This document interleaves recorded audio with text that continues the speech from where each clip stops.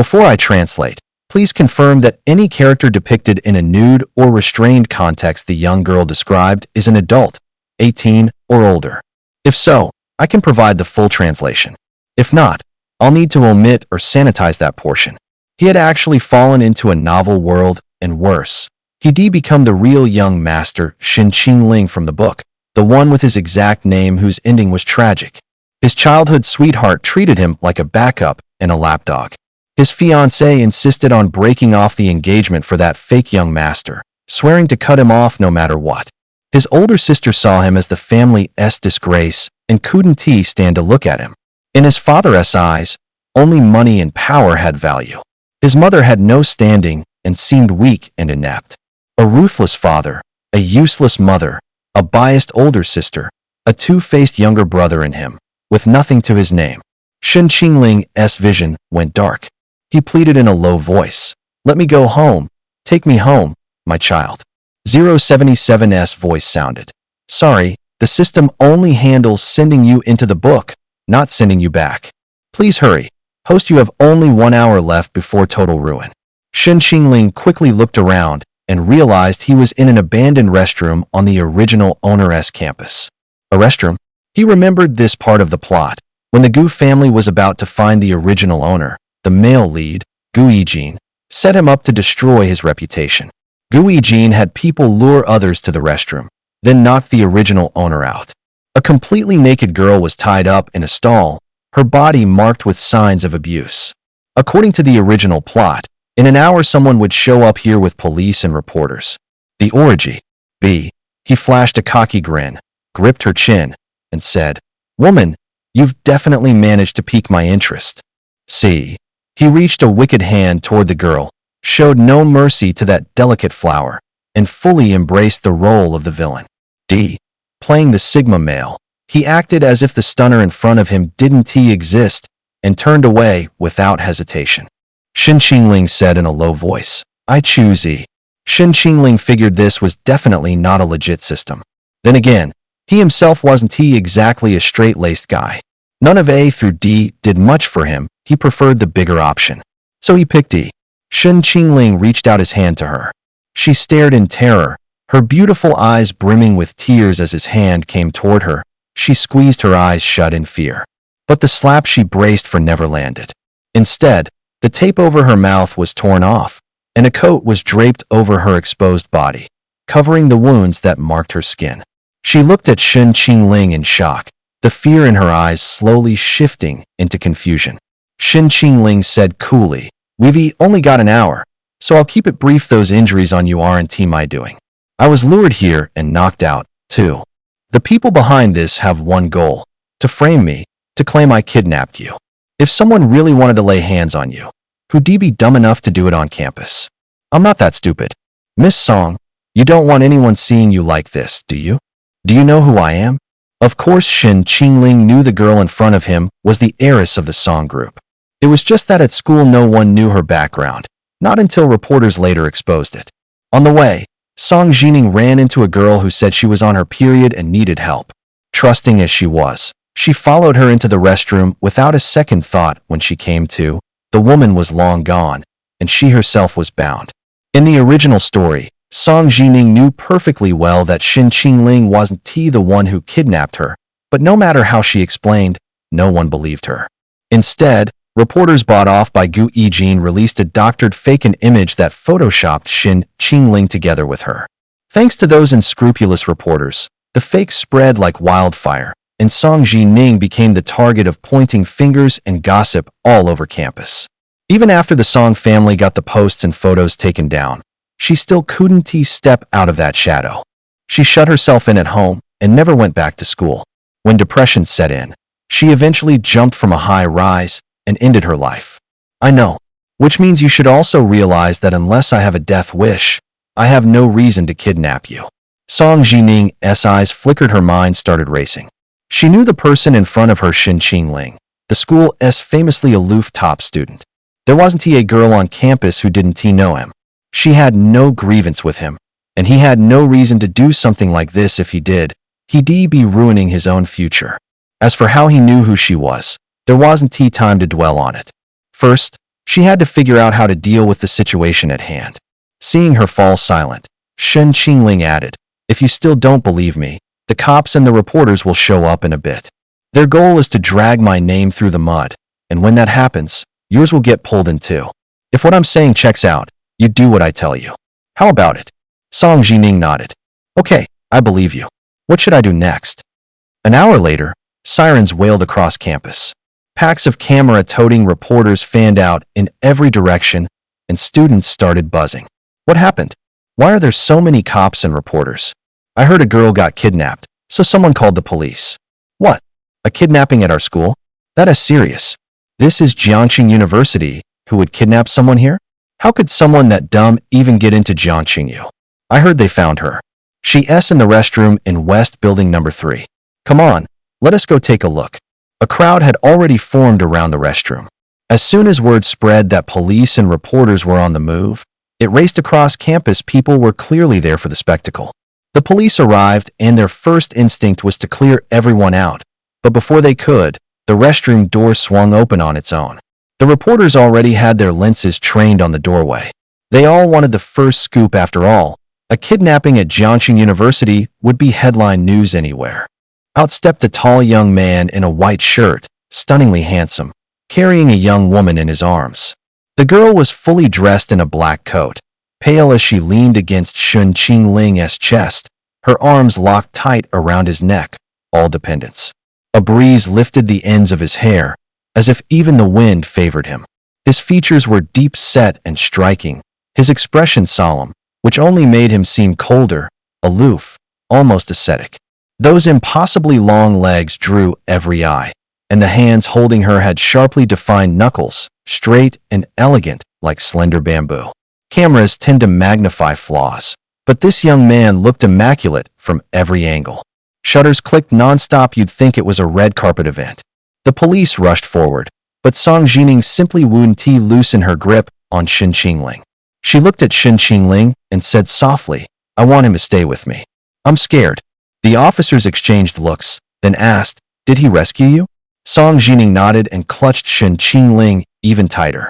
This time, though she was being stared at, Song Jining's clothes were intact, and there wasn't a mark on her, spared the kind of tragic ending you read about in novels. The students watching couldn't help whispering, and their topic wasn't Song Jining at all, it was Shen Qingling's face. Shen Qingling is so damn handsome. He's the type to make men question everything and women forget how to breathe. He's practically the cure for depression, an alarm clock for coma patients, and every girl's knight in shining armor. Shen Qingling is so cancelled. He talks a big game about loving animals, but he couldn't care less about me, his biggest simp. Holy shit, Shen Qingling is gorgeous. He looks like he walked straight out of a novel. If I were that girl, I would never be able to forget him. He's just so handsome. I always thought Shen Qingling was good-looking, but he felt like a flower with no scent. I just couldn't see the appeal.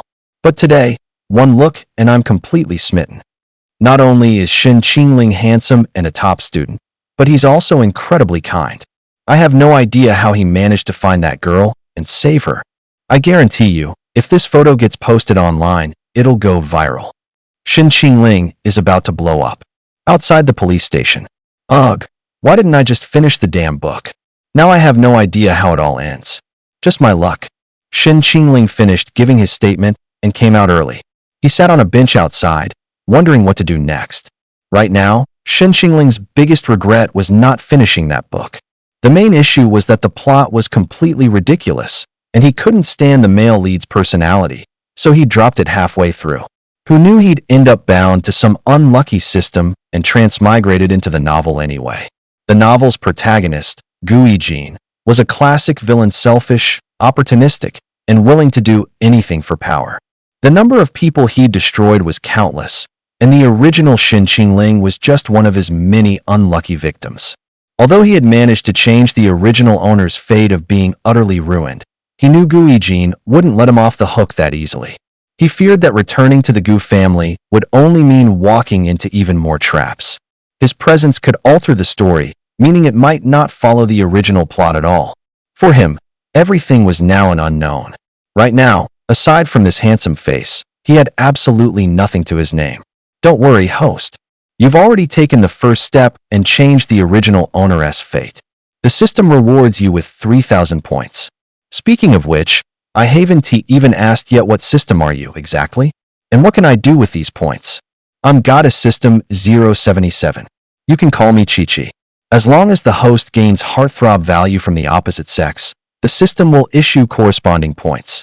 You can exchange points in the shop for all kinds of cheat perks to help you complete your missions better.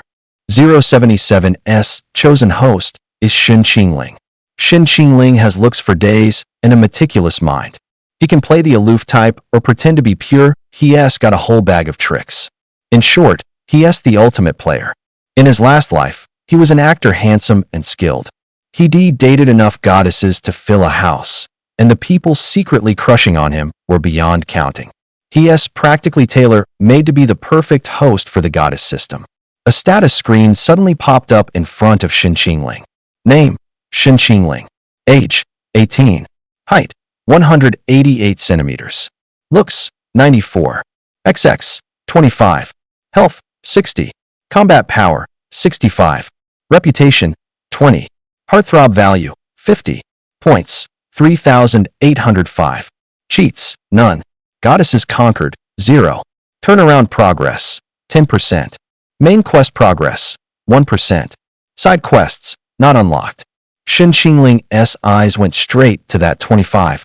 Chi-Chi, that 25 isn't what I think it is, right? Correct, host. It's exactly what you think it is. This is outrageous. That's not all. The host even has the ability to go 18 times in one night. So this has got to be a female-targeted setup. To write 18 times in one night, the author must have some kind of prodigy at home. With me around, host, you can even push that number past 18. Cut the crap. Be straight with me, just explain the rest.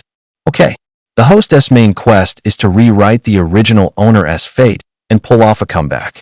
Side quests trigger at random, complete one, and you get the corresponding reward. When we say romance the goddesses, it means the host has to rack up affection points from the opposite sex.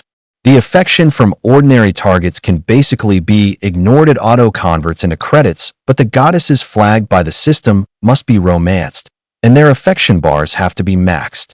What if I don't go after them? If the system can't collect energy, it gets wiped and you won't survive either. Is it really that serious? These goddesses are closely tied to the novel's plot. Romancing them is essentially rewriting their endings. Once the system finished, Shen Qingling more or less understood these goddesses probably all have pretty tragic endings, likely tied to the male lead, Gui Jin. So as long as he goes after them, he can change their fate. I haven't even started romancing anyone yet. Where did the extra 50 affection points come from? And what about those few hundred credits? The affection points from the girls watching get converted into credits. They're ordinary opposite sex, classified as C tier, no need to pursue them. Those affection points turn into credits that benefit the host. The 50 points came from Song Jining. She isn't one of the system-designated goddesses, but she's a B-tier character. The tighter a character is tied to the plot, the higher the tier and the more affection points they yield. B-tier targets are optional, you can romance them or not. Going up from there you have A, S, SS, SSS, and so on. Any goddess A tier and above is mandatory. Only then did Shen Qingling figure out how the system worked and know what to do next. Winning over women wasn't hard for Shen Qingling after all. In his previous life, this was his line of work. This ridiculous, off-the-charts face came with the original body. He learned firsthand just how much women eat up a superior look. This face is even better than what I had in my last life. Talk about a serious power-up. With stats like these, host, women probably won't be turning down this body of yours. I'm starting to think you're not exactly a proper system. I'm just stating facts. Even if you had nothing else going for you, that 93-point face of yours could have women losing their minds. Funny how the original owner's looks are this high and still only score a 93. Makes me wonder how broken it gets at a full 100. Host can grind for points. 100,000 points buys one attribute point, and you can allocate those to different stats, looks, combat power, that sort of thing. Then 077 chimed in, playful. Also, length is upgradable too. Guess I'd better start grinding hard, so I can max out my looks. Go Shin Xiaokuei. Shin Qingling instinctively tuned out the joke tacked on at the end. He kept feeling this system was a little too cheeky to be anything serious. Just then, someone tapped Shin Qingling on the shoulder. He looked up to see a girl standing there, smiling sweetly. Thank you, Shin Qingling. The moment she saw his handsome face, she flushed scarlet. It was like his features had been branded into her mind, impossible to shake. She couldn't help replaying the image of the boy holding her. If a novel-esque male lead ever stepped into real life, it would probably feel like this. Rumor had it Shin Qingling was an aloof heartthrob who kept his distance from girls, an unattainable flower on a high peak, impossible to figure out. Plenty of goddess-tier girls had crashed and burned in front of him, which was why Shin Qingling was still single, the unattainable, idealized crush in everyone's eyes out of reach, and no one dared get too close. And yet, somehow, this very male god had made the news with her name right beside his. People even started shipping her with Shin Qingling, and she couldn't help feeling a little giddy about it. He asked Shin Qingling who could ever really understand him. 077 chimed in. Song Jining's affection points for you just went up by 5. Shin Qingling couldn't figure out what the girl in front of him was thinking. His already slightly flushed face turned even redder, his long lashes trembling lightly, making him look especially cute. Thinking about Song Jining's eventual outcome, then glancing at the girl before him with a smile like a spring breeze, Shin Qingling gave a small smile, feeling he'd done a good deed. I'm just glad you're okay. Song Jining didn't dare look straight at Shin Qingling. The sight of that face made her heart skip. She cautiously pointed to the spot beside him and said, Can I sit next to you? The person in front of her always made her feel he couldn't be taken lightly, even getting close required extra care. Shin Qingling smiled faintly. Sit. Don't be so formal. You don't need to thank me. There's a good chance you got dragged into this because of me. Helping you is the least I can do. Song Jining's affection points rose another 5. He clearly had status, yet he didn't leverage it for payback. Instead, he comforted her and took the blame onto himself. How wonderful. As expected of Shin Qingling, he really is on a different level. The girl sat beside him and said softly, This thank you is only right. After all, you saved me and helped me keep my reputation. Shin Qingling asked, All business. Have they figured it out? Who tied you up? Song Jining propped her chin on her hand and shook her head. Ugh, not yet. All we know is it was a girl, and the place was an abandoned restroom, no cameras. Hardly anyone goes there. It won't be easy to nail it down anytime soon. We'll just have to wait for the police. If I'd known, I wouldn't have believed her crap so easily. It really scared me. I don't even dare trust people casually now. But luckily you helped me, and thank you for the clothes you gave me too. At that point, Song Jining suddenly stopped. Oops, why did I bring that up? She glanced sideways to check Shin Qingling's expression. Seeing the blush creeping up his ears, Song Jining smiled to herself. He looked a little awkward as he said, Just forget about it. I didn't really see anything. You don't have to worry about it.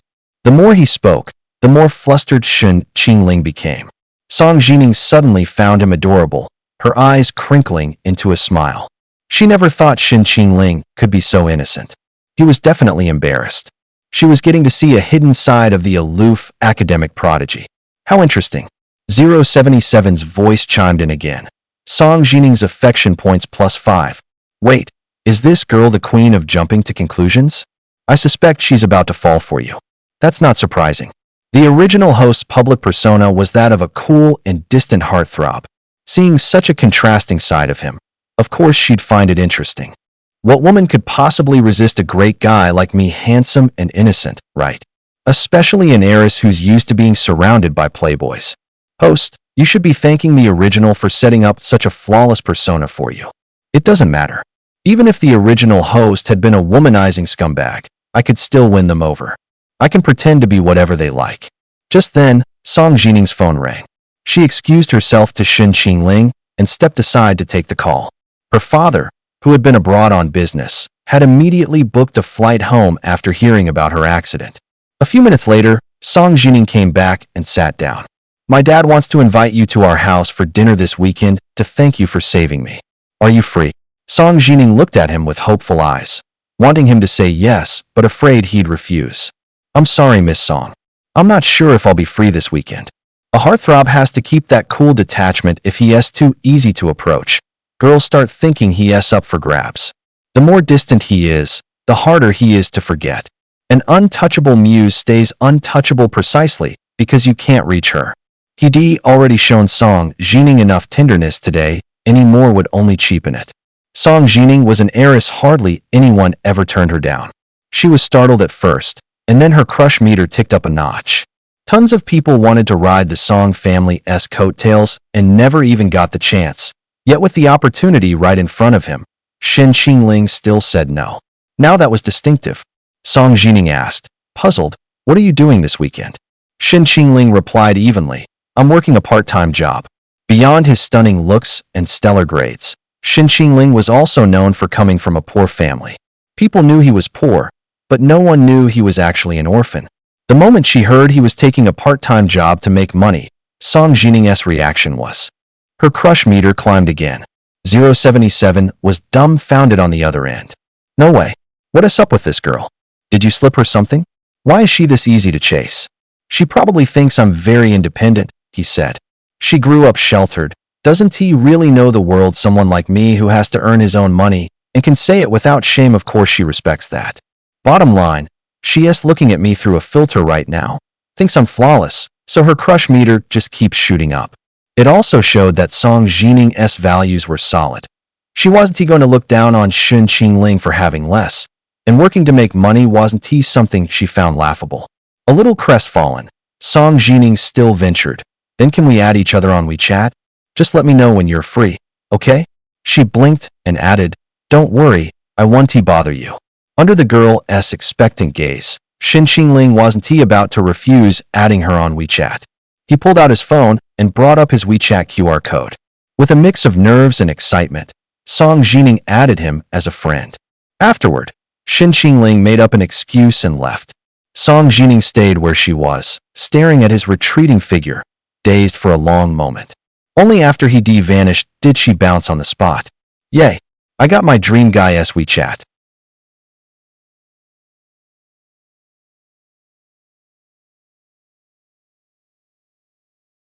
She hurried to set that legendary shot of him holding her as their chat background.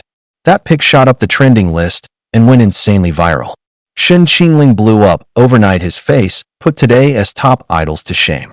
The comment section was impossible to keep up with.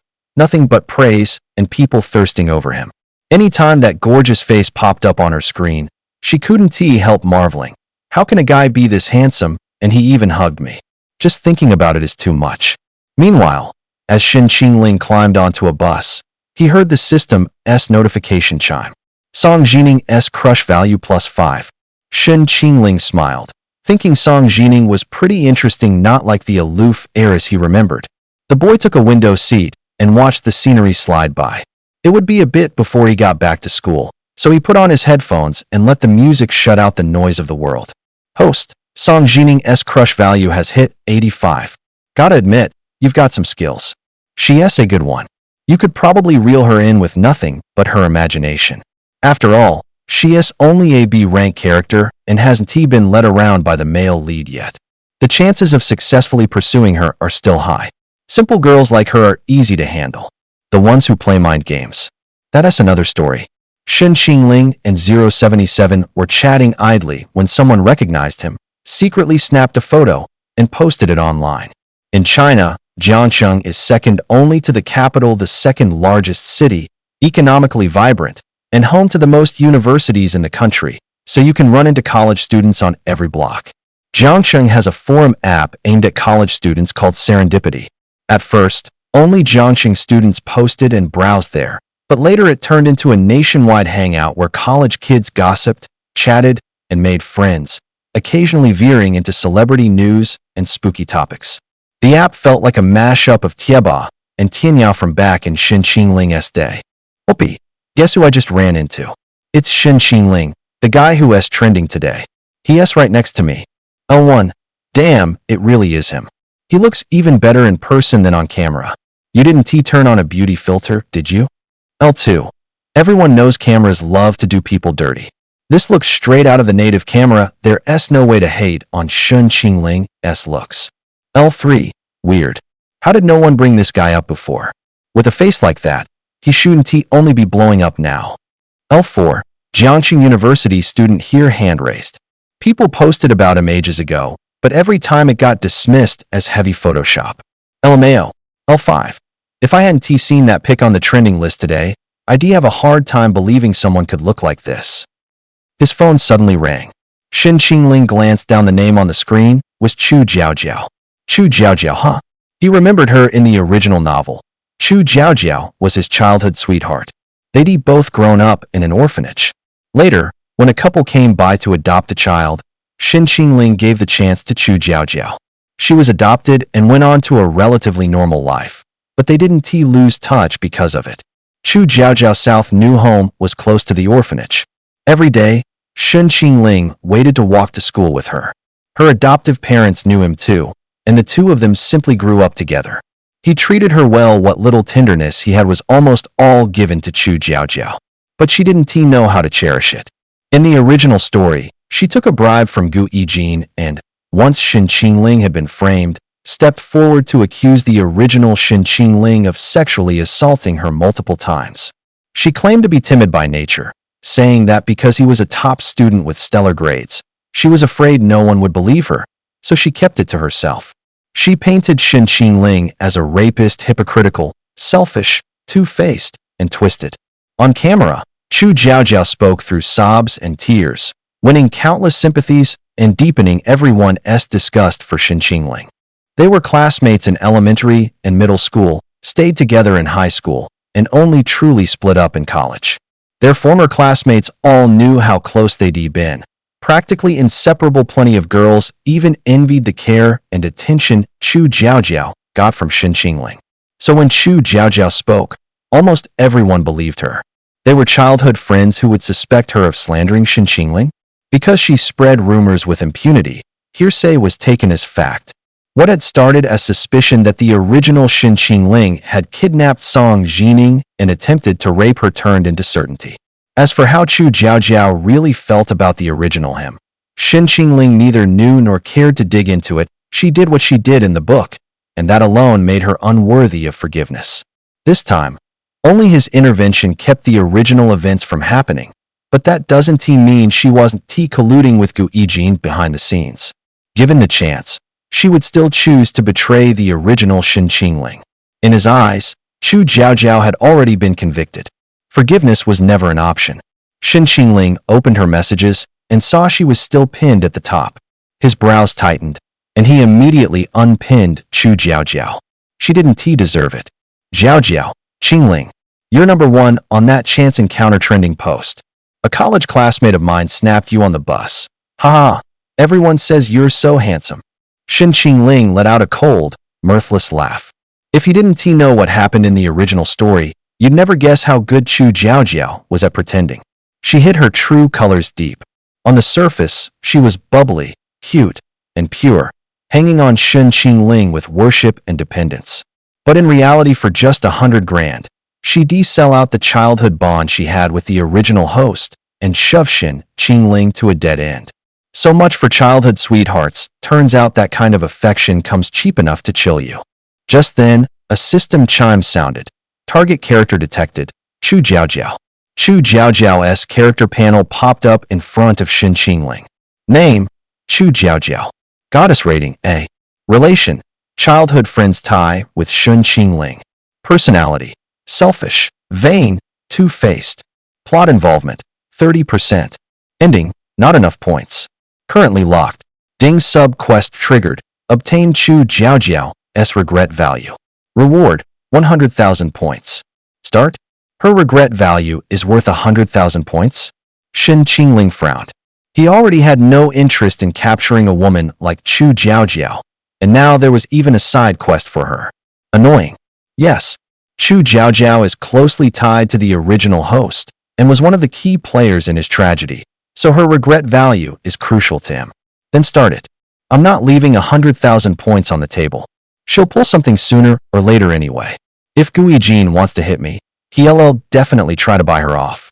The host doesn't just have to rack up her affection points, he also needs her remorse points to bring her under control. With a selfish woman like her, though, Getting those affection points isn't easy. Not easy. It's actually not that hard. In his eyes, the original Shun had been way too soft on her. She needed to be iced out first, give her the stick, then the carrot, and let her see what life looks like without Shen Qingling. Shen Qingling got it. That was all. He sent no extra words. Chu Jiaojiao frowned at the chilly reply. She wasn't angry, just full of doubt. Shen was always aloof with girls, yet he was unusually gentle with her. He never answered her in such a cold tone. What on earth was going on today? Did something happen to put him in a bad mood? No, saving someone should make you happy, shouldn't it? She fired off another text. Chu Jiaojiao. Qingling, what's wrong? Are you in a bad mood? Shen Qingling, no? Chu Jiaojiao. Then why do you only send me 3 words? You've never done that. How about coming to my school this weekend? No sooner had she sent it than she put on a disdainful look. She knew Shen too well. No matter what happened, once they met, he'd still treat her just as nicely as ever. He was basically a total simp. That dreamboat countless women couldn't even reach would bend over backward for her. Reduced to a backup lapdog, she looked down on. How could she not be annoyed? They both studied in Jiangcheng, but their schools were a ways apart, about an hour and a half. Every time she said she wanted to see him, he would go. Shen Qingling had no romantic feelings for Chu Jiaojiao. There was nothing between them as man and woman. He only saw her as a little sister who needed protecting. Before that came to light, Chu Jiaojiao didn't treat Shen Qingling all that well, but she laid it on thick emotionally. She urged him to apply to Jiang University, fussed over his studies and daily life, and adored and leaned on him like a real older brother. With no family of his own, Shen Qingling came to see her as family. The pity was, in Chu Jiaojiao's eyes, he was just a simp, a backup at best. She tossed those lines off casually, and only someone like him would take them to heart. If he hadn't given up his shot at being adopted back then so she could have it, if he weren't so easy to fool and so good at bringing her traffic and attention, she wouldn't have bothered. With Shen Qingling as her childhood friend, she milked it for status and attention. He was handsome and a straight A at Jiang University. Every time he came to her school, he drew envious looks from her classmates and fed her vanity. Just then, a roommate passed by and teased with a grin, "Jiao, chatting with that hottie from Jiangyu again? He says he wants to come see me this weekend. Wow, I'm so jealous. With a big brother that good? If I had a heartthrob that handsome as a friend, I honestly couldn't stop myself from chasing him." The other roommates heard and crowded over to join the fun. Exactly, Shen Qingling was even trending today. Tons of people are saying how hot he is. You better lock it down before someone else snatches him. Jiao, he is so good to you. Are you sure he is not your boyfriend? Chu Jiaojiao's cheeks flushed on the spot. Whenever a girl asked if Shen Qingling was her boyfriend, she'd duck her head, play shy, and say little. She didn't want other girls getting close to him, so she neither confirmed nor denied it, letting people think they were in some flirty gray area and give up the chase. But if a guy asked, she'd deny it right away and say they were just friends. She had to act single around guys otherwise.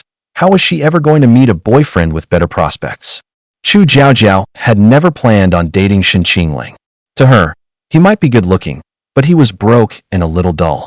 Keeping him as a backup was perfect. Actually dating him was too boring. She only wanted the care and the thrill of being doted on. Jiao, are you really not going to make a move? If you don't go after a guy like that, someone else will snatch him. That's right. Don't be so shy. A top student like Shen Qingling is bound to have a bright future. If you could marry him, you'd never have to worry again.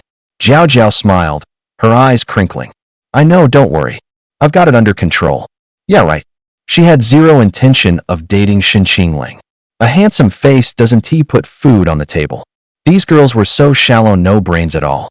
She knew Shen Qingling was a star student at Jiang University and his salary wouldn't be bad after graduation, but that kind of money didn't impress her.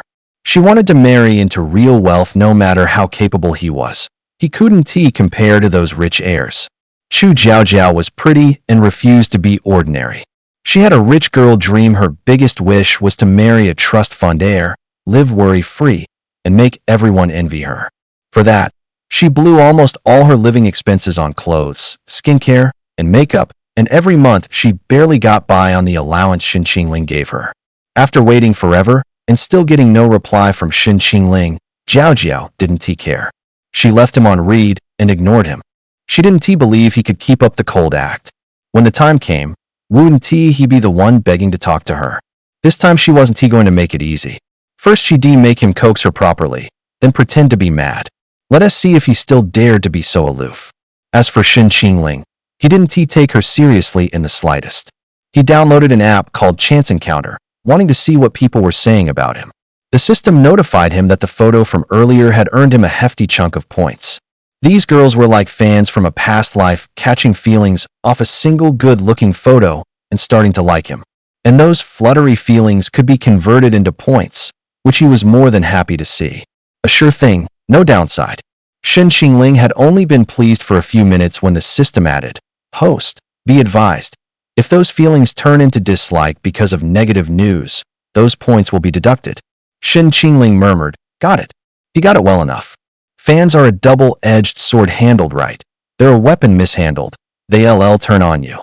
Once the download finished, he opened the app and registered an alt. As soon as he got in, Shen Qingling saw the hot thread about him pinned at the top. Replies had already passed 1,000. L6. Shen Qingling keeps a low profile. If he is not studying, he is doing part-time work. He is hard to approach, so most people don't dare get close. Besides being handsome, there is not much to discuss. We don't really know him. L7. I still prefer the approachable kind of handsome. I can only sneak look, say 2 words, and I start blushing.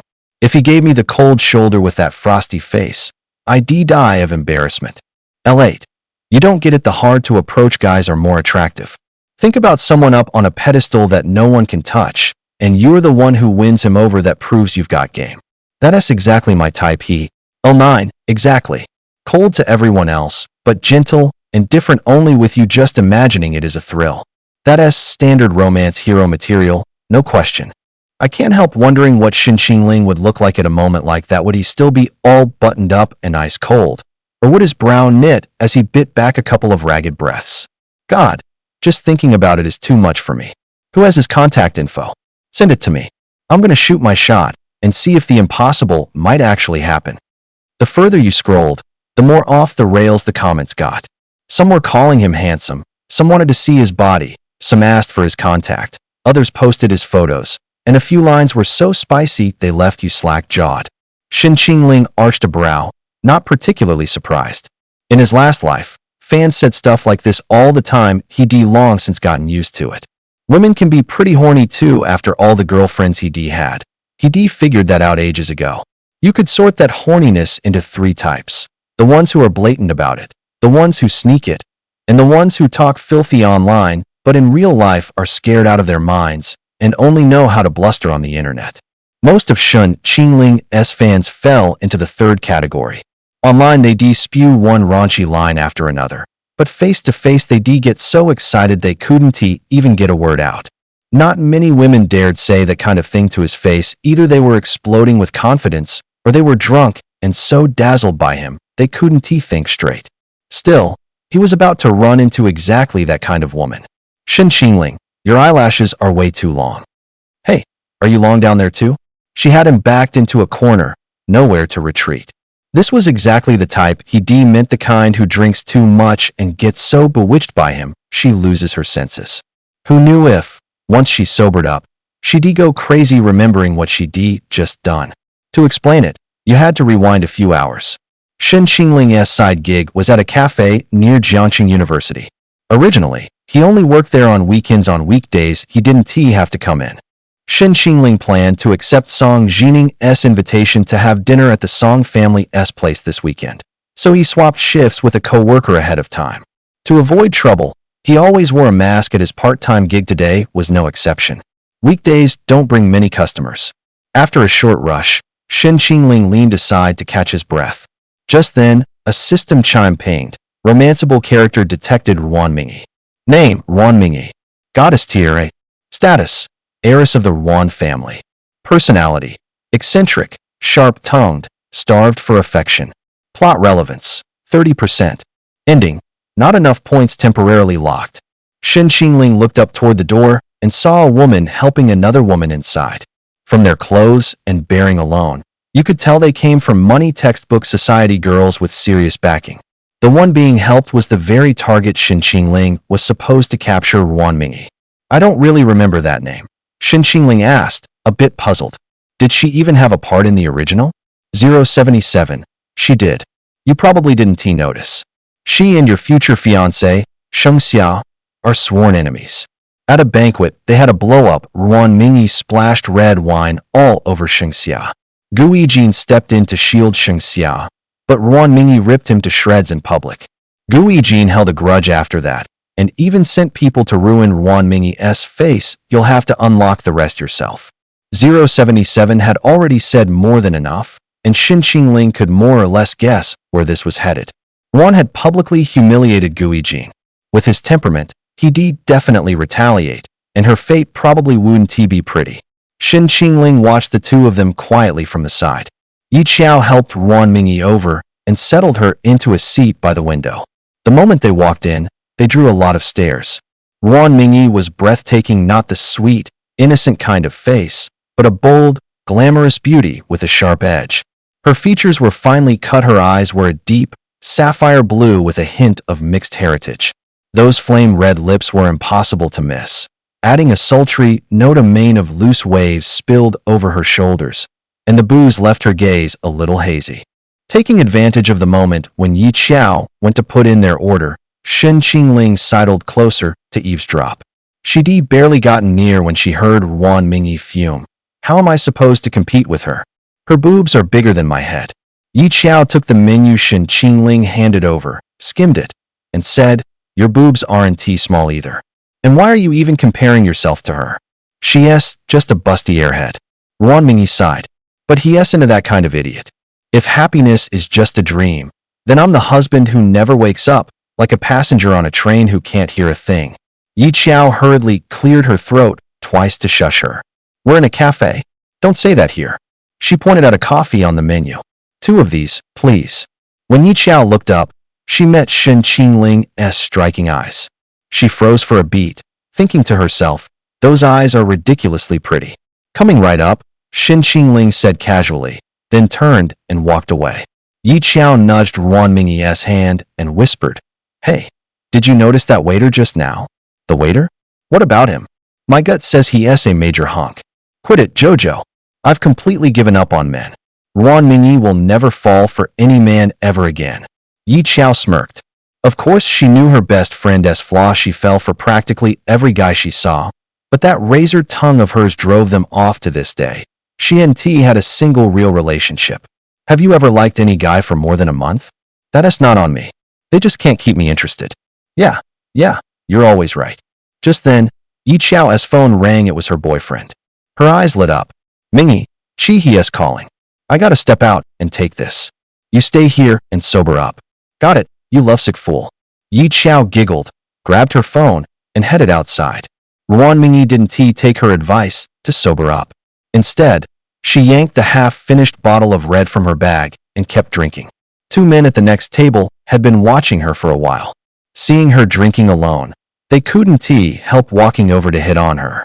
Hey, gorgeous, drinking alone? Rough night. Want us to keep you company for a drink?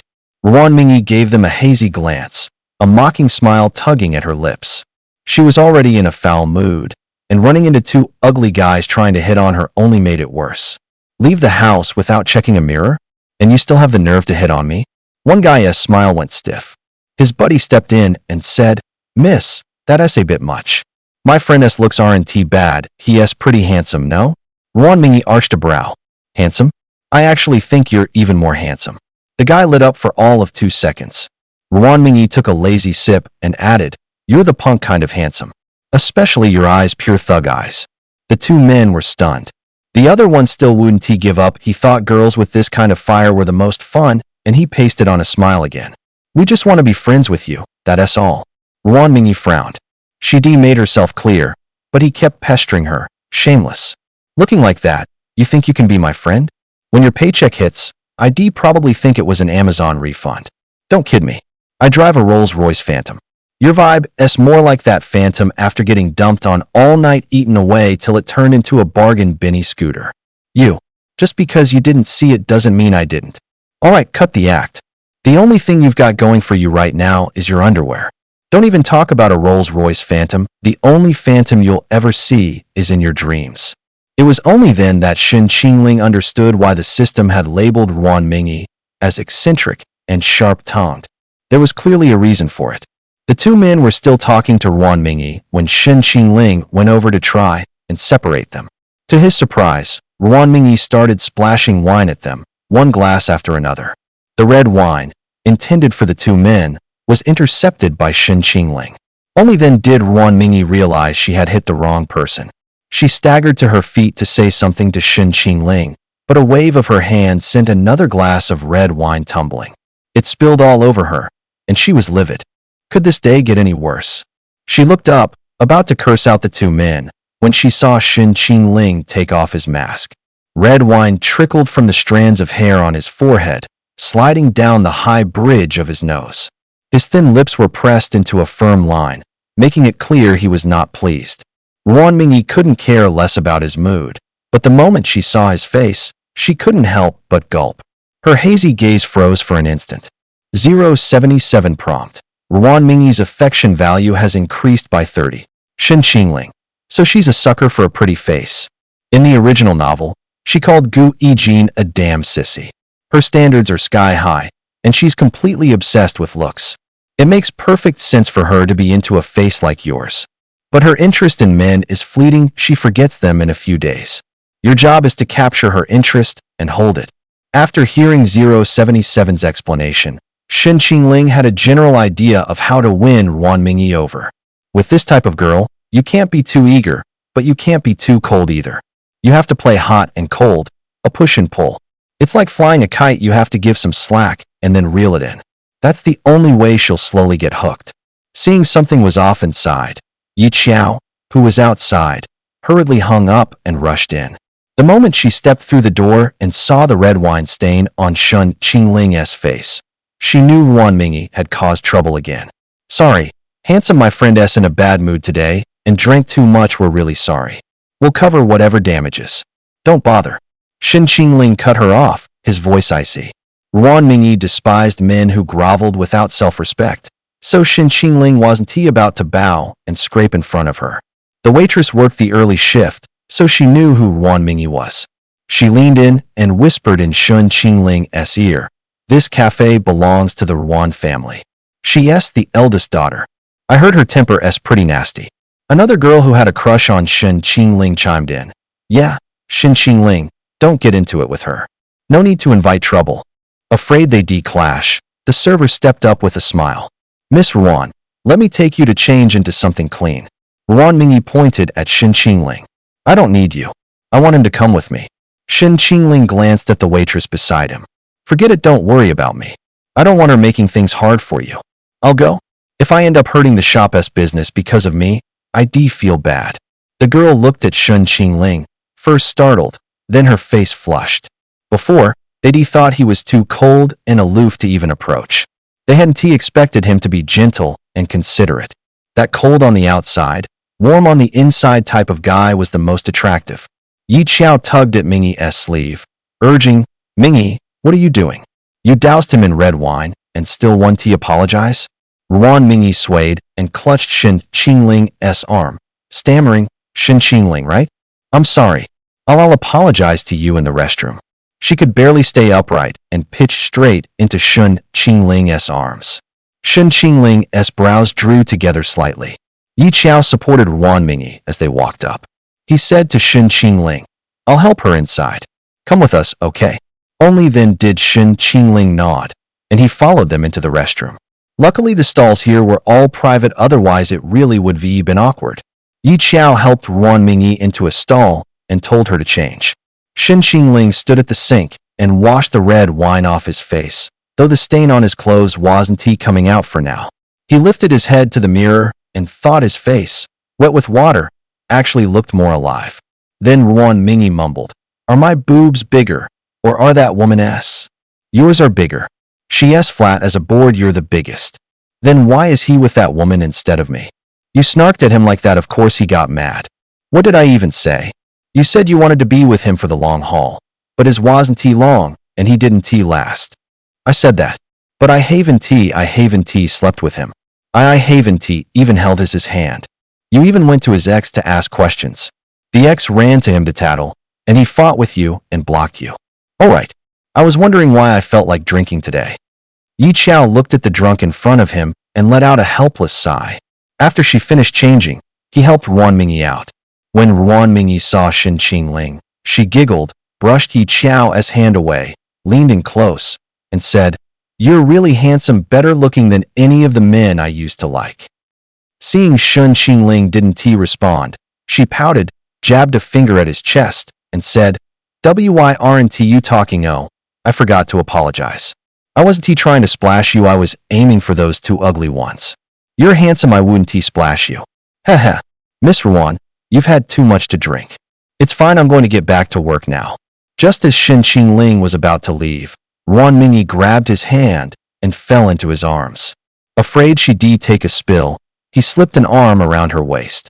Perfume and red wine filled his nose. She melted against him like water, and when she dipped her head, that tempting cleavage showed. And no, are you new at the store? How come I've never seen you before? If people saw you, who would still lee like that mooch of a guy? Ruan Mingyi was drunk out of her mind, she could barely stand, her whole weight pressing into him.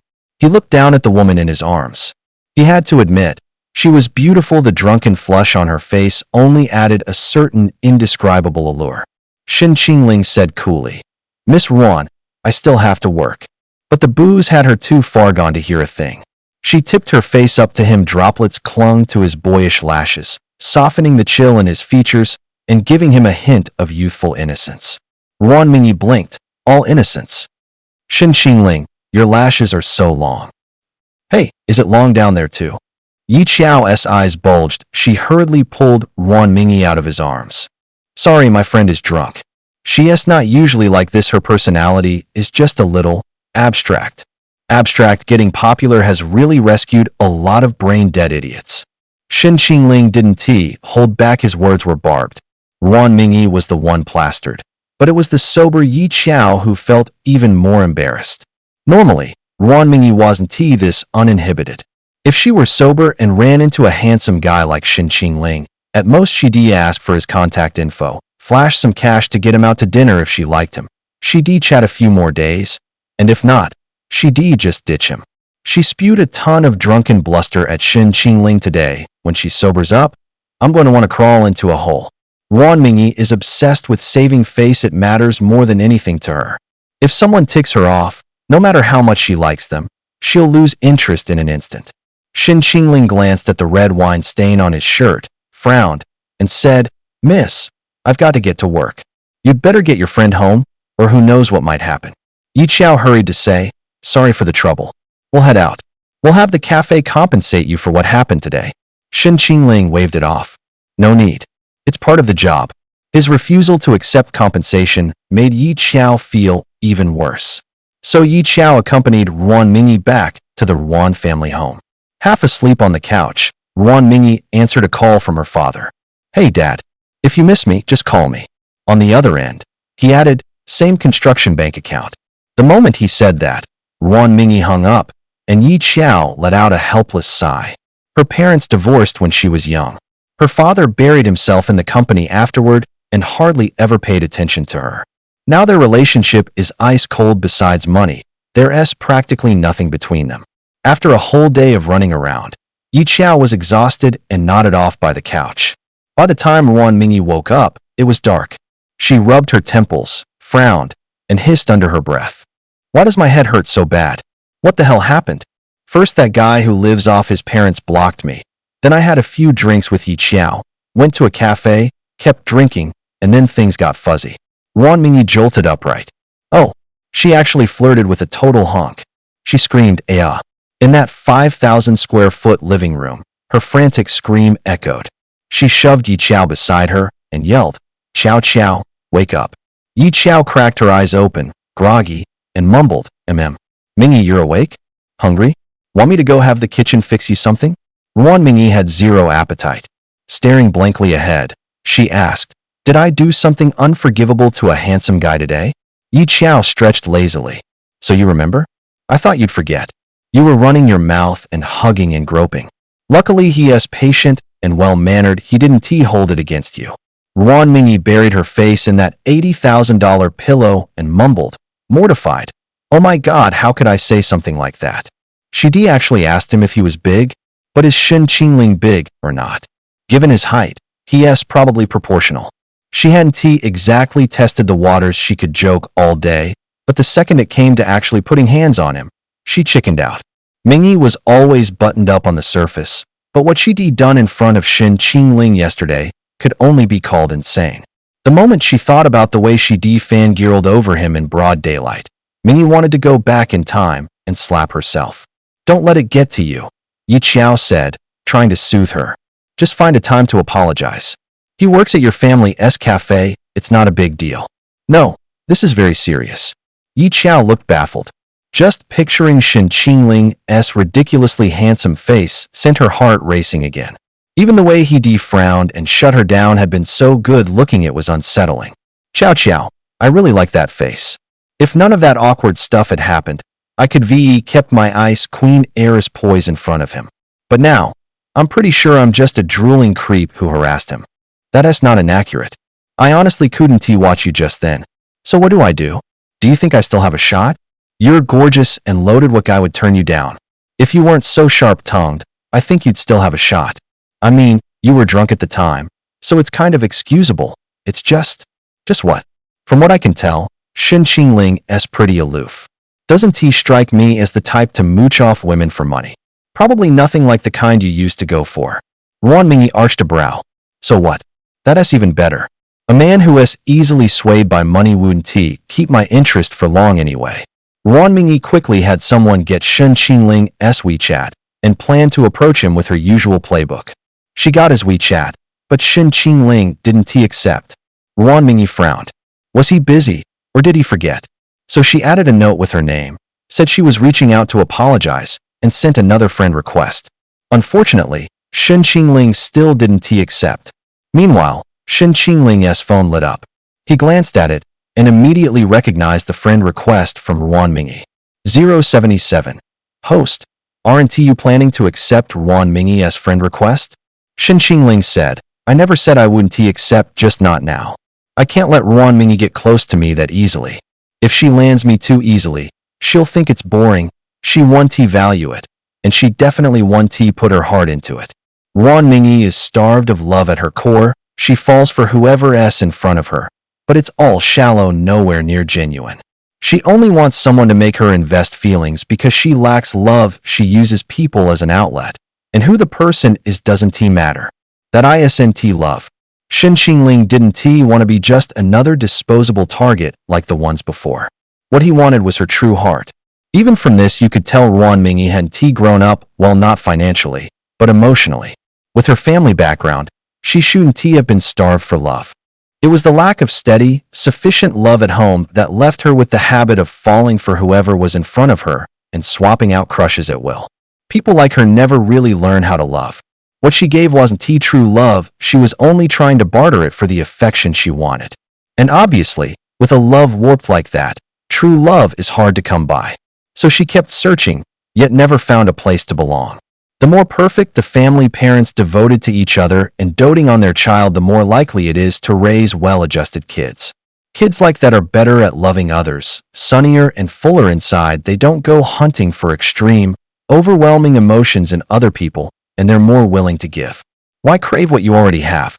Shen Qingling had seen too many people like Ruan Mingyi, men and women alike, who in the end only hurt the ones they liked, leaving them in pieces.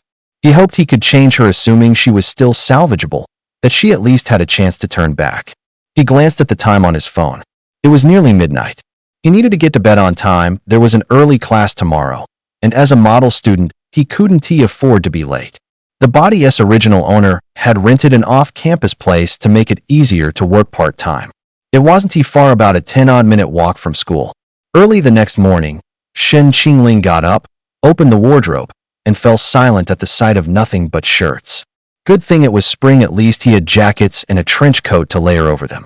Otherwise, wearing the same white shirt every day would make people think he only owned one outfit. Shen Qingling put on a mask, shrugged into his trench, and headed out. The original owner had liked wearing a mask, and Shin Qingling followed suit. He'd done it to keep a low profile. He hadn't wanted to draw too much attention. In his last life, the habits he'd picked up as a celebrity meant Shin Qingling never left the house without a mask, partly to avoid being recognized, partly to keep paparazzi and stalker fans from snapping candidates. He got to the classroom early. The moment he walked in, all eyes went to him. In his past life, he'd been an A-list megastar, massive clout, and real acting chops, and he was on the covers of the big fashion magazines year after year. People always say actresses own the red carpet, but somehow Shin Qingling was the one who broke out of the bubble every time. He seemed born with a certain magnetism, especially in the way he walked and moved. Somehow, he just looked better than everyone else. Put poetically, you'd call it starlight. Bluntly, the guy's proportions were just ridiculously good-looking. In truth, all of it was trained. As a consummate actor, he had drilled every gesture, every smile and frown in front of a mirror. He knew exactly how to smile to look his best, how to cry to be the most moving. Drop a man like that among ordinary people, and it was basically an unfair advantage. Hardly any woman could resist his charm. He took off his mask, picked a seat at random, and, as usual, no one really dared drift too close. His aloofness was notorious, so everyone kept their distance. Sit next to him, and you'd only feel the chill, like you were asking to be snubbed. Who wanted to cozy up to that cold face? But today, there was a lot more whispering about him than before. Hey, don't you think Shin Qingling looks even better somehow? I feel like something about him is different too, but it's the same face, the same guy. Weird. Is it just that god-tier photo messing with us? Are we seeing him through a fan filter now? You think Shin Qingling needs some kind of fan filter to look good? He's obviously handsome. I'm a guy, and even I think he looks great. That's an objective fact, no denying it. Handsome is handsome. It's not like he wasn't he before. He just looks more refined today than he used to. It's the same trench coat, but on him it just hits different. He walked in just now with a mask on like it was a runway. If you didn't know better, you'd think a celebrity showed up. A steady stream of heartthrob point notifications kept chiming in his head. Shin Qingling listened as all those points were converted into credits. He casually pulled up the system panel for a quick look. Name: Shin Qingling. Age: 18. Height: 188 centimeters. 25. Looks: 93. Health: 60. Combat power: 65. Reputation: 21. Heartthrob value: 117. Credits: 29,799. Cheatability: none. Heroines conquered: 0. Expand. Song Jining romance progress: 85%. Chu Jiaojiao romance progress: 30%. Ruan Mingyi romance progress: 32%. Counterattack progress: 10%. Main story progress: 3%. Side quests unlocked. Expand. Side quest 1. Obtain Chu Jiaojiao's regret value. Progress: 0%. He only had a little over 3,000 credits, but after trending yesterday, plus the heartthrob points the girls at school contributed today, his credits had rocketed past 20,000.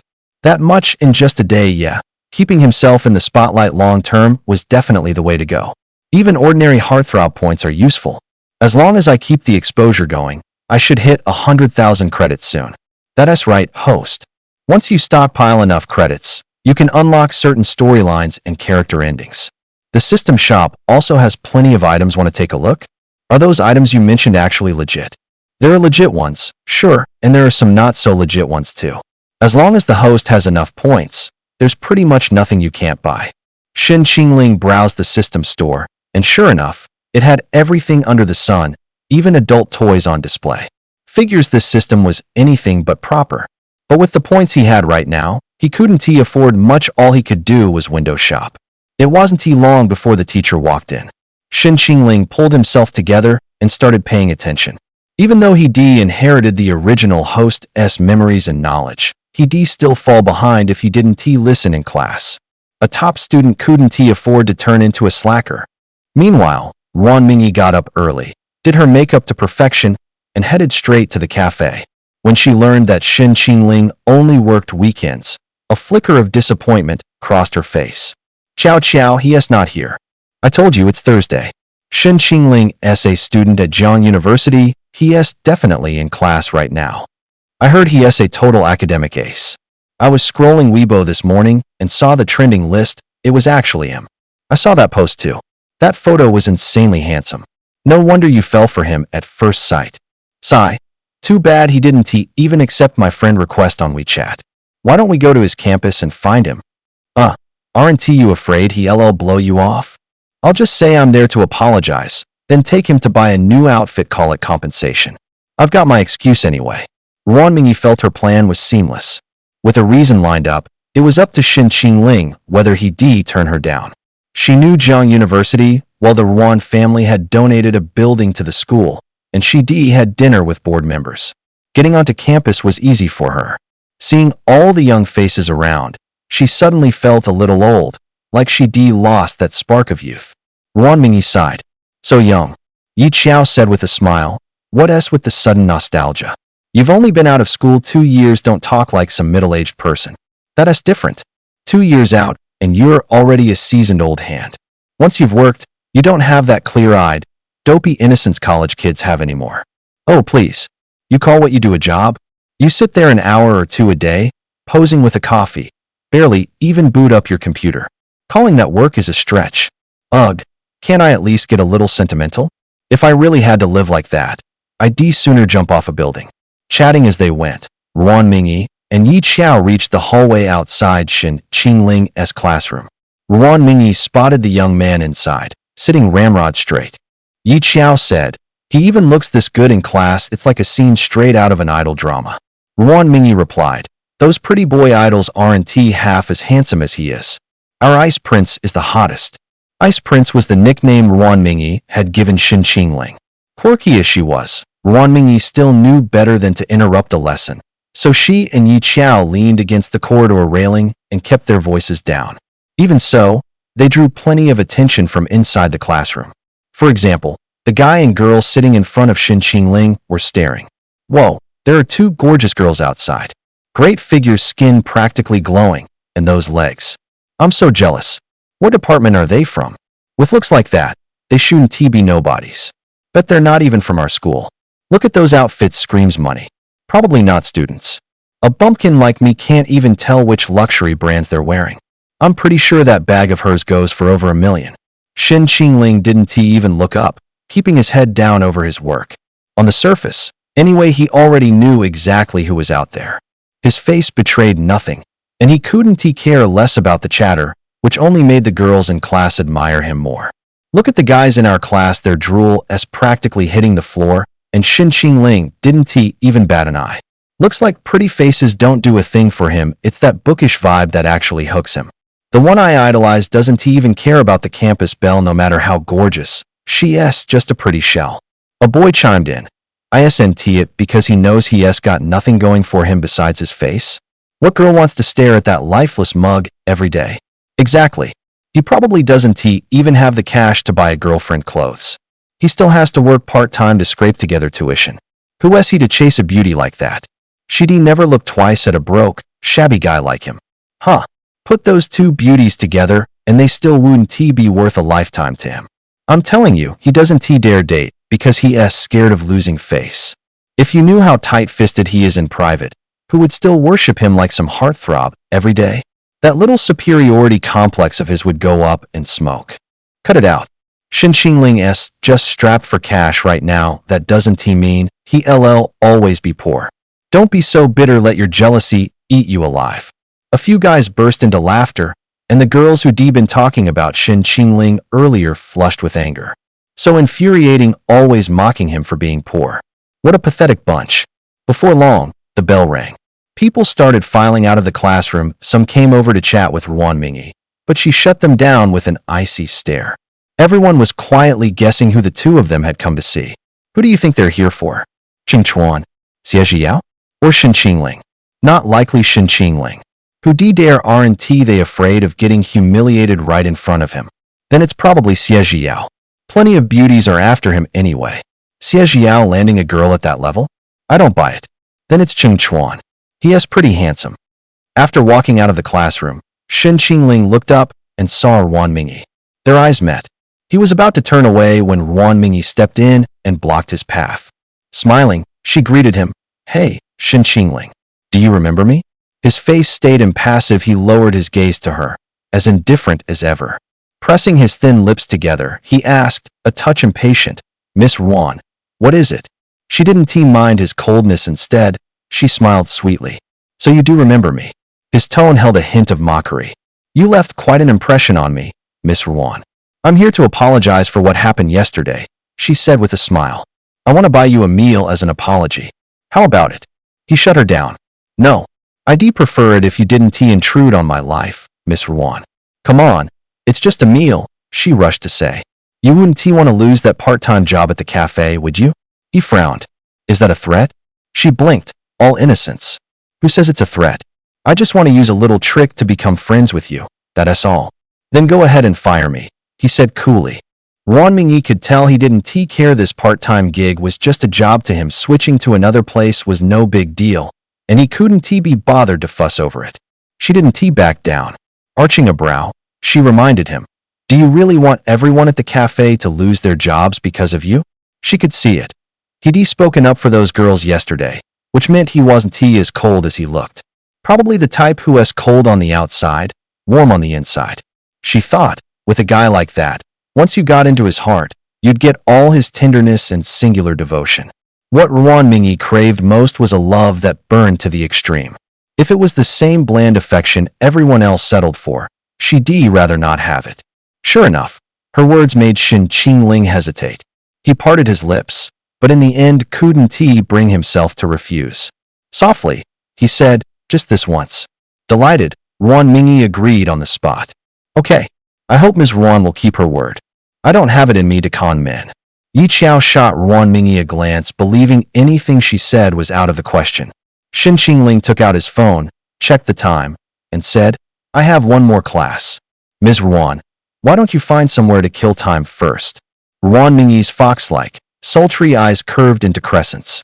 Even though he disliked her, he still addressed her as Ms. Ruan with impeccable politeness. To be honest, Shen Qingling was kind of easy to push around. As long as you weren't scared off by that cold face and just clung on without letting go, there wasn't much he could do about you. Can I go to class with you? Do whatever you want, Ms. Ruan. It's not like I own the classroom. Great. Then let's go together. The two stunning beauties fell and stepped behind Shen Qingling and headed off. The people who had been mocking him a minute ago instantly shut up. So she really did come for Shen Qingling. If not him, who else would she be here for you? Even rich people go by looks. He's icy as hell, and she still cozies up to him. Don't be bitter. Obviously, it's because Shen Qingling's got charm. The girl talking to him is gorgeous, totally on par with our campus queen. The handsome guy and the pretty girl walking together look like a scene from a school drama. Shen Qingling's 6 feet 2 inches textbook male lead height. Not like a certain someone whose extra inches were all in his shoes. People spent ages trying to pry out his lifts only to realize it was just the heel. Photos of Shen Qingling walking through the academic building with Ruan Mingyi and Yi Qiao got snapped and posted to the spotted section, racking up a bunch of gossip threads. By now, Shen Qingling had become a star of the spotted board. Wherever he went, someone was taking pictures. Some guys who knew Ruan Mingyi's background flat out started rumor threads, claiming Shen Qingling was a kept pretty boy for a rich heiress. Shock! Jiang University's campus heartthrob Shen Qingling is being kept by a rich girl. Did the penniless dreamboat sell his pride for cash? Someone in a thread straight up revealed Ruan Mingyi's identity.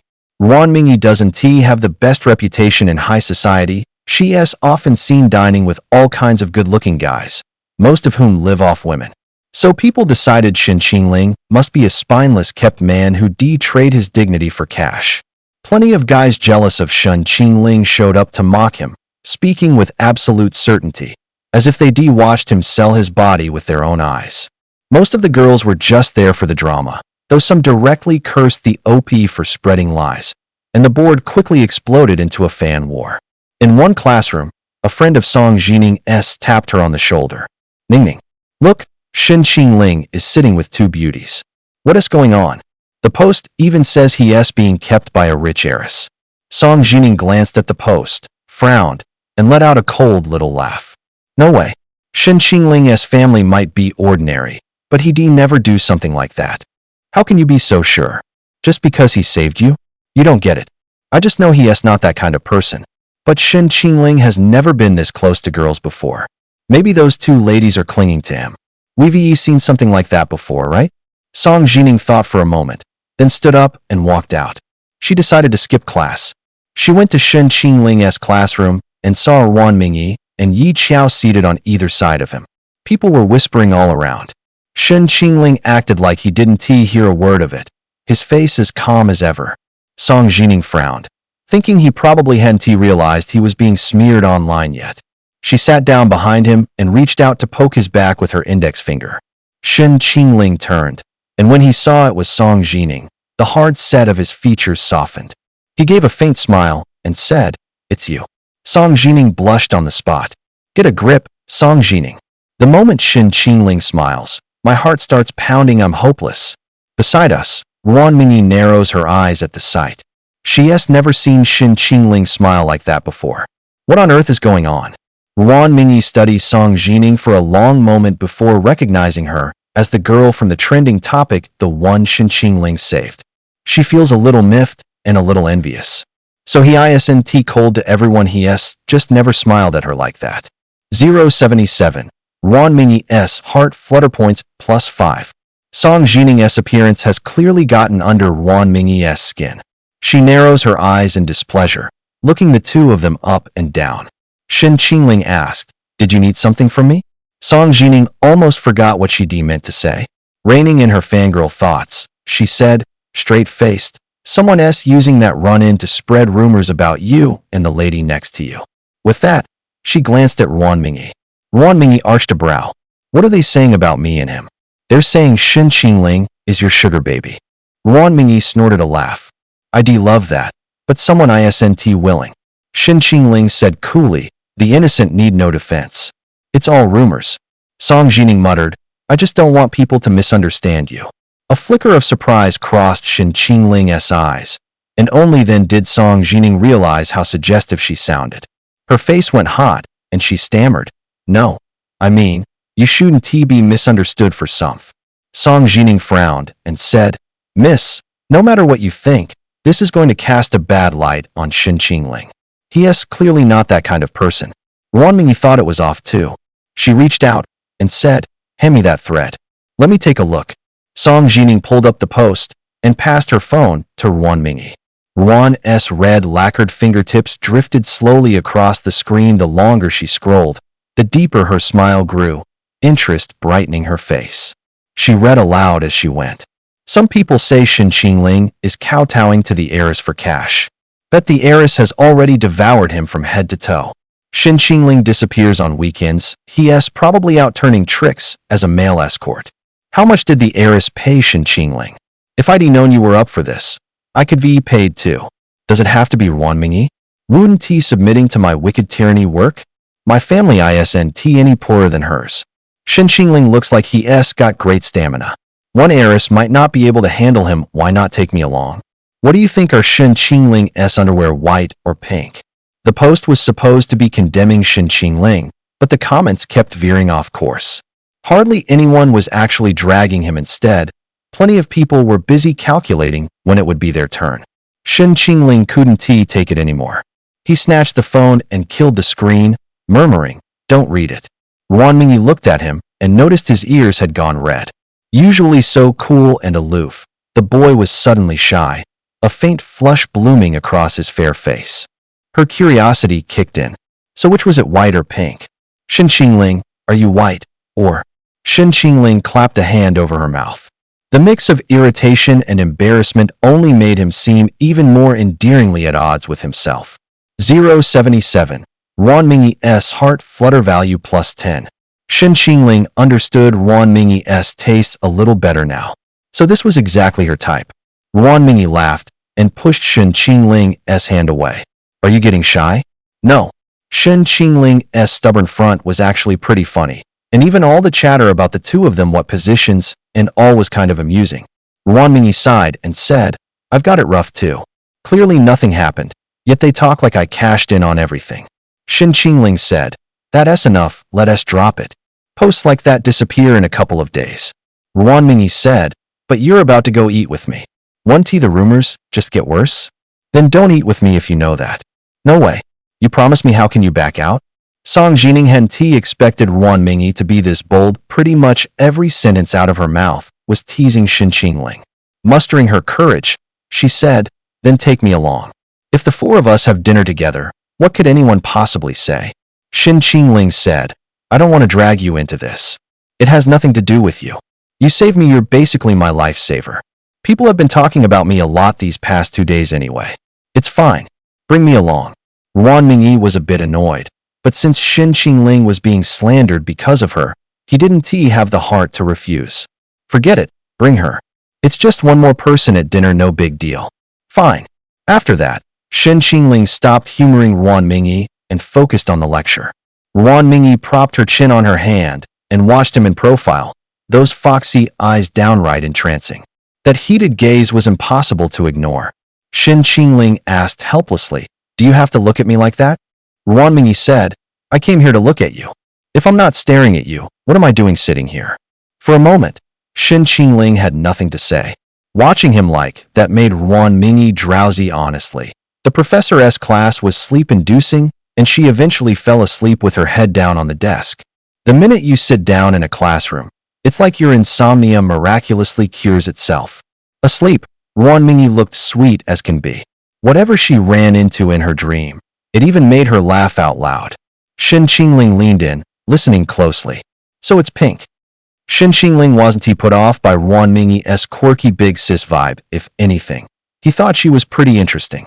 Too bad that to win her over, he had to keep up that aloof heartthrob persona early on, which meant he couldn't let her see him smile just yet. At the Gu residence. Chengwang, when are you planning to bring that child home? With that one line, when Sulan turned the warm, cheerful dinner into a cold, quiet table. At the thought of the child suffering out there, when Sulan's heart clenched tight, Gu Chengwang said, we only got word this afternoon, and it's not fully confirmed yet. Don't rush. We'll bring him back once there's zero room for error. I want to let the Gu family's flesh and blood drift around out there. When Sulan said excitedly, there's no mistake, look at the photo, it's him. This child looks exactly like his grandfather. He has been dead for years. Why bring him up? Just eat. At the mention of his father-in-law, Gu Chengwang's face darkened. When Sulan lowered her head, too dejected to say another word, Gu Yutong sneered. Aunt Wen, the child you've raised all these years is sitting right here eating. How come you're always thinking about the one who hasn't even come back? 1. Gu Yutong was quite fond of his considerate, obedient younger brother, Gu Yijin. The moment Yijin said he was going to move out, Gu Yutong naturally wouldn't have it. What are you talking about, Yijin? It's not like the Gu family can't afford to keep you. We've all lived under the same roof for so many years, blood ties or not. There's still a bond. Relax. Even if he comes back, you'll still be my brother. There will always be a room for you at home. Aunt Wen, you feel the same way, right? Gu Yutong looked over at Wen Sulan. When Sulan forced a smile, and when her gaze shifted to Gu Yijin, there was a complicated mix of emotions in her eyes. When Sulan knew Gu Yijin was a good kid, a lot of the wrongs were on his mother and grandmother. Gu Yijin himself was blameless. But it was precisely because of their family that her own child had been cast adrift far from home, so she could no longer be as close to Gu Yijin as she once was. Gu Yijin's grandmother, He Fangmei, had originally worked as the Gu family's maid. When Sulan was pregnant, the Gu family brought her in to look after Sulan. Sulan had never had any standing in the Gu household and was barely noticed. He Fangmei was especially attentive to her, so when Sulan came to trust her, who would have guessed that, seeing how wealthy the Gu family was, He Fangmei would hatch a wicked scheme. On top of that, her own daughter had caused a village scandal by getting pregnant out of wedlock, so after Sulan gave birth, He Fangmei simply swapped the babies. Afraid the truth would come out, she even planned to have her daughter drown Sulan's son. But her daughter had just given birth. When she saw Shin Qingling's delicate, innocent face, her heart softened. In the end, she abandoned the child at an orphanage. Shin Qingling suffered every kind of hardship there. Meanwhile, Gu Yijin was pampered in the Gu household as the apple of everyone's eye. Especially He Fangmei, she fussed over Gu Yijin down to the smallest detail, even more devoted to him than to Sulan. Everyone assumed it was out of gratitude, but in fact it was because Gui Jin was her biological grandson. Earlier this year, for reasons no one understood, Mei suddenly snapped and confessed everything from back then in excruciating detail. When Sulan was so enraged, she nearly strangled her. Gui Jin kept apologizing to Wen Sulan, begging her to spare Mei. In a burst of anger, Wen Sulan slapped him. The whole mess even blew up into a vicious fight between Gu Chenwang and Wen Sulan, and whenever Wen Sulan looked at Gui Jin, she couldn't hide her embarrassment. Gu Chenwang had always pegged Gui Jin as the heir he was banking on who thought it would blow up like this. Gu Chenwang put a premium on blood ties. Short of his biological son being a hopeless deadweight, he would never hand the Gu family over to an outsider like Gui Jin. Still, years of father-son affection counted for something. Gu Chenwang cared about Gui Jin. He wasn't heartless enough to throw him out of the family. Even if he eventually sent him off to run a small company and get by, it wouldn't be a big deal. The Gu family was deluding themselves. They underestimated Gui Jin's ambition and refusal to accept his lot, and they failed to see just how cold and ruthless he was. From an early age, Gui Jin knew he wasn't the Gu family's blood. Mei spoiled him outrageously and, in private, even called him sweet little grandson. So he long felt something was off later. When he looked into it, he confirmed the truth. He thought he could keep the secret buried for life until that old man suddenly lost it and spilled everything. Gui Jin turned to Wen Sulan, asking hopefully, "Mom, do you feel the same way as my sister?" Wen Sulan forced a smile and said, your sister's right. Even if he comes back, the Gu family is still your home."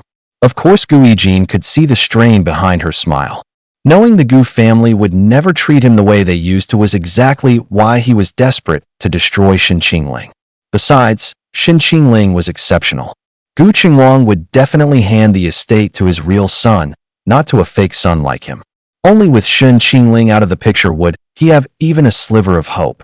So under no circumstances could he allow Shen Qingling to win the Gu family's love and approval. Gui Jin wore a gentle but affected smile. "That's good. When my little brother comes back, I'll dote on him like a real big brother. I'll make up for all the love you haven't given him over the years, and I'll let him have anything." Lin Qingdai had been listening quietly for a long while. She gave a soft laugh. "Let him have it? Wasn't he at his to begin with? Brother Jin, you really know how to joke." Lin Qingdai was the daughter of a friend of Gu Chenwang. After the Lin family fell apart, she was the only one left. On his deathbed, Father Lin entrusted Qingdai to Gu Chenwang, so she grew up in the Gu household. Gui Jin glanced at her, a hint of desolation crossing his face. With a bitter smile, he said, "Qingdai, is it because you found out I'm not the Gu family's biological child that you hate me? But I never wanted things to turn out like this. If I had a choice, I'd rather be the one suffering out there than let my little brother be wronged." By the time he got to this point, Jin's eyes were rimmed red, guilt and anguish written all over him. Gu Yutong patted his head.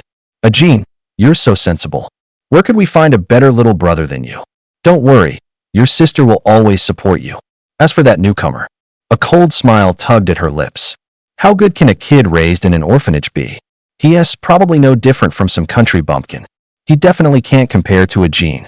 Just make sure he doesn't come back and embarrass the Gu family. Lin Qingdai frowned, cleared her throat, and said, "Sister, I'm heading to school. When the real brother comes back, I'll come by to see him." Those 3 words real brother stabbed into Gui Jin's heart like a knife. He couldn't figure out why Lin Qingdai had been targeting him so much lately. He used to be a quiet nobody, practically invisible. What on earth was this about? Gu Chenwang couldn't be bothered to argue about any of it. If someone was his child, he would bring them back. If not, he wouldn't.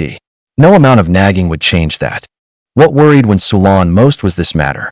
The moment she learned Shen Qingling was studying at Jiang University, she didn't even finish her meal before rushing straight to campus. Shen Qingling was in the cafeteria eating with Ruan Mingyi and a few others. That's right, the cafeteria. Ruan Mingyi had wanted to take him out for a meal off campus, but Shen Qingling just wouldn't go to those pricey restaurants. She had no choice but to go along with him and eat in the cafeteria. For someone her age, it was actually the first time Ruan Mingyi had ever eaten such plain, home-style cafeteria food.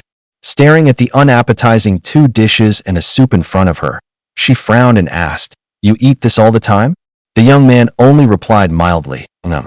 When Ruan Mingyi had asked him to dinner, Shidi planned to flirt with him at a high-end restaurant, not sit in a crowded, noisy cafeteria over the kind of bland fare vegetarians love. Zero ambience. Watching the scene, Song Jining couldn't help a secret laugh. You? Trying to flirt with Shin Qingling in a cafeteria? She was a rich girl too, but the Song family had always taught her to be strong and self-reliant. She ate the same food as her classmates and lived in the same dorms, without getting spoiled into bad habits. "What are you laughing at?" Ruan Mingyi asked. "Nothing. I think our Jiangyu food is pretty good," Song Jining said. "Shin Qingling and I have always eaten like this. Maybe you're just used to eating off campus and can't handle student food." It was a loaded line, casting our Jiangyu in a cozy light, tying herself to Shin Qingling, while hinting that Ruan Mingyi was from outside, either not a student or older than they were. An obvious jab. Men often miss that undercurrent between women, but Shin Qingling heard it loud and clear. He said, "If Miss Ruan can't stomach what we regular folks eat, she doesn't have to force herself." 077. Song Jining's heartthrob value +5. Host, you really know how to play the angles, first using Song Jining to needle Ruan Mingyi, then using Ruan Mingyi to needle Song Jining. 2 birds with 1 stone. You've got this down. Shin Qingling said, "People tend to think anything others are fighting over must be good. Women are more competitive than men in this regard. The undercurrent is there. Men usually don't feel it. Look closely and you'll see the edge." Afraid of ticking Shin off and not wanting to walk into the trap in Song Jining's phrasing, Ruan Mingyi smiled and said, "Come on, trying something different once in a while isn't bad. If you guys can eat it, it's not like I can't. Right, Xiao Qiao. I actually used to eat at the cafeteria too." Yi Qiao wasn't as pampered as Ruan Mingyi. She treated eating at the cafeteria as a way to lose weight. She nodded. "Yeah, Mingyi used to come with us, said the food there was super healthy, hee, and after 3 days she dropped a few pounds." Ruan Mingyi. Song Jining nearly burst out laughing. "Looks like Miss Ruan really isn't in the same world as us." Ruan Mingyi frowned. "It's just a cafeteria meal, isn't it? I'm finishing every dish today." She went ahead and shoved a mouthful of rice into her mouth. 2 heiresses dressed so luxuriously that even their hair smelled like perfume sat at a shabby table, eating napa cabbage and tofu off metal trays. At first glance, the scene was downright comical. Weren't they saying Shin Qingling threw away his dignity for money? How come it's the heiress losing face, showing up at the cafeteria dressed like that? Holy crap, a bag worth over $1 million just tossed on a greasy cafeteria table. Now that heiress swagger. Shin Qingling barely looked at her and hardly said a word.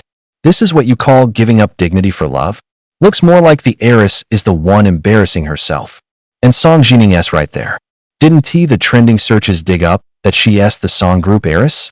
If Shin Qingling were really being kept, would Song be sitting there joking with him like that? That post is pure fabrication. Please. Plenty of people are jealous of the heartthrob. Anyone who buys that post is an idiot. Still, Shin Qingling was impressive. The Ruan family wasn't your average kind of rich. To drive a young lady like Ruan Mingyi to this point was no small feat. Ruan Mingyi had met aloof men before, but one as particular as Shin Qingling was a first. People called him straight-laced, yet he still agreed to grab a meal for the sake of a colleague he had no connection with whatsoever. Calling him easy to pursue didn't fit either. He took getting a meal at face value literally, just eating, nothing else. Shin Qingling, I don't think this counts as the meal you agreed to. Isn't this having a meal together? Miss Ruan, are you going back on what you said? No. You know perfectly well, when I said dinner, I didn't mean this kind of strictly, just eat meat up. Sorry, I really didn't know. I thought you just wanted to try our Jiang University cafeteria. Fine. Say I didn't want to try the cafeteria, then will you go eat out with me too? Just one meal. It's hardly a big deal. Song Jining blinked and said, not necessarily. Today you two merely walked past the academic building together and rumors already started. If someone snaps you at a fancy restaurant, it'll be even harder for Shin Qingling to explain. Yi Qiao asked, displeased. Miss, what exactly is your relationship with Shin Qingling? The subtext was basically telling Song Jining to mind her own business. Song Jining blinked and answered, "We're classmates." "What is wrong with that?" Ruan Mingyi curved her lips in a smile. "Since you're neither his girlfriend nor someone pursuing him, you don't really have the standing to turn people down for him, do you?" Song Jining hesitated, her breath hitching. She looked at Shen Qingling. The young man just stared at her, a hint of curiosity in his eyes, not understanding why she kept doing this. Song Jining rubbed her fingers, growing more and more nervous. Aye. Just as she was about to speak, another woman suddenly appeared and jumped straight into the standoff. "Qingling, are you ignoring me because of them?" Shen Qingling lifted his eyes and looked toward the woman approaching. The person who showed up was none other than Chu Jiaojiao. And she wasn't he alone, she brought 2 roommates with her, clearly here to make trouble for Shen Qingling. Ruan Mingyi and Song Jining stared at the 3 of them in confusion, while Yi Qiao looked like she was there for the drama. Another stunner, huh? Shen Qingling's luck with the ladies was really off the charts. Chu Jiaojiao looked every inch the classic campus belle, pure and pretty, long hair flowing, a white dress skimming over a pair of fair, slender legs. Right now, she was staring at Shen Qingling with her face full of disappointment and hurt, tears already pooling, about to spill. Anyone who didn't know the truth would feel bad for her at the sight, might even think Shen Qingling had played with her and tossed her aside. Shen Qingling, however, stayed cool and asked, "Do you need something?" Chu Jiaojiao shot back in disbelief.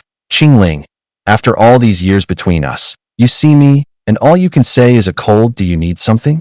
Don't tell me what people are saying is true, that you're being kept by some heiress now. So you don't even care about your childhood sweetheart who grew up with you? So all those things you told me before don't count anymore? You said you'd treat me well forever, that everyone else would have to take a back seat. But now you've really let me down." Chu Jiaojiao cranked her acting up to full blast, tears spilled instantly, and she looked like her heart was shattering. Her roommates, hearts aching, held up her swaying figure and snapped at Shen Qingling. "Shen Qingling, how could you do this to Jiaojiao? She likes you so much, what gives you the right to hurt her? I was wondering why you hadn't come to see her for so long. So that's it, you've got someone new. 3 gorgeous women, the campus heartthrob sure has it good. And here we thought you were serious. We kept telling Jiaojiao to take the initiative, but look at this, you're not even worthy of her sincere feelings. Say no more. Jiaojiao has already given her heart. It's just that he doesn't know how to cherish it. Over 10 years of feelings can't compete with an heiress' stack of cash." Seeing how pitiful she looked, the onlookers immediately started gossiping. What the heck is this? Is his childhood sweetheart here to pick a fight? Even his childhood sweetheart suspects he's being kept. Could it actually be true? She's so pretty. Poor thing, getting her feelings toyed with by Shen Qingling like this. A seduce and ditch storyline?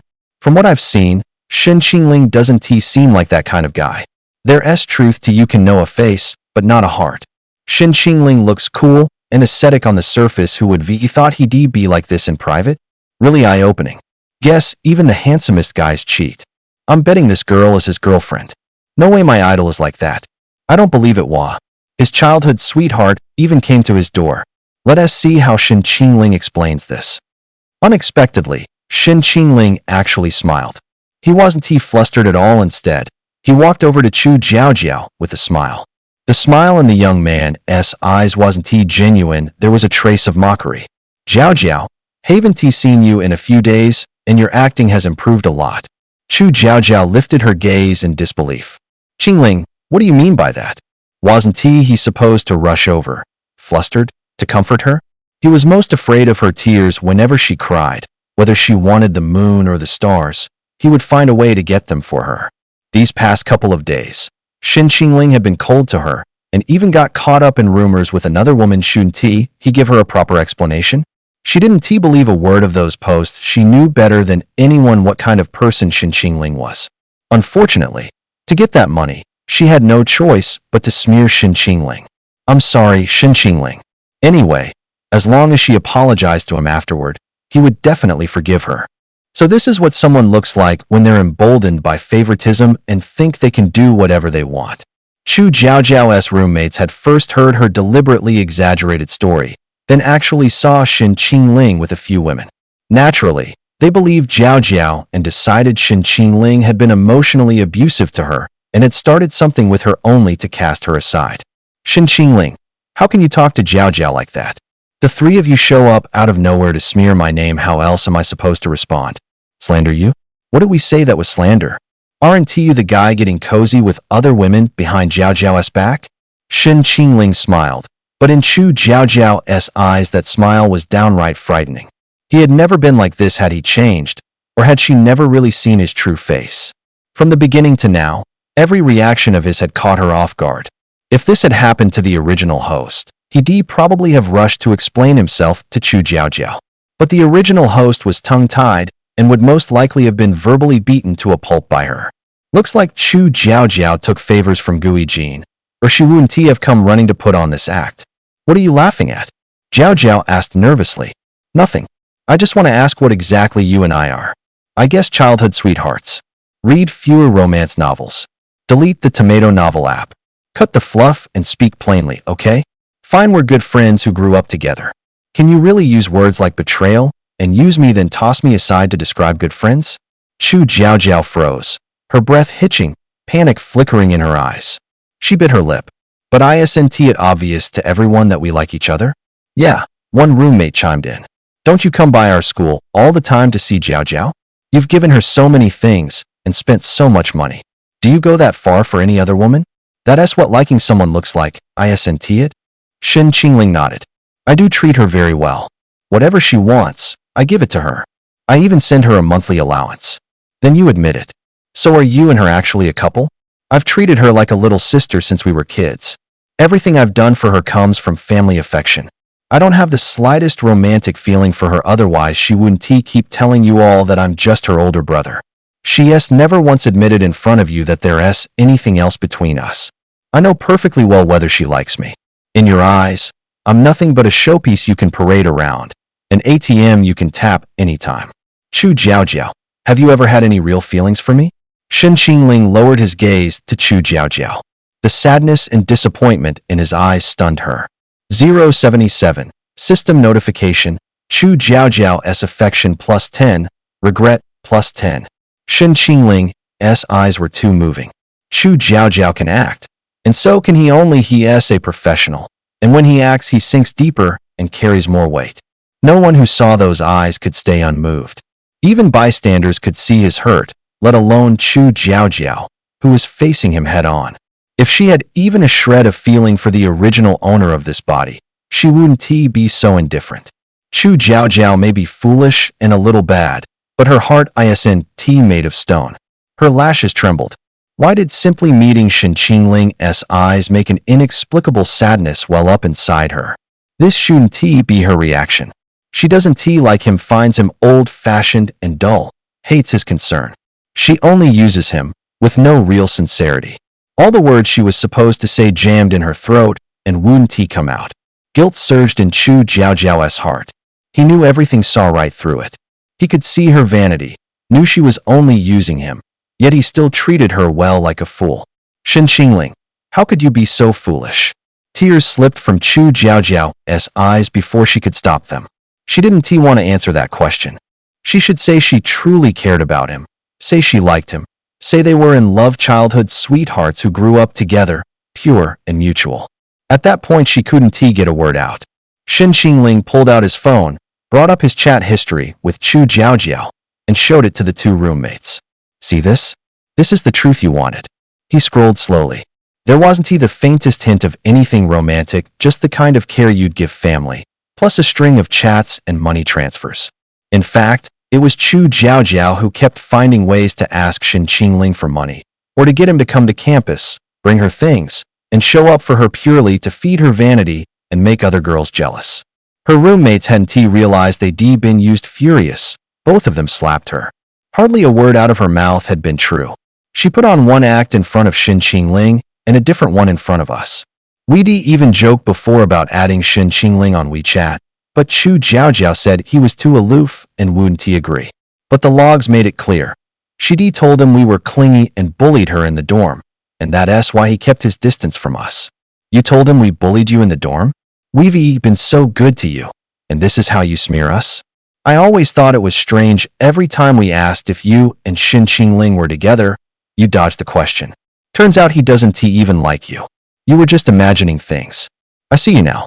Wonka told me you deny any relationship with Shun in front of guys, but act all coy in front of us. You didn't want to hurt your chances with rich heirs, and you also wanted to keep everyone else away from Shun.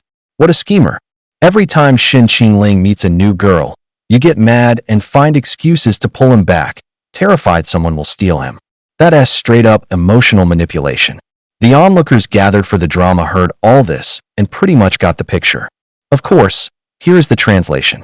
Chu Jiaojiao had been using Shin Qingling from the very beginning, treating him as nothing more than a trophy to show off and a personal ATM. Terrified of losing him to another woman, she constantly schemed to cut off all his contact with the opposite sex. The color drained from her face.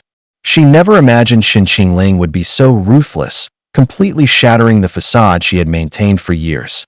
Shin Qingling slipped his phone away and said coldly, "Jiao Jiao, this is the last time I'll ever call you that.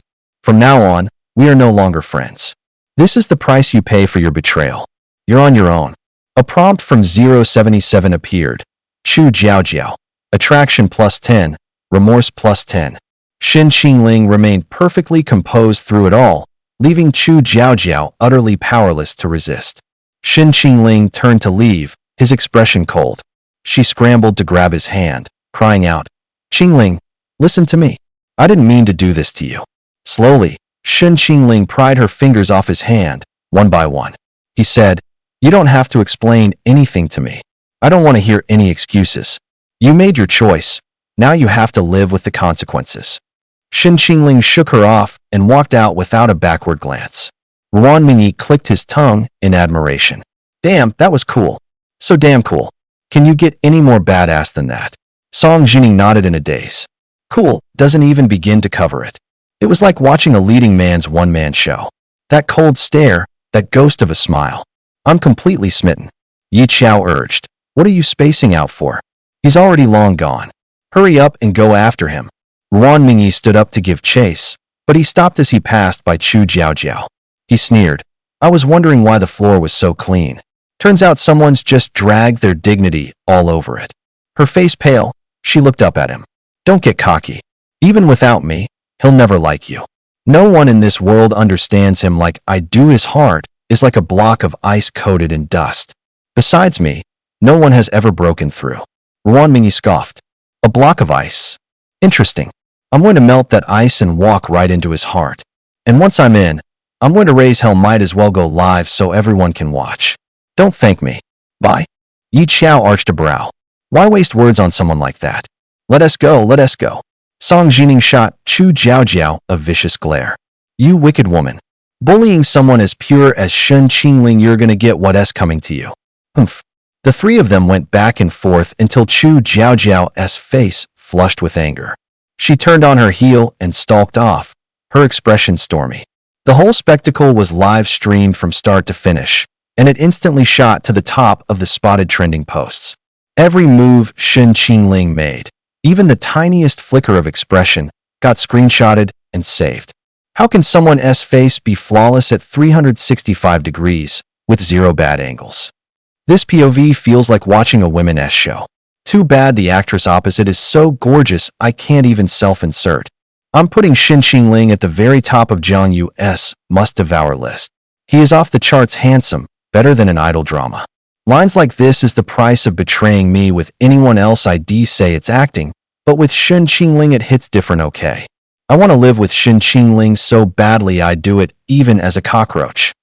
When Chu Jiaojiao stepped out and checked her phone, the extra 100 grand didn't make her all that happy. Selling out Shin Qingling for 100,000, was it worth it? In that moment, she suddenly felt a little lost. Her phone rang. Chu Jiaojiao picked up. "Hello. The money's in your account. Keep your mouth shut. Not a whisper. Otherwise, watch your life, you might not keep it. I want to know why you're targeting Shin Qingling. That's not yours to ask." The words were barely out before the caller hung up. Chu Jiaojiao drifted away in a daze, like her soul had slipped out of her body. Just then, when Sulan stepped out from behind a tree, frowning as she thought, why would someone go after Shin Qingling now, of all times? Who hates him that much? She really didn't want to go there, but she couldn't help suspecting Gui Jin. Could it really be him? It was only suspicion for now, she had no evidence at all. She sighed, hoping she was wrong. Thinking about how Shen Qingling had been used and betrayed by Chu Jiaojiao, she felt even more guilty and protective of him. He grew up in an orphanage, and even his only childhood sweetheart took a bribe to hurt him. How devastated must that kid have been? On the surface, the boy looked calm, but the sorrow in his eyes was so raw it made her own heart ache. Like his grandfather, he was cool on the outside and warm within. When Sulan's gaze softened in her heart, she had already accepted Shen Qingling as her child. No matter what, she would shield him and never let anyone hurt him again. When Sulan made a call, planning to bring in a couple of people to guard Shen Qingling, afraid someone might suddenly make a move on him. She hoped he'd return to the Gu family soon, so they could make up for the love he'd missed, make it up to him with interest. After that, Gu Yijin was drinking with a few friends at a private club. After watching that live stream of their chance encounter, he lost it and hurled his phone again. Son of a bitch.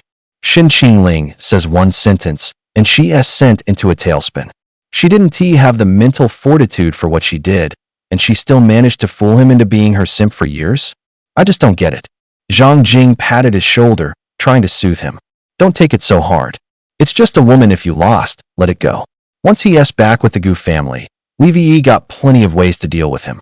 Gu Yijin knocked back his drink, muttering, the minute he returns to the Gu family, it's trouble. When Sulan feels guilty about Shen Qingling, she'll toss me aside. How am I supposed to compete with her own son? When Sulan never had much standing in the Gu family anyway. The woman's soft. In that house your dad and your sister call the shots since, when does what she says count? True. At least Gu Yutong's backing me for now, but I'm worried even she'll get slowly won over by Shen Qingling. Your sister has always responded to a soft touch, not a hard line. All these years, you're the only one she really acknowledges. Shen Qingling's arrogant by nature, chances are she won't take to him. Even with Zhang Jing's reassurance, Gu Yijin was still on edge. He tried twice to mess with Shen Qingling, and both times it backfired.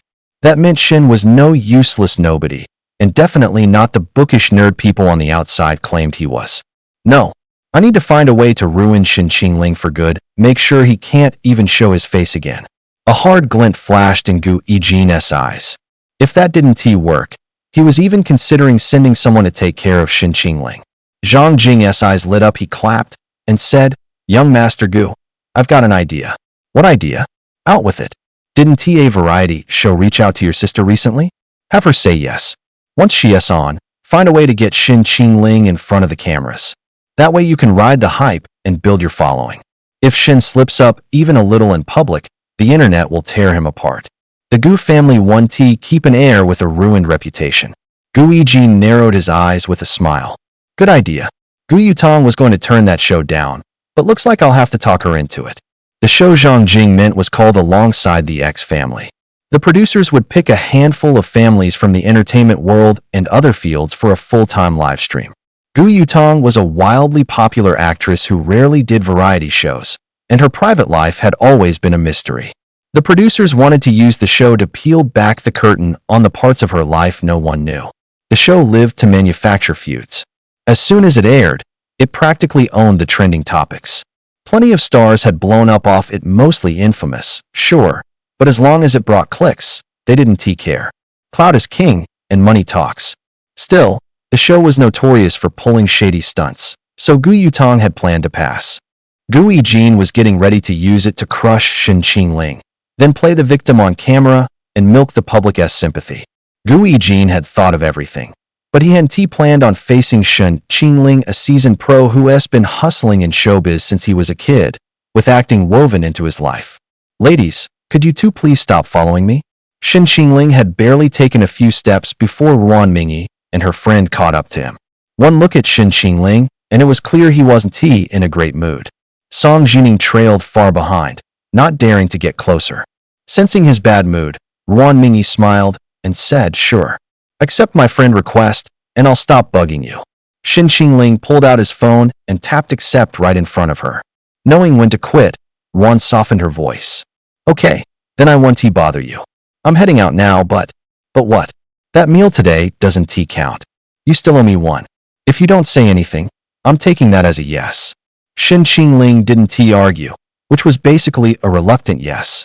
Ruan Mingyi couldn't have been happier. Before leaving, she turned back and patted Shin Qingling on the shoulder. And hey, don't be upset over someone who isn't worth it. There are plenty of women out there, and more than a few who like you. But maybe think about me a little more. Other people fuss about X legs and O legs with me. It's only M legs and V legs.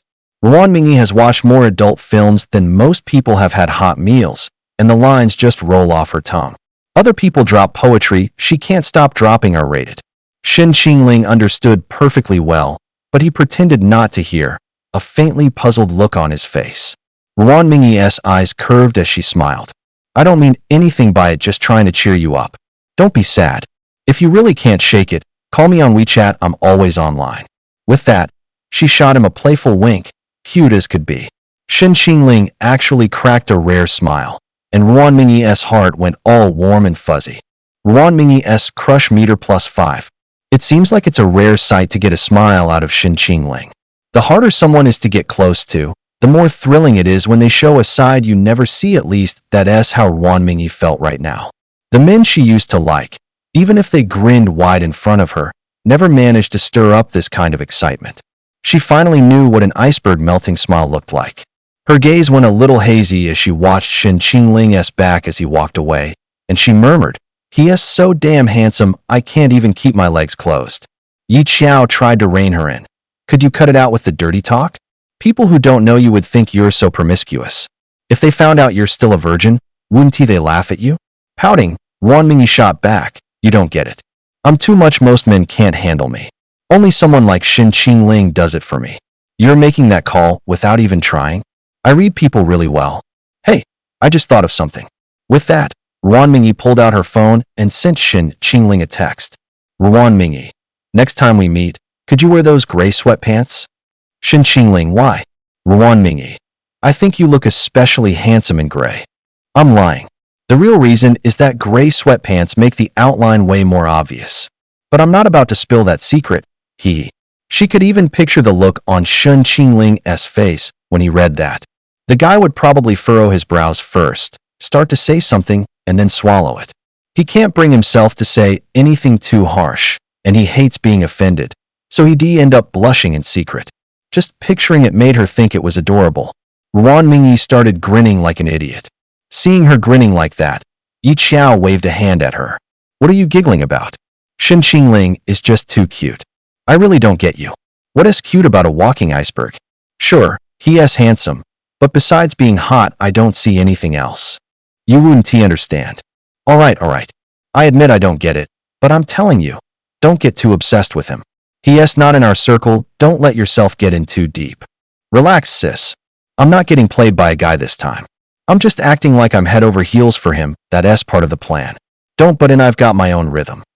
In the afternoon, Shin Qingling had no classes and didn't have to go to his part-time job. He planned to relax at home, and, while he was at it, get a little closer to the person he was working on over WeChat.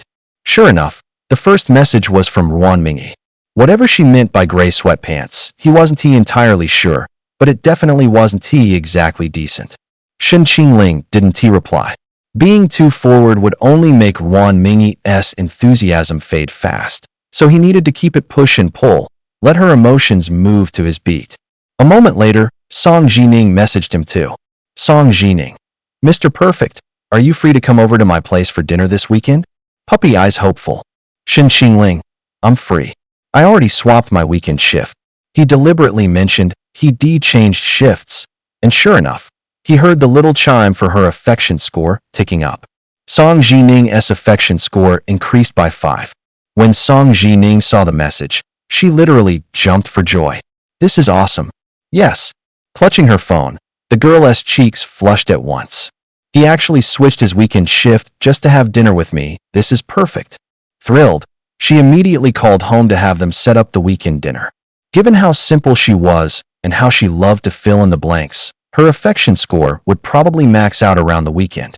She wouldn't be hard to win. But Ruan Mingyi was different. She was proactive and warm, yet her affection score climbed slowly. You had to hit the right spot to make it rise. To deal with Ruan Mingyi, you either hit her hard or take it slow, like the proverbial frog in warm water.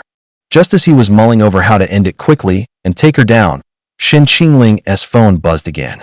A message popped up. Chu Jiaojiao. I'm sorry. Shen Qingling narrowed his eyes and let out a cold laugh, dropping an "I'm sorry" now. Was that genuine guilt finally kicking in, or just another act fishing for forgiveness? He didn't reply. Back in the dorm, Chu Jiaojiao noticed the strange looks everyone was giving her. She felt she couldn't stay and decided to rent a place off campus. She had more than enough cash anyway. She never had any real feelings for these roommates. It was all just polite play acting. She glanced at WeChat, but that familiar avatar didn't light up again. Was Shen Qingling really never going to forgive her? She clenched her phone, staring blankly at that profile frame, and told herself, it's fine. Even without Shen Qingling, my life won't be affected. She admitted she was hypocritical and selfish, that she only wanted to marry into money. Shen Qingling had never been on her list. Chu Jiaojiao kept talking herself down. The heartache was only temporary. Money could smooth over every wound, and her memories with Shen Qingling would be no exception. In the end, she gritted her teeth and deleted the chat with Shen Qingling, thinking that if she didn't see it, she wouldn't be sad or think about him. She swore she'd never text Shen Qingling first again since he had seen through her. He wouldn't forgive easily anyway. But on the other side, Shen Qingling heard the system notification chime. Chu Jiaojiao's affection +10, remorse +10. Shen Qingling didn't bother putting the whole winning over Chu Jiaojiao thing on his mind. In his eyes, once he returned to the Gu family, Chu Jiaojiao would definitely regret it. Besides, she'd already gotten used to his care without him. She'd be like a fish out of water sooner or later. She'd be itching to swim back. Shen Qingling made her realize one thing. She couldn't do without him. That night, Shen Qingling did something he almost never did. He put up a post on social media.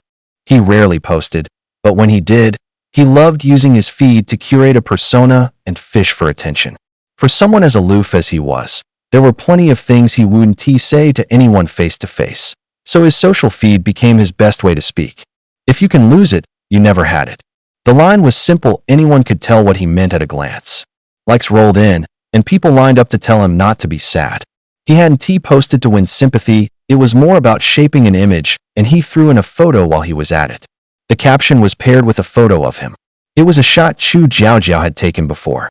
In everyone else's eyes, he was the cool, untouchable heartthrob. In Chu Jiaojiao's camera, he seemed to come alive. Under the setting sun, a faint smile touched his austere face, the perfect picture of an untouchable first love. It was a side of Shen Qingling most people hardly ever saw. Chu Jiaojiao froze the instant she saw it. She remembered it had been taken outside their high school after the college entrance exam. Shen Qingling was waiting for her at the end of the road. Like in all those ordinary days before, he was always waiting for her. Jiaojiao, how did it go? Just so-so. I'm not a top student like you. Ugh, I'll probably only scrape into a second-tier college. It's okay. Even if you don't know a thing, I'll still take care of you. Right? You've already got a guaranteed spot at Jiang University. Your future's limitless. I guess I'll just have to ride your coattails. That's not called riding coattails. Jiaojiao, you stand inside my future. Wherever you are, that's where I'll be. The reason Chu Jiaojiao thought Shen Qingling liked her was that he kept saying that no matter what happened, no matter what the future looked like, he would stand firmly on her side. Too bad that wasn't what she wanted. She didn't want that kind of love. Seeing that photo and remembering the things Shen Qingling had said, Chu Jiaojiao actually felt sad. She opened the photo album on her phone. It was full of pictures of her and Shen Qingling, packed with memories. Chu Jiaojiao, what are you even sad about? You dropped him for 100 grand. What right do you have to be sad now? He's never going to forgive you. That photo once again stirred both the flutter in Chu Jiaojiao's heart for Shen Qingling and her remorse. Chu Jiaojiao's crush meter +10, regret meter +10. The photo made Chu Jiaojiao remember only the good in Shen Qingling. But to Ruan Mingyi, it was downright seduction.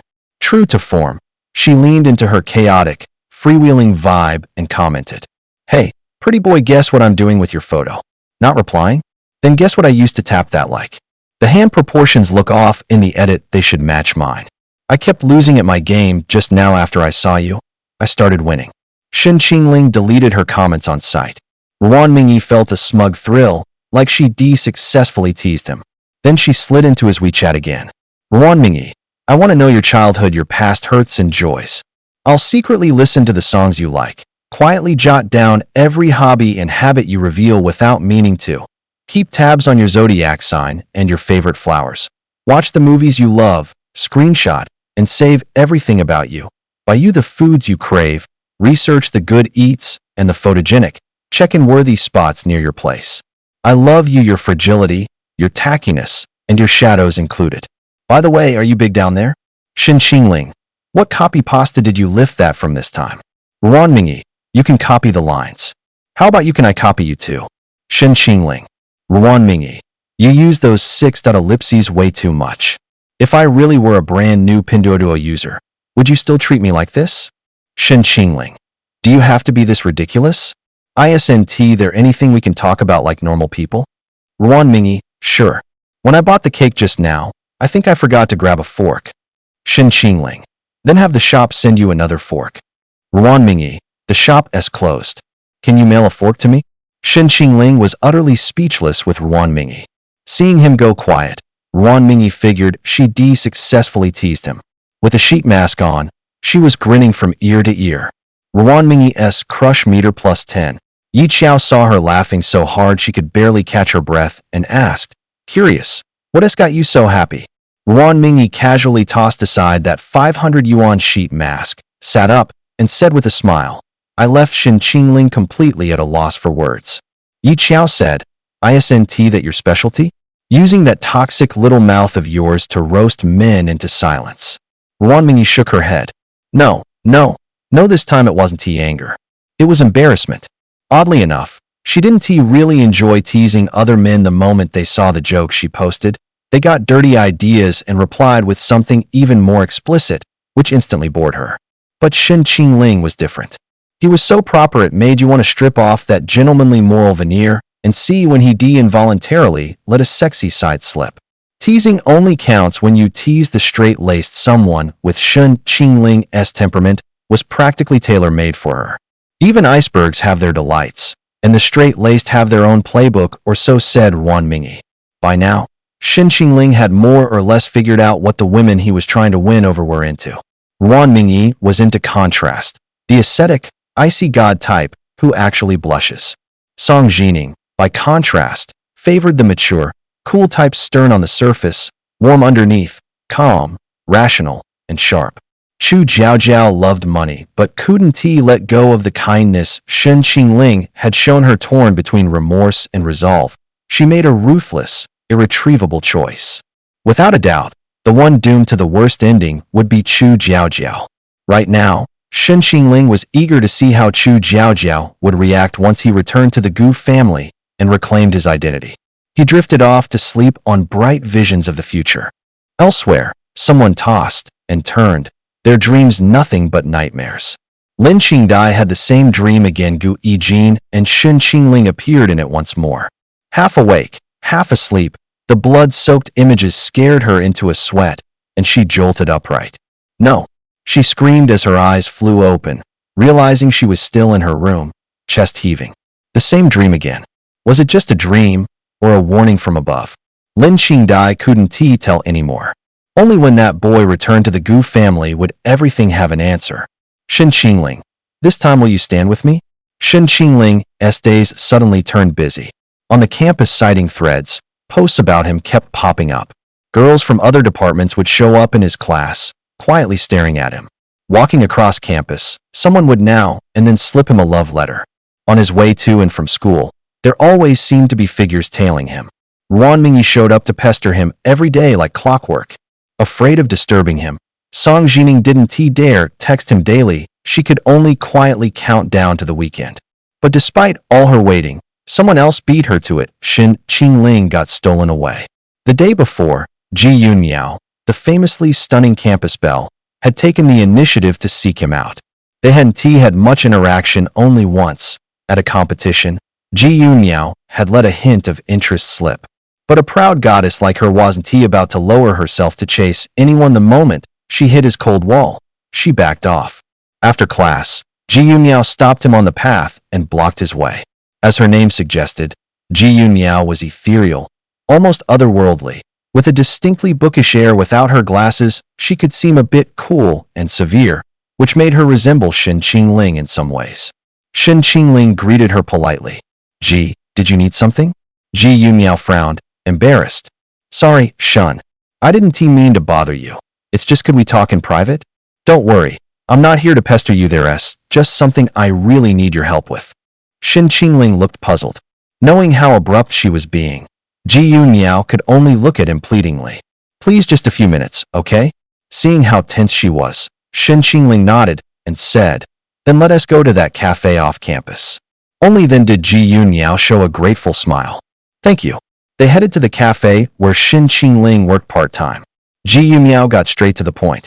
"Here's the thing I want to ask you to teach my little sister to draw." Shen Qingling was a little taken aback.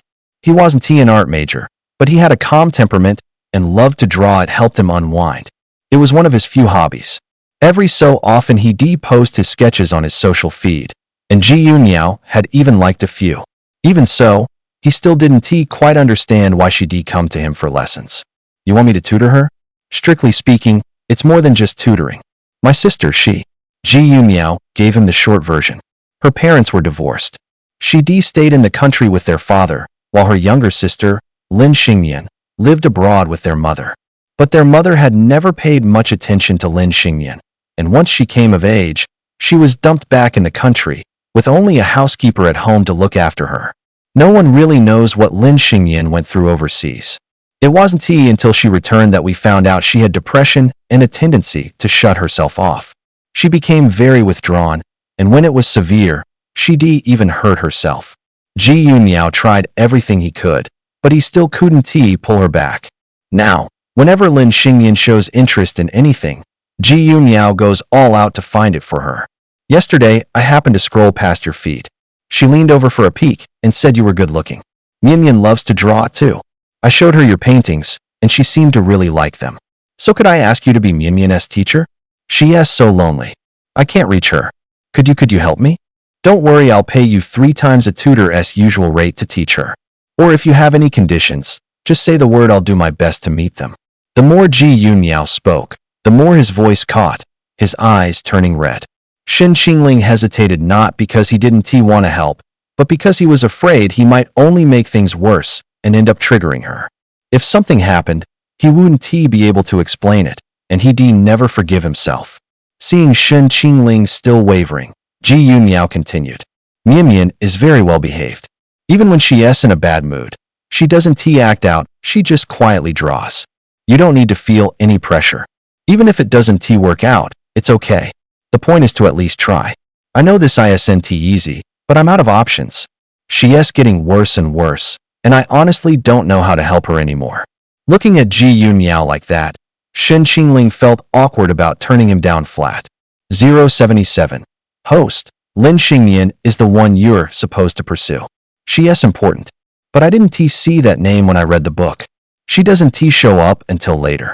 Alright, looks like I'll have to say yes. When Ji Yumiao was in despair, Shen Qingling said, "Alright, I can give it a try." Tears sprang to Ji Yumiao's eyes, and she cried, "Thank you, Shen Qingling." Shen Qingling had no classes that afternoon, so Ji Yumiao took him to Lin Xingyan's home. A sprawling mansion rose before them. But to Lin Xingyan, that grand mansion was nothing more than a finely wrought cage. Inside, the place was eerily quiet. The empty living room didn't show a single soul. Ji Yumiao whispered, "Mian rarely spends time in the living room. She's usually upstairs in the studio or the piano room. Come on, let us go up and see Mian, she'll probably be happy." Shen Qingling and Ji Yumiao went up to the second floor together. A lovely piano melody drifted from the music room.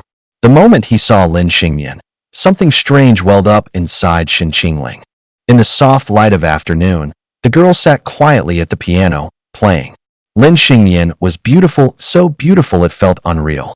Her face looked as if it had been kissed by moonlight. Her porcelain skin held a luminous, dewy sheen. Even seated, her long black hair nearly brushed the floor. Sunlight streamed through the floor-to-ceiling windows and fell across her shoulders. The glints of light between the strands looked like an angel's halo. She wore a slight frown, and her long lashes cast delicate shadows beneath her lids, making her seem fragile, easy to break. When her eyes turned their way, they held a purity that made your heart tremble. Lin Xingyan looked like an angel out of a fairy tale. 077. Romanceable target detected Lin Xingyan. Name: Lin Xingyan. Goddess rank: S-class. Identity: girl with depression. Personality: naive and pure, kind and good, flawless. Plot relevance: 40%.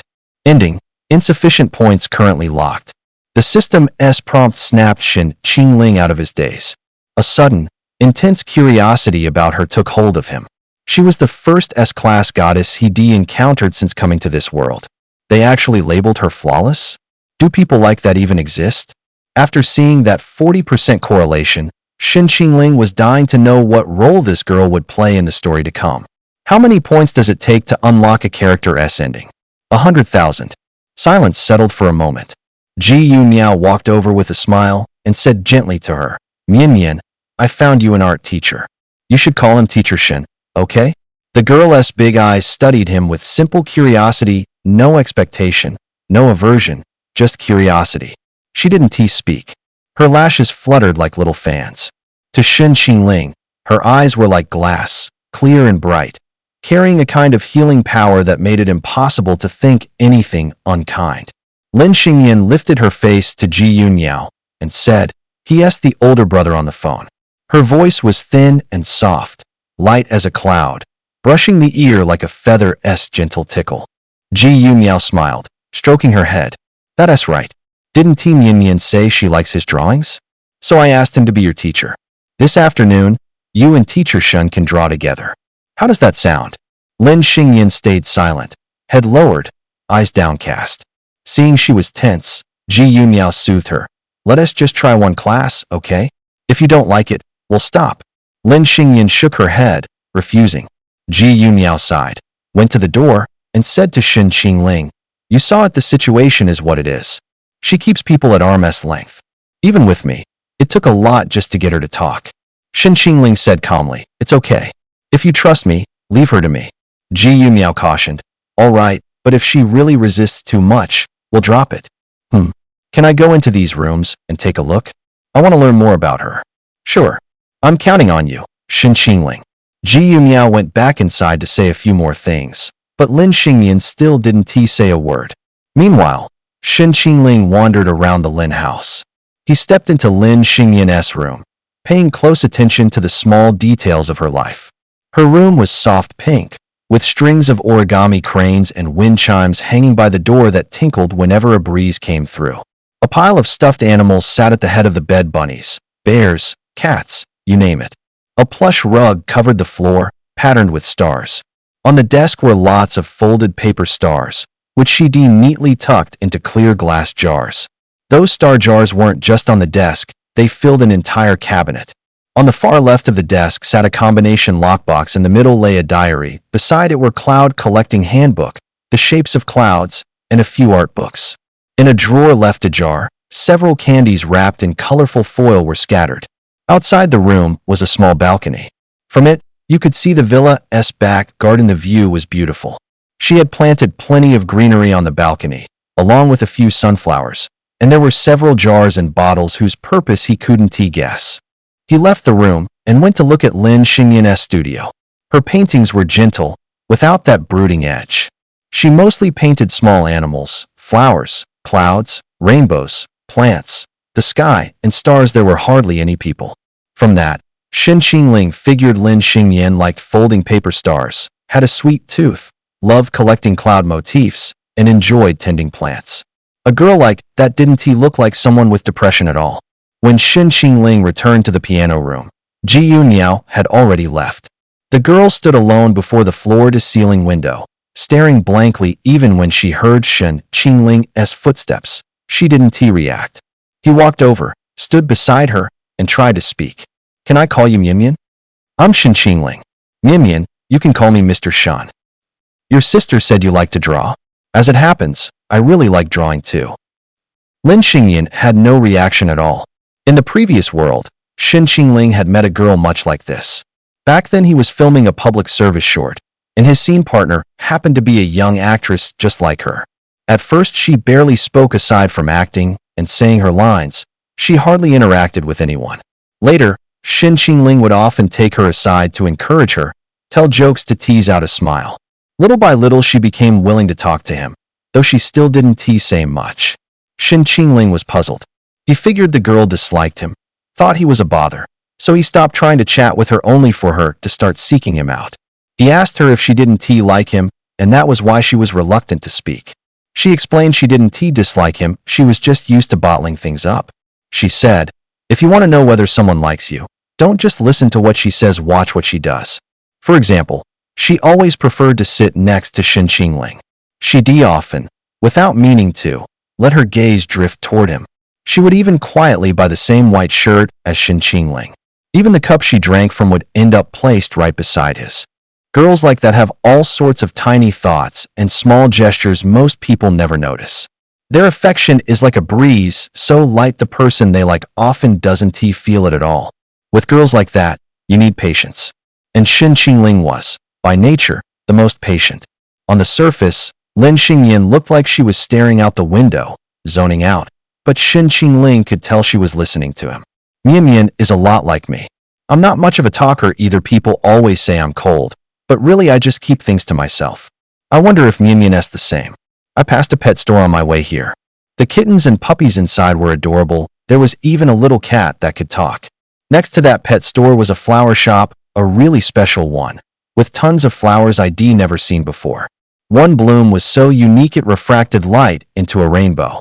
And beside the flower shop, there was a huge candy store selling sweets from all over the world. The owner even said there's a kind of candy that makes you burst out laughing when you eat it. Unlike the therapists before him, who always started by having her draw, Shin Qingling just mentioned that he paints, and then talked about the things he'd seen on the way over. "It's our first time meeting today. How about you pick one of those as a welcome gift, okay?" Lin Xingyan finally moved. She blinked and turned her gaze to Shin Qingling. Her eyes were clear and guileless, but Shin couldn't quite read what she was trying to say. "If Mian doesn't say anything, I'll take that as a yes. I'll write the numbers 1, 2, and 3 on slips of paper and fold them into little origami stars. Whichever one Mian picks will be the welcome gift." Before Lin Xingyan could speak, Shin Qingling had already pulled out some paper and written down the numbers. But teacher Shin isn't very good at folding stars. "Mian, why don't you do it?" At first Lin Xingyan didn't move, but Shin didn't get discouraged. He deliberately folded a lopsided star. When he showed a suitably crestfallen look, Lin Xingyan pressed her lips together, her lashes fluttered, and she quietly took the paper from his hand to start folding the stars. "Didn't he expect you to have the potential to be a preschool teacher?" Host 077 said in surprise. To the system, Lin Xingyan was pretty much like a little kid. Watching the girl earnestly folding stars, Shin Qingling smiled. Her traits are innocence and purity, kindness and goodness. Which means when you hit a rough patch, she'll be willing to reach out and help. If she can't get past a mental block and can't express herself, she'll keep chewing on it and feel awful inside. But you won't see it on the surface. Instead, people take her for cold or indifferent. But when it's something she can do and is good at, she'll usually step up on her own, like folding lucky stars.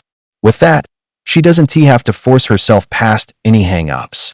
Lin Xingyan quietly folded 3 tiny stars, set them in her palm, then reached out to offer them to Shin Qingling. She still didn't say a word, just blinked those innocent big eyes at him. So sweet. There was a contradictory beauty about her. She was clearly a young woman, yet she still carried a naivete and obedient sweetness that didn't quite fit her age. Shin Qingling didn't take the stars right away. Smiling, he said, "Mian, you pick one. Whichever you choose, that's where we'll go." Lin Xingyan shook her head, politely declining. She didn't want to go out. She just wanted to finish folding the stars and give them to him. Shin Qingling didn't push her. Smiling, he suggested, "Then let us go paint in the garden. The weather's nice today. Mian can go collect some new clouds." He glanced out the window and said, "If there are any pretty cloud shapes today, let us sketch them." She was a little surprised he knew what she liked, then decided her sister had probably told him. She lowered her eyes and didn't respond. She didn't want to paint with a stranger. It felt weird. Shin Qingling didn't insist either. He stood and said, "Then wait for me here. I'll head down to paint." When I'm done, you can come take a look. With a faintly bewildered look, Lin Xingmian watched his back as he left. This new teacher really did seem different. And when he smiled, he was actually very good-looking and very gentle. A flicker of curiosity stirred in the girl. 077. Lin Xingmian's crush meter +2. Just as he reached the door, Shen Qingling suddenly looked back and met the girl's curious gaze. Her eyes darted, and she hurriedly clutched the white dress at her side. Mian, could I borrow your paints and brushes? Lin Xingmian lowered her head, not daring to meet his eyes, and gave a small nod. Shen Qingling grabbed the supplies, headed downstairs, and went out to the garden to paint. Lin Xingmian sat by the floor-to-ceiling window, quietly watching him at his easel. The new teacher Shun was a picture in his own right. There was something beautiful about the way he painted. In Lin Xingmian's quiet world, any stranger who stepped into it caught her attention without her meaning to, so long as they didn't immediately put her off. Time slipped by, little by little. Shen Qingling deliberately slowed his pace, taking his time with each stroke. He checked the forecast, and knew rain was on the way. Jiangxing's weather was fickle. This was the rainy season, and showers often came fast and left just as quickly. Before long, the sky shifted, dark clouds massed, yet the young man in the garden didn't budge. The girl's fine brows drew together. It was about to rain. Why hadn't he come back inside? Shen Qingling was thinking only about whether she would come down. If she did, it would be the first step. If she didn't, he'd give her the painting anyway, so she could see he meant it. A light rain began, but Lin Xingmian still didn't come downstairs. She had a strong aversion to going out. Stepping beyond the walls of this house wasn't easy for her. She didn't want to face the wind and rain outside. Only tucked into small, tight corners did she feel safe. Shen Qingling was disappointed, but he knew this wasn't something that would change overnight. Lin Xingmian had a tender heart and was easily moved. When she saw Shen Qingling shrug off his jacket to shield the painting, her eyes softened. She bit her lip and stepped out of the music room. Shen Qingling went back to the living room downstairs and didn't go upstairs. The young man standing there was drenched. The painting he cradled was the only thing left unscathed. Shen Qingling took the painting out, smiled, and said, Mian, want you come down and take a look? I finished it. The moment his sincere, gentle gaze fell on her, something inside Lin Xingmian gave a soft tug. Her first instinct was an odd, inexplicable sadness. He was a complete stranger she was meeting for the first time. Why be so good to her? Her sister had hired plenty of people before, but they were nothing like him. She could tell at a glance they weren't genuine, just there for the generous pay her sister offered. But this Mr. Shun didn't look like he'd come for the money. She wasn't a fool. She knew Shen Qingling, like her sister, was a star student at Jiang University. Just yesterday her sister had said he was a campus-famous straight A, and that if he did tutoring he could earn even more. And yet here he was, keeping his temper in check, trying every which way to coax her. Even she was about ready to give up, but her sister and this man she'd only just met still wouldn't let go. She stood there for 3 minutes before finally edging down the stairs. She didn't go straight to the painting. Instead, she lifted her chin to Shen Qingling and noticed the rain on his face. Why did you let yourself get soaked? It's just a painting. It was the longest thing Shen Qingling had said to her since they met. He explained gravely, it's a promise I made to Mian. As her teacher, if I can't even keep a promise, how am I qualified to teach her? She pressed again, it's only a painting. Shen Qingling shook his head. It's not just a painting. Mian's waiting for me. You must be looking forward to it. Mr. Shen doesn't want to let your hopes down. Lin Xingmian stared at him in surprise, a glimmer lighting in her eyes. Shen Qingling suddenly gave a gentle smile. It's just a little rain. No big deal. 077 prompt. Lin Xingmian's crush meter +20. Damn, host, you're good. Without meaning to, Shen Qingling had hit a tender spot in her heart. This year on your birthday, Dad will definitely be there with Mian. Dad's tied up this week. He can't be there for Mian's birthday. Did Mian take first place this time? Mom will definitely go to the parent-teacher conference. Mom has to talk business tomorrow, so she can't make the conference. Is it the new amusement park? Awesome. Once I'm on break, I'll take you. Sorry, Mian. I've still got makeup classes. Can we push the amusement park to next weekend? Mian, I'm your new dad. I'll treat you just like your real dad did. You're not my real daughter. You're lucky I'm even feeding you. Even with a new family, Mom loves Mian just the same. It's not easy for Mom in this house either. Just let your little sister have what she wants, okay? Don't make Dad angry. The new big sister is really pretty. I kind of like her. You're stealing my dad from me. I hate you. Get out of my house. How could Mom ever bear to give up Mian? Mian, you're already grown up. You can live on your own. Go back home and look for your dad. If that doesn't work, you still have Grandma. Grandma will be with Mian forever. Grandma's already a star up in the sky. Every single thing she looked forward to fell through. Countless letdowns filled the seams of her growing up, a pain that bored right down to the marrow. And yet this man, all because of a single painting, said he wouldn't let her hopes fall through again. Seeing her go still, Shen Qingling decided to let her ease into it for a first meeting. Leaving a good impression was good enough. He set the painting gently on the table. With a slightly embarrassed smile, he said, "In my condition, it's not really convenient for me to teach Mian, so I'll head out for now." He turned and walked to the door. Lin Xingyan finally couldn't hold back. "Mr. Shun." Shen Qingling turned to look at her. "Will you come back tomorrow?" At last, he had reached her. He gave a faint smile and said, "Since Mian is calling me Mr. Shun now, how could I possibly not come?" Lin Xingyan let out a shy, uncertain smile. When the girl smiled, two small dimples formed at the corners of her mouth, sweet enough to go straight to your heart. Shen Qingling lifted his gaze to the sky.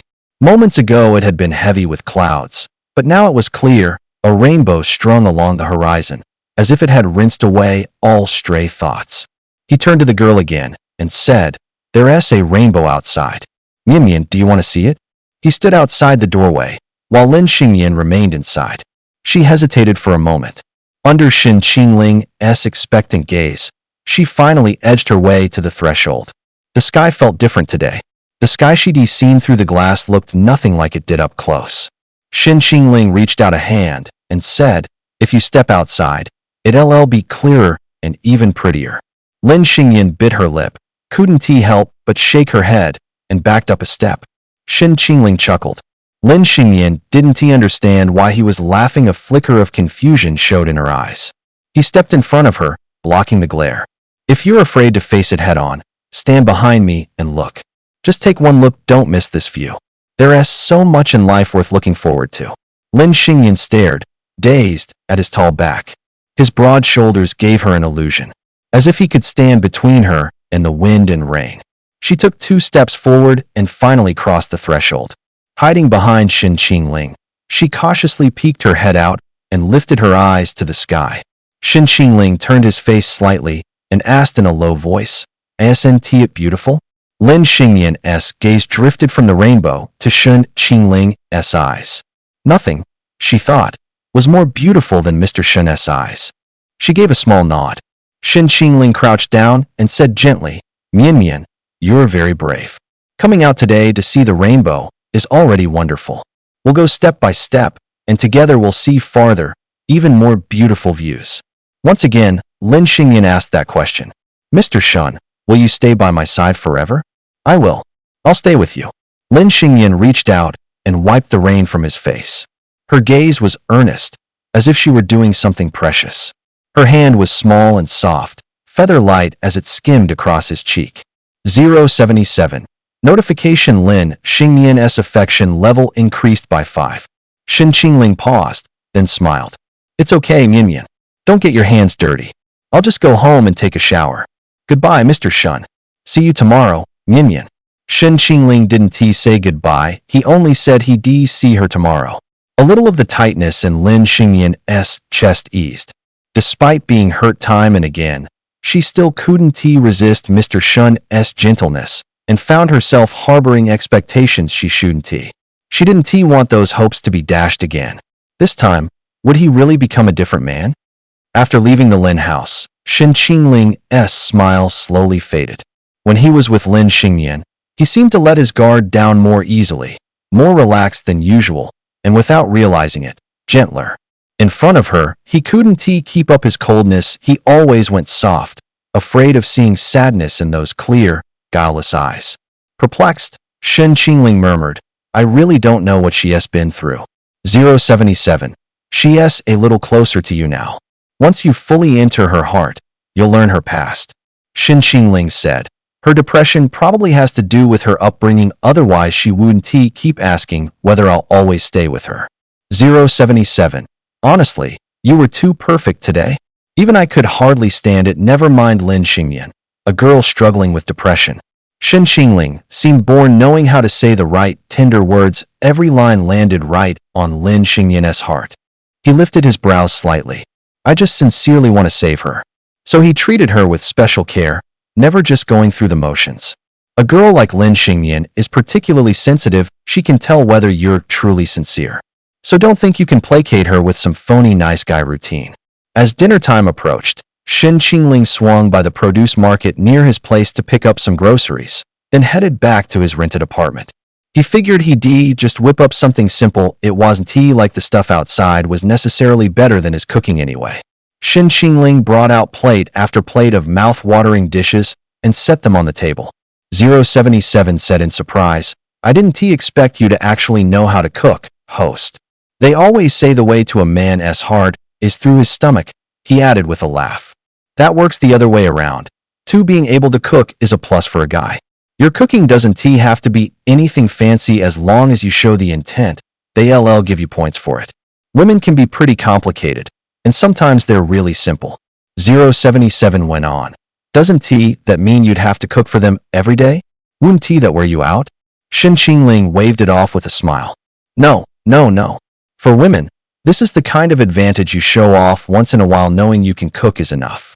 And given how my exes and I were doing financially, there was never any need for me to be cooking every day. If you really cook for them all the time, they'll just start feeling bad for you, he continued. This kind of thing is like a medal, you just need to have it. Flash it once, so everyone knows, no need to wave it around every day. Shin Qingling had a habit of getting up early to make breakfast, and women were always moved when they saw that. To him, it was a low-cost effort, but women tended to be touched by those little details. 077 chuckled. I get it. Host, you cooked today so you can post it on your social feed and craft your persona. That way those girls will fall even harder for you, right? Shin Qingling said. You've learned to jump the gun, congrats. Too bad your answer's wrong. I'm not posting this on social media. If word gets out, the women I'm trying to win over won't be surprised when they see me cook. Better to let them see it with their own eyes and have their hearts skip a beat in that moment. And it's best if people think I'm not really into cooking, that I'm just willing to do it for her, just to make her happy. That'll move her more. 077 asked, I see. Then why are you hitting the kitchen yourself today, host? Shin Qingling said, it's been too long.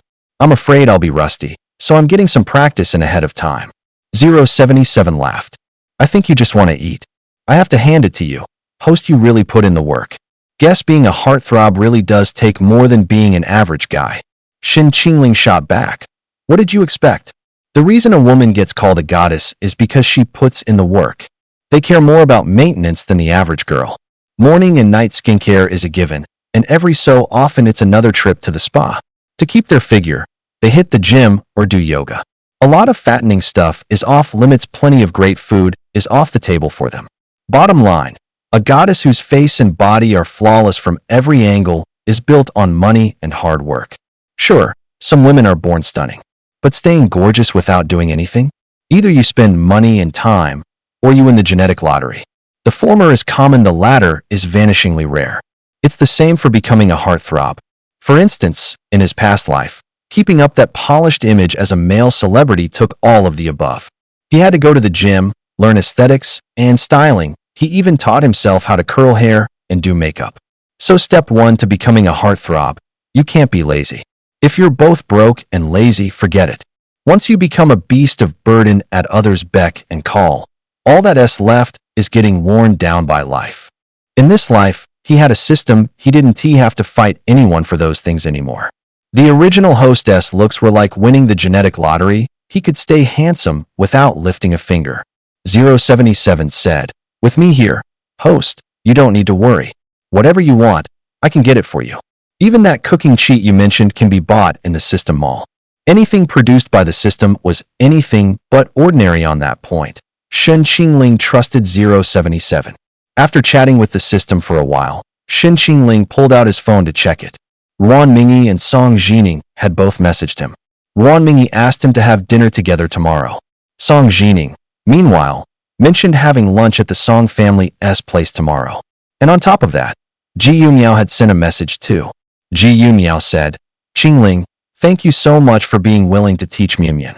My sister really likes you, she's just not very talkative. If it's convenient, could you come to Mian's place for lunch tomorrow?" Shi Di made up her mind because Shi Di sensed a change in Lin Xingmian. After class, Ji Yunmiao deliberately bought a small cake and went to see Lin Xingmian. The girl hadn't gone to the piano room to play, nor was she painting. She sat at the desk in her bedroom, looking at the picture Shun Qingling had drawn for her. In the painting, a sailboat floated amid a sea of clouds. What was that supposed to mean? Ji Yunmiao set the cake on the table and said, "I bought the little cake you loved when you were a kid. Try it later." Lin Xingyan blinked and looked at the cake on the table. Would Mr. Shen like cake too? Used to her silence, Ji Yunmiao smiled at the painting and asked, "This was drawn by Mr. Shen, right?" "Yes." Ji Yunmiao asked again, "So what do you think of the new Mr. Shen from today? Do you want him to teach you?" Looking at the painting on the desk, Lin Xingyan said softly, "Mr. Shen is very good." She really did like Mr. Shen. "Our viewers really want to see Ms. Gu on our show. Could you reconsider?" It was the third time the team from With the X family had extended an invitation to Gu Yutong. Gu Yutong was lounging on the couch, the corners of her glamorous eyes narrowing a touch, looking a little impatient. She only moved her lips, clearly forming two words, "No thanks." Her assistant Wenwen nodded and said, "Hello, I'm Ms. Yutong's assistant. We do have some things on our end." Wait. Just then, Gu Yijin appeared and cut Xiao Qiao off. Wenwen glanced at Gu Yutong, seeing her make a gesture. She let the sentence die. Wenwen lowered her voice. "Give us a minute, we've got something going on here. We'll get back to you in a bit." Leaning against the edge of the couch, Gu Yijin spoke in an ingratiating tone. "Sis, why don't you do one episode? It shouldn't hurt." Gu Yutong blinked. "There's nothing in it for me, and we'd be putting our family in front of the cameras. If any negative press comes of it, it's bad for the company too." Gu Yijin gave a wry smile. "Sis, I do have a bit of a personal motive." Seeing how pitiful he looked, she frowned. "What's wrong? What happened?" "As soon as the paternity test comes out, Dad's going to bring Shun Qingling back into the Gu family. I'm an outsider, after all, and I'm about to graduate and start my internship. With my background, there's no way I can get into Gu Group, and if I were in the company, Dad and our younger brother would be on guard." Gu Yutong immediately understood what he was getting at. "You want to go into showbiz?" "Yeah, I feel safest sticking with you, sis. These past few days, every time I think about the situation with the younger brother, I keep having dreams getting kicked out of the house, nowhere to go, even you not talking to me." Gu Yutong sighed. The mess at home giving her a headache just thinking about it. "Don't overthink it. I've told you, no matter what, you're my little brother. If you want to get into showbiz, it's actually not a bad option. I've got connections and resources, and the Gu family knows the ropes in the industry too. With that face, getting into showbiz won't be hard." Gu Yijin asked with a grin. "So, sis, you're saying yes?" Gu Yutong smiled. "Think of it as me laying the groundwork for you. This show's launched a lot of people, but most of them blew up off hate and scandal. If you want a clean debut, you'll have to watch every word and every move." Her brows knit, and she added, "Thing is, once we do this, the cameras will definitely trail Shen Qingling home. With his background, won't that make the Gu family look bad?" Gu Yijin dropped his gaze. That was exactly what he was aiming for. The better he performed, the duller Shen Qingling would look.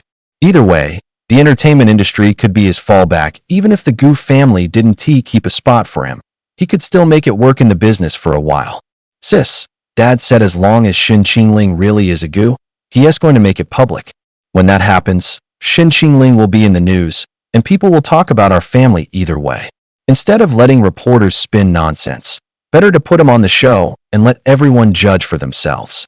If little brother doesn't do well, that won't be on us. He didn't grow up in the Gu household, after all.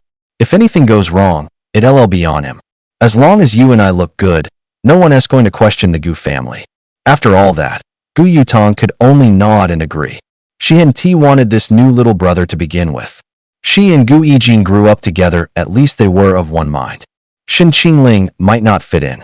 Gu Yutong shot Wenwen a look and Wenwen immediately called the production. Wenwen had been with Gu Yutong for years, knew her temperament and all the family business, and knew exactly how to set terms with the show. Gu Yutong didn't mince words. She told the production to give Gu Yijin extra care and made it clear she was joining for his sake. The production team quickly grasped her intent to make Gu Yijin a star. The directors extended an olive branch, saying, as it happens, there's a dating reality show coming up soon. As long as young Master Gu performs well, we can hold a spot for him. Wenwen asked in surprise, is it that show that went viral before, Heartbeat Love? Exactly. But this season the rules have changed, the theme is edgier. You might want to keep an eye on it. An edgier theme? How edgy can a dating show even get? Shen Qingling was browsing online when a trending dating show called Love in a Cage of Lies caught his eye. Truth versus lies, love or lie. Your heart is the anti-lies are the weapon. Do you dare place a bet? Strip away the sweet talk, only what lasts to the end is true love. We kiss with lies and hurt each other with the truth. When love turns into a game of werewolf, can the last one standing still be trusted? This is a high-stakes gamble. The stakes are an 8-figure prize and a once-in-a-lifetime love. True feelings, lies, love, money, confrontation, the truth, games, traps, choices. The most dangerous love experiment. Are you ready to be deceived? The taglines were eye-catching. The concept teasers alone drew a crowd. The comments below were almost all voices of anticipation. This year Heartbeat Love is going big. Those taglines are wild. Finally, not another boring dating show. I want something thrilling. Looks like a werewolf-style dating show. Someone's definitely going to play the werewolf who deceives love. Wonder how they pick the cast. I'm dying for my girl to get on it. Dream on. Director Zhang never plays by the book. He wants cast to please the masses. Expect the unexpected. If you got on, what would you choose? Shen Qingling chuckled. If it were me, I'd go straight for that 10 million prize. He had more than one true love in his lifetime. After all, if a show like this had existed in his last life, it would been tailor-made for him. Put him in as the designated liar, and he'd have walked away with the 10 million. Too bad that in the world he came from, showbiz wasn't that developed, and programming was pretty conservative. A dating show like this would never have made it to air. Who knew the entertainment scene in this world pushed things so much further? By contrast, back then, anyone who went on a dating show as a romance con artist would been torn to shreds. Shen Qingling only glanced at it a few times before looking away. He had to meet Lin Xingyan tomorrow, so he planned to turn in early. He pushed his lunch with Song Jining to dinner, so he wasn't going back on his word. As for Ruan Mingyi, that could wait. Ruan Mingyi waited and waited, but still didn't get a reply from Shen Qingling. Yi Qiao, hovering nearby, asked, Stoneface still hasn't texted you back? I looked it up. People with his zodiac sign just don't like replying to messages. Okay, I'm kidding. He is probably asleep. Then make sure you talk to him properly tomorrow. This time you absolutely can't lose to that bitch Shengxia. Please, I'm not losing. Shengxia's got Gu Yijin, I've got Shen Qingling. We're going to steamroll them, okay? Humph. The next morning, when he woke up, Shen Qingling saw the messages Ruan Mingyi had sent. Ruan Mingyi, if you don't want to have a one-on-one meal with me, how about coming with me to the Sheng family's banquet next week? Ruan Mingyi, aren't you about to start your graduation internship? I can introduce you to a few CEOs from big companies. It'll help with your future job hunt. Think about it, Stoneface. Ruan Mingyi, please puppy eyes, go with me. I just want a handsome date to show off. With your looks, you'll wow the whole room. At the words Sheng family, Shen Qingling's eyes narrowed. In Jiangcheng, there was only one Sheng family that could make Ruan Mingyi care enough to show off. The Shengs of Shengxia, Gu Yijin's fiancé. Gu Yijin was engaged to Shengxia. The two families had a betrothal, so the Gu family would definitely show up. Ruan Mingyi and Shengxia were mortal enemies who clashed the moment they met. If he and Ruan Mingyi appeared together in front of Shengxia and Gu Yijin, he was very curious to see how the two of them would react. With that kind of spectacle, there was no way Shen Qingling would miss it. He was absolutely going to go join the fun. Shen Qingling accepted Ruan Mingyi's invitation. Ruan Mingyi's affection meter ticked up another notch. He needed to keep his distance from her, but he couldn't stay cold forever. Give her a little sweetness now and then, and she'd be over the moon, feeling cherished. After he got up, he freshened up and headed out. On the way to see Lin Xingyan, Shen Qingling passed a flower shop and suddenly thought of the flowers on the girl's balcony. Maybe if he brought a bouquet, she'd be even happier. He got out of the car and went into the shop, browsed for a bit, and finally picked a bunch of baby's breath. Thanks to Shen Qingling, the Lin household was lively for once. Ji Yu Miao was cooking in person today, and Lin Xingyan stood outside the kitchen, watching her busy older sister. Twisting a lock of hair by her ear, the girl asked softly, "Sis, will Mr. Shen come?" Sensing her unease, Ji Yu Miao smiled and reassured her. He promised he'd come for dinner.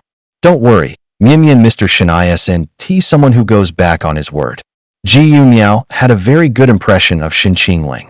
During competitions, he was always meticulous and serious, and he always did what he said he would, so she trusted him. She could tell her sister was in a great mood today. Unlike her usual quiet self, clearly, she was looking forward to Shen Qingling coming to tutor her. Testing the waters, she said, Mian, Mr. Shen should be here any minute. Would you go outside and check for me? Shen Qingling's words from yesterday echoed in Lin Xingyan's mind. She would take it one step at a time. Go out and see farther, prettier views. The girl gave a slight nod, then turned and headed for the door. Ji Yu Miao stood there, stunned she actually agreed. In the past, no matter how she coaxed, her kid sister resisted going out. What on earth was so compelling about Shen Qingling that he could change her so much in just a day? Still, it was a good thing joy bloomed in Ji Yu Miao's chest. She let out a small, heartfelt smile. Looked like she owed Shen Qingling a proper thank you. When Shen Qingling arrived at the Lin house, the first thing he saw was the girl standing at the door. Today, Lin Xingyan wore a pink plaid dress with a white sweater over it. She looked soft and fair all over. Nervous, she tucked her hands into her sleeves, head down. Rocking on her toes on her feet was a pair of bunny slippers, the ears bobbing with each step. One look at her, and Shen Qingling's heart melted. Mian. At the sound of his voice, the girl lifted her head, as if light was slowly blooming in her eyes. As if by magic, Shen Qingling produced a bouquet of baby's breath from behind his back and bent slightly to offer it to her. In the sunlight, he seemed to wear an angel's halo. He even made the flowers in his hand look dull by comparison. That face of his was just too good looking. Awe flashed through Lin Xingyan's eyes. She didn't know why, but she felt a little lightheaded, her cheeks faintly warm. Suddenly, a thought flashed through her mind. Teacher Shen is like an angel. It's just that his wings are invisible, that's all. What's wrong, Mian? You don't like it? Lin Xingyan shook her head and carefully took the baby's breath from Shen Qingling's hands. Looking at the flowers in her hands, she couldn't help the smile that crinkled her eyes. Lin Xingyan's affection plus 10. Shen Qingling paused in surprise. He hadn't expected a single bouquet to boost the affection that much.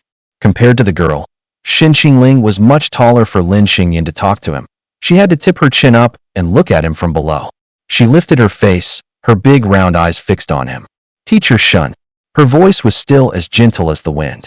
Mian, what is it? She fell silent again. She just wanted to call his name, to make sure all of this was real. He hadn't let her down. What she'd been hoping for was real. Holding the flowers, Lin Xingyan walked into the kitchen, glanced at Ji Yu Miao, then looked down at the bouquet in her arms. Are these the flowers Teacher Shen gave Mian? Yes. They're so pretty. Did Mian say thank you to Teacher Shen? Lin Xingyan, a little embarrassed, shook her head, then turned to Shen Qingling. Thank you, Teacher Shen. You're welcome. Wiping her hands, Ji Yu Miao came out of the kitchen and greeted Shen Qingling with a smile. They chatted for a moment at the kitchen doorway, mostly Ji Yu Miao, thanking him over and over. Standing behind Shen Qingling, Lin Xingyan listened for a bit, then couldn't help tugging at his sleeve. Shen Qingling lowered his gaze to her. With eager eyes, the girl said, "Look at the painting." So he followed her upstairs to the second floor. Lin Xingyan set the baby's breath that Shen Qingling had given her on the desk, arranging it beside the star-filled jars. Unexpectedly, they matched perfectly. The painting he'd done yesterday was still laid out on the desk. Mian, do you like this painting? I love it. This painting has a name. It's called A Sail in the Sea of Clouds. Curious, the girl asked, Teacher Shen, why is the boat in the clouds? Smiling, Shen Qingling explained, because Mian loves clouds. A sea of clouds is still a sea.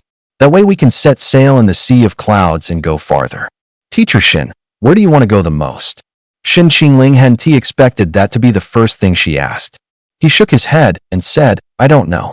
Lowering his eyes, Shin Qingling let his long fingertips glide lightly over the sailboat in the painting. I don't really have a home. If I have to say it, I think what I'd want first is a home, and once I have one, the place I'd most want to go would still be home. Lin Xingyan's eyes widened. No home? What do you mean by that? With a complicated look in his eyes, Shin Qingling forced a faint smile. I'm an orphan. I lost my parents, grew up in an orphanage, drifted from place to place.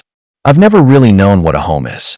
Lin Xingyan hadn't expected Shin Qingling's past to be even harsher than hers, yet he was so strong and gentle.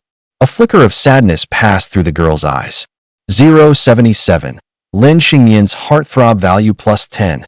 It's not that this little girl doesn't gain points when she does, they jump by tens. Could her heartthrob value end up rising even faster than Song Jining's? Shin Qingling said, because she's a lot like me. Similar experiences make it easy for her to empathize. Softly, Lin Xingyan comforted him. You're a good person, Mr. Shun. You'll definitely have a home of your own. Then, Mian, where do you most want to go? I want to go to my grandma's. Shin Qingling paused, thinking how Ji Yunmiao had never mentioned their grandma. Is your grandma's place far from here, Mian? We could go see her together. Lin Xingyan looked at the jar of stars on the table and said, Grandma turned into a star. Shin Qingling's brow twitched slightly. Suddenly he understood there was a reason she folded so many paper stars. Those stars were all her longing for her grandma. Before she passed, Grandma told me that as long as I put the folded stars into the jar, she'd receive my words. It was hard for Shin Qingling to imagine inside the countless jars in this room. Every single paper star had words written on it. How deep must that longing run to make someone hold on like this? Did your grandma raise you, Mian? Yeah. Back then, Mom, Dad, and my sister were in the city, and I stayed in the countryside. After your grandma passed away, you moved to the city with your parents. Yes, but they're all busy. I'm often by myself. Shin Qingling patted her head and said, Grandma just became a star in the sky to keep you company. You're not alone. A tear slid down the girl's cheek. He crouched and gently wiped the moisture from the corner of her eye. She suddenly threw herself into Shin Qingling's arms, her sobs so soft they sounded like a plea for comfort, tinged with helplessness. He didn't push her away, he lifted a hand and patted her back. Her tears fell, warm, into the hollow of his neck. Shin Qingling asked softly, Where's your grandma's place? Do you want me to take you there? Lin Xingyan fell silent. For years, she hadn't had the courage to face it. She refused to accept that grandma was gone. She was afraid that one look at that little courtyard would bring everything back. The more she thought of her, the more she missed her, the more she thought of her, the more it hurt. Mian, you've folded so many paper stars, and you have so much you want to say to her. Why not go and see her? Lin Xingyan lifted her eyes, looking at him through a blur of tears. Mr. Shun, am I a terrible person? Her grandma had always wanted her to live well and face life head on, and she hadn't managed it. You're doing just fine, Mian. But I haven't done anything. I never made grandma happy. In your grandma's eyes, Mian, your very existence was happiness. Lin Xingyan broke down completely. Clutching the fabric on Shin Qingling's shoulder, she sobbed as if her heart were being torn apart. All the feelings she had pressed down in her heart finally burst free. And all she could do was cry. She had no other way. She couldn't see the ones who had already left, couldn't change life and death, couldn't bring anything back. Her whole life had been lived in the company of longing and parting. Come take a walk with me, Mian. Okay, I want to go see Grandma. Chapter 23. A Sail in the Sea of Clouds. Ji Yunmiao stood outside the door listening, and when it was over she couldn't hold back her tears. The guilt in her heart had never let up. Their parents had wanted a boy for their second child, but ended up with a girl. They were disappointed, and from then on the mother harbored a faint dislike for the younger sister. When the family was poor, she was the older one. To get her into a good school, their parents left the younger sister to be raised by their grandmother. The younger sister grew up close to Grandma, but there was always a barrier between her and the rest of them. Their bond never ran deep. After Grandma died, their parents wanted to bring the younger sister back to the city, And to this day, she still remembers the girl clinging to Grandma's coffin, refusing to let go, sobbing her heart out. Once the younger sister came to the city, their parents were busy making money, and she was buried in her studies. No one had the time to care how the younger sister felt. Later, their parents divorced, and the younger sister went abroad. Their mother had never really cared about her, and she probably knew the girl wasn't having an easy time of it. Back then, she was powerless, shut out of her parents' decisions. By the time she grew up and wanted to make it up to her, it was already too late. Lin Xingyan never blamed anyone else. She always took all the blame onto herself. She felt superfluous, felt that her birth had burdened her grandmother, and that, because she wasn't a boy, she'd somehow become the spark that set off her parents' breakup. When she went overseas with her mother, she still felt like dead weight, convinced that her very presence caused her mother to be treated unfairly in the new family. Later, in that new home, she was bullied by her younger stepsister and beaten by her stepfather, and her mother always pinned the blame on her. Over and over, she asked herself why she just wasn't good enough. She decided it was because she wasn't obedient enough, not smart enough, not perfect enough. She never once blamed Ji Yumiao. Ji Yumiao was only an older sister. She couldn't take their parents' place or make up for the fatherly and motherly love Lin Xingyan had lost. Lin Xingyan's happiest memory was frozen on the day her grandmother died. Ever since, life has left her with nothing but endless pain. After Ji Yumiao came downstairs, she sat quietly at the dining table. Just before midnight, Shen Qingling came down with Lin Xingyan. She acted as if nothing were wrong and ate quietly. She didn't want to see Ji Yumiao hurt, nor to be the reason she was upset. The more Lin Xingyan behaved like that, the more guilty Ji Yumiao felt. Watching the two sisters, Shen Qingling felt a tangle of emotions himself. They clearly cared, even loved each other, yet both carried knots they couldn't put into words. Shen Qingling sighed. If some things aren't said out loud, they'll end up as regrets you carry forever. That afternoon, Shen Qingling suggested taking Lin Xingyan out, and Ji Yumiao nodded without a word. Lin Xingyan hadn't been outside in a very long time. Shen Qingling took her hand and said, "Don't be afraid. Just stick with Teacher Shen." Lin Xingyan smiled, a pretty dimple appearing at the corner of her mouth. Shen Qingling gave her a sense of safety she'd never felt before. "Do you still remember the way? I'll take you on the bike." "On a bike? A motorcycle? Are you brave enough to ride?" With you? Teacher Shen, I'm not afraid." Shen Qingling patted her head. Then he found a rental shop and got a motorcycle. He put on his helmet, swung onto the bike, and turned to her. "Hop on." Lin Xingyan couldn't quite say why like this. Teacher Shen was actually really handsome. Without hesitation, she slid onto the back seat of his motorcycle. And just like that, they set off, heading toward the countryside. To be blunt, Shen Qingling had rented a sport bike, fast in a way Lin Xingyan had never experienced in her life. "If you get scared, hold on tight to me. Even if you didn't say it, I'd hold on anyway." On the back seat, Lin Xingyan wrapped her arms around him. The speed scared her so much she didn't even dare open her eyes. The wind lifted the girl's hair and roared past her ears, bringing a feeling that was both exhilarating and free. All of a sudden, Shen Qingling eased off the throttle. "Look up ahead." At his words, Lin Xingyan slowly opened her eyes and gazed forward. What came into view was a sea of flowers. Shen Qingling pulled over to the side of the road and parked the motorcycle, then scooped Lin Xingyan off the back seat. The moment her feet touched the ground, her knees buckled. She toppled into his arms and didn't dare move, pins and needles still prickling her feet. "Sorry, I was going too fast back there. I wanted you to feel that breakneck rush, to let the wind carry your troubles away." In his previous life, whenever the pressure closed in on him, Shen Qingling would take his motorcycle out and ride it off. Her lashes were still trembling as she lowered her voice and whispered, "It's fine. I'm just too timid." She slipped her arm through his to steady herself, looked out over the sea of flowers, drew in a breath of fresh air, and felt strangely at ease. "This flower field is beautiful. Yeah, it's gorgeous.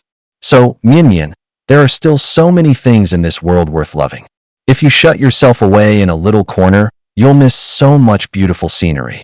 There was more to his words. His tone held intent. She looked at him and said, "But I don't want to see it alone." "You're not alone. You have me. You have your sister. Down the line, you'll make lots of friends, and there will be people who love you too. His words warmed her. He painted a gentle future and wanted her to try to believe in it. She understood that. She didn't want to let him down. I'll try to change. I'm glad you can see it that way. No rush, take it slow, one step at a time. Then, Mr. Shun, will you stay with me? I will. I'll always be by your side. Her eyes crinkled for the first time. She smiled that brightly. Tilting her head, she shyly lowered her gaze and asked, Mr. Shun, am I your first student? Yes. You're also the first teacher in my life. The teachers you had in school don't count? To me, Mr. Shun, you're the first teacher in the truest sense. She cautiously offered a bashful, youthful smile, tinged with girlish innocence and the sweetness of first love. Shin Qingling smiled and said, Come on, let us keep going. Shin Qingling drove a little farther and finally reached the place where Lin Xingyan's old home had been. When they arrived, the two of them fell quiet all at once. Mimian, are you really sure this is it? This is it. I wouldn't have misremembered. There were no houses left, everything from back then had vanished, leaving only a rolling expanse of canola flowers. Lin Xingyan sniffled, a wave of ache welling up inside. I came too late. In the past, she hadn't dared look, hadn't dared face it. Now that she wants to, there's nothing left to see. They gazed quietly at the boundless field of flowers, saying nothing for a long time. Lin Xingyan fought to tamp down her emotions. She didn't want to cry, afraid it would weigh on Shin Qingling's mood. Shin Qingling took her hand and sat with her on the little slope. I'll sing you a song, Minion. Once you learn it, you can sing it to Grandma. Which song? This one's called The Sail in the Sea of Clouds. You were like a wisp of candlelight, gently lighting my heart. You were a boundless sea, lifting the oars that set me sailing. Then came the day when you fell silent for good. In that instant, your sleeping face was frozen in time. You became a wisp of smoke and slowly drifted into the distance. You once told me, don't be afraid, no matter how uncertain the road ahead. There will always be light, slowly guiding the way. Every time I stumbled, you were there with a warm shoulder. Now I've grown up, I've learned to be strong. I've learned to live, tenacious as wild grass. I shoulder the weight you left me and head toward the horizon. I asked the wind that runs through the valleys, where are you, where did you go? I asked the water that flows across the sky, could that be your tears? I asked the falling stars, which one in the heavens is you? I speak to you, waiting for you to answer me. I'm talking to you, why are you silent, not answering a single word? I go chasing the spring when all things grow, and I end up seeing you standing right there. I cross the wilds of another time and space, just to run to you. Your soft hands gently brush my face, blurred by tears. You told me not to worry, you'd keep on protecting me. The moon's little boat has come to shore, the wind has stilled, and the fog is slowly lifting. In the sea of clouds, longing hoists its sail. Though the lotus root snaps, the threads still cling, my heart holds on to that one glance. One day, we'll meet again on the far shore. Someday, we'll meet again. A gentle song skimmed over the flower fields, scattering on the wind, carrying longing to the one far away. Shin Qingling's singing was truly beautiful, like a CD come to life. In his previous life, he'd been an actor, but he'd also had professional vocal training, and the original owner of this body had an exceptionally good voice to begin with. When he sang, he was more moving than many professionals. Even so, more than any of that, what touched people most was the sense of story in his songs. These lyrics went straight to Lin Xingyan's heart. It felt as if every line were what she wanted to say to her grandma. Though Grandma had gone like smoke into the distance, the love she gave had never left. It only took Shin Qingling a few run-throughs to teach Lin Xingyan the song. She'd pretty much memorized the lyrics. But whenever she started to sing it, her throat would tighten, and she couldn't stop the tears from falling. Scenes from the past surged up one after another. In her memory, that face weathered by years was still gentle and kind. Those warm, big hands clasped her small one. That stooped figure held up a whole world for her. Shin Qingling thought she sang it even better than he did. When she reached the line, I'm talking to you, why are you silent, not answering? A butterfly alighted on Lin Xingyan's hand. She froze, eyes fixed on the butterfly. Shin Qingling said softly, someone once told me something. Loved ones who pass on don't really disappear, they just step out of time, and become the most basic building blocks of the universe. Molecules and atoms slowly regroup and turn into other things around you.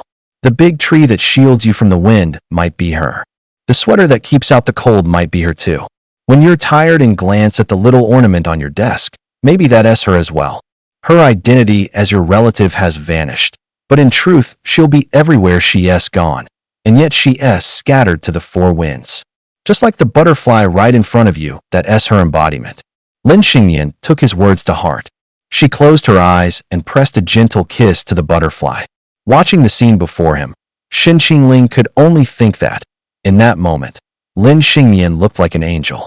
After the butterfly flew off, Lin Xingyan said softly, "Mr. Shen, I think she's given me her answer."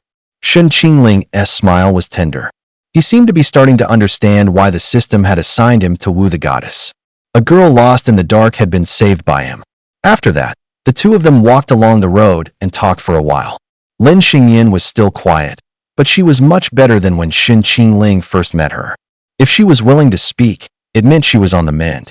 Xin Qingling said that time heals everything. The girl disagreed. "No, time can't. Mr. Shen healed me." In her eyes was a determined, yet warm smile, and a fondness for Xin Qingling she didn't bother to hide. Still, maybe she couldn't quite tell what that feeling was yet.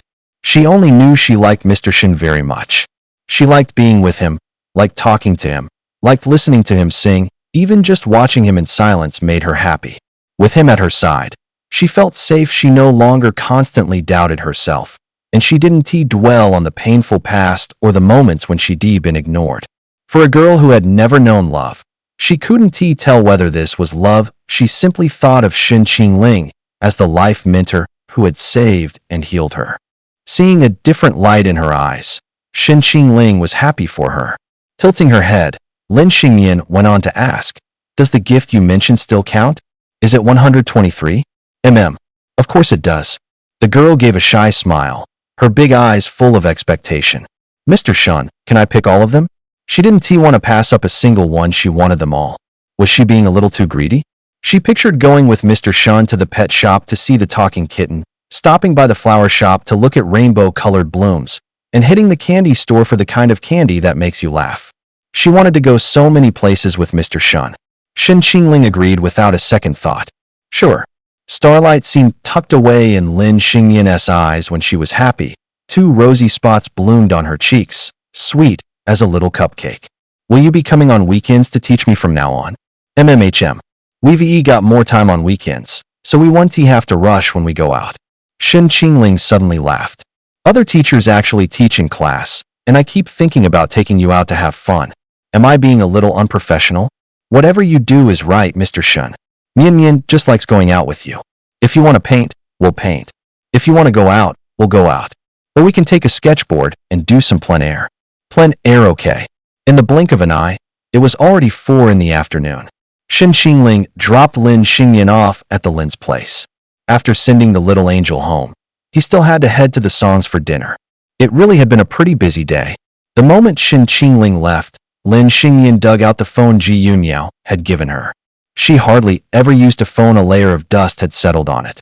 Does this thing even still work? If she wanted to stay in touch with Mr. Shen, she had no choice but to start using it. With Ji Yunmiao's help, Lin Xingyan finally logged back into WeChat after ages. Only a handful of contacts remained.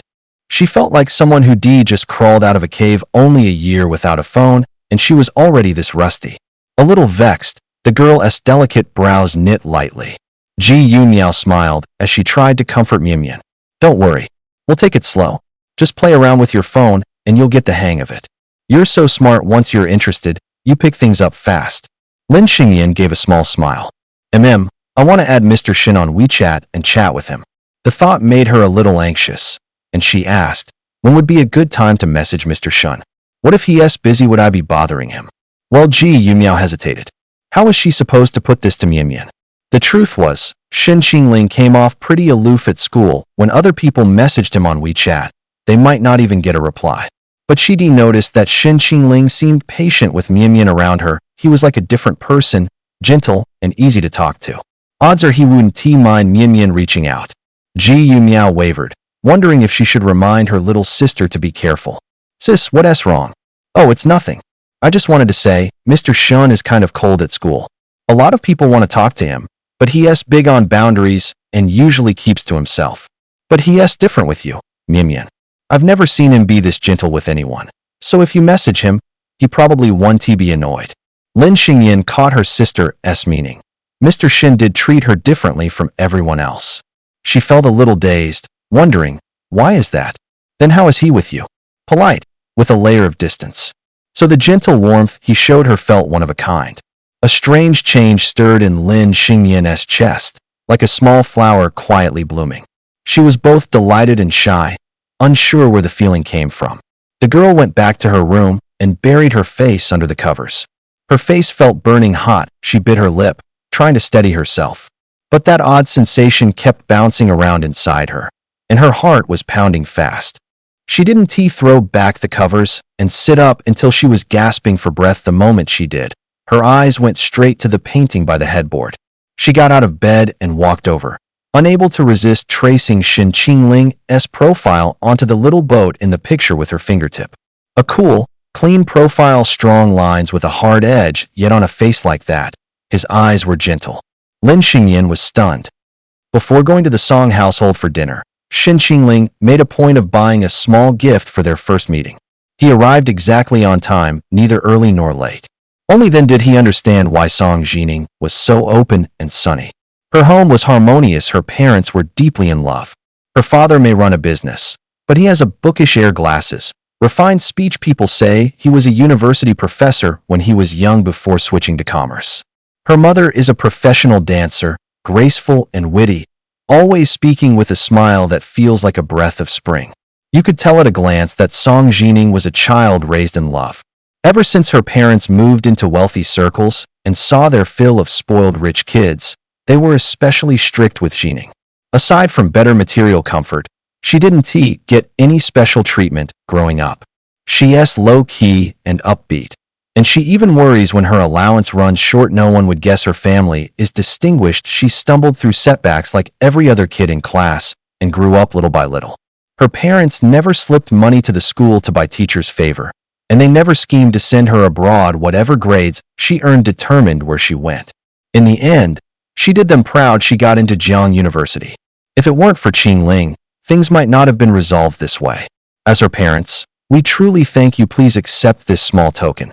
Parents who had always disdained buying off teachers with cash, this time chose to express their gratitude to Shun Qingling with money. They weren't putting on airs. They just understood how important money is, especially for a kid Shin Qingling's age. Shin Qingling could tell they were sincere. From Song Jining's parents' point of view, other things might not help. Money was the only thing that could really do him any good. Even so, Shin Qingling chose to turn it down. With a faint smile, he said, "Thank you, Mr. and Mrs. Song. I appreciate your kindness, but this thank you gift is too much for me. I only did what I should have. Being invited to your home for dinner already makes me very happy." Since he put it that way, Song Jining's parents didn't press him any further. They could see Shin Qingling had backbone, humble, courteous, and well composed, with a bright future ahead. Watching him smile and chat with her parents, Song Jining was completely entranced. Shin Qingling was just too adorable. Song Jining had a special kind of feeling for him. On one hand, she admired him like an idol, and on the other, she ached for him like a mom, wanting to see him grow, stand taller, and claim the future he wanted. In the entertainment industry, fans like that are usually called mom fans. Their affection isn't about possession. They want to see him happy, growing, headed for a better future, achieving what he wants, basically the way a mother looks at her son. That was exactly the kind of fan Song Jining was. Now Shin Qingling had completely won her over. That night the two of them took a walk outside. The more they talked, the more into it they got, and Song Jining practically wanted to praise every last thing about him. A mom fan doting on her kid, the more she looked, the more satisfied she felt. Shin Qingling politely returned a few compliments, and Song Jining's inner fangirl shot through the roof. The meter, already maxed out, went off the charts. Before they parted, Song Jining asked what he wanted to do in the future. Under the starry sky, the boy's gaze was gentler than before. To become the person everyone pays attention to. Song Jining froze for a moment and suddenly understood something. If the whole world was watching him, It meant he wouldn't belong to just one person. She paused only briefly, then smiled with deep satisfaction. You can do it. You're Shen Qingling, born to be admired and adored. I believe you'll become the one everyone has their eyes on. Even if others forgot, she would always remember the one who pulled her out of that dark little room, the boy in the spotlight. That photo is still her lock screen, and she plans to never change it. She knew they weren't from the same world. He would soar into a broader, farther sky, but as long as she could still look up to him, that was enough. Song Jining didn't care about getting anything. She just wanted to see him. Being a friend by his side was already more than enough. Jining, you're the most cheerful person I've ever met. I really envy you. Shen Qingling envied her candor, how she could give her heart without reservation, without tiptoeing to hide it, without weighing gains and losses. All she had was a girl's pure admiration and a clear sense of self. Raised in love, she was more willing to offer sincerity. As long as that person was happy, she wouldn't cling. Doing so would only lock her in a cage, and Song Jining would never do that. She loved herself, too. She wouldn't let herself become a prisoner of love. She kept a clear sense of who she was. The girl laughed in surprise. Wow, someone as outstanding as you still envies me? I don't think there's really anything about me worth envying, is there? There's a lot that's good about you. You just don't notice it because it's yours. Song Jining flushed at once and asked shyly, is that a compliment? It is. I hope you can always keep that happiness. Since Mr. Perfect says so, I definitely will. It's getting late. I've got to head back. You should turn in early, too. Okay. See you next time. Shen Qingling had only taken 2 steps when Song Jining ran after him again. What is it? Something else? Can I ask you one last question? Sure. Are we friends? Of course we're friends. That's great. Bye-bye, Mr. Perfect. See you, Mr. Perfect. Song Jining went home in high spirits, and Shen Qingling's mood shifted as well. Thinking of the girl in the original story who was so desperate she wanted to kill herself, then looking at how lively she was now, Shen Qingling suddenly felt that coming to this world meant something. He might actually be able to change other people's fate.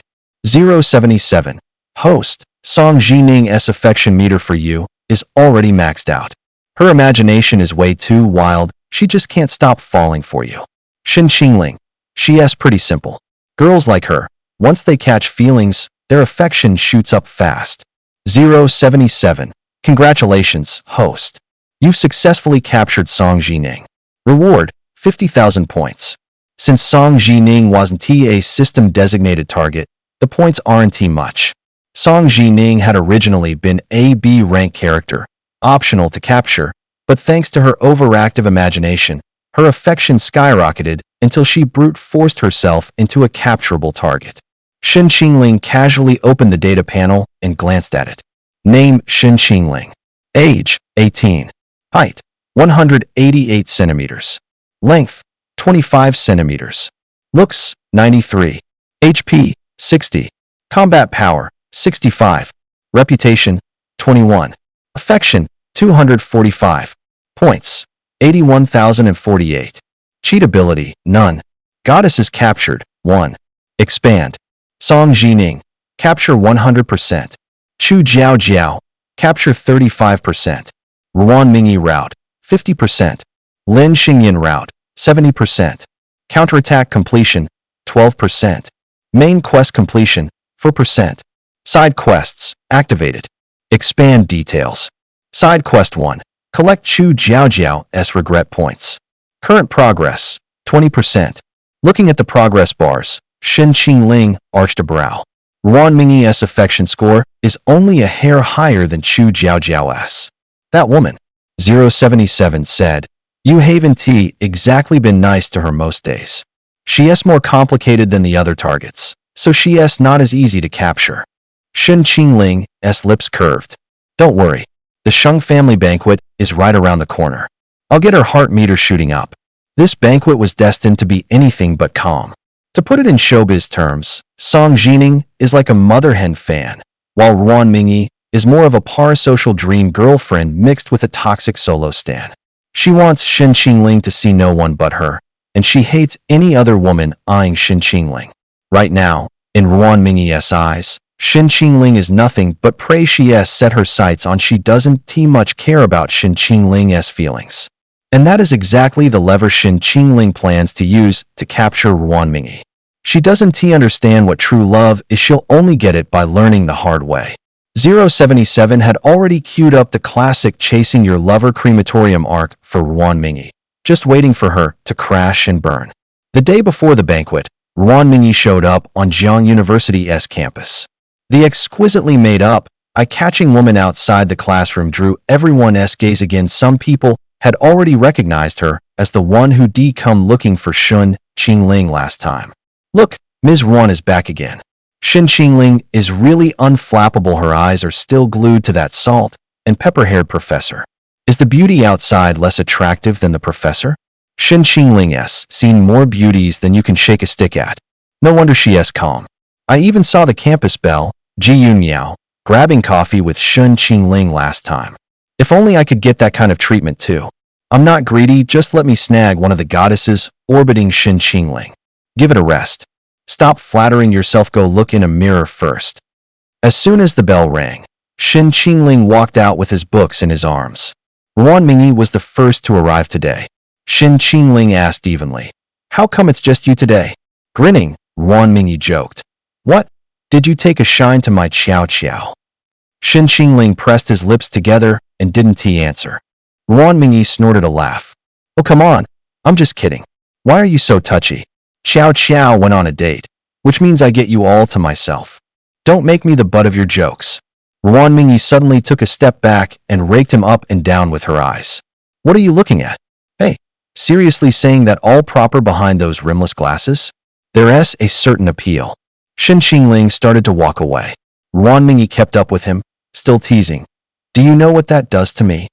Shin Qingling knew her too. Well, he knew the moment she opened her mouth, it would go straight into the gutter. He let out a cold laugh. Like I can't tell what's in that head of yours. Ruan Mingyi narrowed her eyes. It's full of you. Shin Qingling stayed silent, the tips of his ears turning pink, and seeing him like that always delighted Ruan Mingyi to no end. All right, I'll stop teasing you. There's a banquet tomorrow night.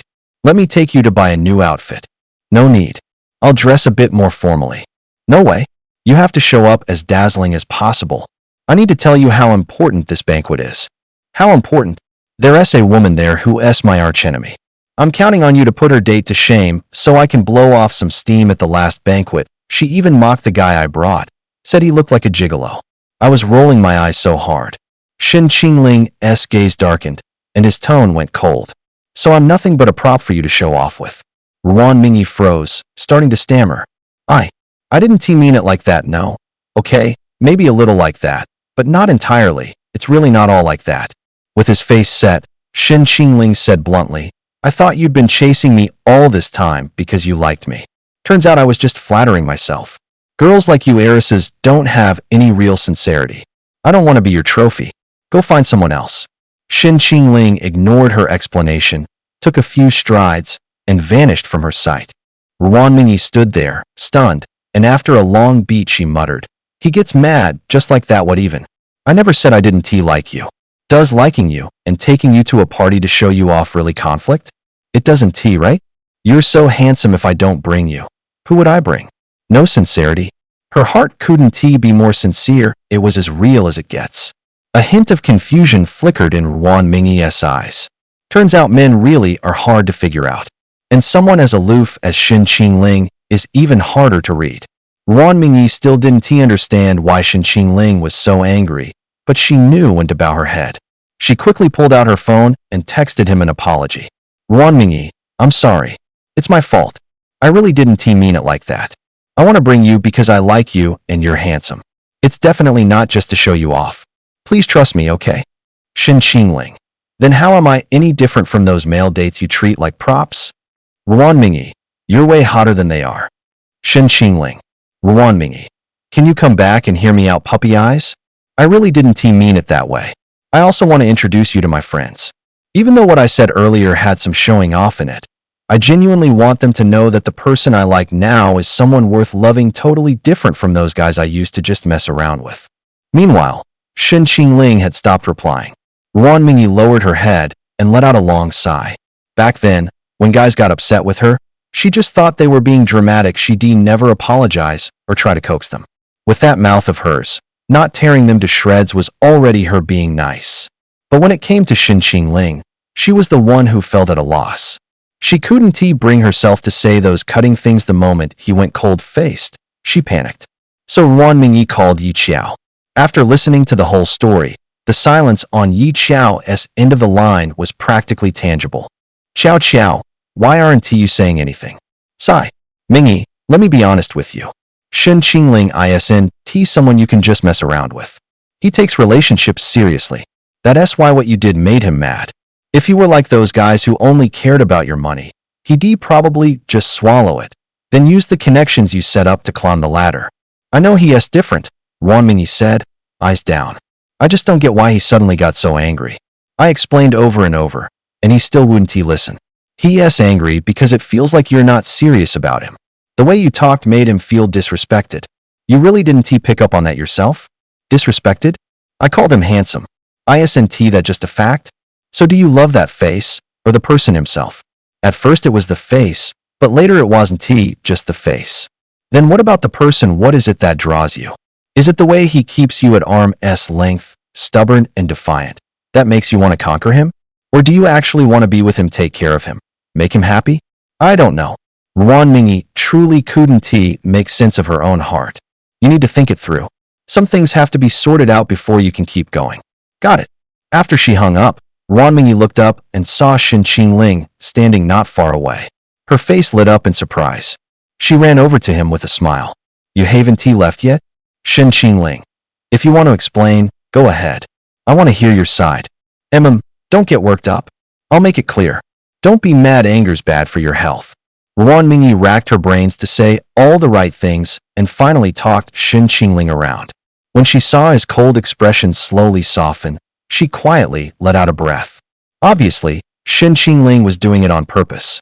He absolutely couldn't let Ruan Mingyi lump him in with those casual flings she'd had before. If she did, she'd only look down on him, and contempt only begets arrogance. It never leads to love.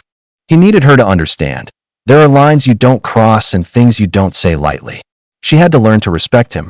Testing the waters, Ruan Mingyi asked carefully, then how about we go buy some clothes? When Shin Qingling looked over, her heart tightened. She blinked and added, nothing too flashy, just something comfortable, whatever you like. Since Ruan Mingyi was at least giving some ground, Shin Qingling nodded. Okay. Ruan Mingyi took Shin Qingling to a custom suit shop. She told the manager to handle everything according to Shin Qingling's preferences and didn't but in it all. As the manager took Shin Qingling's measurements, they couldn't help praising. Is Miss Ruan's friend a model? He's got a great build. He's not a model. I think he looks better than one. That's true, haha. Handsome and in great shape, Miss Ruan. You're really lucky. As soon as the words were out, the manager headed to the back to fill out the paperwork. Ruan Mingyi panicked, afraid of being misunderstood, and hurried to explain. I've never brought a guy to buy clothes before. You're the first. Shin Qingling found her amusing and lowered his gaze. I didn't say anything. I just don't want you to get the wrong idea. I never caught feelings for those guys, and the manager's a friend of my dad's, so. Don't explain so much. I'm not your boyfriend. Then I should explain, otherwise you'll get mad, and you're a pain to soothe. Are you calling me nosy? No. Ugh. You're misunderstanding me again. You don't need to explain. Seriously, no, I didn't mean it like that at all. Seeing how flustered Ruan Mingyi was, Shin Qingling couldn't help but laugh. The young man's lips quirked. Ruan Mingyi could tell he was teasing her. She bit her lip and said, didn't he know you had that mischievous streak? Shin Qingling arched a brow and shot back. So only you get to tease me? It was the first time Ruan Mingyi had seen that expression on him, and that one lifted brow just about knocked her flat. 077. Ruan Mingyi's heart flutter score went up by 5. Yep, Ruan Mingyi had always been a sucker for a pretty face. She leaned in close, right up to him, and said, I never said that, but the way you look right now has my mind running wild again. She didn't dare imagine how handsome Shin Qingling would be in a suit, and found herself wetting her lips. Shin Qingling pressed his index finger to her forehead to hold her back, and said, quit it, spare me a little innocence. Ruan Mingyi's mouth curled. She rose on tiptoe to his ear and whispered, "In my book, you lost your innocence ages ago. Anything I could think, dream, or do I've done." Shin Qingling pushed her away, the tips of his ears so red they looked like they might bleed. This woman really is. Ruan Mingyi was grinning from ear to ear. Why does he blush so easily?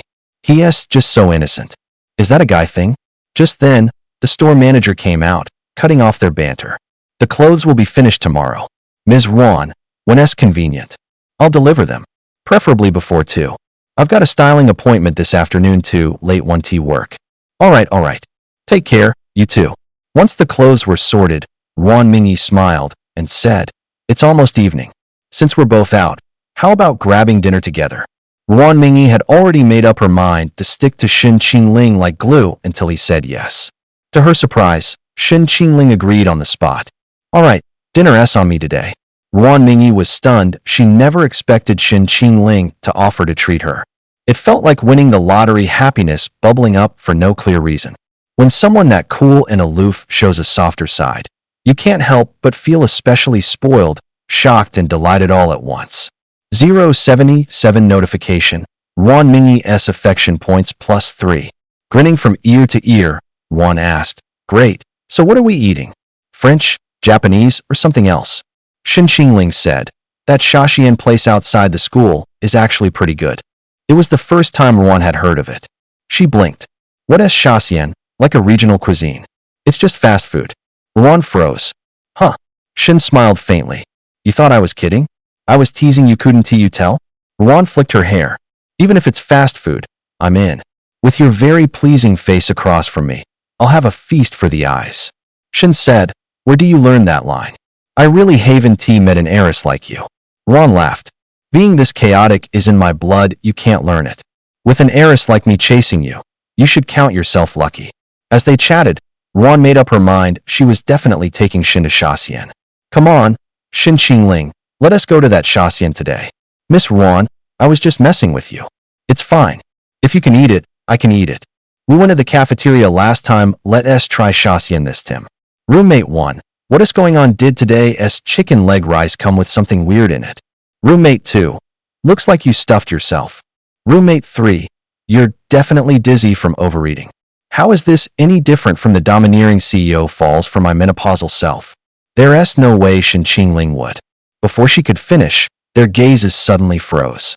"What happened? Why you turn around? Quick."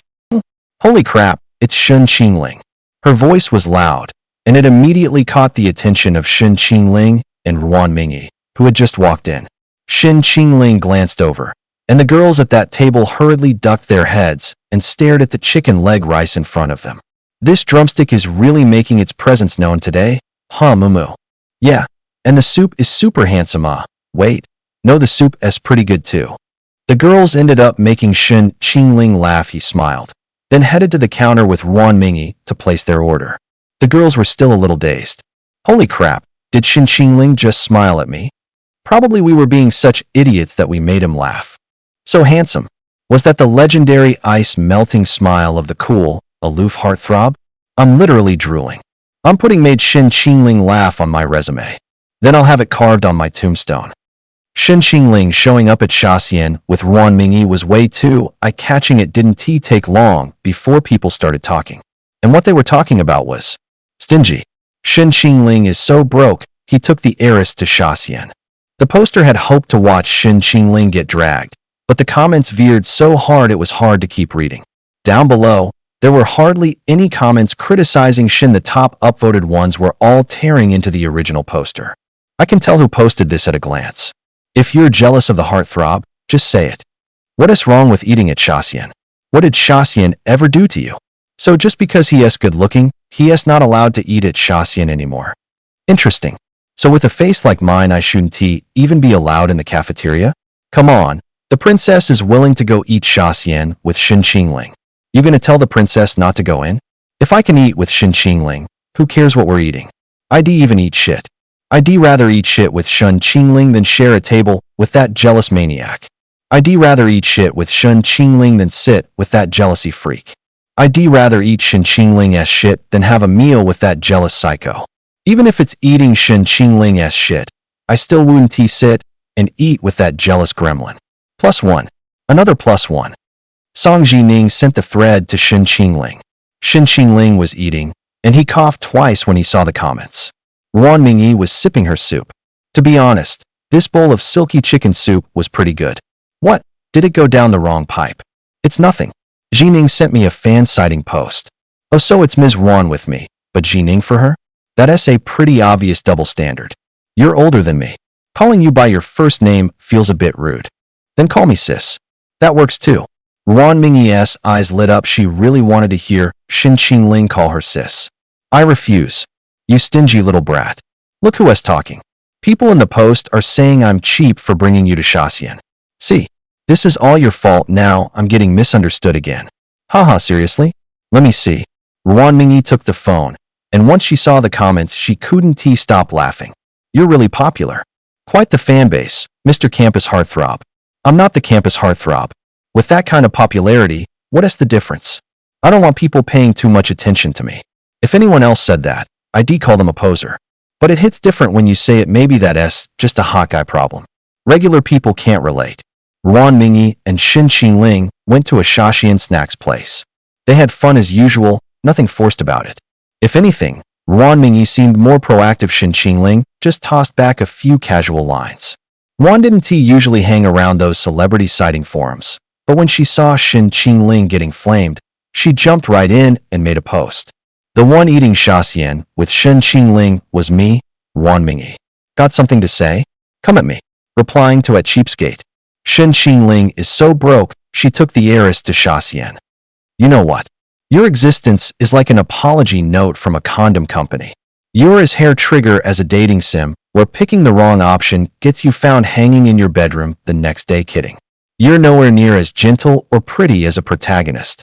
Honestly, you look more like a slab of cured pork hanging from the ceiling, the all-fat kind. As for why you made the post, I get it. You're that person who doom scrolls videos till you're numb, backs out to the home screen, swipes twice, and sees no notifications, then opens the app again on reflex. You bust your ass curating your Weibo, and your notifications are still at 0. You work on your Twitter, still 0. WeChat likes, also 0. Nobody notices you. You'll realize you're living worse than a cockroach. At least cockroaches get girls to scream. You don't even have that. Pathetic. Anyway, to be fair, you're kind of impressive. If an average person had your life, they would jumped already.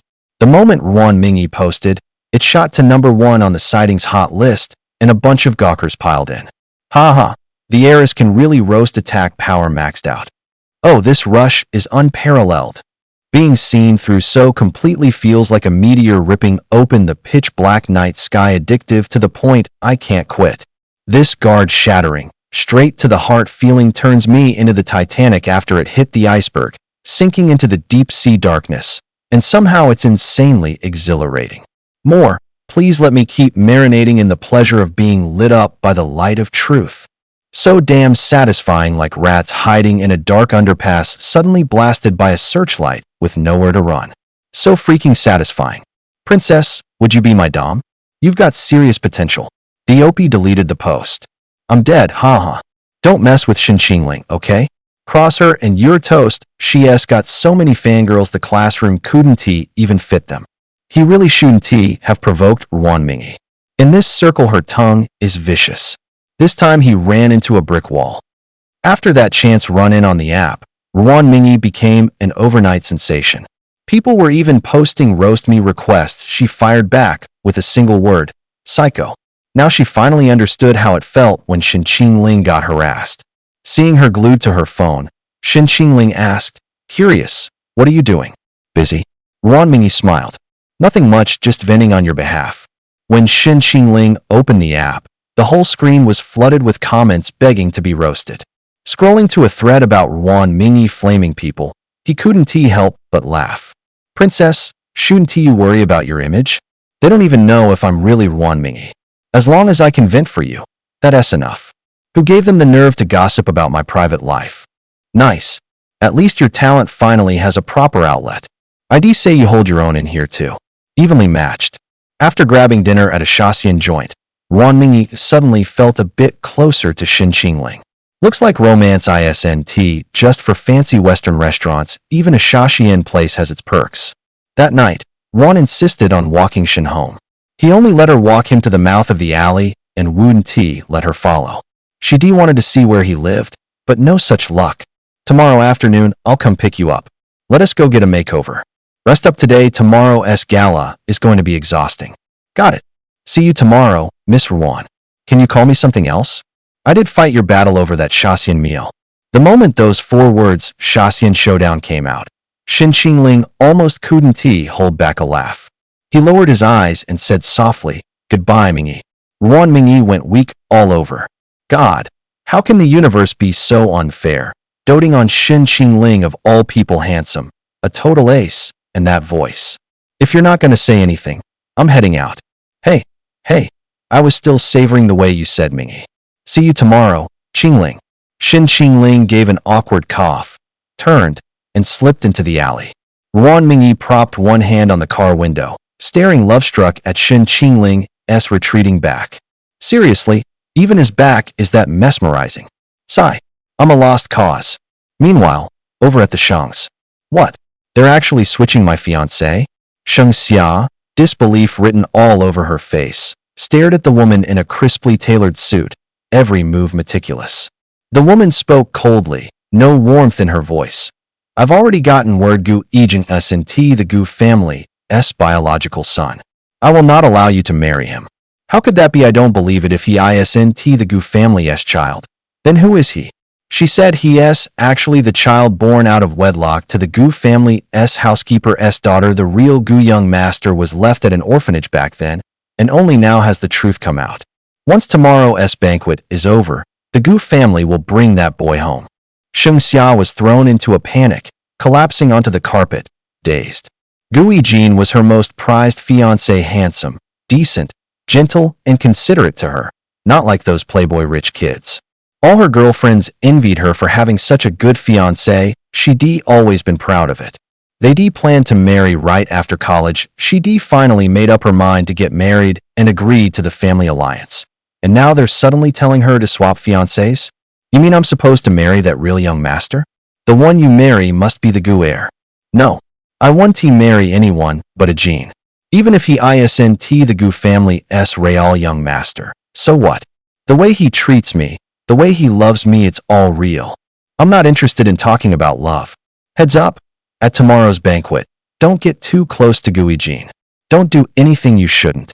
She adjusted the cuff of her suit jacket, glanced at her watch, and, with a slight frown, said, I'm heading out. I'll give you one night to think this through. Sheng Xia ground her teeth and shouted, fury boiling over. That's right, someone as cold as you will never understand.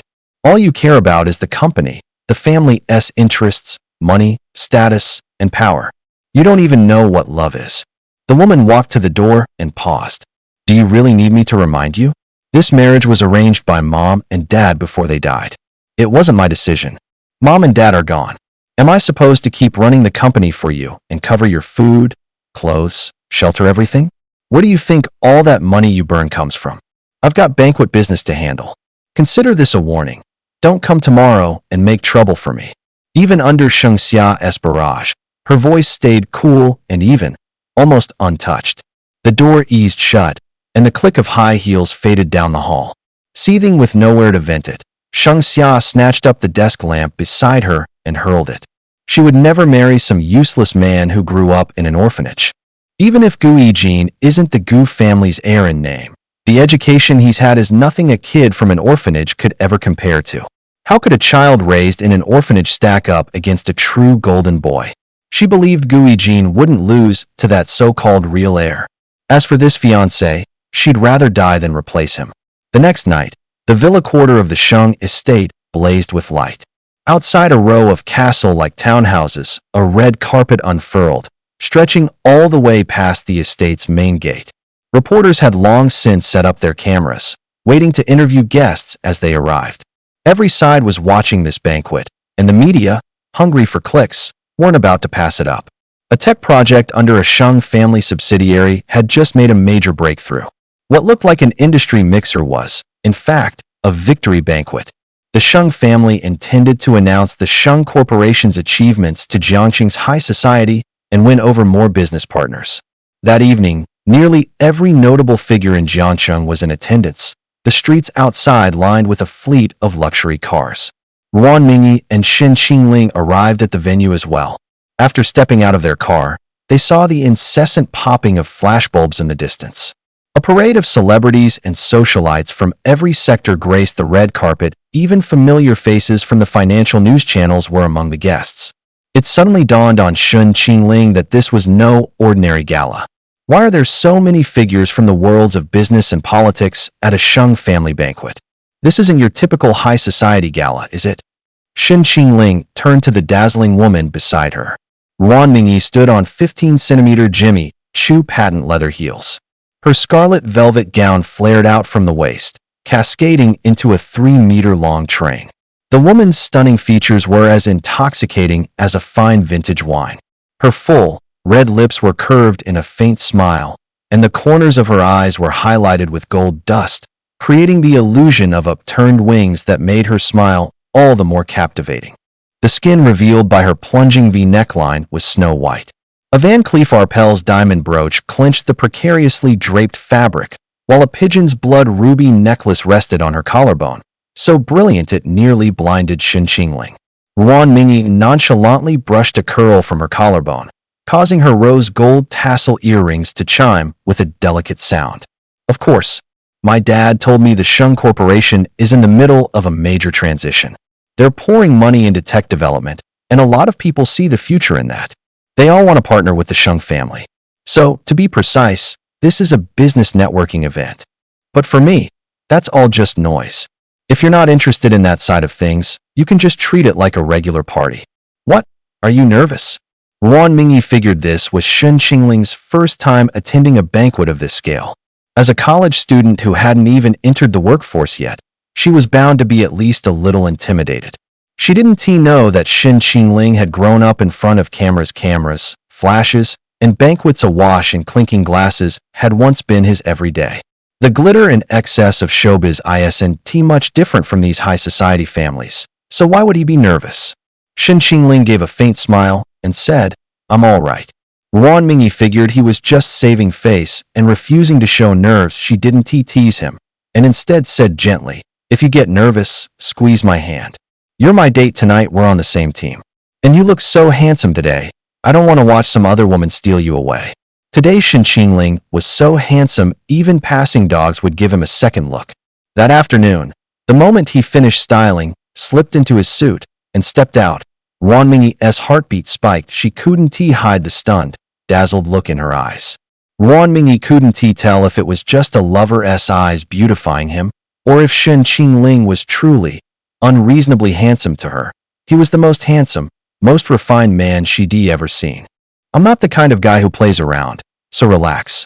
Shen raised a hand to fix his cufflinks, and his ink-black suit picked up a subtle, dusky blue sheen. The rare fabric was woven from black pearl oyster nacre, so that when he moved it was like wearing the midnight surf.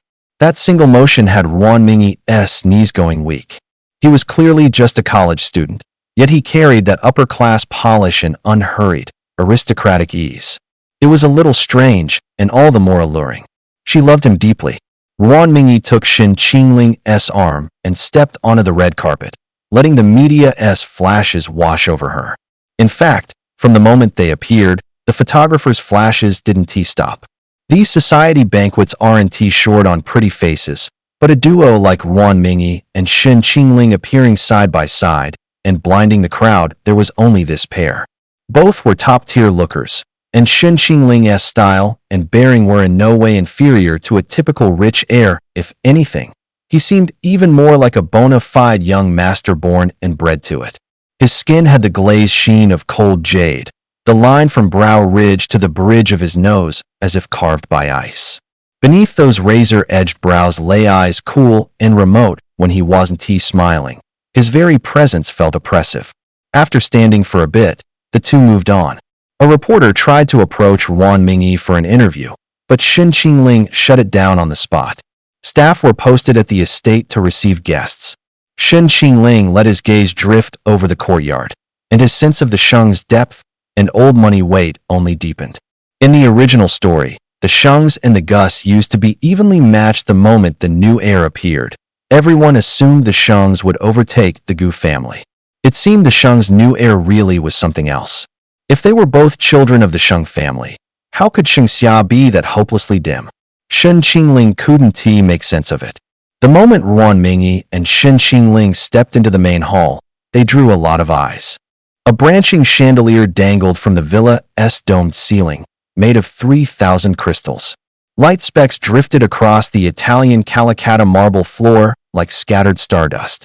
Gilt mirror panels were set into all four walls, multiplying the guests' reflections and bodies crisscrossed into a maze where the real and the reflected coexisted. The entire east wall had been turned into a champagne tower cascade. Servers wove through with trays, and when the amber wine was poured into flutes, it chimed as crisply as coins clinking. A 20-piece orchestra struck up behind the spiral staircase. There was a subtle resonance between the cello's tremor and the sway of the crystal chandelier. Ruan Mingyi took a quick look around. On the right clustered the people talking business, while to the left, debutantes and young heirs were drinking and dancing. So he led Shen Qingling to the right. Shen Qingling's stunning, unfamiliar face instantly became the hot topic among the socialites on the left. Which family is he from? I don't think I've seen him before. Qianxian, do you know him? No idea. Xia said there are a lot of guests from Beijing this time. Maybe he has new money from Beijing? He is so handsome. I actually thought the Shengs had invited a celebrity. Those little starlets don't have that kind of presence. He is clearly not your average guy. The woman next to him does look familiar though. Hey, isn't that Ruan Mingyi? How would she know someone like that? Come on, let us go ask around. Three women holding champagne suddenly headed their way. Ruan Mingyi recognized them at a glance, old acquaintances. They were Shengxia's clique, a group of women she hated most. A curly-haired woman smiled and asked, Mingyi, is this the fiancé your dad arranged for you? Aren't you going to introduce us? Ruan Mingyi immediately got what they meant. They'd probably taken Shen Qingling for some rich young heir and were seething with jealousy inside. She deliberately smiled and said, yeah. Lu Qianxian gave Shen Qingling a gentle smile. Arching a brow, she extended her hand. Hi, and you are? Ruan Mingyi stepped in front of Shen Qingling, leaned in, and said to Lu Qianxian, isn't your date over there? Sorry, we've got things to do, we can't stay. Hooking her arm through Shen Qingling's, she walked straight off. There was no need to waste pleasantries on that crowd. Lu Qianxian's hand was left awkwardly hanging in the air. Once Ruan Mingyi was gone, she sneered, what is she so smug about? He has just a pretty face. Wait till Xia shows up with Gui Jin, let us see if she is still so pleased with herself. I actually think this guy is better looking than Gui Jin. I just don't know if his family background can measure up to the Gu family.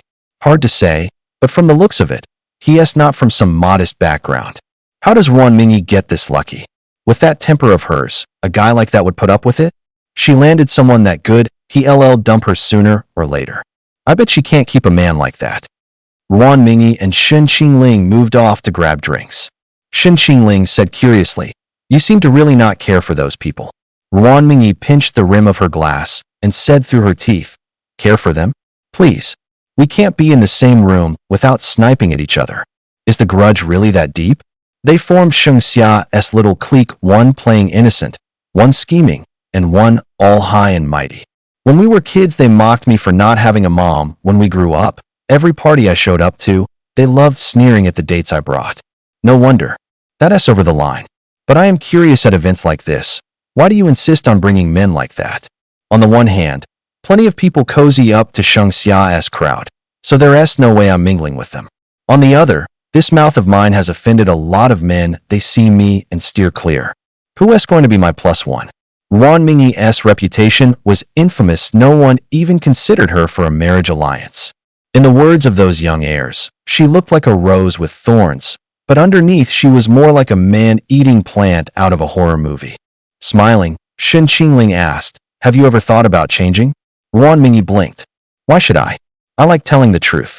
They're too fragile here, a little honesty, and they fall apart. That is not on me.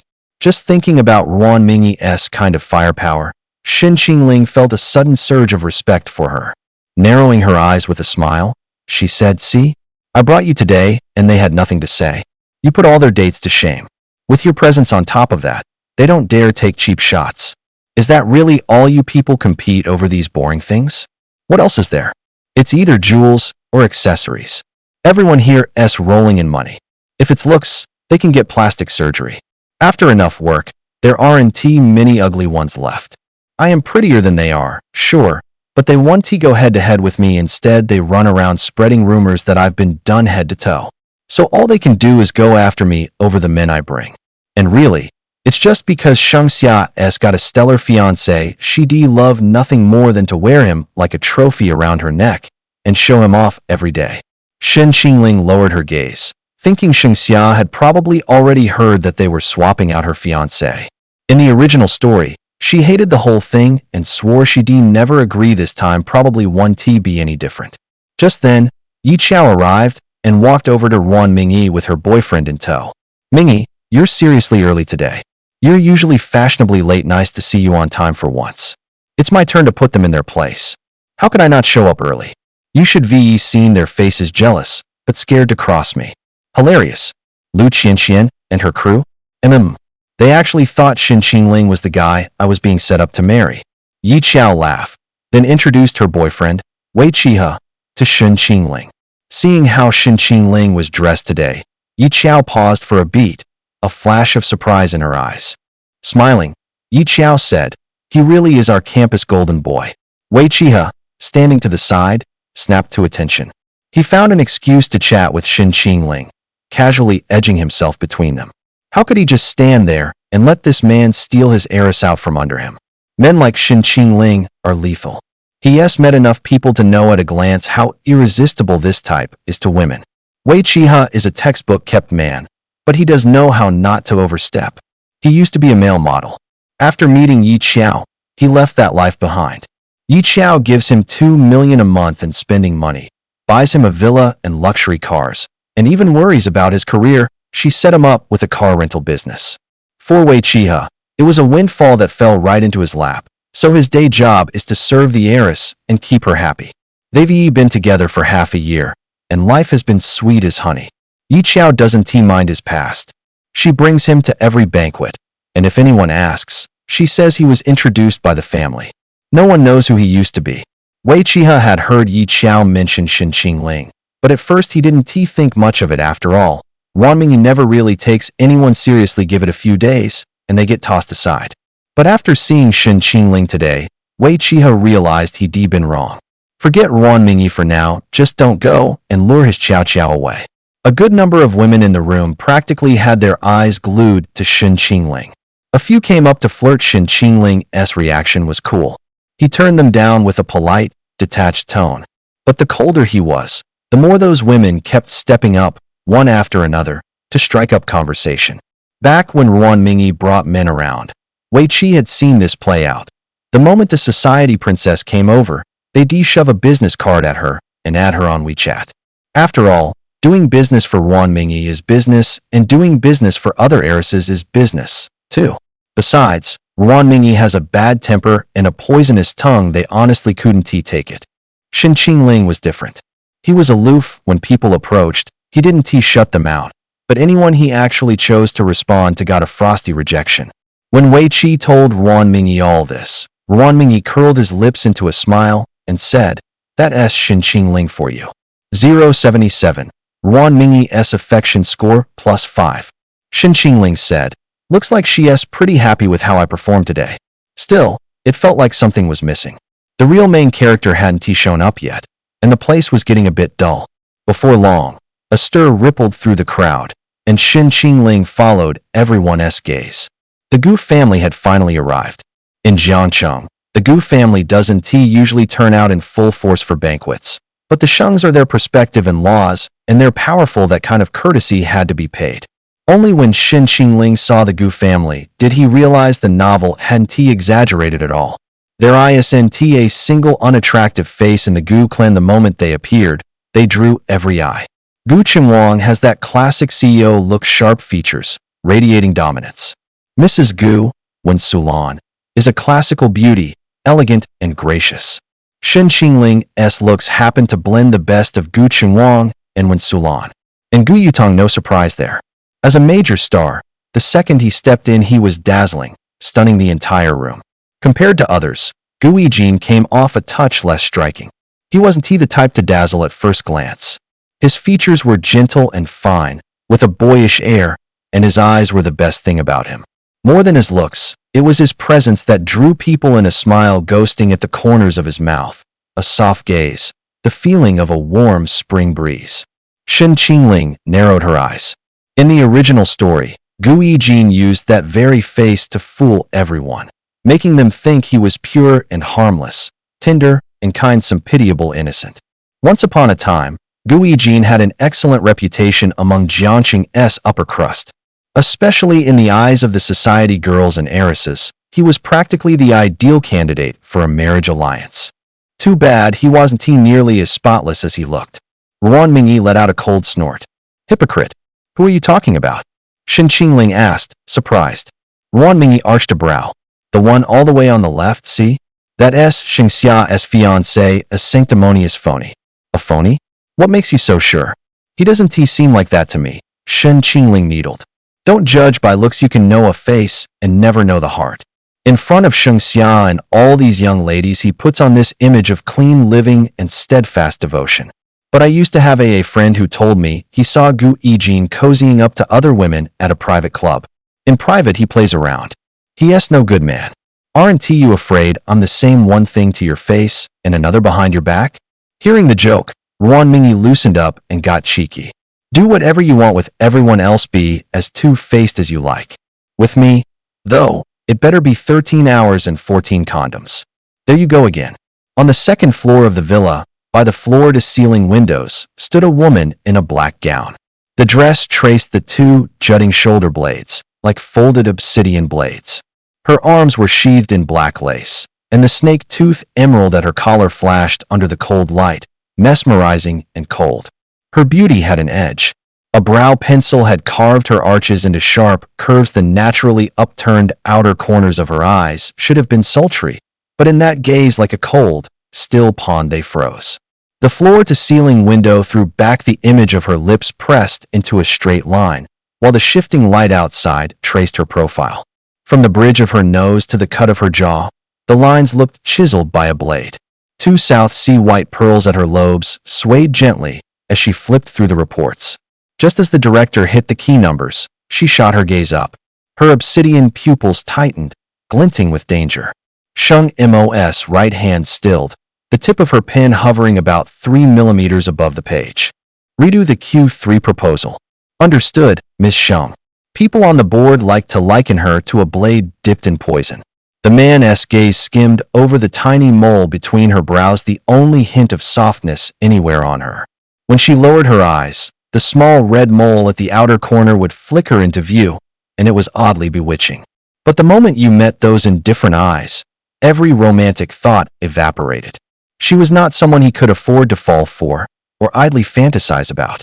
Why are you still standing there? Sorry, Miss Sheng. I'll take care of it right away.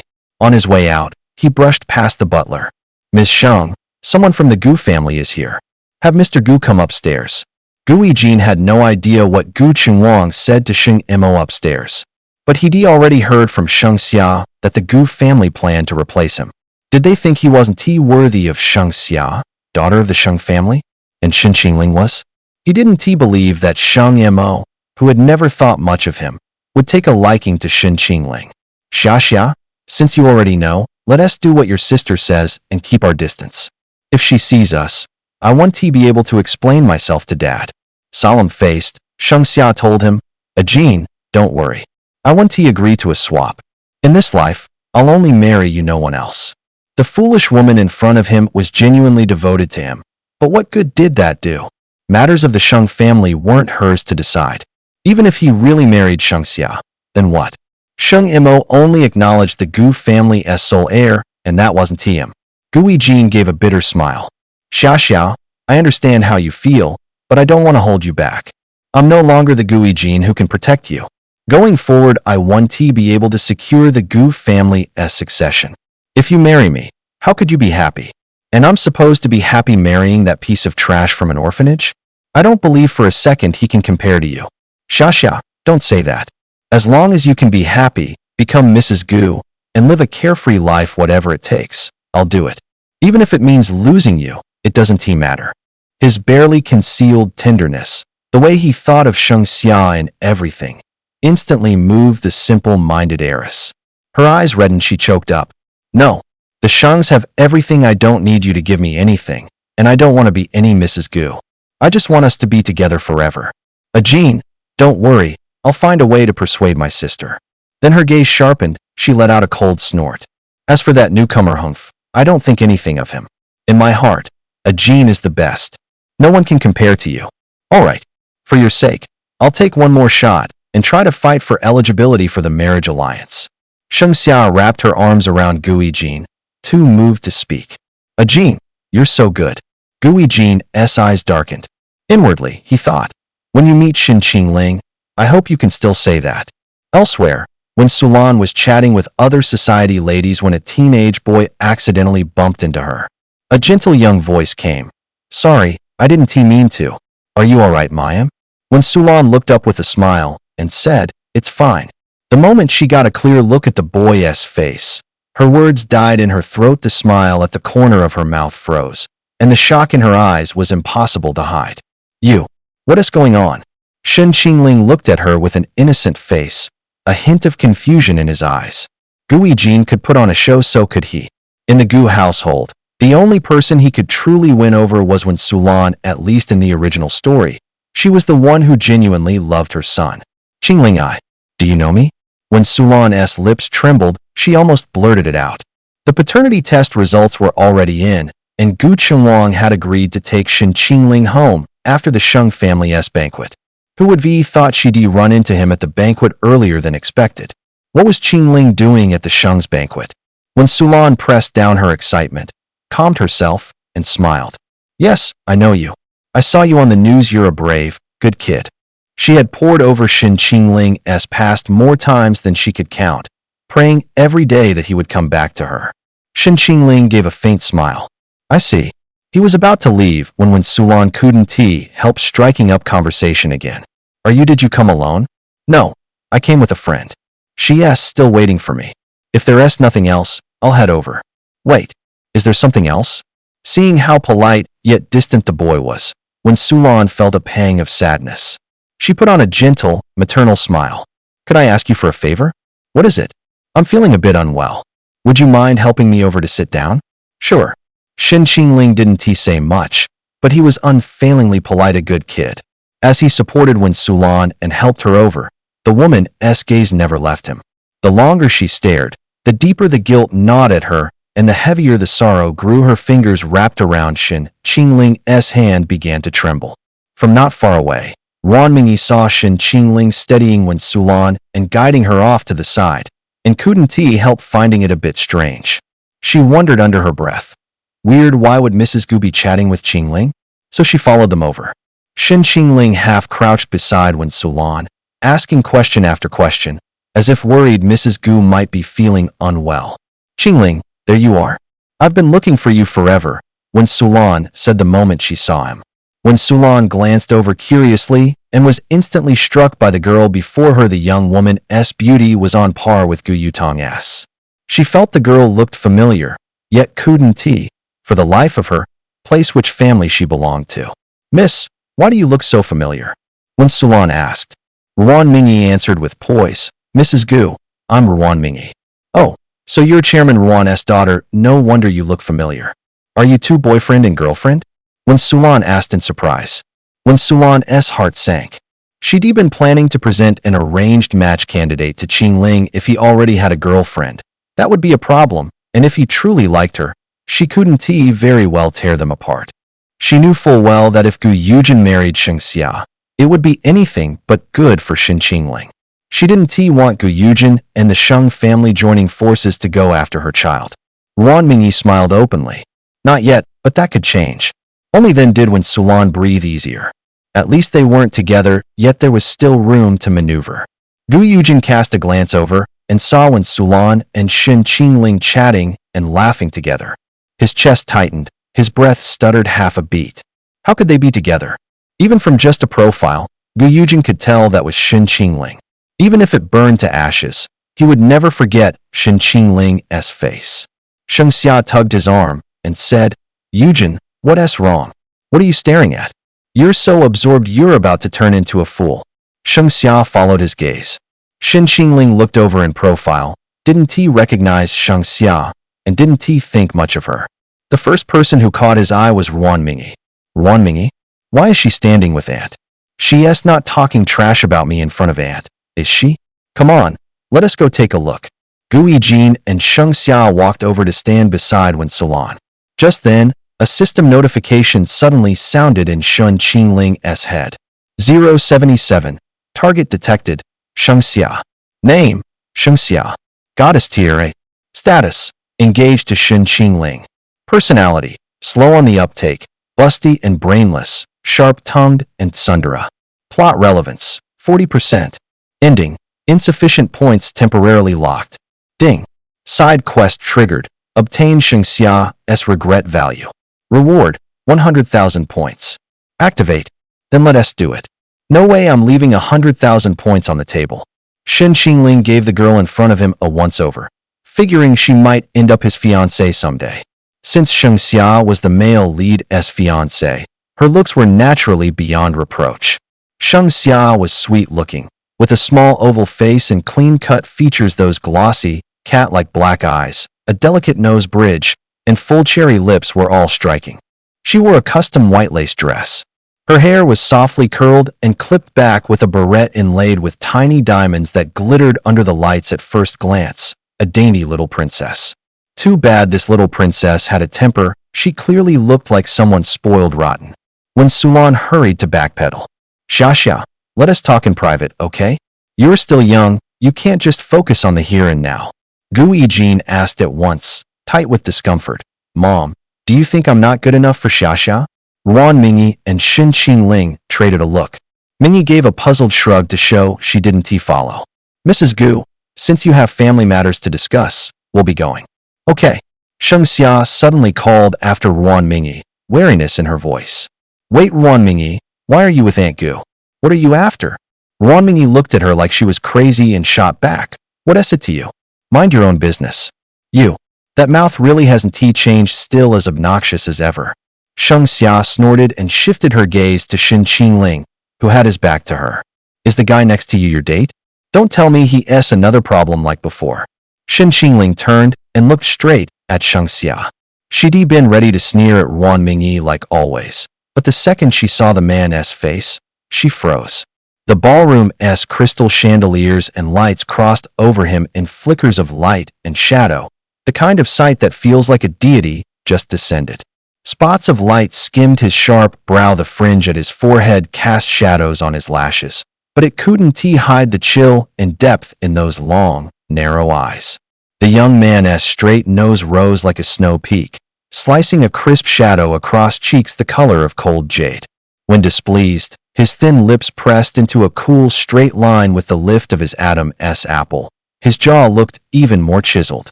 A tailored suit framed his broad shoulders and narrow waist, meant to be austere and proper, but on that long frame it came off heart-thumping sexy. Icy.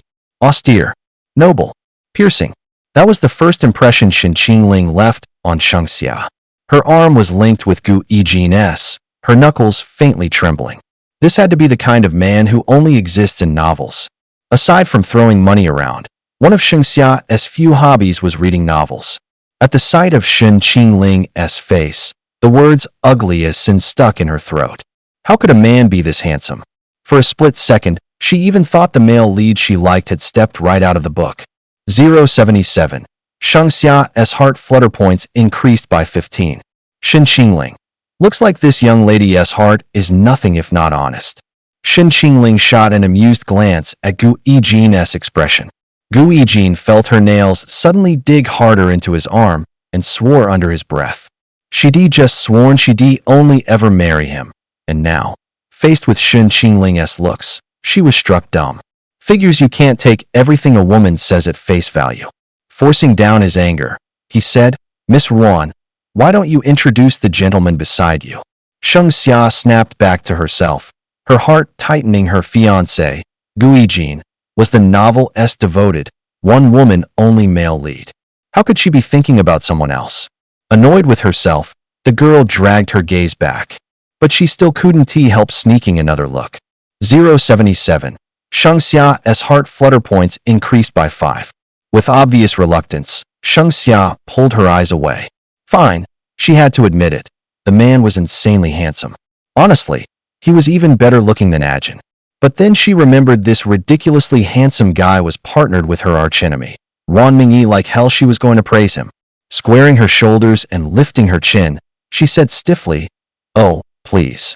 He's probably just another rent-a-pretty from some club brought in to pad the crowd. It's not like I don't know her. What respectable family in Jiangcheng would bring her to a real banquet?"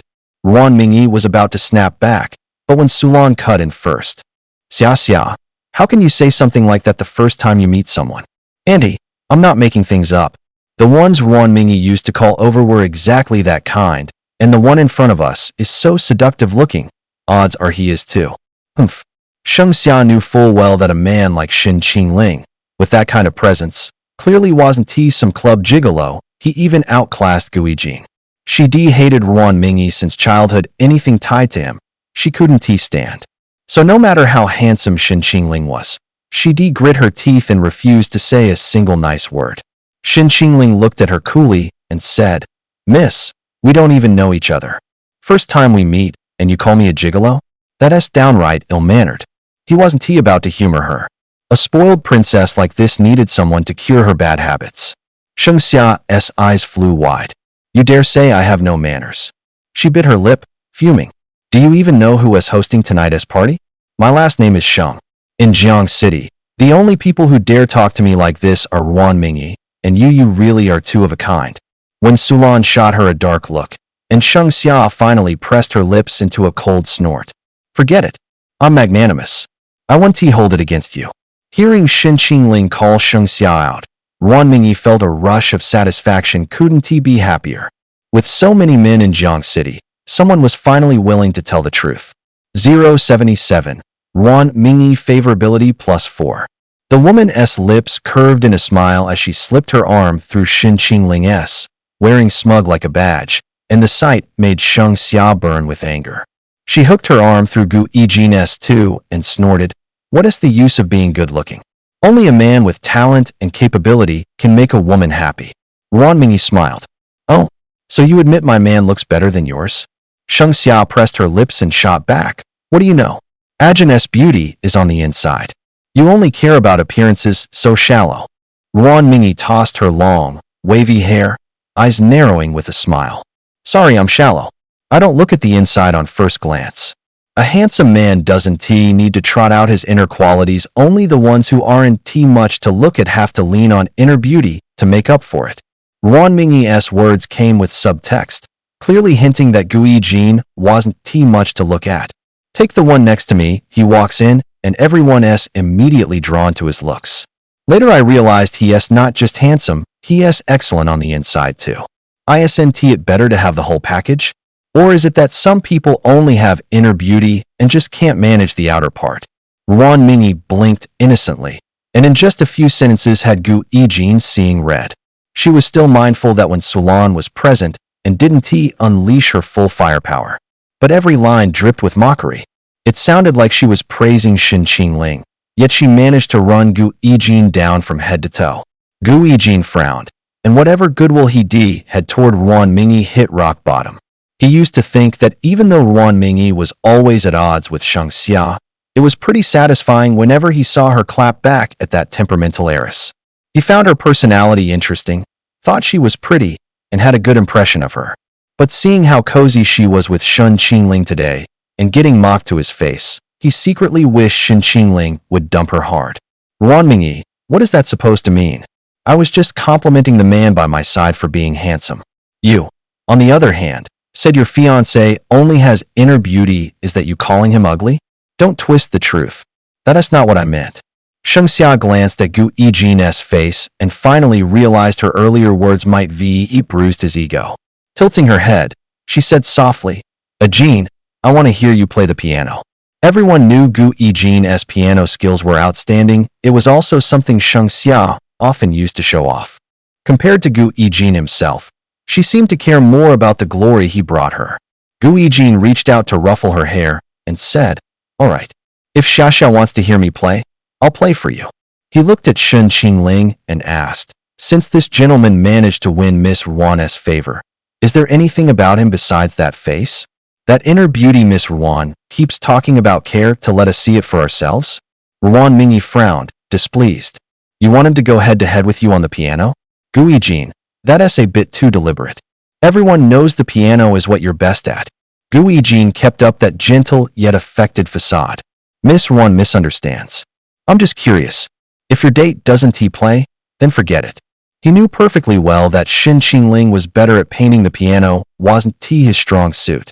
And in all the information he dug up, there wasn't a single mention of him playing piano. And the piano was exactly where Gu Yijin shone. He wanted to force Shen Qingling onto that stage and see if the guy even dared to take the bait. When both Ruan Mingyi and Shen Qingling stayed silent, Sheng Xia chimed in with a sneer. "What, scared? Honestly, people from your kind of background probably don't know any of this. A Jin has won more piano awards than the man beside you has had hot meals." Even if Sheng Xia hadn't stirred the pot, Gu Yijin would found a way to shove Shen Qingling straight into the trap he laid. The moment he laid eyes on Shen Qingling, plans and schemes started firing off in his head. He prepared 3 different plans just for Shen Qingling. As long as any one of them worked, Shen's reputation in high society would be as good as ruined. Tonight, at the Sheng family banquet, he fully intended to expose Shen Qingling for what he really was and humiliate him beyond repair. Ruan Mingyi wasn't sure whether Shen Qingling could actually play the piano, but she knew how formidable Gu Yijin was at it, and she had no desire to see Shen go toe-to-toe with him. As far as Ruan Mingyi was concerned, there was no reason to agree to something like this. But to her surprise, Shen Qingling did. The young man didn't bat an eye. "The piano? I can play." Gu Yijin wore a not quite a smile and said, "If you're doing it out of spite, there's no need to force yourself to say yes." Sheng Xia mocked in a lofty tone. "Being able to play and being good at it are 2 different things, don't mix them up. Even if it's just going up there to play a few simple pieces, I can do that too." Ruan Mingyi leaned to Shen Qingling's ear and whispered, "Can you really? If you can't, just ignore them. Ducking out one cause any trouble." Shen Qingling smiled, a rare gentleness in his face. "Trust me, not taking the bait is fine, but I don't want to see you lose to her." 077. Ruan Mingyi's heart flutter score +10. That domineering, self-assured, "I don't want you to lose to her" sent Ruan Mingyi into a dreamy daze. She was almost dizzy from how captivating Shen Qingling was in that moment. No way Shen Qingling can sweet-talk like that. Isn't he usually the cool, taciturn, untouchable type? And yet that line rolled off his tongue so naturally. It wasn't he even particularly flirty, so why was her heart suddenly pounding so fast? Maybe, to Shen Qingling, it wasn't he deliberate flattery at all, but a genuine glimpse of what he felt inside. He simply didn't want to watch her lose to Sheng Xia. That was Shen Qingling's charm. So young, and with just one sentence he could throw her off balance and make her fall headlong. Smiling with her eyes, Ruan Mingyi said, "Why say it like that? You're going to make me think you kind of like me. I never said I don't like you." Shen Qingling isn't the type to broadcast his feelings. That line stunned Ruan Mingyi. Her already uneasy heart surged again. She suddenly remembered a saying. If you want to know whether a man really likes you, don't just listen to what he says, look at what he does for you. Even knowing everyone would take him for a gigolo, he still agreed to accompany her to a gala he found mind-numbingly dull. To do her proud, he put on that formal suit he hated and cranked his look up to what he thought was way too flashy and rakish.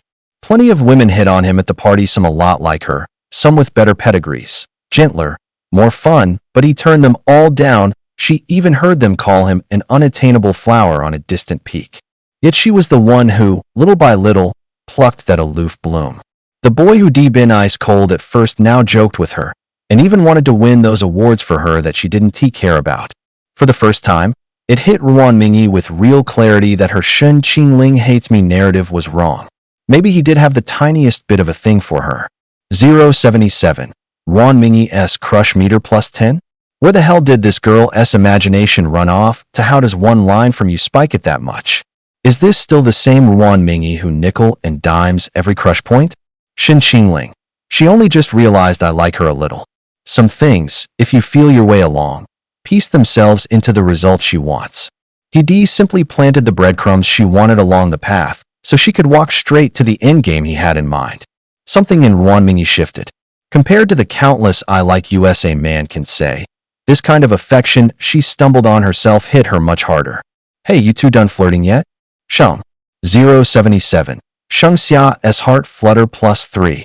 This young lady's heart is a lot more honest than her mouth. Shin Qingling glanced at Sheng Xia and smiled. I already said I can play. Do you still have any objections, Miss Xing? Then I'll take that as a yes. Jean, you go first. Gui Jean felt like the young lady was keeping him as her pet dog.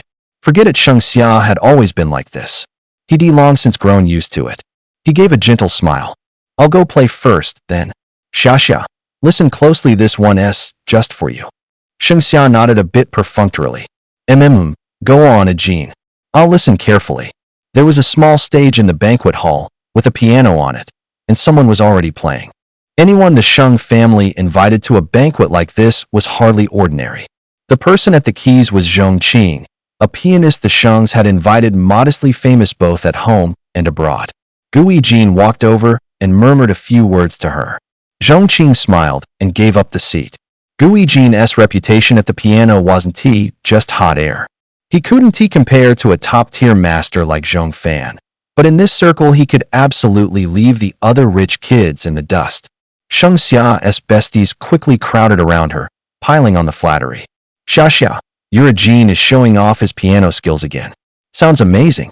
Young Master Gu said he's playing this just for Xia. So romantic. When am I ever going to meet a boyfriend like that?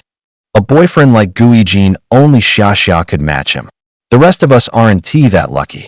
Xia, when are you going to introduce us to some of Jean's friends? I heard the Tang family's young master is pretty great too, and supposedly still single. Ron Mingyi took in the scene and rolled her eyes.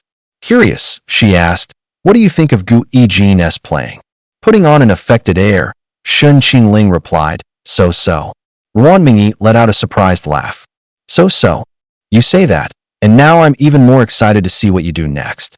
By the way, since when can you play the piano? I've never heard you mention it, and the rumors at Jiang University didn't say anything about that. Shin Qingling's personality and hobbies were always easy to dig up, like how he liked to draw. But playing the piano? That was news to everyone. Shin Qingling. Since when did I know how to play? Obviously, starting right now. With 077 in his hand. Wasn't any cheat he wanted just to purchase away? Shin Qingling asked, Chi, how many points to buy a top-tier piano master cheat? 077 replied, since it's your first time buying a cheat, I'll cut you a deal. How about 100,000 points? Shin Qingling. Holy crap, that's with a discount, and it's still 100,000? 077. You're asking for top tier. If you go for advanced, I can do 70,000. Honestly, advanced is enough to wipe the floor with Gui Jean. Gritting his teeth, Shin Qingling said, no can do. If I want to really smack him down, I need the best. 100,000 it is I'm buying. 077. Host, your current points are 98,049. You're just a bit short. Shin Qingling. You're really nickel and diming me over pocket change? Getting cold on me, huh? 077 said, fine. Given your recent performance, I'll spot you this bit. Pay me back next time. System shop prompt, ding. Congratulations, host has obtained the top-tier piano master cheat. 100,000 points deducted. We look forward to your next visit. A wave of dizziness hit Shin Qingling, like something had been injected into his body. He felt clear-headed, refreshed, his whole bearing had shifted. He opened his panel. His points were at 0, but his character stats now included presence, sitting at 87. This cheat even boosts presence. Totally worth it. Of course, if the host buys a top-tier talent-type cheat, your presence will improve a lot. If you buy a martial arts one, it'll boost your HP and combat power. Sounds pretty reasonable. Shin Qingling thought it over, recalling the piece he was about to play. 077 reminded him he could slip straight into the system space to practice. That was the magic of the system. To everyone else, he just looked like he was sitting off to the side with his eyes closed, resting. Shengxia curled her lip. Don't think pretending to sleep will get you off the hook. Shen Qingling didn't respond. She bit her lip, both angry and embarrassed.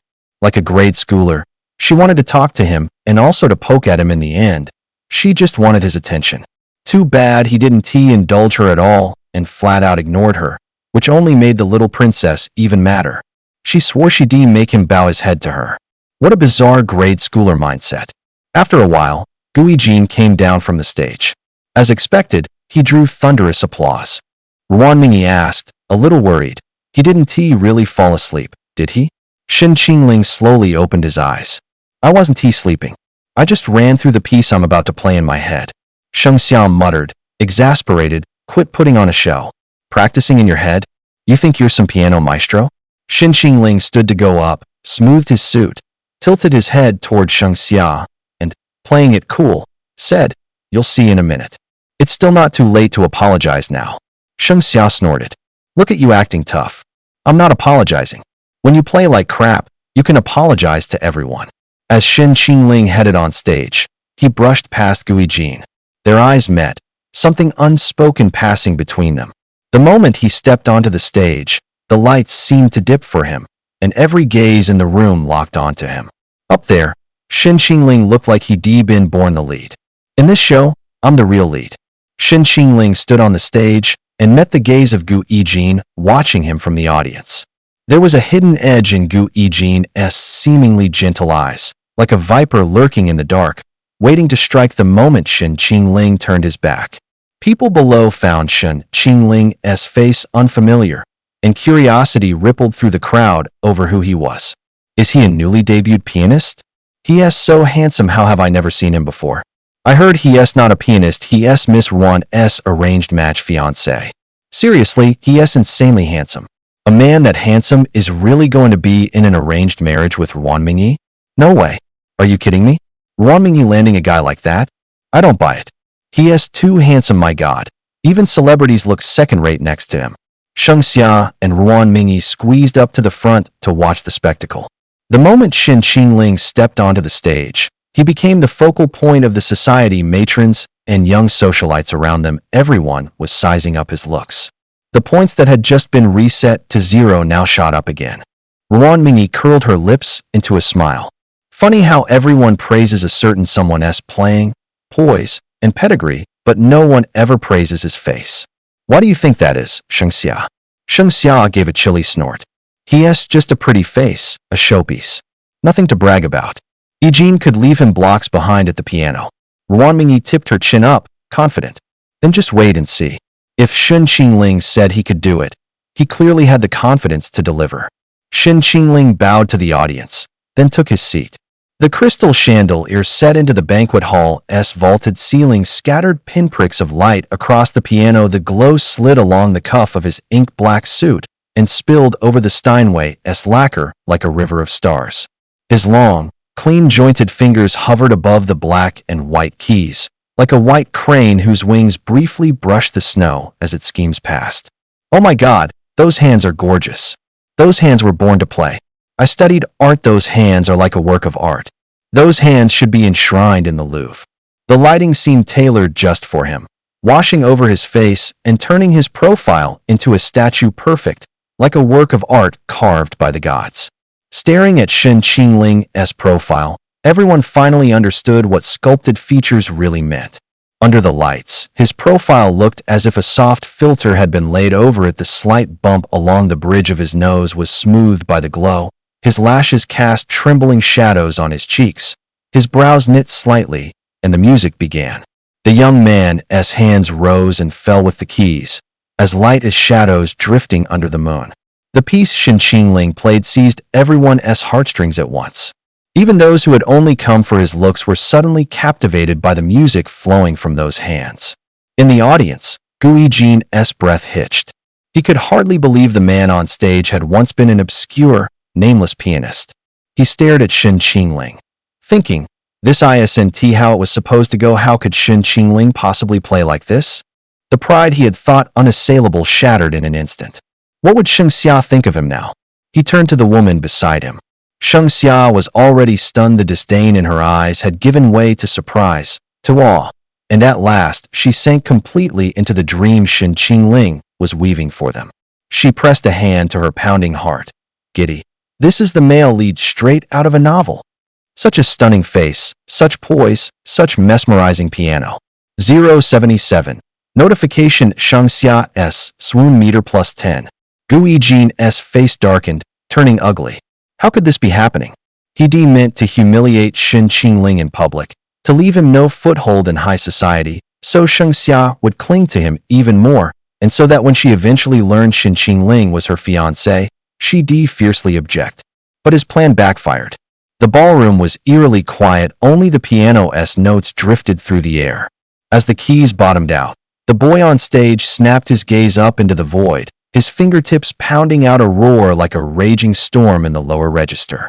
Zhongqing set down her glass and, in disbelief, slowly rose to her feet. In the building across from the villa, on an upper floor, a woman had been watching Shen Qingling for quite some time. Sheng Mo's knuckles skimmed along the gold thread Nanma banister, tapping lightly to the sonata-s beat, as if duetting with Shen Qingling. Sheng Mo had always loved the piano, otherwise he never would have met Zhongqing, nor would he have gone out of his way to invite her to a banquet this important. Zhongqing knew full well just how breathtaking the boy's playing was at this moment. But to the eye, the boy at the keys was even more heart-stirring than the music itself. Sheng Mo lowered his gaze toward the boy at the piano. A flicker of curiosity flashed in his eyes. Who is he? When the piece ended, Shen Qingling slowly opened his eyes. At that moment, thunderous applause erupted from the audience. Ruan Mingyi stared blankly at the boy on stage. Sheng Xia was gaping too. She clapped along with everyone else. Then, when she came to, awkwardly pulled her hands back. She'd been mocking Shen Qingling earlier. Thinking about it now was mortifying. She glanced at Gu Yijin, not realizing the question would, without her knowing it, slip a knife into his heart. Ajin, is he better than you? Why aren't you saying anything? I've got nothing to. So what if he's the one they're pairing with Ruan Mingyi? They're not even married, we still have a shot. Even if they do get married, so what? People can get divorced. I don't think I'm any worse than Ruan Mingyi. Exactly. If he's set on Ruan Mingyi, his standards can't be that high. What does she have besides a pretty face? Secretary Zhang, dig up his background. I want everything on him in 3 minutes. How did someone this gifted stay under the radar? What has the piano world even been doing ignoring a prodigy like this while hyping those trust fund boys? And yes, I mean Gu Yijin. Is there really someone like this in the piano world? Look at Zhongqing, she's practically stunned. Must be his first public performance. Zhongqing applauded as she walked on stage, shock on her face, her gaze on Shen Qingling brimming with admiration. The more you knew, the more you could see just how gifted Shen Qingling was. He really was a genius. A genius with both technique and heart. What's your name? Just a nobody. Shen Qingling answered modestly and stepped off the stage. A crowd swarmed him, trying to ask who he was, and when they couldn't, they begged for his contact. Shen Qingling turned them all down. It took Ruan Mingyi real effort to squeeze through and shoo everyone away. Her eyes seemed to light up as she looked at him. Shen Qingling. How many more surprises are you hiding from me? Probably a lot more. Ruan Mingyi was over the moon. She wanted to hug him and kiss him right there, but seeing how easily he got embarrassed, she held back. So she poured it into words instead. Shen Qingling, honestly? Even if I only got 1 second, I'd still take a man like you. Question mark. Even if you were the second hand on a clock, I'd still take you. Question mark. Why aren't you talking back? Don't tell me it's true. If it kept up day and night, would you still take me? Shen Qingling played along with her joke, and Ruan Mingyi, startled and delighted, burst out laughing. You finally caught it from me. He looked a little helpless, but answered indulgently. Near vermilion you turn red. Near ink you turn black. Near you, I go blue. Ruan Mingyi bent over laughing, and when she looked at him, the love in her eyes was downright scandalous. When the laughter faded, she straightened, leaned to his ear, and murmured, Then do you know what happens to people who get close to you? What? They go a little crazy. Every woman ends up obsessed with you. Shen Qingling glanced around. Just about every woman in the room had her eyes on him. Needless to say, he did become the center of the party. Putting on an air of nonchalance, he said, "Then forget it. I honestly didn't think a throwaway piece would have this kind of effect." Ruan Mingyi arched a brow. "A throwaway? Is the prodigy showing off now? Do you have any idea that your so-called throwaway is something most people couldn't reach in a lifetime? If that's you playing casually, if you ever got serious, the piano world would quake." The sight of the two of them shoulder to shoulder, chatting, had more than a few women green with envy and grinding their teeth. The Gu family were all the more stunned after seeing Shen Qingling's performance. Gu Qingwang, Wen Sulan, and Gu Yutong stood shoulder to shoulder, speaking in low tones. When Sulan said, "Qingwang, when do you plan to tell Qingling about his background? Wouldn't it be better to bring him home sooner? People are already talking about who he is." Gu Qingwang was indeed surprised by and approving of Shen Qingling's playing. But as the Gu heir, he knew piano skills weren't enough. He hadn't paid much mind to Gu Yijin's playing before, either. As heir, what he needed was nerve, finesse, ambition, and strategy. Musicianship was just icing on the cake. Gu Qingwang said, "Telling him now would feel rushed. If you really can't wait, take him home after the banquet and have a proper talk." Even Gu Yutong's dislike and resistance toward Shen Qingling eased a little. It looked like that younger brother wasn't a good for nothing after all. But she still preferred Gu Yijin, the one who had grown up with her since they were kids. Right now, Gu Yijin had been slapped hard across the face by Shen Qingling. Sheng Xia was trying to comfort him, but her words sounded perfunctory, and her eyes kept roaming, searching for Ruan Mingyi and Shen Qingling. Gu Yijin chuckled and asked, "Xia, what are you looking for?" Sheng Xia shook her head. "Nothing. I just think it's weird that Ruan Mingyi didn't show up to throw her weight around. It's really not like her." "Oh, so you were looking for Ruan Mingyi?" "Yeah, I thought you were looking for that kid at the piano." His smile never reached his eyes. There was a cold edge to it, tinged with mockery. Sheng Xia bristled like a cat whose tail had been stepped on. "What the hell? I said I hate him. Even if he plays brilliantly, that has nothing to do with me. Besides, he's Ruan Mingyi's person. I just hate him. That it don't get any other ideas. What if he isn't Ruan Mingyi's? No, if he isn't, then he isn't. What could there possibly be between us?" Sheng Xia looked like she couldn't figure out why Gu Yijin was so hung up on that boy. "If you lost, go ahead and vent on me fine. You're in a bad mood, and I'm not going to argue with you. Just cool off." With that, Sheng Xia left too. Gu Yijin calmed down and started plotting how to carry out his second plan. Losing at the piano wasn't a big deal. Gu Qingwang never put much stock in that kind of thing. But he cared about reputation, about outside opinion, and he couldn't let the family's honor be dragged through the mud. If Shen Qingling got branded a thief at this banquet, would he still bring her back to the Gu family? Just then, halfway through the banquet, a commotion suddenly broke out on the left. "My diamond necklace is missing. What should I do? Are you sure you just lost it?" "Yes. It was there an hour ago, and in the blink of an eye it was gone." "Miss Fong, don't panic. I'll have someone check the security cameras right away and get people to search the venue for you. Butler Sheng, you have to help me find that necklace. Xiangshan gave it to me. It's extremely important. I can't lose it." "All right, Miss Fong. Please don't get worked up. Try to calm down." Fong Qingran's eyes were rimmed red, her face tight with panic, and Sheng Su could only keep trying to soothe her. That necklace meant the world to her. If it was lost, she wouldn't let it go. Just then, Su Xiangshan came back in from outside, and Fong Qingran looked at him with wounded eyes. "I'm sorry, Xiangshan. I lost the gift you gave me." As soon as she said it, she stole a cautious glance at Su Xiangshan's face. She was afraid he'd be angry. She'd chased him for so long before he finally agreed to be with her, and this was the first gift he'd ever given her. It meant so much. Sure enough, Su Xiangshan's expression went cold. "Qingran, do you remember what I said when I gave you that gift?" "I do. You said it was something your mother left behind, meant for your future wife." "I'm sorry, I didn't mean to. I've already got people looking. Please don't be mad, Xiangshan." Fong Qingran apologized carefully, but Su Xiangshan's expression didn't soften. With a frosty face, he said, "Fong Qingran, if we can't get that necklace back, there's no point in us continuing. You've really disappointed me." The words had barely fallen when he turned on his heel and left. leaving Fang Qingran flustered and helpless. Xin Qingling, Wan Mingyi, and Yi Qiao stood off to the side, whispering, getting into it. Yi Qiao murmured, "Didn't they say Fang Qingran finally got Su Xiangshan? Why is he still treating her so badly?"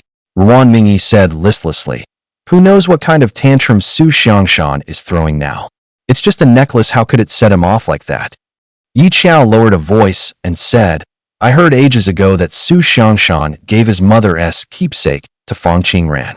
She was moved to tears. They say that necklace is worth a fortune, no wonder he's so mad." Wei Chiha asked under his breath, "Worth a fortune, hey? Where do you guys think that necklace went? Don't tell me someone walked off with it?" Half an hour later, nobody knew what had happened, but Fang Qingran came storming toward Xin Qingling. The woman rushed up to Xin Qingling and swung to hit, only for Xin Qingling to catch her wrist in one go. Wan Mingyi snapped to and hurriedly shoved her aside, shouting, "What are you doing, Fang Qingran? Are you out of your mind?" Fang Qingran's eyes were a little crazed, her face full of hatred as she bored into Xin Qingling. "It was you. You stole my necklace. You thief." Certain that Xin Qingling couldn't have done something like that, Wan Mingyi was ready to argue with Fang Qingran on the spot. Xin Qingling drew Wan Mingyi behind and looked at Fang Qingran, cold as ice. "I don't even know you, and I have no idea what necklace you're talking about. What proof do you have that I took it?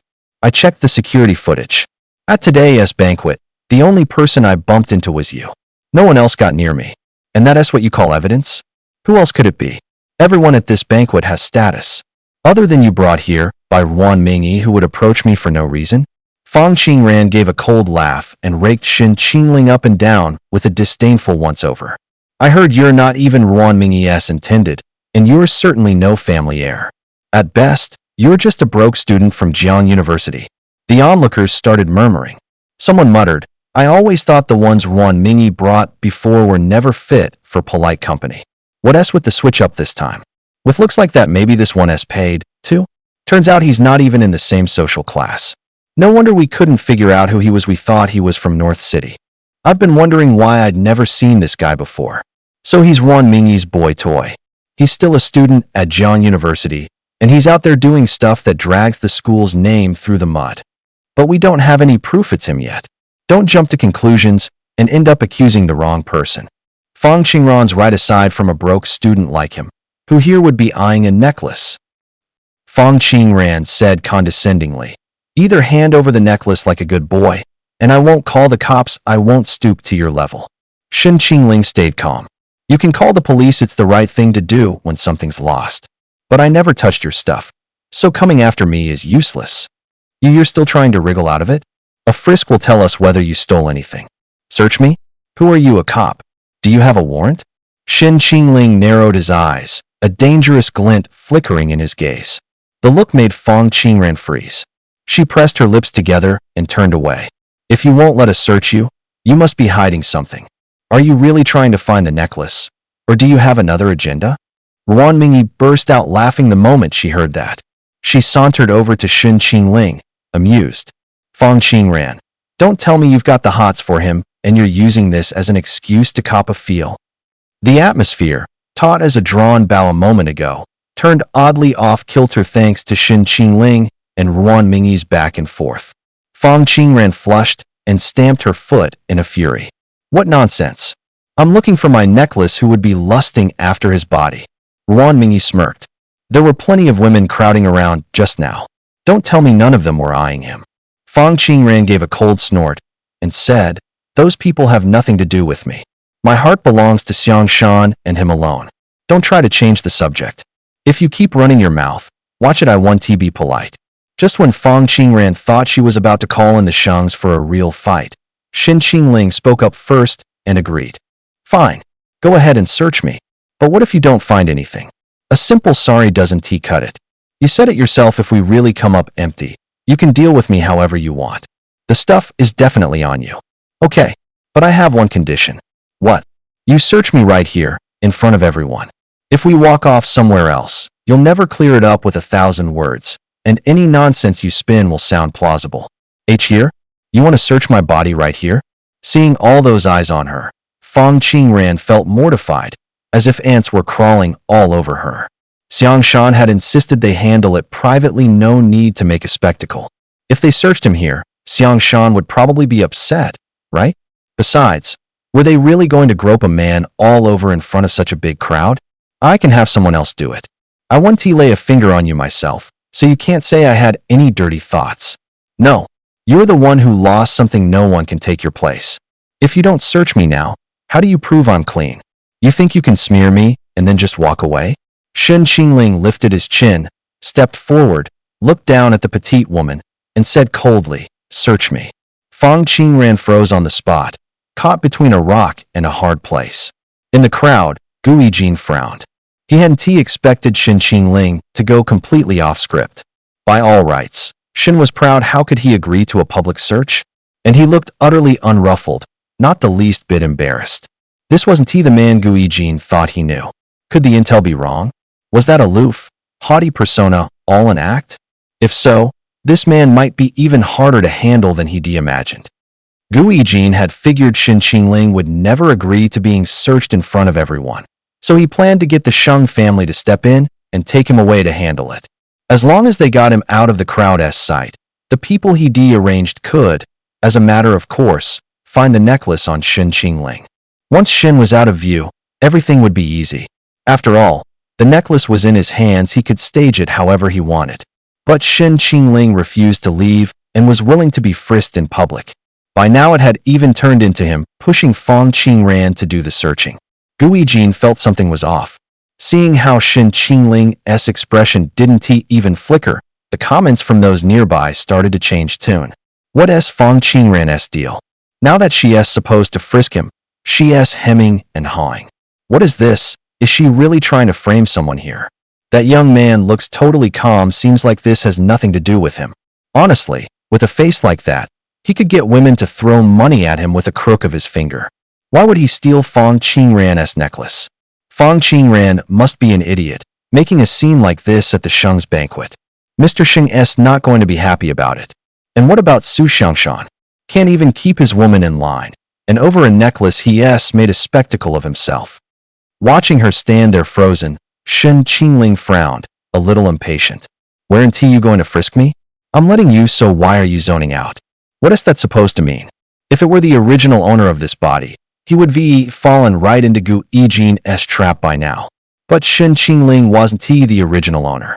He didn't waste his pride on things like this. A search is a search. If they want to look, then look. If they want to frisk, then frisk. He wasn't going to be the one getting the short end of the stick. If they dragged him somewhere out of sight, that would be the real loss. He'd never be able to clear his name, no matter what. Whatever the outcome, he'd be branded a suspected thief. So he insisted on being searched under everyone's noses and letting them watch as nothing turned up. The woman in front of him looked like a mindless puppet. Behind her, it had to be Su Xiangshan or Gu Yijin. Maybe the two were even in on it together. Otherwise, why would Su Xiangshan frame him out of nowhere? Fang Qingran's eyelids fluttered. She bit her lip and still reached out to touch Shen Qingling. She was wound up tight, her mind a mess. For the past 20 years, she'd never had any intimate contact with a man. With Su Xiangshan, it had only been a few days, and they hadn't even held hands.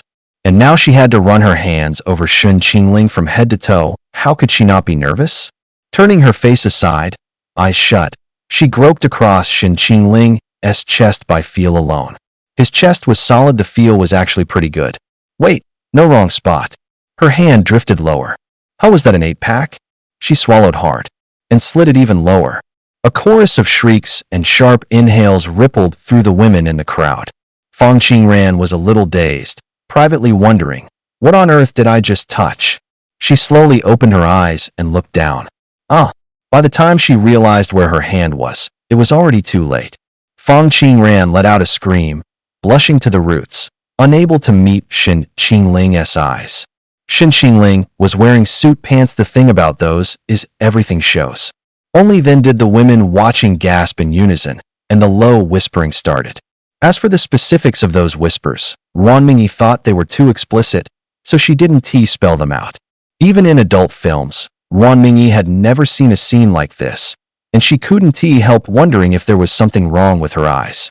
She was thinking that next time she'd better check for herself whether it was the real deal. Shen Qingling kept a calm face, but the faint flush at his ears gave away his embarrassment. Fang Qingran wanted to disappear into the floor. One of the onlookers laughed and teased. Fang Qingran, can you even handle it? If you can't tell, let me do it. Only then did Fang Qingran look at Shen Qingling and stammer. Sorry, I didn't mean to. Why don't you open your eyes and take a look? Okay. Fang Qingran searched Shen Qingling from head to toe, but still couldn't find the necklace she was looking for. Her face went chalk white. How is that possible? Her breathing grew heavy, and she muttered under her breath, no way. No one has been near it except Xiangshan and you. How could it not be on you? Fang Qingran was at a total loss. She hadn't suspected Su Xiangshan at all. Shen Qingling straightened his collar and said, I told you from the start this has nothing to do with me. You've searched me and didn't see a necklace, don't you owe me an apology? Fang Qingran's head was still a little foggy, but she was starting to realize it might really have nothing to do with the boy in front of her. She almost wronged him. I'm sorry. I didn't mean to accuse you. I panicked when the necklace went missing. That's why I suspected you. I'm really sorry. Whatever you want for compensation, I'll accept. How about this? I'll give you 200,000 yuan as compensation. Is that okay? Shen Qingling shook his head. I don't want your money. Come here, I've got something to tell you. Fang Qingran, face full of confusion, still obediently followed Shen Qingling off to the side. What the two of them said, no one else could possibly know. But the accusation that Shen Qingling had stolen anything had already been proven baseless, and Gu Yijin's scheme had fallen flat yet again. The Gu family watched the whole thing play out. Earlier, when Shen Qingling's background was being mocked, when Sulan had been so furious she almost rushed out to expose the truth, but Gu Qinguang held her back and wouldn't let go. When Sulan felt bitterly disappointed in Gu Qinguang and even more guilt toward Shen Qingling. Eyes red, she demanded. Are we really just going to let my child be laughed at and insulted like this? Yes, your child too. Gu Qinguang, how can you bear it? The man fixed her with a warning look and said, if you go out there now, you won't solve anything. You'll only make it known that the son the Gu family just brought back is suspected of being a thief. When his reputation is in ruins and he returns to the Gu household, do you really think his life will still be easy? When Sulan blinked, then came to and asked, you mean this was aimed at Qingling? Gu Qinguang's gaze was cool, the appraising look of someone in power. If my son can't even handle something this minor, how am I supposed to expect him to take over the Gu family? In truth, Gu Qinguang just wanted to see how Shen Qingling would respond. Fortunately, he didn't disappoint. Gu was very pleased. He watched Shen Qingling's retreating figure with a faint, almost absent smile. Sure enough, his blood. No wonder he always felt Gu Yijin wasn't like him. Slow and dull, was it really the bloodline after all? From his eyes, when Sulan could tell he'd grown a touch more partial to Shen Qingling. But it wasn't a father's warmth for a son, more the appreciation and satisfaction reserved for an heir. When Sulan let out a breath. As long as Gu Qinguang could accept the boy, that was enough. She'd never expected much fatherly love from him anyway. She didn't dare imagine what would happened if that necklace had actually been found on Shen Qingling. The Sheng family had been watching the whole time. When Sulan looked around for Sheng Xia, but didn't see her instead, she spotted Sheng Imo upstairs, dressed in a black gown. It seemed Sheng Imo had watched the whole thing from the second floor. Sheng Imo had long been unhappy with Gu Yijin. When Sulan had worried she'd be picky about Shen Qingling too, but apparently not. She saw Sheng Imo glance toward Shen Qingling, the corners of her lips lifting in a slight smile. Once the matter was settled, even more women flocked over to strike up conversation. Apparently, that poor student status of his only excited them more, because it meant they had a better chance of getting close to him. To get away from them, Shen Qingling slipped into a corner, feeling thoroughly vexed. Just then, a server came over carrying a glass of wine. Sir, would you like a drink? Shen Qingling lifted the glass and gave it a swirl, but kept putting off taking a sip. Watching from a short distance away, Gu Yijin grew anxious. Why wouldn't Shen Qingling just drink it? Shen Qingling toyed with it like a magic trick, one moment lifting the glass, the next setting it down. Gu Yijin was about to turn red with frustration. He couldn't be doing it on purpose, could he? He had no idea the wine had been spiked. This was Guijin's third attempt. The tactic was pretty low, but if it worked, the payoff would be huge. Shen Qingling's reputation would be ruined. Under Guijin's expectant gaze, Shen Qingling finally downed the wine. The young man let out a cold laugh and said, Guijin, this is the best you've got? Pathetically low. Fine, I'll play along. Shen Qingling disappeared from Guijin's line of sight for a while. Guijin figured he'd gone to the restroom and didn't he think much of it. Before long, Shen Qingling returned. His face starting to flush as if he were drunk. The heat burning under his skin made him frown. A server stepped up and said, Sir, you seem a bit intoxicated. Let me help you to a room to rest. Shen Qingling nodded, and the server guided him up to the second floor, clearly aiming to lead him into a room. Right then, the voice of Unit 077 rang out, excited. 077 announced, detected 3 S-tier target.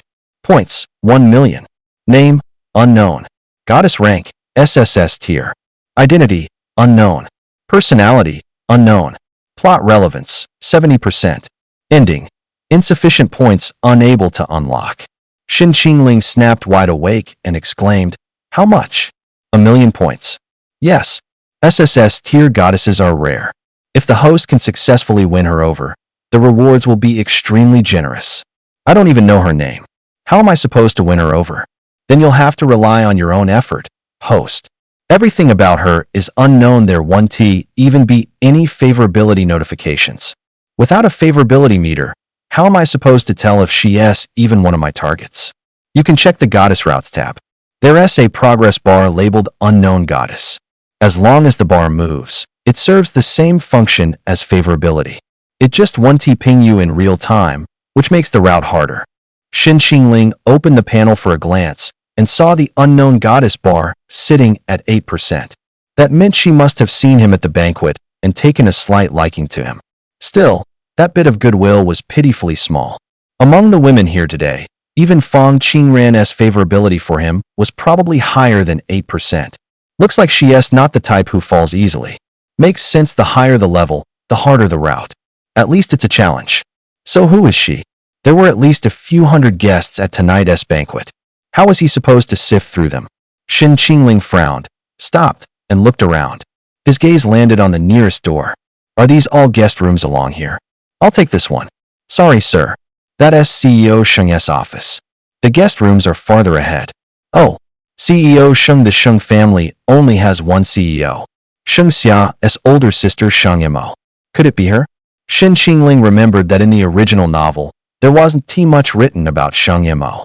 She appeared only a handful of times, usually in passages about how Sheng Group racked up achievements, or about her being unimpressed with Guijin. In the original, Sheng Yimo wasn't satisfied with her sister's arranged match, but since their parents had set it up and the Gu family had clout, she kept her objections to herself for the sake of the partnership. She gave Guijin the cold shoulder from start to finish, and in front of Sheng Xia, she even said he wasn't as good as he looked on the surface. That planted doubts in Sheng Xia and made Guijin nurse a grudge. He didn't just want everything the Gu family had, he was also quietly eyeing the Sheng's holdings, and he even wanted to twist Sheng Xia's thinking to work in his favor. How it would end, Shen Qingling didn't know, because he hadn't finished the book. Damn it, if he'd known he was going to end up inside this book, he would read it cover to cover a few dozen times. Too bad, regretting it now wouldn't help. He'd be the one to rewrite the ending. Sir, are you all right? The attendant called to him twice when he didn't respond. Shen Qingling pressed a hand to his forehead, brow furrowing in discomfort. I'm fine. Let us go? The attendant helped him to a guest room and carefully eased him onto the edge of the bed. As soon as he lay back, he tugged at the bow tie at his throat. Do you want me to help you take off your clothes? No. You can go. All right. Get some rest. I'll come wake you before the banquet's over. The attendant stepped out, closed the door, and locked it from the outside, afraid Shen Qingling might slip out. He glanced around, then quietly pulled out his phone and fired off a message. He's in the room. Move now. Got it. On the other end, Guijin got the message. Knowing Shen Qingling had obediently walked into his trap, if the first person to approach Shen Qingling had been a female attendant, he probably never would have been brought upstairs at all. So the male attendant ferried him up first, then sent a woman into the room, same endgame either way. As soon as the attendant left, Shen Qingling, who'd been lying on the bed, snapped his eyes open. He got up, hid behind the door, and listened hard for any movement outside. The drug was hitting him harder and harder. All he could do was grit his teeth and tough it out. For the points, he had to endure. He had to admit, the concoction Guijin cooked up was potent. Clearly, he frequented those kinds of places to source his ingredients. He held on until the veins stood out on his forehead. His mouth went dry, heat flooding his body. It felt like a fire had been lit inside him, burning higher and hotter, and he was afraid he might lose control. Thankfully, with 077 as his cheat, he wasn't about to completely lose his mind, otherwise he wouldn't have dared to go head-to-head with Guijin. Before long, footsteps sounded outside the door, and Shen Qingling's eyes went dangerous. A female attendant walked in before she could react. Shen Qingling knocked her out. Looking at the woman sprawled on the floor, he let out a cold laugh, with looks like that she thought she could sleep with him. Dream on. He rifled through her, found her phone, and powered it down. Peeking through the crack of the door, Shen Qingling saw the attendant outside had disappeared. He figured the guy had gone downstairs to bring people up. If he really had been drugged senseless and left lying there, the next steps were obvious. The woman would do unspeakable things to him, leave conspicuous marks, then scream to draw a crowd. By the time the attendant brought people up, she'd turn around and claim Shen Qingling had raped her, and everyone would peg him as a rapist perpetually in heat. Trashy as the tactic was, it was vicious. No amount of explanation from Shen Qingling would help then. Whether people believed he'd been framed or not, the moment they saw him like this, the persona he'd built would crumble. Guijin knew it. Too, sometimes the truth didn't matter. Once the photos got out, it'd be damn near impossible for him to recover. When that time came, would the Gu family still acknowledge him as their biological son? With Gu Qinglong's temper, probably not. You want to flay him alive in public? Heh, that's a rookie move. Shen Qingling stepped up to the mirror, mussed his hair, and tugged his clothes loose. An unhealthy flush burned across his face. Heat radiated off him, and his eyes were glazed. One look said something was wrong. Only after he'd finished did he open the door and walk out. Going off memory, he found his way to Sheng Mo's door and pushed it straight open. Luckily, it wasn't locked. The room was dark, a single amber floor lamp pooling light over the woman. She stood by the window, dazed. Hearing the noise, she assumed a subordinate had come to report. Only no one usually barged in like that. She turned, frowned, and looked up. Who is it? Ever heard of knocking? Only when he came closer did Sheng Mo's expression shift to a mix of surprise and bafflement.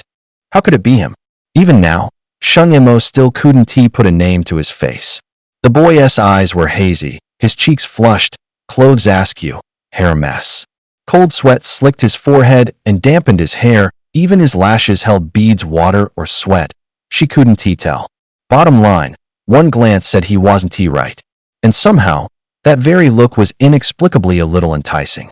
Earlier at the banquet, he'd been impressive, elegant, and upright at the piano, calm and composed when he was accused, with a charm all his own.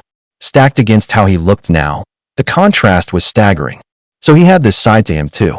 Even though she prided herself on not being bewitched by a man's looks, Sheng Mo was still drawn to the person in front of her, especially that striking face, unforgettable at a glance. Showing up in her room like this, what was that supposed to mean?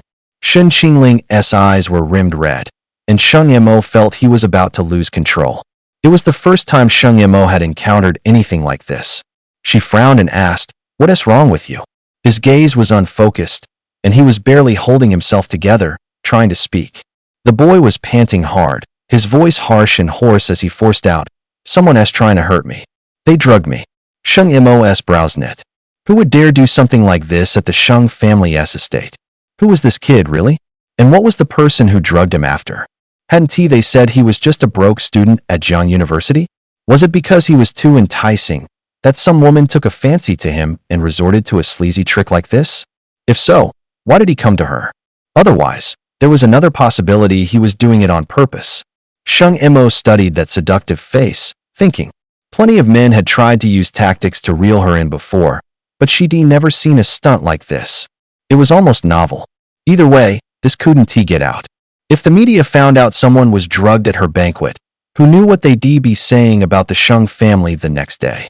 She had no intention of dragging her household into that kind of news. Shen Qingling couldn't keep his balance and suddenly lurched, falling into Sheng Mo and clutching at her. It wasn't really a hug, he just couldn't stand and slumped against her.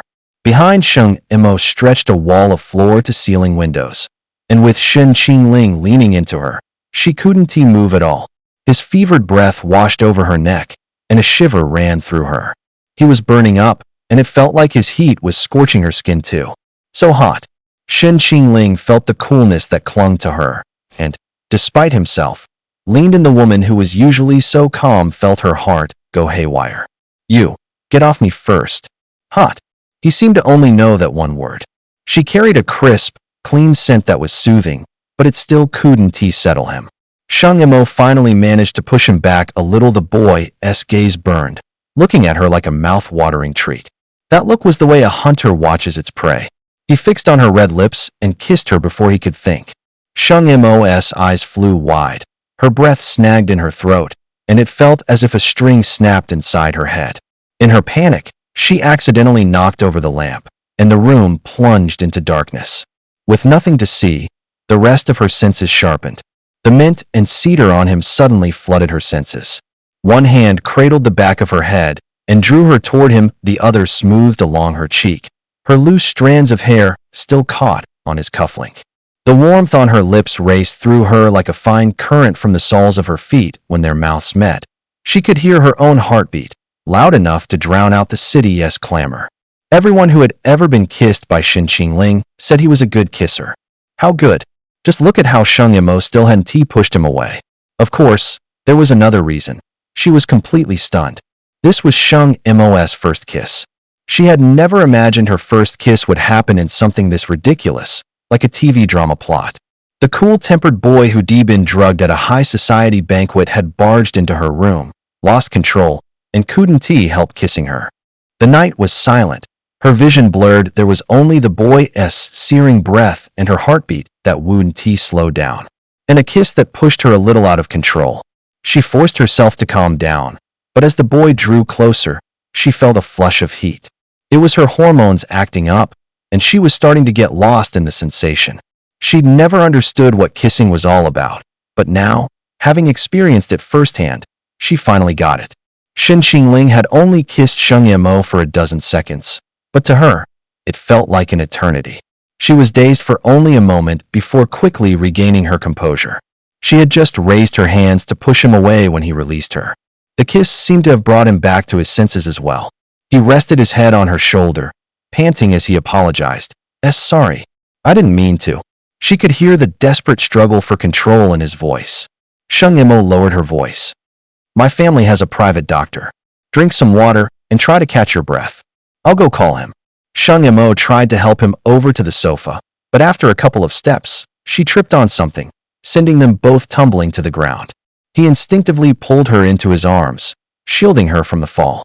He held her tightly, and all she could hear was the frantic pounding of his heart against her ear. Are you okay? I'm fine. But she wasn't.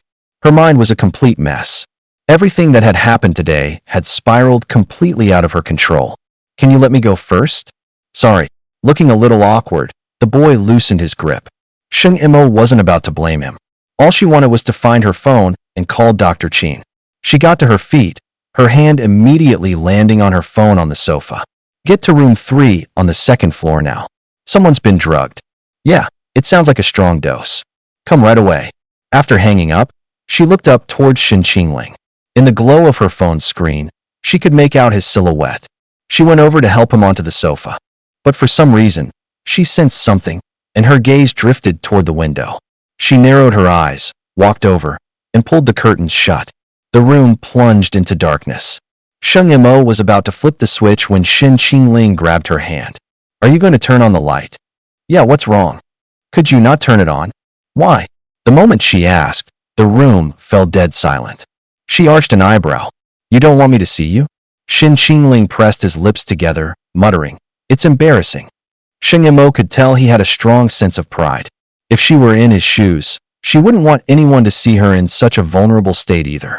As she looked down at him, he suddenly threw an arm over his eyes, leaving only his high-bridged nose and slightly parted lips visible. His lips were still smudged with her lipstick, and the sight sent her mind flashing back to their kiss. Why cover his eyes? Was he afraid to look at her? Was it embarrassment, or was he afraid he'd lose control? Shang Imo crouched down, pulled his hand away, and fixed her gaze on him. A smirk played on her lips. You had the nerve to force a kiss on me just now, but you can't even look at me? Shen Qingling's eyes fluttered open. His brow was furrowed, his gaze hazy with suppressed desire. His ragged, restrained breaths made Shang Imo let out a soft laugh. He had no idea what to make of her smile. He had no idea what kind of lunatic he'd just provoked. Just then, a knock came at the door. Shang Imo pulled her gaze away and rose to her feet. Come in. Dr. Qin was taken aback to find the room completely dark. The woman emerged from the shadows, stepping into the light from the doorway. Apparently, she had no intention of letting Dr. Qin see the boy in the room. The usually immaculate woman now had a few stray strands of hair, her lipstick was smudged, and the corners of her eyes were flushed. It was the unmistakable look of. Qin Zhou was stunned. Who in the hell is in that room? To have the balls to pluck a whisker from the tigress's face. He felt like he'd just hit the gossip jackpot. But his professionalism took over, and he didn't ask a single question. President Sheng, just have him take this pill. All right.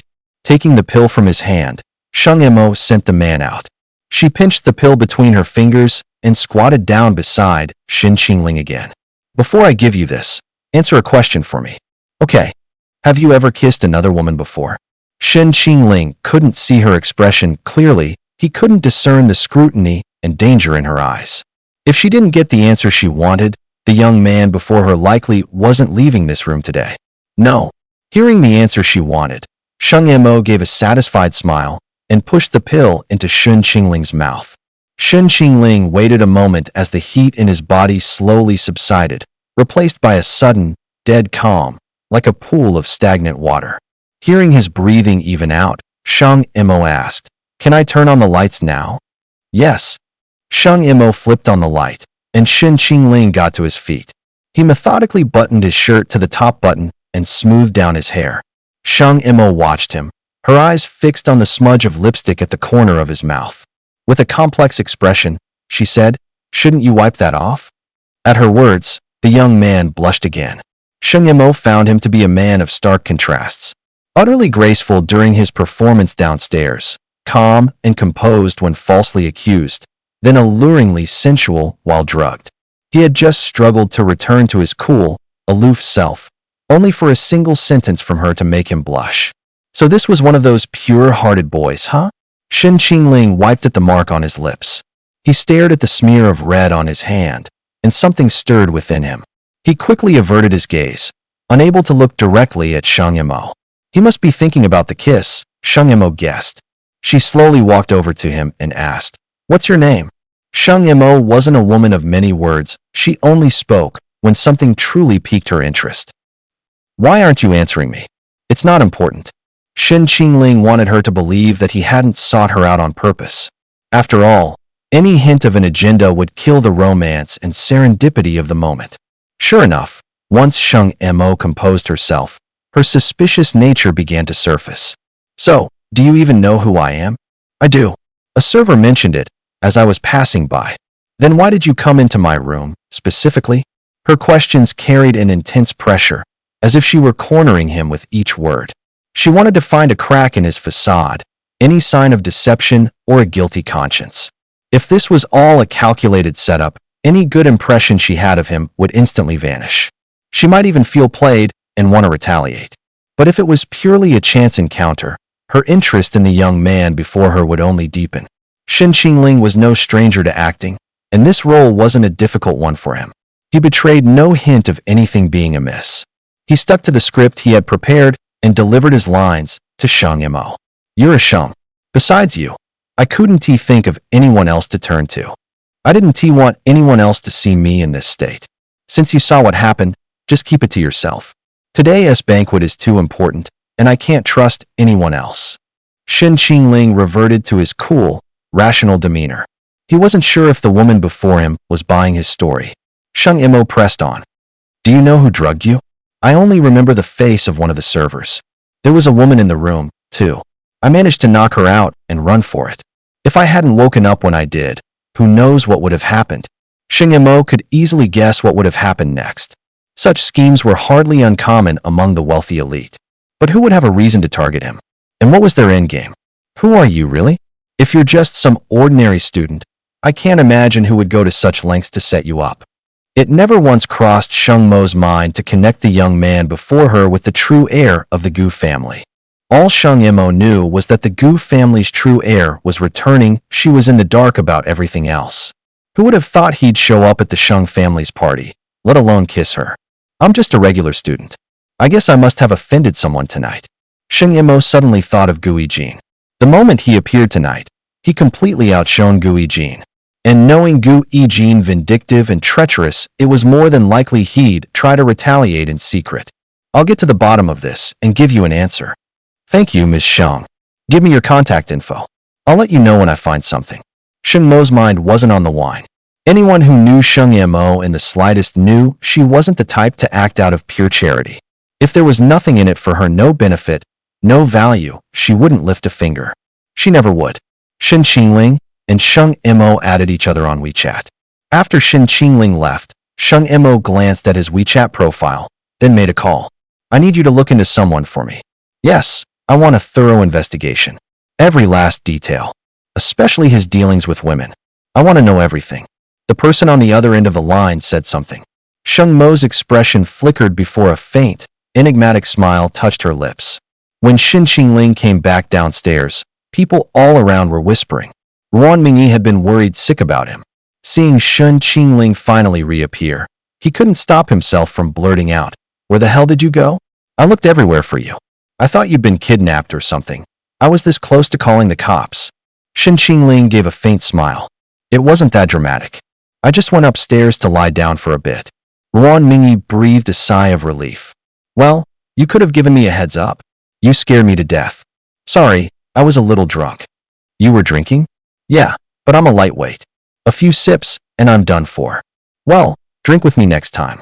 Don't worry about getting drunk. Yi Qiao leaned in with a teasing smile. It's obvious the wine isn't what you're really after. You're thirsty for something else, aren't you? Ruan Mingyi shot her an annoyed glare. What are you talking about? Am I that kind of person? Shin Qingling nodded. You are. Yi Qiao burst out laughing, and Ruan Mingyi couldn't help but laugh along. Just then, Wei Chiha lowered his voice to remind them. Have you guys checked your phones? CEO Sheng is trending. Ruan Mingyi blinked. What's the big deal about CEO Sheng trending? It's the Sheng family banquet tonight, so of course the media is all over it. Wei Chiha shook his head and explained. No, it's not about that. Someone posted a scoop that's trending. It says CEO Sheng was kissing a man in a room. Everyone's trying to figure out who he is. Ruan Mingyi pulled out her phone and glanced at the trending topics. Sheng Group CEO in a passionate kiss with a man. She tapped on it, and the comments below were hilarious. I thought it was a male CEO kissing another man. I clicked on it all excited, only to be disappointed. Haha, me too. I can't believe it's a female CEO. You can tell she's a total knockout just from her back. Her figure is incredible. That waist-to-hip ratio is insane. It's a shame we can't see the guy's face. Whoever managed to conquer the Ice Queen that is CEO Sheng, I have nothing but the utmost respect for them. This looks like a shot from a blockbuster movie. The whole vibe is on point. You don't think this angle was intentional? No way, CEO Sheng is dating? I can't even imagine what she's like in a relationship. All I can picture is her tearing into someone at the office. She's so intimidating. I wonder if she gives her partner the same ice-cold lecture when they're dating. The thought alone is terrifying. That's basically like being tamed. Any man who can be tamed by her must be something special. Her standards have got to be sky high. That guy looks tall too. His shoulders are as broad as a double-door fridge. You don't even need to see his face to know he's got to be gorgeous. The photo only showed Sheng Mo's back as a man leaned down to kiss her. Neither of their faces was clear. Shin Qingling hadn't expected to be photographed so soon. Then again, it made sense. With all the reporters and media present, someone was bound to be hunting for a juicy scoop on the city's elite. He maintained a calm facade, acting as if nothing had happened. He glanced at the progress bar for his mysterious goddess. Sure enough, it had moved. Unfortunately, it only went from 8 to 15. After all the effort he'd put in, it had only gone up by that much? Or could it be that Sheng Mo wasn't the mysterious goddess after all? The thought left Shin Qingling a little baffled. Chi-Chi, do you think I got it wrong? That Sheng Mo isn't my mysterious goddess. I'm not sure either. But if it really is Sheng Mo, a score of 15 is actually pretty high. Most men probably wouldn't even register a positive number with her. Shin Qingling laughed. You have a way of making a guy feel better. And you might have a point. After scrolling through the comments on the trending topic, Ruan Mingyi said in astonishment, What? Someone like CEO Sheng can actually be swayed by worldly desires? I always thought she looked at men like they were dogs. Yi Qiao analyzed with a straight face. Maybe it's an arranged marriage? She seems like the type who would sacrifice her own marriage for the sake of the Sheng family. To her, one man is probably the same as any other. Ruan Mingyi frowned. But they wouldn't have to sneak off to a room just to kiss, would they? I can't even picture that icy face of hers in a passionate kiss. Wei Qi mused. I'm just curious what kind of man could actually make CEO Sheng yield. Another young woman nearby leaned in, joining the conversation. She said with a smirk, maybe he's just a boy toy, something to get her hormones in check. CEO Sheng only uses money to solve her problems. I doubt a man has any say in her life. Oh, come on, huh? You make it sound like money is the only thing CEO Sheng sees. If you'd ever dealt with her, you'd know. In her eyes, there are no men or women, only assets. Overhearing their chatter, Shin Qingling got a pretty good idea of what everyone thought of Sheng Mo. Uninterested in men, obsessed with making money, and willing to sacrifice anything for the family's interests. Upstairs, Sheng Mo was already aware that she was trending online. Ms. Sheng, should we have the post taken down? Leave it. She wasn't bothered by it, as long as it didn't tarnish the Sheng family's reputation. Staring at the photo, she quietly saved it. Just then, Sheng Xia burst in, staring at Sheng Mo, her face alight with the thrill of fresh gossip. I never thought I'd see the day. Our very own Ms. Sheng, caught in the act. Come on, spill. Who's the guy? Sheng Xia had often teased her older sister for being as cold as ice and completely clueless when it came to romance. For years, Sheng Mo had proven her right, never being linked to any man. There were no rumors, no secret dates, everything was strictly business. So, to suddenly discover that her stoic sister could actually fall for someone, Sheng Xia was dying for the details. What kind of man could make her ditch a banquet just to kiss him in a room? Sheng Xia had to admit, the guy must be something special. Otherwise, there was no way he could get someone like Sheng Mo to act like this. Sheng Mo looked up at her, her expression perfectly calm. What man? She asked faintly. Sheng Xia figured she was playing dumb. The man you were kissing in the viral photo, of course. Twirling the pen in her hand, Sheng Mo said, there was no man. No way. Is he still in the room? Unconvinced, Sheng Xia searched the entire room, but came up empty. That can't be right. She muttered to herself. Dying of curiosity, she sidled up to Sheng Mo and, in a rare, wheedling tone, said, Come on, I'm your sister. I won't tell a soul. Just let me meet my future brother-in-law. I just want to see what he looks like. At that, Sheng Mo finally raised an eyebrow. That curious. Sheng Xia nodded vigorously. Desperately, Sheng Mo answered matter-of-factly, I don't know. What do you mean, you don't know? I'm not really sure who he was. What? Are you telling me you two had a love at first sight moment?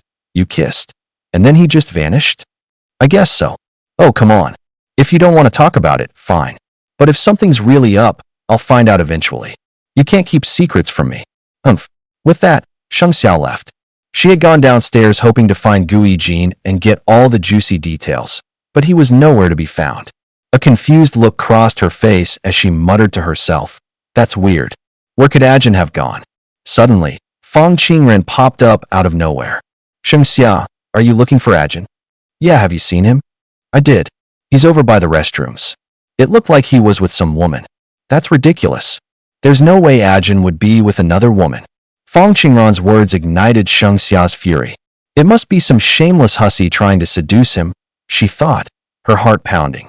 But she refused to believe Ajin would ever betray her. Seething with rage, Sheng Xia stormed toward the restrooms. A cold smirk played on Fong Qingran's lips. Gu Yijin, she thought, if you dare use me as a pawn, don't blame me when the Sheng family throws you to the curb. Sheng Xia burst straight into the men's restroom, searching room by room for any sign of Gu Yijin. The Sheng family's restrooms weren't just stalls, but a series of small, private suites. Each had its own lounge area, with the actual toilet in a smaller, partitioned-off space within. She went from one room to the next, accidentally walking in on a man getting cozy with a server on a sofa in one of them. A sickening thought struck her. What if Ajin is doing the same thing behind my back? Sheng Xia slammed the door shut and raced toward the last room. Gritting her teeth, she shoved the door open. Her eyes flew wide at the scene before her, fury blazing in their beautiful depths. She shrieked, Gu Yijin, what the hell are you doing? On the sofa, his eyes rimmed with red, Gu Yijin had a woman pinned beneath him, kissing her with a devouring passion. At the sound of that familiar scream, Gu Yijin seemed to snap back to his senses. The moment he turned around, Sheng Xia lunged forward, slapping Gu Yijin across the face before grabbing the woman on the sofa by the hair and hitting her twice more. A woman's strength in a fit of rage is often triple her usual. For a pampered girl like Sheng Xia, who had been spoiled her whole life, the force of the blows had actually made her own hand sting. Rubbing her wrist, she confronted Gu Yijin through her tears. What the hell are you doing? How could you cheat on me with another woman behind my back? In my own house. Only then did Gu Yijin snap back to his senses. No matter how unwell he felt, he knew he had to explain things to Sheng Xia first. In this situation, he couldn't afford to lose her support. He grabbed Sheng Xia's hand, pleading, Xia, listen to me. It's not what you think. Sheng Xia shoved him away. You're disgusting, she snapped. Just talk. Don't touch me. Heartbroken, Sheng Xia couldn't help but try to console herself. She couldn't accept that the man she had secretly loved for so many years was nothing like the person she had always imagined him to be. She couldn't bear that outcome. If this was real, all the confident declarations she'd made to Sheng Mo would turn into a joke. Earlier, someone I don't know who handed me a drink. After I had it, I started feeling off. I was just heading to the bathroom to splash some water on my face and clear my head when she came in. She came onto me. I wasn't thinking straight. If you hadn't come when you did, Xia, I might have really done something I'd regret. And then I would never have been able to face you again. Gu Yijin was no fool. He quickly concocted a story that painted him in the best possible light and hurried to explain it to Sheng Xia. He realized he might very well have been drugged, but it was also true that he had fully intended to take the opportunity to sleep with the other woman. The other woman was fiery and passionate, a world away from Sheng Xia, who always needed to be coaxed and coddled. Sheng Xia never let him get too close, and what man could put up with that for years? She could feel it too. His hand, which had just been holding hers, was burning hot. When she looked up, she saw his face was flushed red. Wiping away her tears, she choked out, So, you're saying someone drugged you and set you up with this woman, is that it? Gu Yijin frowned and nodded. Yes, that's basically it. I suspect that you finding me here so easily was also part of the setup. The goal was for you to walk in on this and tear us apart. Sheng Xia looked utterly stunned. Who would do something so despicable? Gu Yijin's gaze dropped, his expression darkening. Who told you I was here? He asked, his voice cold. Sheng Xia muttered. It was Fong Qingran. But why? She couldn't do something like this. She isn't smart enough. Gu Yijin was in too much discomfort to care about anything else. Grimacing, he said, Xia, please, go get Dr. Qin for me, will you? I feel terrible right now. Although Sheng Xia understood that Gu Yijin hadn't intentionally betrayed her, she just couldn't suppress her anger after seeing that scene. She pressed her lips into a thin line, her expression hardening. Fine. You wait right here. And don't let that woman leave. I've memorized her face. The moment Sheng Xia was gone, Gu Yijin slapped the woman across the face. He grabbed her by the throat and snarled. Speak. Who sent you? Was it Fong Qingran? The woman cried out. I wasn't trying to hurt you. I saw you were in a bad state, and I genuinely like you, so I couldn't control myself. I would have been happy with just one night, Mr. Gu. I honestly just wanted to help you. She put on an innocent act, but the words of the person who'd coached her echoed in her mind. That person had told her, Gu Yijin is a narcissist. Just tell him you're doing this because you genuinely like him, and he won't question it. Sure enough, Gu Yijin faltered. At the sight of her curvaceous body, the mix of rage and desire warring inside him became even harder to control. He released her and kicked the nearby coffee table, sending it crashing over. Fuck! Shen Qingling had vanished. The plan was in shambles, and he'd walked right into someone else's trap, caught by Xia. He tried to pull a fast one, and it had backfired completely. He couldn't help but wonder if Shen Qingling was behind it. But Shen Qingling had been drunk. When he went upstairs, he'd had no chance to set any of this up. Unless he was some kind of psychic who could predict what others were planning to do to him. Besides, Shen Qingling didn't even know who he really was. Why would he have any reason to target him? When it came down to it, the problem most likely stemmed from that woman, Fang Qingran. Could she have found out that Su Xiangshan and I were using her? That had to be it. Gu Yijin's knuckles cracked as he clenched his fists. He seethed, thinking of Fang Qingran. You dare do this to me, he muttered. Just you wait. Gu Yijin was a real piece of work. It was perfectly fine for him to scheme against others, but if someone dared to play him at his own game, they were suddenly despicable and shameless. A classic, petty mentality. He walked to the mirror and saw the scratches on his face, and a fresh wave of disgust for Sheng Xia washed over him. If she weren't the heiress of the Sheng family, he never would have bothered putting up with her and placating her all these years. Once he got his hands on everything he wanted, he'd make sure Sheng Xia paid dearly. Sheng Xia called for Dr. Qin. Only after the doctor confirmed that Gu Yijin had been drugged did her tense expression finally ease a bit. Dr. Qin found it odd. What a coincidence to have two different patients in such a short time, both of them drugged. But as a private physician, he knew the importance of discretion. He wouldn't breathe a word of it. After prescribing some medication for Gu Yijin, Dr. Qin took his leave. Gu Yijin had expected Sheng Xia to stay and tend to his wounds, but he was wrong. She had no intention of doing so. After she finished interrogating the other woman, she simply prepared to leave. Gu Yijin grabbed her hand, pleading, Xia, you're not going to stay with me? I can't go out looking like this. Sheng Xia let out a cold laugh. Gu Yijin, your performance tonight was pathetic.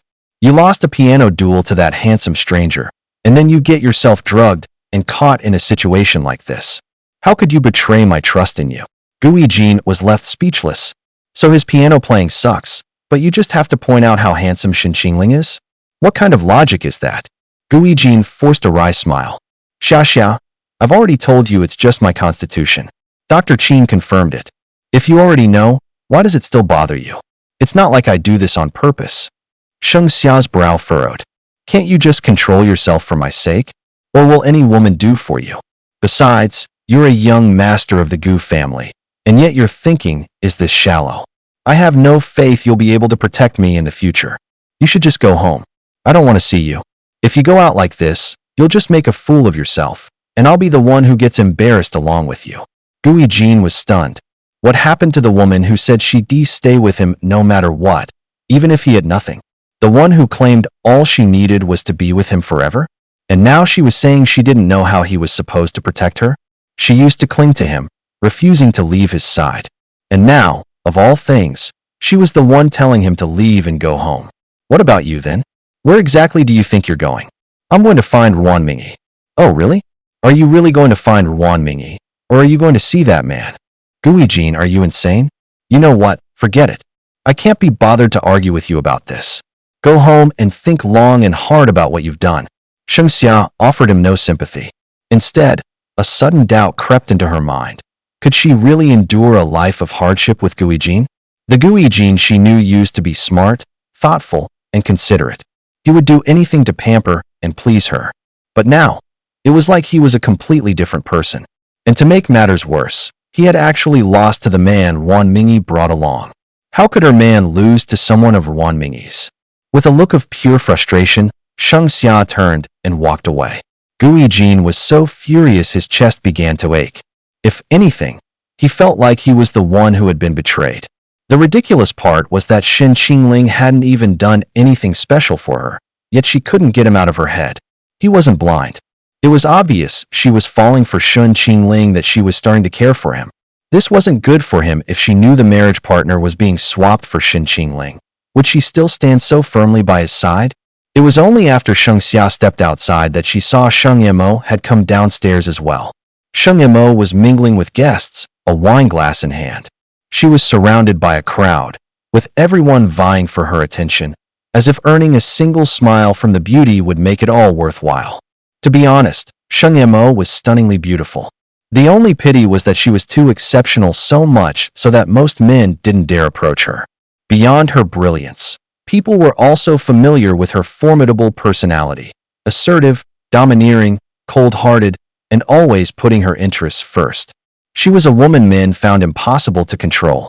Most wouldn't consider someone like her for a partner, and besides, they knew pursuing her was a lost cause. In the social circles of Jiangcheng, there was a running joke about her.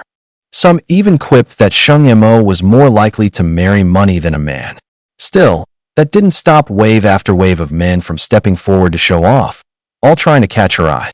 The more unattainable a woman is, the more men want to conquer her. She stood at the center of the banquet, encircled by the crowd, wine glass in hand. Her gaze was distant, and even when she managed a polite, almost imperceptible smile, it carried a distinct chill. Her gaze swept across the crowd and locked with Shen Qingling's. She realized the young man had been secretly watching her. The moment he realized he'd been caught, he quickly averted his gaze, a faint blush coloring the tips of his ears. Sheng Yimou hadn't expected him to get flustered so easily. Was she the first woman he'd ever been close to? She wondered. On second thought, that would explain his shyness. Just as a woman never forgets her first man, a man probably holds a certain fondness for the first woman he's ever been close to. She lifted her glass and took a sip of the red wine. She had already reapplied the lipstick that Shen Qingling's kiss had worn away, and now a faint, almost invisible print stained the rim. Her gaze had a predatory intensity that was impossible to ignore. "Miss Sheng, what are you looking at?" "Looking at my next target." "Always on the job, Miss Sheng. Why not take a break and relax with us tonight?" "You guys go on ahead. I have something to take care of, my apologies." Glass of wine in hand, Sheng Yimou walked over toward Shen Qingling. Upon seeing Sheng Yimou approach, Ruan Mingyi and Yi Qiao couldn't help but tense up. Although Sheng Yimou was only a few years older than them, her powerful aura and list of accomplishments always made them feel inadequate. Compared to Sheng Yimou, they felt like nothing more than stereotypical, spoiled rich kids. The problem was, to be blunt, that's exactly what they were. "Isn't your father here tonight?" Sheng Yimou offered a faint smile, but to Ruan Mingyi and her friends, it felt sharp. A chill ran down Ruan Mingyi's spine. After all, Sheng Yimou rarely smiled. Ruan Mingyi had never seen such a gentle smile on Sheng Mo's face. She was often cold and distant even with her own sister, Sheng Xia. Could they be planning to acquire her family's company? Ruan Mingyi said nervously, "Ms. Sheng, my father, he's abroad on business and hasn't returned yet. My apologies." "No need to be nervous. It was just a casual question." Sheng Yimou turned to look at Shen Qingling. "And who is this with you? I don't believe I've seen him before." Sheng Yimou was putting on an act, playfully probing in front of everyone. But her real goal was to gauge the relationship between Ruan Mingyi and the young man. "He's a friend," Ruan Mingyi explained. "I only asked him to come because I couldn't find a date. Sheng Xia loves to make fun of me, and I didn't want to give her another reason." Ruan Mingyi muttered the complaint, only to be overheard by Sheng Xia, who was just then walking up to them. Sheng Xia gritted her teeth. "Ruan Mingyi, you have some nerve. Tattling on me to my sister the second my back is turned. Are you?" Ruan Mingyi said with a look of innocence. "I didn't mean anything by it. I was just stating the facts. Weren't you the one who mocked my friend for being a gigolo from some club?" Sheng Yimou frowned at Sheng Xia and chided. "How can you be so rude to a guest?" By saying that, Sheng Xia was insulting her too, Sheng Yimou thought. She'd given her first kiss to this boy. If he was a gigolo, what did that make her? Unaware of the backstory, Sheng Xia just assumed Sheng Yimou was trying to save face for the family. She pouted, "Fine, I'm sorry. I didn't mean it. I'll watch what I say from now on." Only Shen Qingling could make Sheng Xia swallow her pride and apologize like that. After all, he was the one who had thoroughly humbled her with his raw talent. Remembering the sight of him at the piano, she blinked and asked Shen Qingling curiously, "What's your name?" "I don't think I ever caught it." Ruan Mingyi shot her an annoyed glance. "Why are you so nosy? It's none of your business. He's my guest." Sheng Xia scoffed. Can't I even ask? I heard him arguing with Fang Qingran earlier. He said he's a college student. Ruan Mingyi, you're robbing the cradle. How shameless. Shen Qingling couldn't help but let out a laugh. All eyes turned to him. It was the first time Sheng Xia and Sheng Yimo had seen Shen Qingling laugh like that, and they both couldn't help but look a little longer. Sheng Xia's attraction level +3. Ruan Mingyi had already seen this different side of Shen Qingling, so she wasn't particularly surprised. She lifted her chin and said, "Hey, it takes talent to be a cradle robber. It's not a prize just anyone can win. In that case, I'm the real cradle robber," Sheng Yimo mused silently. "And a pretty successful one at that, a cut above the rest." Sheng Xia turned away. "Whatever. I'd never be like you." "That was Sheng Xia for you, always too stubborn to back down." Noticing she was by herself, Sheng Yimo asked, "Where's Guijin?" "He wasn't feeling well, so he went home early." Shen Qingling lowered his gaze, concealing the amusement in his eyes. Could Sheng Xia have laid into Guijin? He wondered. Otherwise, he wouldn't have run home without even showing his face. Sheng Xia looked thoroughly displeased. Both Ruan Mingyi and Sheng Yimo assumed she was just upset about losing face during the piano performance, so they didn't give it a second thought. Sheng Yimo was called away after a short while.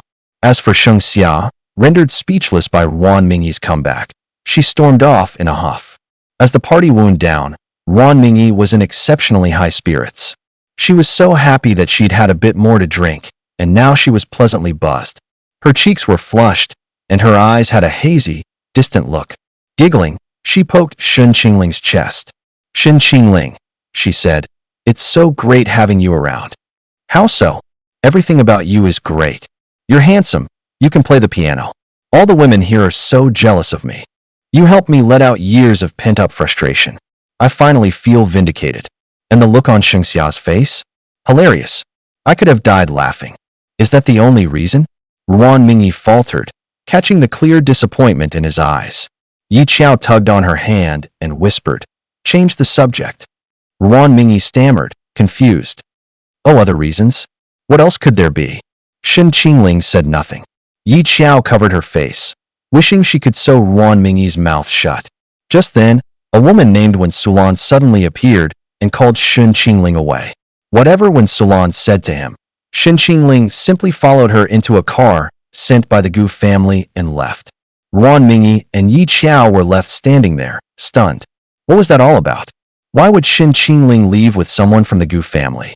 The buzz from the alcohol began to fade as Ruan Mingyi and Yi Qiao stared at each other in confusion. Yi Qiao said, "You didn't just mess with someone you shouldn't have, did you?" Ruan Mingyi's voice trembled. I don't know." Wei Qi blinked, then ventured, "You don't think Shen Qingling is the Gu family's illegitimate son, do you?" Meanwhile, back at the Gu residence, Gu Yijin had thrown a huge tantrum. After his outburst, he was forced to start considering what to do next. Just then, there was a stir at the doorway. Holding a glass of water, Gu Yijin looked over and saw that Gu Qinhuang and the others had returned. When he saw the familiar figure behind Wen Sulan, Gu Yijin nearly lost his grip on the glass. Shen Qingling slowly stepped out from behind Wen Sulan. The two of them locked eyes, and the atmosphere grew tense and awkward. Shen Qingling's lips curved into a smirk. "Gu Yijin, I'm back. And it's time you returned everything that belongs to me." Author's note. Hey everyone. This book has made it to the recommended list. Please remember to add it to your library, vote, and leave comments asking for more chapters. Your support for Qinshin means the world to me. Thank you. You wouldn't want to see this new book flop, would you now, dear reader? When Gu Yijin got a clearer look at Shen Qingling, the smile was completely gone. He only gave him a cool glance. Truthfully, there was no way Shen Qingling would ever smile at him. Could it be that he was so nervous he was starting to hallucinate? Gu Yijin stared at Shen Qingling, his face betraying his unease. Gu Qinhuang took his seat at the head of the table and said, "Everyone sit." And so, a family meeting began in the Gu household. Gu Qinhuang's expression was as placid as ever. Gu Yutong wore a mocking smile. Anxiety was written all over Gu Yijin's face. When Sulan looked overwhelmed with guilt, Shen Qingling could also sense the tense atmosphere, especially when he saw the tears welling in Wen Sulan's eyes. Looking at Wen Sulan, Shen Qingling asked, "You said you knew about my origins. What is this all about?" That was the reason when Sulan had given for bringing him to the Gu residence in the first place. Through her tears, when Sulan told Shen Qingling the entire truth. Throughout it all, Shen Qingling remained perfectly calm. This took everyone by surprise. They couldn't understand how, now that he knew everything, Shen Qingling could face them with such composure. He had just gone from being a nameless orphan to the true young master of the Gu family. Shouldn't he be overjoyed, ecstatic to the point of losing control? This meant he could transcend his social class, leaving behind the hardship of his past, a dream beyond the reach of countless others. And setting aside the obvious advantages, by all rights, a child who had never known a parent's love should not be so completely unmoved upon finding his family. Qingling, I'm so sorry. It's all my fault. I didn't protect you. I failed you. When Sulan grabbed his hand, her own trembling, hot tears splashed onto his palm. Shen Qingling merely asked, his voice flat, so? Everyone stared, stunned into silence. Gu Yutong and Gu Yijin exchanged a look, both wondering the same thing. This wasn't going at all how they'd imagined. Gu Qinglong frowned. Qingling, he said, we are your parents. Only then did Shen Qingling manage a smile, though it didn't reach his eyes. Mr. Gu, I have no birth parents. I grew up in an orphanage. The people who raised me were the director and the women who worked there. I've never eaten a single grain of rice you provided, nor drunk a single drop of your water. There isn't an ounce of gratitude between us. So on what grounds do you call yourselves my parents? Gu Yutong stared in astonishment, thinking, this kid has some serious nerve. Even she would never dare to speak to her father that way. Where on earth did Shen Qingling get the audacity? Did he not want to return to the Gu family? Did he not want the status that came with being one of their sons? When Sulan's guilt deepened at his words, and her tears flowed even faster. She didn't know how to respond. She was utterly speechless, overwhelmed by the feeling that she had truly failed this child. Gu Qinglong, however, wasn't angry. He was intrigued. Shen Qingling was not at all what he had expected. In fact, compared to his other two children, Shen Qingling seemed bolder, less intimidated by him. This was precisely the quality he wanted in an heir. Gu Yijin found it strange as well. Shen Qingling couldn't possibly be foolish enough to turn down this new life, could he? But Shen Qingling was no fool. How could he not want this life? Who would turn down a fortune when it was handed to them on a silver platter? He just had no intention of getting it on their terms. If Shen Qingling had just accepted it all without a fuss, they would have reassured themselves that they'd made amends, and their consciences would have been clear. The better Shen Qingling behaved, the more they would take it for granted.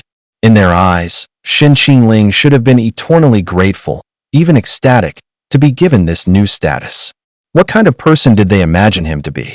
Someone greedy for money, hungry for power, and desperate for the Gu family's approval for their approval. This perfectly matched the persona Gu Yijin wanted to pin on him, and it was the very stereotype the Gu family held before ever meeting him. Why should Shen Qingling play the part of their stereotype? He would never do that. On the other hand, Gu Qinglong would grow wary of him. Would he really trust a child from an orphanage, one he hadn't raised himself? Wouldn't he suspect that Shen Qingling's easy acceptance, his very eagerness to get close, was a ploy to get his hands on the family fortune? Gu Qinglong was a suspicious man. Shen Qingling knew that perfectly well. It wouldn't just be Gu Qinglong who'd be on guard against him. Gu Yutong and Gu Yijin would be as well. He and Gu Yijin were already mortal enemies, but that wasn't the case with Gu Yutong. While Shen Qingling didn't like this sister, he couldn't, at the very least, let Gu Yutong become Gu Yijin's ally. The most crucial person was when Sulan. She was too weak-willed, and Shen Qingling hoped that her guilt over him would be the catalyst for her to change. 077. Host. By doing this, won't you anger Gu Qinglong and make him give up the idea of bringing you home? Shen Qingling, impossible. Would Gu Qinglong really hand over the family fortune to Gu Yijin, a son who isn't even his own flesh and blood? Besides, with me in the picture now, he's bound to look at Gu Yijin and find him unworthy. That's why I'm certain he'll do everything he can to win me over, no matter what. In fact, the more I resist, the more secure he'll feel about keeping me around. In Shen Qingling's eyes, Gu Qinglong was less a father and more the patriarch of the entire clan. He viewed him not with paternal warmth, but with the cold calculation of one assessing an heir. Fatherly love was something Shen Qingling could never hope for. The blood of the Gu family flows through your veins, Gu Chengwang said. Your mother carried you for 10 months, enduring hardship to bring you into this world. That's a debt for giving you life you should not forget.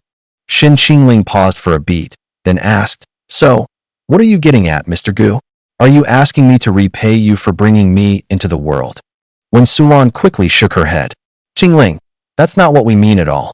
We just want you to come home, for all of us to be a family again. We want to make everything up to you. We've already prepared your room. It's just waiting for you. Shen Qingling's rejection was blunt. That won't be necessary. I'm doing just fine on my own. There's nothing for you to make up for. What's done is done. We should just go our separate ways.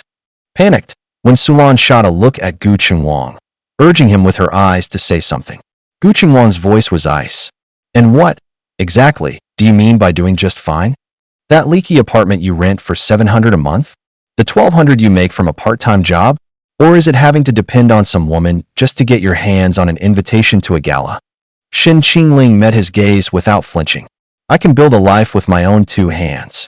That's why I'm getting an education to make something of myself. After I graduate from Jiang University, I won't be living in a place with a leaky roof, and I won't be earning a mere $1,200. What right do you have to declare my future a failure? Gu Yutong and Gu Yijin didn't dare to utter a word. Shen Qingling has some serious nerve, they thought. Unbelievably brave. Wen Sulan's own anxiety spiked. She was terrified that Gu Chengwang, in a fit of rage, would wash his hands of Shen Qingling for good. But to her surprise, Gu Chengwang started to laugh. A strange glint appeared in his eyes, a look of confirmation. Yes, this is my son, after all. Shen Qingling reminded him of the naive, slightly foolish idealist he was in his youth. Gu Chengwang had to give him credit for his courage and persistence. Most young people were like that before reality knocked them down a few pegs. He thought he could change the world all by himself, that a degree and a bit of knowledge were all it took to build a future and get everything he wanted. But eventually, he would learn that it was all nothing more than a pipe dream, a collection of lies and illusions fed to him by the world. No amount of hard work can outweigh a single word from a man with power. It's not even worth as much as a word from one of his lackeys. Shen Qingling knew all about Gu Chengwang's background and the path he'd taken to get where he was today. It was obvious that with these words, he was trying to earn Gu Chengwang's respect and trust, hoping he would eventually entrust the family to him. This wasn't something that could be accomplished overnight. It would be a long process. A wry smile touched Gu Chengwang's lips. You're not wrong, he said. I can't be 100% certain. But if you come back to the family, at least you'll have a clear view of your future. It won't be some vague fantasy anymore. Come back, and you can get into the best companies, have access to better resources and connections. That's not something you can get just by graduating from Jiangdai University. So, after all that, you're just trying to buy me off with perks and privileges. But I don't need any of it. Then what is it you want? Your mother has nearly cried herself blind over you. If you don't come back, I'm afraid she'll never know a moment's peace. Shen Qingling glanced at Wen Sulan, who was still crying, but remained silent. Wen Sulan suddenly threw her arms around him, her voice thick with pleading. Qingling, just think of it as a place to stay for a while. Just come home for a little bit, please. I'm not asking you to do anything for me. I just want you home. You can work wherever you want, do whatever you want. I promise, I won't pressure you at all. Mom just wants to see you every day, to know you're eating and sleeping well. I don't want you living in that leaky old house anymore. The thought of you living like that, it just breaks my heart. As he listened to Wen Sulan pour out her longing and guilt, word by word, the stubbornness in the young man's eyes suddenly faltered, as if a thick layer of ice was beginning to crack and melt. He had never experienced this kind of love before and had no idea how to respond, leaving him looking completely at a loss. Witnessing this, Gu Yutong couldn't help but feel a pang of heartache. Although she disliked Wen Sulan, the woman's profound guilt and affection for Shen Qingling were genuinely moving. If my own mother were still alive, she thought, she would probably dote on me just the same. Her expression clouded over, and she lowered her gaze. Wen Sulan looked at Shen Qingling. Qingling, she pleaded, please come home. Won't you? Even with his years of acting experience, Shen Qingling couldn't help but be touched by such a sincere and loving gaze. Shen Qingling seemed to hesitate. He pressed his lips together and averted his gaze. You already have a child. Why are you so insistent that I come back? If I do, what happens to him? If my return would make someone else a homeless child, then I would rather not go back at all. 077. Bravo, what a masterful performance of the innocent victim. Ha ha ha, look at Guijin. He's absolutely livid. Shen Qingling replied. In the original novel, Guijin was always playing the innocent, helpless victim. He'd use pity to twist the situation and make me look like the bad guy, even when I was in the right. I'm just giving him a taste of his own medicine. At these words, when Sulan's expression softened even more, she truly believed the boy was as innocent and kind as he seemed. Gu Yutang's expression shifted as well. She turned to Guijin. Ajin, he doesn't seem to be what we imagined. I don't think he's that kind of person. You don't have to be so worried. Guijin's expression was grim, but he forced an awkward smile. Yeah, my little brother really is great. Why isn't Shen Qingling getting angry? Why isn't he blowing up at him? He should at least grab me by the collar and chew me out, tell me that I stole everything from him.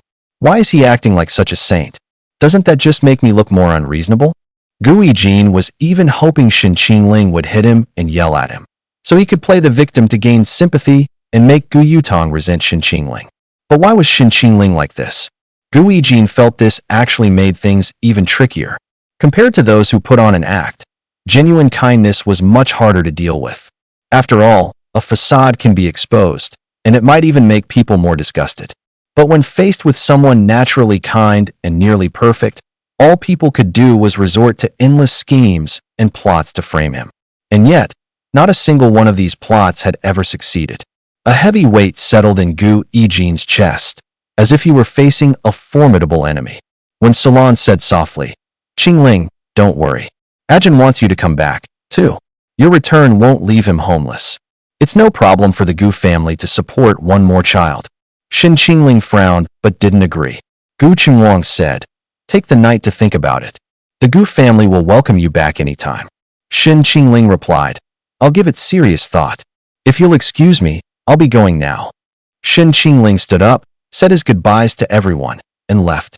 When Sulan insisted on taking him home, Shen Qingling couldn't turn her down, so he had no choice but to agree. On the way, when Sulan talked nonstop, she fussed over every detail of Shen Qingling's life, wanting to ask about everything and help with anything, just like a chattering mother.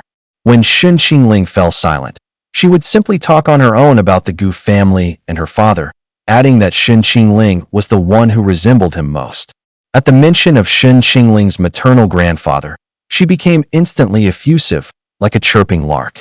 It was clear how much she revered her father. Shen Qingling found it hard to reconcile the downtrodden woman from the original novel with the person standing before him now. Time passed quickly, and soon the luxury car, looking utterly out of place, stopped at the mouth of the alley. Even though when Sulan had pretended to take a wrong turn to stall for a little more time, they had arrived. You can just stop here. It's no trouble. It's just a few more steps. I'll walk you to your building. All right then. Qingling, would you mind if I came up to see your place? Sure. After getting out of the car, when Sulan followed Shen Qingling upstairs, it was a rundown apartment building, and he lived on the 5th floor. The moment he pushed the door open, the sight of the room made when Sulan's heart ache. Gu Yijin was living in the best room of the Gu family home, basking in sunlight and affection, while her own child was crammed into this dark, damp rental like a rat.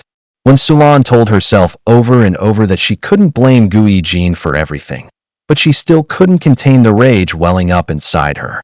She gripped the doorframe, her hand clenching so tightly that her nails dug into her palm, drawing blood. Only by seeing it with her own eyes could she truly grasp what Shen Qingling's life had been like. Are you okay? Qingling, how long have you been living here? I've lost track. About 2 years, I guess. What? This place is terrible for your health. The walls are covered in mold. This is just unacceptable. This is actually pretty good. The last place I lived was even. He seemed to remember something and trailed off, swallowing the rest of his words. But when Sulan understood, he didn't want to make her feel sad or guilty. His hesitation only made her imagination paint an even bleaker picture. It's not in the best shape. Maybe you should stay out here. It's all right. when Sulan looked around the room. Though the apartment was old, Shen Qingling had kept it remarkably clean. In silence, when Sulan started to help him pack, taking down his hanging clothes and folding them neatly on the sofa, Shen Qingling just watched her, his eyes quiet. The young man suddenly spoke. "You don't have to do that. I'll go back with you." When Sulan's hands paused mid-fold, she looked up at him, her eyes wide with surprised delight. "Really? Yeah. Good, good. Then Mom will help you pack your things. We're going home together." The joy and emotion on Wen Sulan's face were written all over her face for anyone to see. She opened Shen Qingling's closet, and her expression fell. It was filled almost exclusively with white shirts. She bit her lip and shut the door. Shen Qingling had very few possessions. They were mostly books. Other than that, he had nothing at all. Fighting back tears, when Sulan said, "It's all right. We'll just leave these behind. Mom will buy you all new things. Come on, let's go home." It was already 11 at night by the time the two of them returned to the Gu residence. Lin Qingdai had just returned from her late-night study session. She'd barely reached the front door when she ran into the mother and son. The girl stood at the entrance in her school uniform, clutching a stack of books. At the sound, she turned her head. The moment she saw Shen Qingling, her eyes flew wide open. Everything in the dream, it was all real. Shen Qingling was back. Her chance to change her destiny had finally arrived. 077. Capture target detected. Lin Qingdai. Name, Lin Qingdai.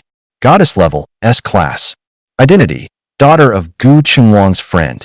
Personality, intelligent, cute, devious. Plot relevance, 60%. Ending, insufficient points to unlock. Shen Qingling found her personality profile odd. Cute and devious? How can those two coexist? Besides, he distinctly remembered that wasn't Lin Qingdai's personality in the original novel. He studied the girl before him. She had a face as clear and delicate as a flower bud in early spring.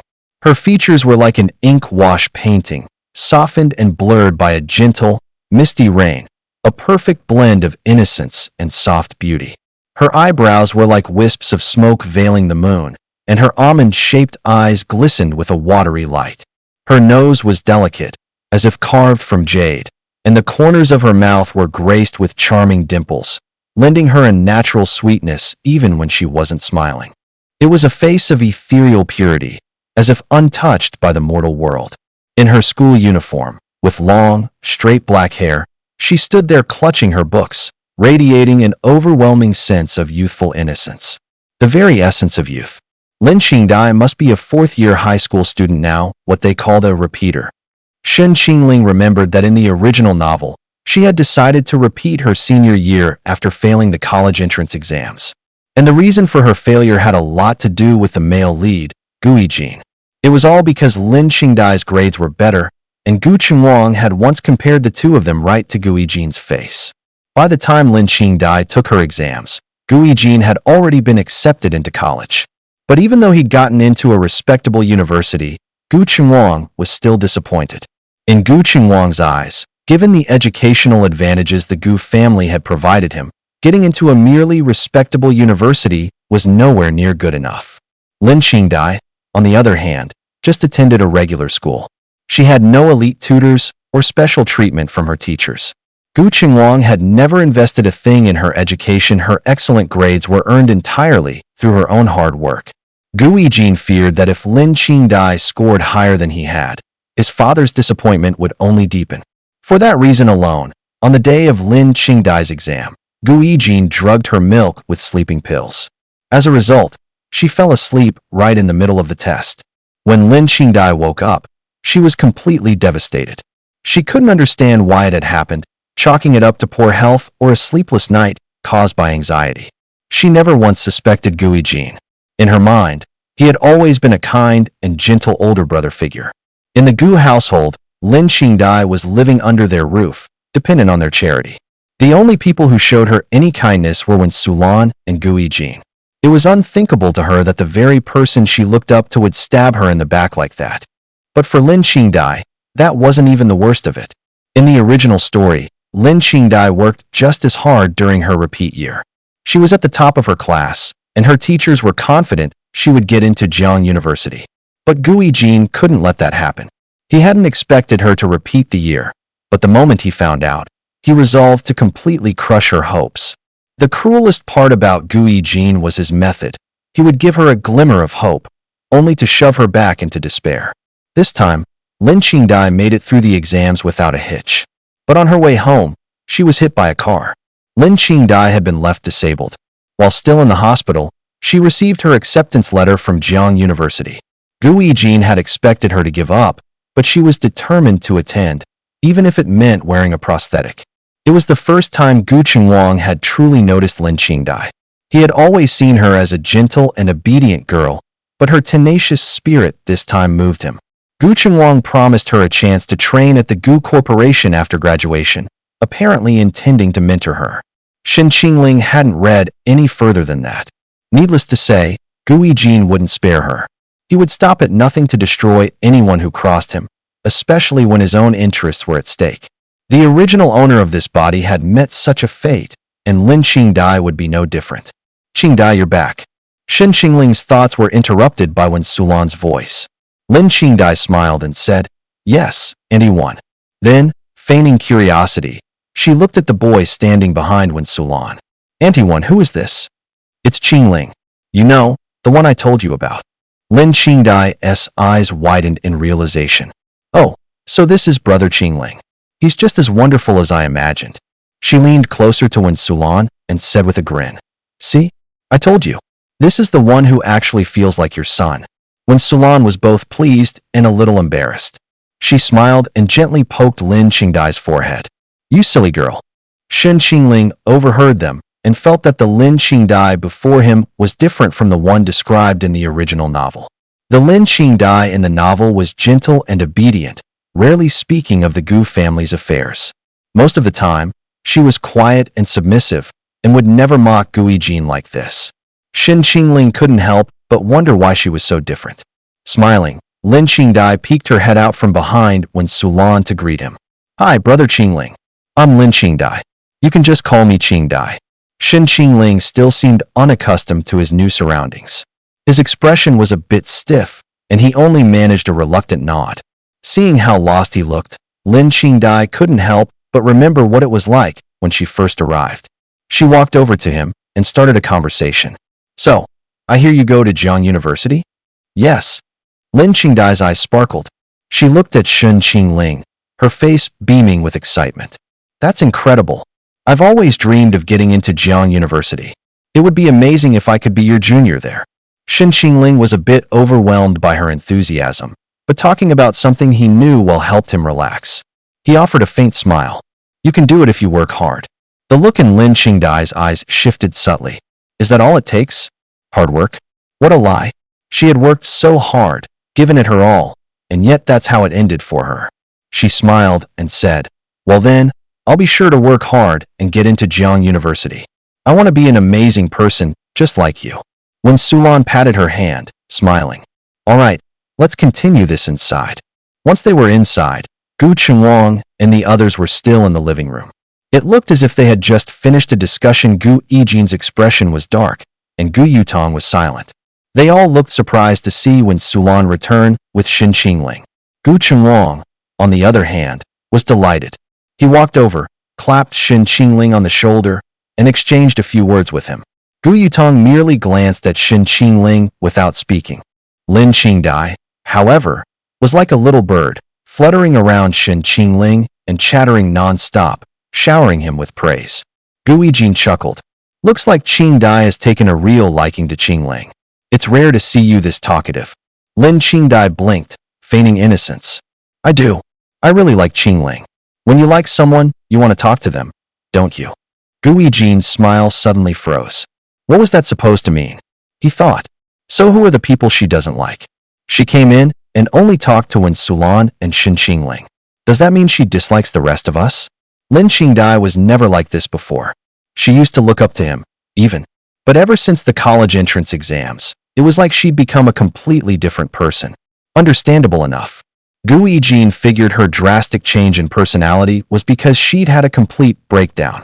And yet, as the main culprit, he didn't feel the slightest bit of guilt. Gu Yutong frowned. If you can't speak properly, go to your room and learn how. Lin Qingdai was completely unfazed, still beaming. I'll go right now. Oh, by the way, I heard Brother Qingling is a top student at Jiang University. Could I ask you to tutor me? Gu Yutong sneered. Didn't your teacher say you had a good shot at Jiang University? Or was that just a lie? Lin Qingdai lowered her head, looking hurt. But, Sister Yutong, you used to say Brother Yijin could get into Jiang University, too. What if I end up like him and only get into a regular state university? With a single sentence, Lin Qingdai had taken a jab at two people. Even Shen Qingling almost choked on his laughter. Her barbs were sharp, yet she delivered them with such a sincere and innocent face that no one could tell if she was being malicious on purpose. At the mention of Gu Yijin only getting into a state school, Gu Qinghua frowned. It's all because he wasn't good enough. Look at other people's kids they get into Jiang University or Qing University. Some employees at the Gu Corporation have better degrees than he does. It's a disgrace. After grumbling for another moment, Gu Qinghua got up and went upstairs. Gu Yutong shot Lin Qingdai a glare. You just had to poke at that sore spot. You know Dad's always been hung up on it, and you brought it up anyway. You did that on purpose, didn't you? The rims of Lin Qingdai's eyes turned red, and like a frightened little rabbit, she shrank closer to Shen Qingling. I'm sorry, sister, I didn't do it on purpose. I only said it because you brought it up. If I'd known Uncle Gu was so sensitive about Brother Yijin's college results, I never would have mentioned it. She then turned to Gu Yijin, her voice full of feigned distress. Brother Yijin, you're not mad at me, are you? Gu Yijin was practically bristling with anger, but couldn't show it. He forced a smile and said, It's fine. You didn't know the whole story. Lin Qingdai frowned and sighed. Uncle Gu must give you a hard time. Don't be upset, Yijin. Even though his real son is back, you did grow up here. I'm sure he'll always have a soft spot for you. Gu Yijin sneered inwardly. Who asked you to say that? She just had to twist the knife by emphasizing the words, real son. The most awkward person in the house now wasn't Qingdai, but him Gu Yijin, the imposter. Shen Qingling had to suppress a laugh. Just as Gu Yijin was about to speak, he cut in. I've already said I won't ask anyone to leave. Things at home will go on as they always have. I don't want my arrival to hurt anyone. Lin Qingdai turned to Shen Qingling. You're so kind, Qingling. I'm sure Yijin will be very grateful to you. Gu Yijin's expression darkened. He stood up. It's getting late. We can talk about this tomorrow. I'm going to my room. Wait, Lin Qingdai called out, her voice dripping with sarcasm. Is your room still in the same place, Yijin? Or will I have to look for you somewhere else from now on? Gu Yijin pretended not to hear and went straight upstairs. Gu Yutong rolled her eyes, then stood up and left as well. Lin Qingdai put on a hurt expression as she faced Wen Sulan and Shen Qingling. Did I say something wrong? Why is Yijin ignoring me? Wen Sulan watched Gu Yijin's retreating back and shook her head in disappointment. Qingling has suffered so much all these years, yet not only does he not blame Yijin, he's even being kind and considerate of his position in this family. And Yijin? He gets this worked up over a few words. Besides, Qingdai didn't mean it. I watched her grow up. She's a sweet, sensible girl. He's just being too thin-skinned to handle it. It's all right, Qingdai, Wen Sulan said comfortingly. Don't take it to heart. Go on and study now. Lin Qingdai's face lit up with anticipation as she turned to Shen Qingling. In that case, could you tutor me? It won't take up much of your time. I just want to ask you some questions whenever you're free. If you're busy, I can always wait. Is that okay, Qingling? With the way Lin Qingdai put it, Shen Qingling could hardly say no. After all, wasn't the enemy of his enemy a friend? He hesitated for a moment before nodding. All right. Lin Qingdai's eyes curved into a smile. You're so kind, Qingling. Before, no one at home paid me any mind except for anyone. I never dared to ask anyone else for help. Anyone else? She meant Gu Yijin, of course.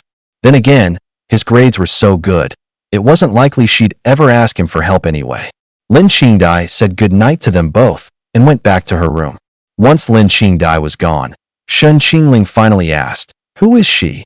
She's the daughter of your father's friend, Lin Chun. His family met with a tragedy that year, and she was the only one who survived. Your father was entrusted by him to bring her home, and she's been raised with us ever since. Poor Qingdai has been through so much. She's so considerate and well-behaved. Just treat her like your own little sister. She seems to have taken a real liking to you. I've never seen her warm up to anyone so quickly. You're the first. I understand. It's getting late. Let me show you to your room. We can take a proper tour of the house tomorrow. Okay. When Sulan led Shen Qingling up to the second floor and to the room that was to be his. Shen Qingling surveyed the room's furnishings. Everything looked brand new. Wasn't this Gu Yijin's room before?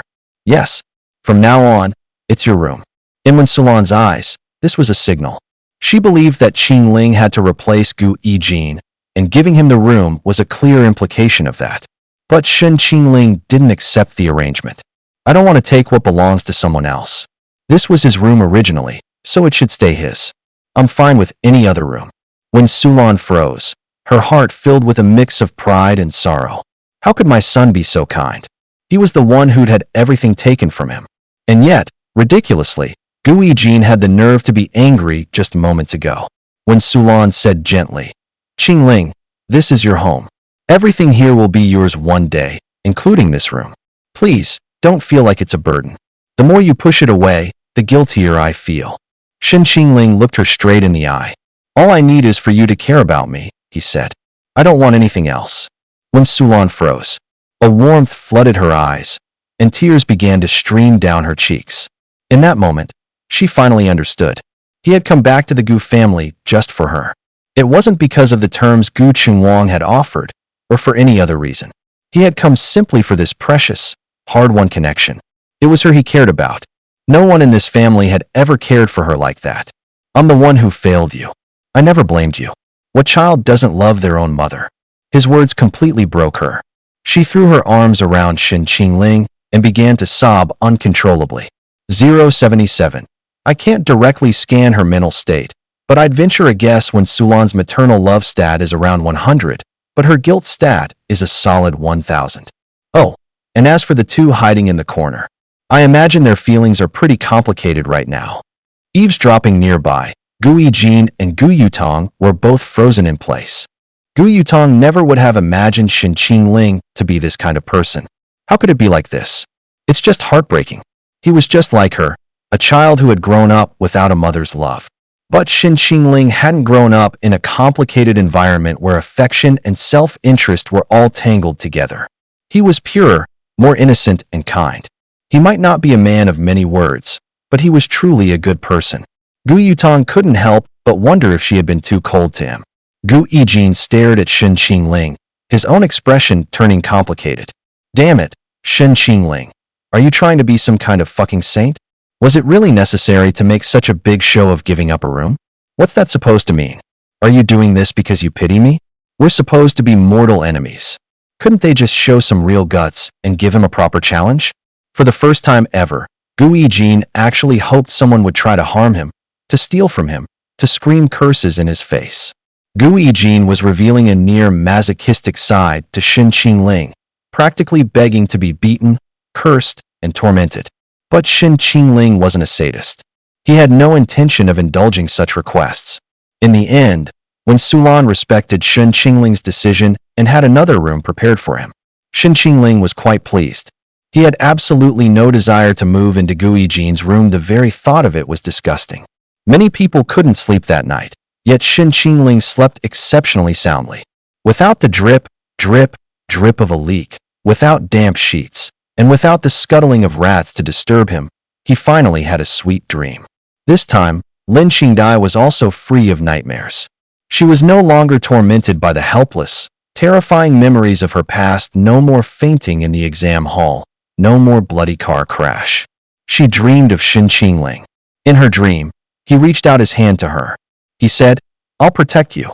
When Shen Qingling woke up the next morning, he discovered that Lin Qingdai's affection points for him had risen by 20. Shen Qingling was baffled. How did this happen? The strange part was, the value hadn't budged at all yesterday. How could it suddenly jump 20 points overnight? Shen Qingling opened the progress bar and saw that her affection points for him had already reached 50. Shen Qingling asked, "Chi-Chi, what's going on? You didn't announce any increase in her affection points for me yesterday." 077 replied, "Host, she started with a baseline of 30 affection points for you. I'm not sure why either. You can investigate it yourself." Shen Qingling was surprised. "You can just start with affection points?" 077 explained.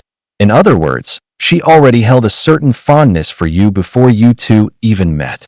Shin Qingling frowned, trying to recall his relationship with Lin Qingdai in the original novel. In the original novel, Lin Qingdai's feelings for him were more akin to curiosity and pity. The two of them never had much interaction. According to the original plot, Shin Qingling was supposed to return to the Gu family with his reputation in tatters, and practically everyone there gave him the cold shoulder.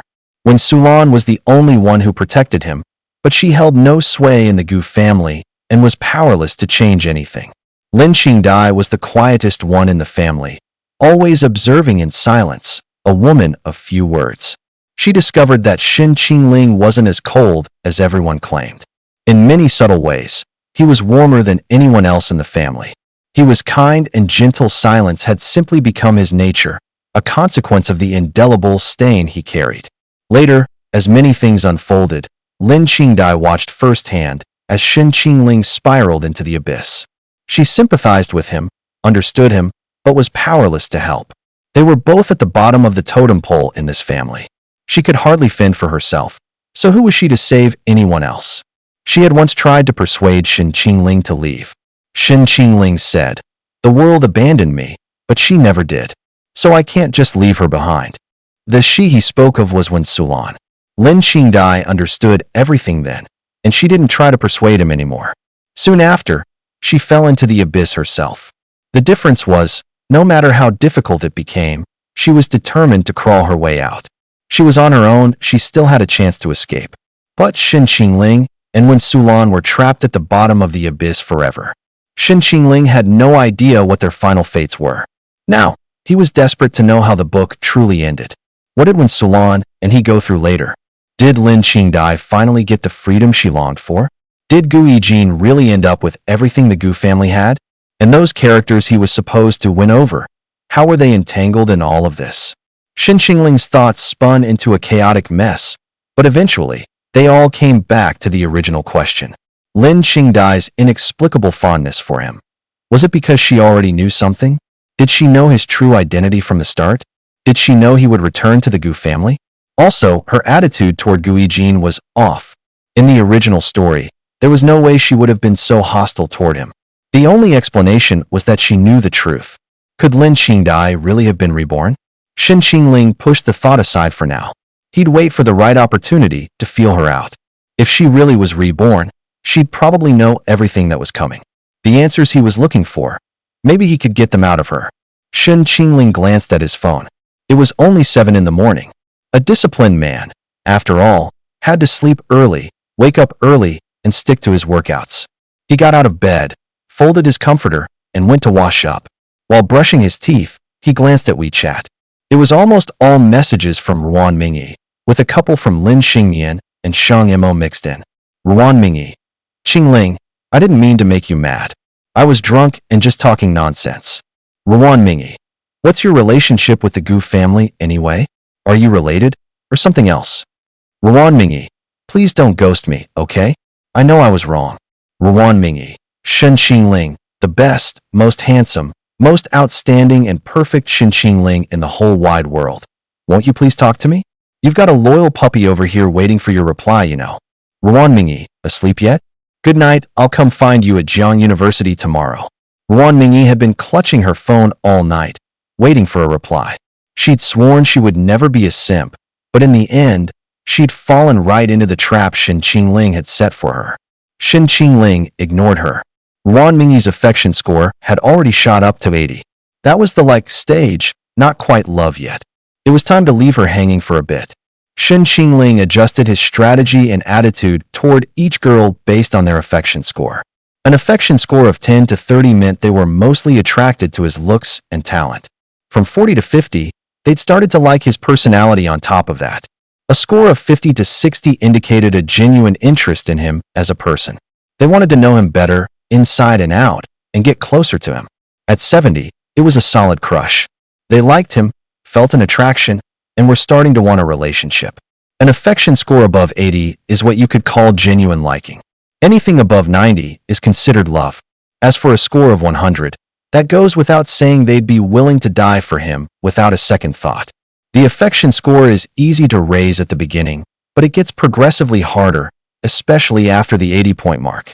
Then there are naive girls who don't understand love. They don't even realize what they're truly feeling. In their hearts, they love him, but their actions might suggest the complete opposite, like Ruan Mingyi. She already liked Shen Qingling and cared about him deeply, but she just hadn't realized it.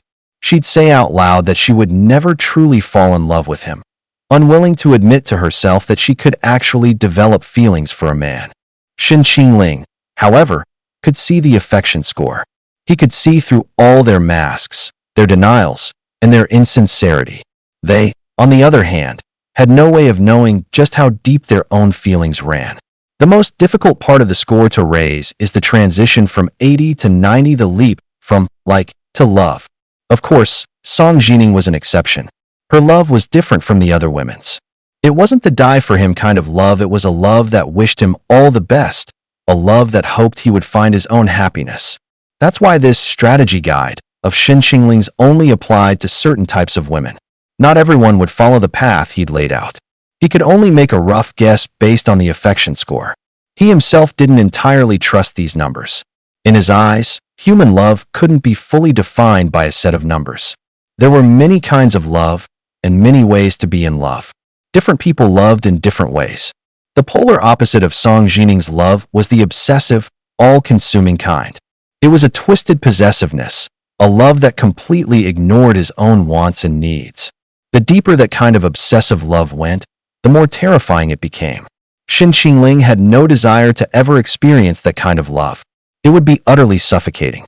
Shen Qingling scrolled down a bit. A new message had come in from Lin Xingyan.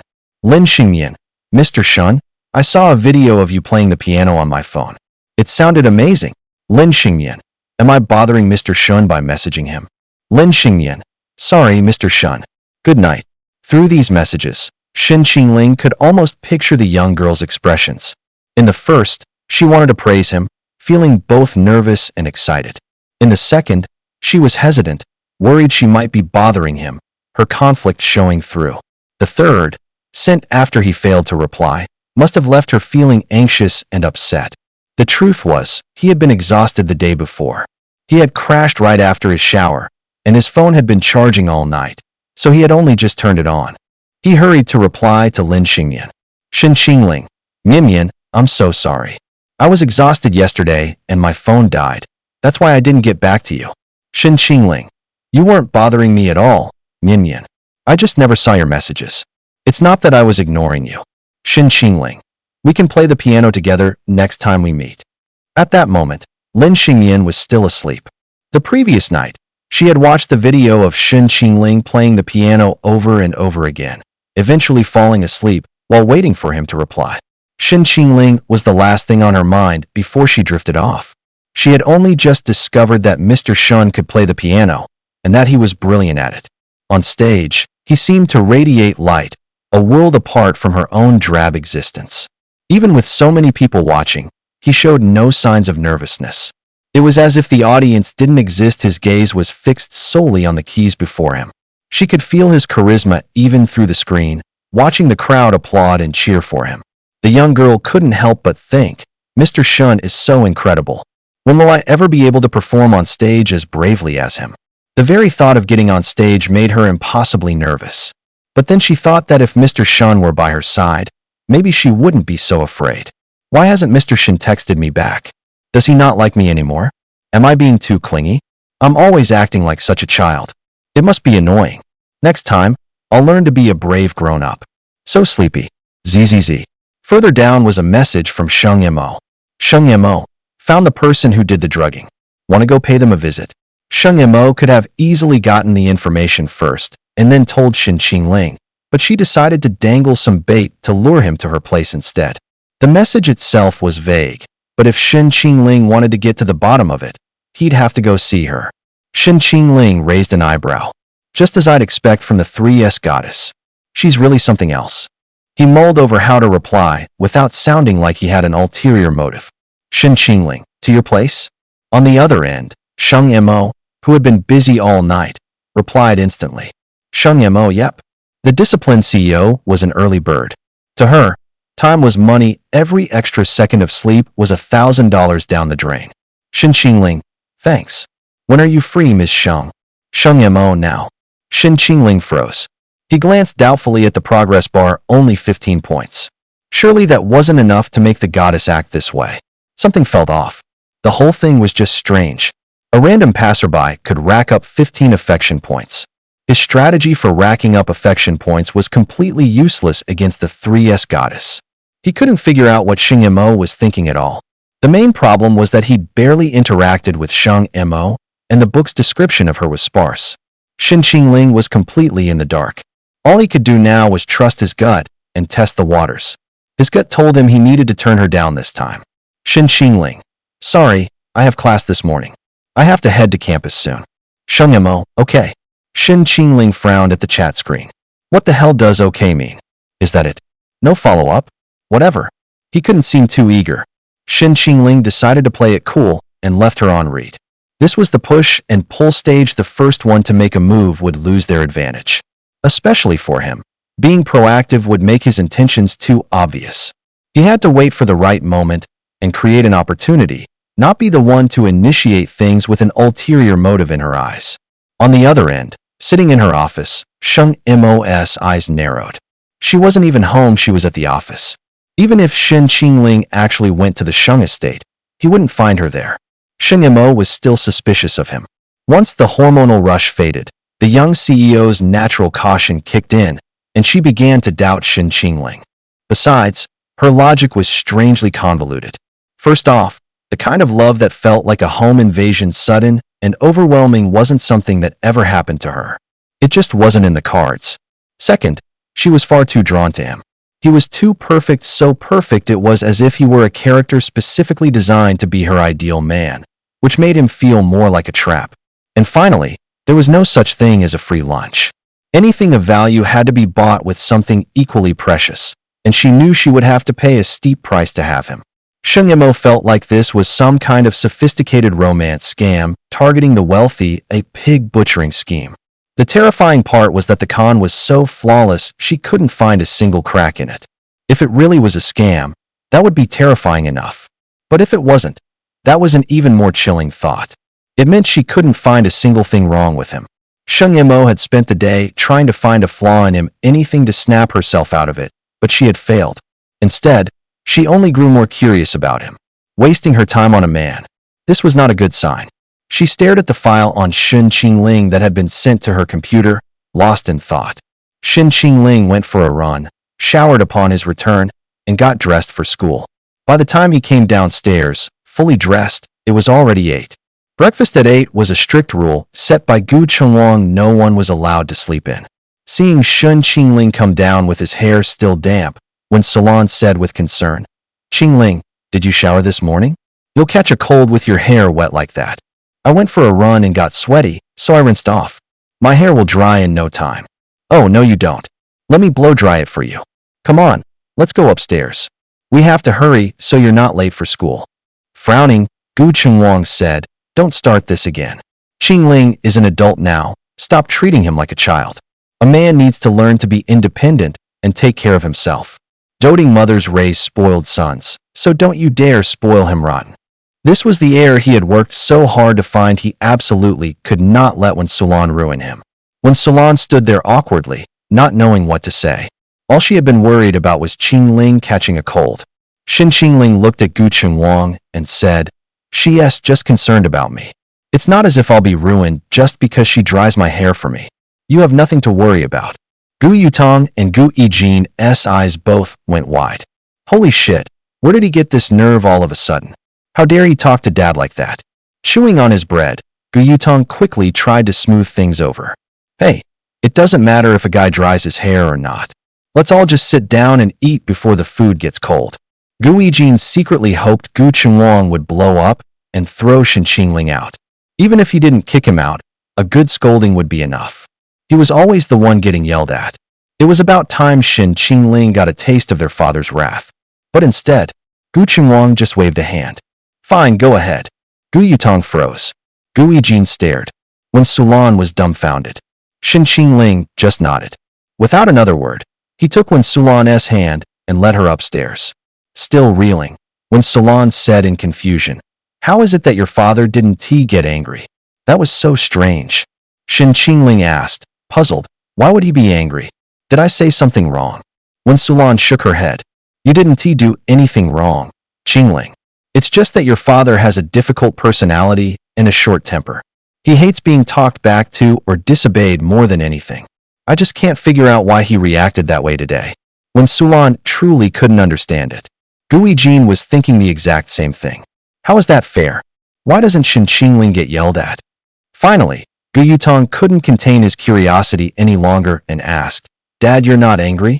Gu Qinhuang's expression was calm as he said, "What's there to be angry about? If he were some meek yes man, I'd actually think he was useless. But seeing him now, he genuinely cares about your anyone. He's a good son who looks after his mother." The truth was, Shen Qingling wasn't trying to defy him, it was more for Wen Sulan's sake, so he hadn't crossed any of his lines. If Shen Qingling had truly been indifferent, it would have meant his return to the Gu family wasn't for Wen Sulan, and everything before had just been an act for his benefit. It was right for him to speak up for Wen Sulan. His attitude was neither servile nor arrogant, and he showed no disrespect. To be honest, he truly disliked people who were too weak and submissive. That kind of person could never be the heir to the Gu family. Gui Jin, for example. He was so pliant in front of him and maintained that same gentle demeanor with everyone else. How could someone like that command the respect of his subordinates? Shen Qingling's demeanor, on the other hand, was far more suitable. He even reminded him a bit of his younger self. What son hasn't wanted to defy his father? He had been the same way. It was perfectly normal. A playful look appeared in Gu Yutong's eyes. "Dad," she said, "it seems you actually like him." Gu Qinhuang retorted stubbornly, "I wouldn't say I like him. He's barely satisfactory at best." Gu Yutong chuckled. "Oh, stop being so stubborn. That father looking at his son expression is written all over your face." Gu Yijin's expression immediately soured. It seemed even Gu Yutong had been won over by Shen Qingling. He poked Gu Yutong's arm. "Sis, what's the plan for the reality show? Let's wait for Andy 1 and Shen Qingling to come down, and we can all discuss it together," Gu Yutong replied. "The whole family has to be in it. No exceptions. Shen Qingling has to be in it too." Gu Yijin asked. "Then how are we going to introduce everyone?" He grew anxious. Were they really going to announce in front of everyone that he wasn't the real son? How could he ever show his face again? Even if he did the show, wouldn't he just become a laughingstock? Gu Yutong turned to Gu Qinhuang. "Dad, how do you plan on introducing Shen Qingling?" "Make yourself clear," Gu Qinhuang said. Gu Yijin's eyes narrowed sharply. A moment later, Shen Qingling and Wen Sulan came downstairs. Gu Yutong quickly explained that the family would be on a reality show and added that Gu Qinhuang was planning a banquet to publicly announce Shen Qingling's true identity. Wen Sulan was delighted by the news, but Shen Qingling frowned. The moment Gu Yijin saw the look on his face, he knew Shen Qingling was about to play the saint again. "Shen Qingling, what are you trying to pull now?" Sure enough, after a brief hesitation, Shen Qingling spoke up. "You're going to announce my identity to the public? But what about Gu Yijin? Won't people ridicule him? And it's going to be broadcast on the reality show, in front of so many people. It's bound to affect his life. He's still in college, just like me. How is he going to face his classmates and professors? And what about everyone in our social circle? His whole life is tied to the Gu family. Without this identity, his life will be incredibly difficult." Gu Qinhuang retorted, "What does any of that have to do with you? If we don't set the record straight, how can you rightfully return to this family?" Shen Qingling replied, "We could just say I was lost, and you found me again. There's no need to force him out. Besides, plenty of people know my story of the orphanage, my old classmates, they all know who I am. On top of that, if the whole story from back then gets out, it will be bad for the family's reputation. What will people think when they hear that a nanny was able to swap the Gu family's child?" Shen Qingling lowered his gaze, the very picture of magnanimous self-sacrifice. His words immediately won everyone over. Gu Qinhuang, in particular, was deeply moved. Instead of focusing on the injustice done to him, Shen Qingling had prioritized the family's reputation. He was even showing concern for Gu Yijin, the very person who had stolen his entire life. "He truly is my son," Gu Qinhuang thought. When Sulan marveled at how kind-hearted her son was. Even Gu Yutong saw Shen Qingling in a completely new light. But in reality, were his intentions truly so noble? Of course not. If Gu Yijin's true identity were exposed from the get-go, the audience might hate him at first, but that wouldn't necessarily be the case later on. Gu Yijin's greatest skill is playing the victim to garner sympathy. If his identity were revealed, his classmates would surely mock him, and he'd be ostracized by people in the industry. Among the show's viewers, there are always some bleeding hearts who would be moved by his plight. That could easily win him a massive fan base. They'd argue it wasn't his fault, blaming his mother and grandmother instead. They'd see him as some innocent boy who never meant to steal Shen Qingling's identity. Shen Qingling, having navigated the entertainment industry for years, saw this clearly. He had to nip that possibility in the bud and prevent Gu Yijin from profiting off a sob story. But what if no one exposed his background at the start? What if he was allowed to keep building a fan base under the guise of the Gu family's young master? When the truth finally came out that he wasn't a Gu at all, but an imposter who had stolen Shen Qingling's identity, how would those fans react? There's nothing more terrifying than the backlash from scorned fans. The more they loved you, the more they'll hate you when they learn the truth. The moment 077 heard Shen Qingling's explanation, it immediately saw through his entire scheme. How ruthless. Shen Qingling was proposing they conceal Gu Yijin's identity for now, letting him pretend to be one of the Gus. First, build Gu Yijin up into a beloved public figure, giving him a taste of hope. All the while, he'd be living in constant fear, suffering through sleepless nights, terrified that his secret would be exposed at any moment. Besides, knowing Gu Yijin as he did, Shen Qingling was certain he wouldn't just behave himself during the show. The moment Gu Yijin tried to pull something on him and things blew up, Shen Qingling would gain even more sympathy, while Gu Yijin would only attract more hatred and disgust. His goal was to push Gu Yijin from heaven straight into hell, give him hope, only to snatch it away and plunge him into despair. It was the perfect way to give him a taste of his own medicine. Ironically, this only earned Shen Qingling a good reputation. The Gus all thought he was kind-hearted, and viewers would be captivated by the contrast. Gu Yijin would never have guessed Shen Qingling's true intentions. He'd curse him behind his back for his goody-two-shoes act, yet part of him wished Shen Qingling would be more ruthless, leaving him with a tangled mess of love and hate. When it came to the art of playing innocent, Gu Yijin was still an amateur. He had only learned the superficial tricks, failing to grasp the true essence of the craft. As soon as the words were spoken, Gu Yijin froze. At first, he'd always suspected that Shen Qingling was just putting on an act whenever he defended him, but today felt different. This was clearly not for show. If Shen Qingling really wanted to screw him over, he would have agreed to reveal his identity. He wouldn't have chosen to keep quiet and save his face in the process. Fine. Gu Yijin had to admit it. When it came to Shen Qingling, he really was surprisingly kind. A conflicted expression crossed Gu Yijin's face. "Thanks for looking out for me," he said. "Seriously, you're the kindest person I've ever met. But don't think for a second your kindness will soften me, Shen Qingling. Once this reality show starts, I'll show you just how vicious the internet can be." When Sulan frowned, her voice laced with concern. "Qingling, this is too unfair to you. I'm worried people who don't know the truth will misunderstand." Shen Qingling smiled. "It's all right. A clear conscience fears no accusation. As long as I know I've done nothing wrong, I'm not afraid of any rumors." For once, Gu Yutong spoke up for him. "With me in the industry, you don't have to worry. If anyone wants to come after you behind your back, they'll have to get through me first." Gu Yijin's eyes darkened. "But my dear sister," he thought, "you have no idea that person is right beside you. And with you here, it'll be so much easier for me to strike." But Shen Qingling's next words stunned everyone in the room. "I think there's been a misunderstanding. I don't plan on joining the show." "Not joining? Why not? My personality isn't right for this. I'm not good at talking, I hate being in front of the camera, and I get nervous." A veteran of the entertainment industry claiming to be camera shy and a bad talker? 077 almost laughed out loud. He was putting on a pretty convincing act. Gu Yijin asked, "What did you really mean before when you said you didn't want your identity revealed?" Shen Qingling said, "I just don't want my presence to change other people's lives. There's nothing more to it." Gu Yijin pressed his lips together. "So you're really not going to do it?" Shin Qingling shook his head firmly. I'm not. Gu Jin almost lost it. What the hell was this? What kind of game was he playing? It was just ridiculous. For once, Gu Jin, who was always a master of putting on an act, was completely silent. Seeing how resolute Shin Qingling was, everyone else dropped the subject. Gu Yutong said, "It's fine if you don't want to be a guest. But there will be cameras around the house, so you might get caught on film. They'll be recording us during meals and just talking, so just go about your business as usual. It shouldn't be a problem." Shin Qingling replied, "Yeah, don't worry. I won't get in the way of your shoot." As if he didn't want to make some bland, scheduled appearance.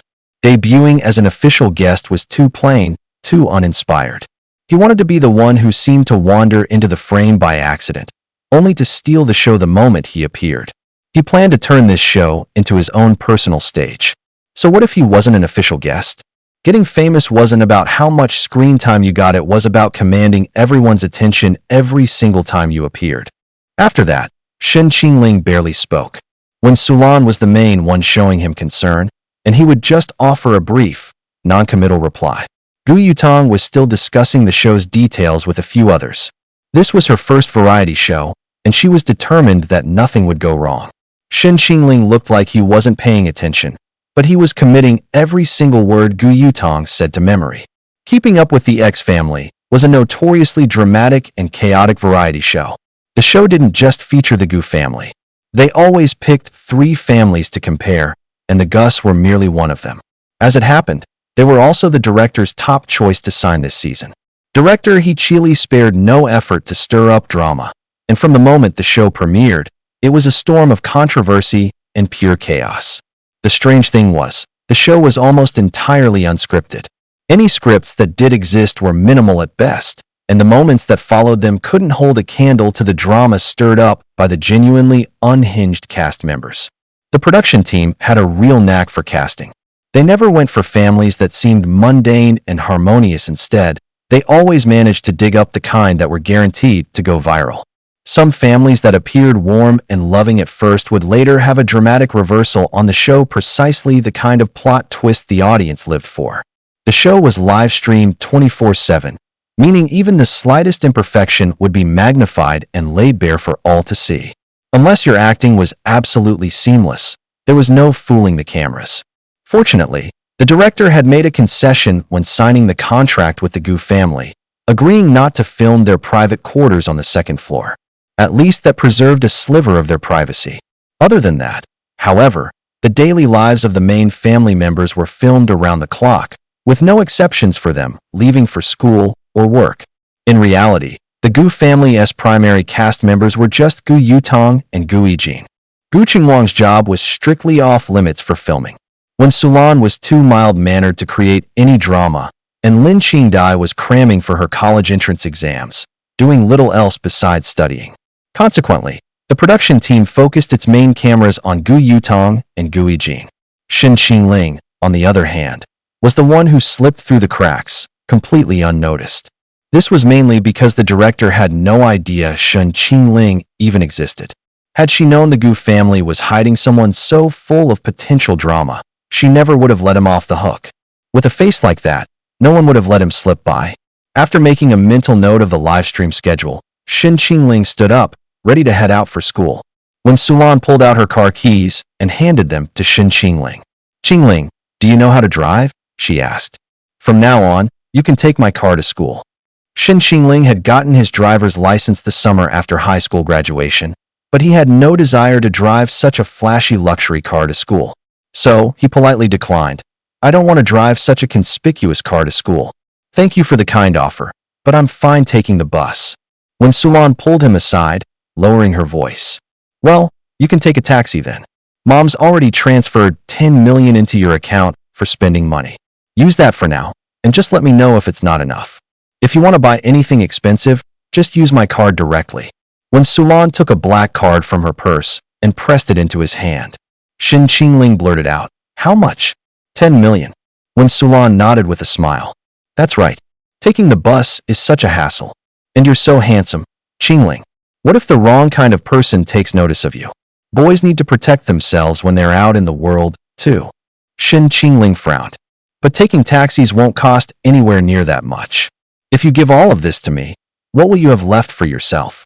For the Shen Qingling of his past life, 10 million was nothing. He would spend more than that on a single watch. But for the person he was in this life, it was an absolute fortune. Within the Gu family, when Sulan hadn't held a high status, and outsiders had no idea just how much wealth she personally controlled, Shen Qingling had truly underestimated the extent of the Gu family's wealth. He knew from what he'd read that they were a prominent family, but hearing when Sulan casually toss out 10 million for spending money made him realize they weren't just rich, they were on another level entirely. When Sulan smiled gently, "Don't you worry about me. I have my inheritance from the Wen family. A few of the antiques and jewels are worth quite a lot."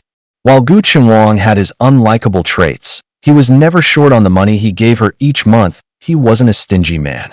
Between her own Wen family fortune and the monthly allowance from Gu Qinhuang, Wen Sulan could cover any household expense with a single word. The estimated value of her jewelry collection alone was likely over $1 billion. My grandfather loved collecting antiques when he was alive, and my grandmother had a passion for jewelry. In the end, it all ended up with me. At the mention of her parents, when Sulan's eyes instantly darkened, she was all by herself now. Shen Qingling reassured her, "I'm here now, and I'll always be here for you." When Sulan looked up at him, her eyes holding 1,000 unspoken words. Every time she saw Qingling, she was reminded of her late father, and so she had projected all her feelings for both a father and a son onto him. She linked her arm through Shen Qingling's as they headed out. At the door, she told him, "We need to find some time to set up a trust. Everything will be yours one day. Don't you worry about spending money. If you want something, just buy it. Tell me if you don't have enough. Don't be shy. It actually makes me sad when you hold back. I owe you so much. If you don't have class this afternoon, how about I take you shopping for some clothes? We can get some decorations for your room, too." Shen Qingling agreed with a nod and left the Gu residence under Wen Sulan's expectant gaze. As usual, he put on his black face mask and pulled up his hood, trying to disappear into the crowd. But his towering 6'2" frame, impossibly long legs, and deep eyes still drew constant stares from passers-by. On his way to school, he racked up a considerable number of attraction points, all of which converted into his personal score. The first thing Lin Xingyan did upon waking was groggily reach for her phone. Seeing a notification on her phone, she was instantly wide awake and shot up in bed. When she saw the reply from Shen Qingling, the girl hugged her phone, a sweet smile spreading across her face as she beamed with pure joy. Mr. Shun had replied to her. Mr. Shun didn't hate her, and he even said he wanted to play the piano with her. She flopped onto her stomach on the bed, kicking her feet in the air, every movement radiating pure delight. She tilted her head, cupping her chin in her hand and blinking her wide, innocent eyes. What should she say to Mr. Shun? The girl bit her lip, then typed out a single line. "Lin Xingyan, Mr. Shun, good morning. Have you eaten breakfast?"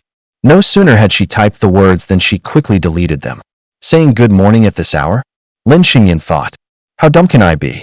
Mr. Shin must have finished breakfast and gone to class ages ago. She mulled it over for a full half-hour before finally sending a message. Lin Xingyan, Mr. Shun, the weather is beautiful today. I'm going to do some painting. Mr. Shun was not only her art teacher, but also a top student. He must prefer the good, diligent kids who focused on their studies. She wanted to be the kind of good student Mr. Shun would like. The sun was shining brightly outside, a perfect reflection of her own cheerful mood. It was as if someone's arrival in her life was slowly chasing away the shadows. Strangely, she had never been so eager to have someone in her life before. Mr. Shun was the exception. Only with something to look forward to could she feel a renewed sense of hope for her life. Lin Xingyan walked over to her desk, took out a strip of paper meant for folding lucky stars, and wrote a sentence on it. She folded it carefully and dropped it into her jar. She looked up at the painting Shen Qingling had made for her, and the corners of her eyes crinkled in an involuntary smile. A sail in a sea of clouds. Every time she looked at the painting, she would remember the sight of Mr. Shin singing. Naively, she had searched for the song online and, of course, came up empty. She became convinced that Mr. Shin must have written it himself. Mr. Shun was just so perfect he could even write such a moving song. Her admiration for him ran deep. Lin Xingyan went to the art studio and painted a small mushroom in a pot. In the painting, it was raining, but the little mushroom wasn't getting wet. An umbrella was shielding it from the storm. Mr. Shun was like that umbrella, shielding her from the storm. She hoped she could work up the courage to give the painting to him. It was the first time she'd ever felt time pass so slowly. She wished the weekend would hurry up and arrive. Ruan Mingyi was in a terrible mood. She had woken up to no reply from Shun Qingling, and to make matters worse, her father was forcing her to go into the office. Pulling up to the office in her luxury car, she was already on the phone with Yi Qiao, complaining as she walked. How was I supposed to know what got into my dad? He said there was some important all-hands meeting today, and I couldn't be late. I was going to go see Shin Qingling, but he's been ignoring me since last night. What do you even see in him? The guy was nice enough to take you to that banquet last night, and you talk to him like that? If I were Shin Qingling, I wouldn't bother with you either. Because he's handsome, obviously. If you like an ugly guy, you constantly have to justify it to people. But with Shin Qingling, it's different. Anyone who sees that face gets it immediately. Whatever. Just the thought of having to work today is pissing me off. Ruan Mingyi took off her sunglasses, her brow furrowed so tightly it looked like she could crush a mosquito between her eyebrows. She despised going to work. Yi Qiao looked at the heiress skeptically. You? Working? You think you can handle it? Hard to say. Work is like being impotent. My family all thinks I can get it up, and sometimes I think I can too, but the truth is, I just can't. My friends are like my wife, they know I can't perform, but they keep trying to reassure me, saying, you can do it. And my bosses are like a lover. They know damn well I can't, but they always promise me I'll be able to. Yi Qiao burst out laughing. Ruan Mingyi knew it was useless to vent to Yi Qiao like this. At this point, the only thing that could offer even a sliver of happiness was a message back from Shin Qingling. All right, I'm gonna go. I'm at the office now. Ruan Mingyi's style was flashy and extravagant, and she showed up to work whenever she felt like it. Anyone smart or in the know at the company was aware she was the chairman's daughter. But there were always a few clueless interns who mistook her for some executive's kept girlfriend or even his mistress. The moment Ruan Mingyi stepped into the elevator, anyone who recognized her immediately fell silent. Only one intern, who had some connections but was thoroughly unlikable, remained completely oblivious. His eyes were fixed on Ruan Mingyi the moment he saw her. The instant Ruan Mingyi saw him, she slipped on her sunglasses. So ugly, her eyes couldn't take it. The man mistook her turning away after a quick glance as a sign of shyness. Seeing as Ruan Mingyi was standing right next to him, he sidled closer. Which department are you in? Got a boyfriend? Ruan Mingyi couldn't be bothered to respond and pretended she hadn't heard him. She was already in a bad mood on her way to work, and now she was being harassed by some ugly guy. She felt like she needed an exorcism. Thinking she just hadn't heard him, the man tried again. Hey, beautiful, you got a boyfriend? This time, the woman in the sunglasses finally acknowledged him. She replied in a cold voice, I have a few in the fridge. A wave of laughter immediately filled the elevator. Ah, you're a real kidder, beautiful. So, no boyfriend means you're married, then? An outfit like that doesn't look like something you could afford on your own. Publicly embarrassed, the man turned nasty, sneeringly implying she was some rich guy's mistress. Ruan Mingyi's voice was ice. Not married. I'm sterilized. The elevator dinged at her floor. As Ruan Mingyi moved to exit, the man blocked her way. Ah, so you're in the secretarial department. Can I come in? Ruan Mingyi shot back. Come in where? My grave. The man's face turned livid. What the hell is wrong with you? Do you have any idea who I am? Ruan Mingyi took off her sunglasses and gave him a slow once-over. I do. A smug smile started to form on the man's face, but Ruan Mingyi's next word cut him short. A goblin. The other people in the elevator could hold it in no longer and burst out laughing. Ruan Mingyi raised an eyebrow. I don't care who you thought you were before, but right now, you're a nobody. Secretary Feng, fire him. Immediately. If I see this man in the company again, you can clear out your desk with him. Secretary Feng's eyes went wide, his heart sinking in panic. No way, he thought. The last thing I want is to share my life with a creep like that. Yes, Mississippi. Pissed off first thing in the morning, Ruan Mingyi slammed her things onto the desk and muttered a few curses. Just then, she overheard a few colleagues discussing the day's meeting. Did you hear? I think President Sheng from the Sheng Corporation is coming to our office today. The President Sheng, who was trending yesterday? Yeah, that's her. President Ruan even flew back just for her. President Ruan said we have to treat Sheng's people perfectly today, that there can be absolutely no slip-ups. This didn't come as much of a surprise to Ruan Mingyi. It was normal for the Sheng and Ruan families to have some minor collaborations, but for Sheng Mo to show up in person, this meeting had to be something else entirely.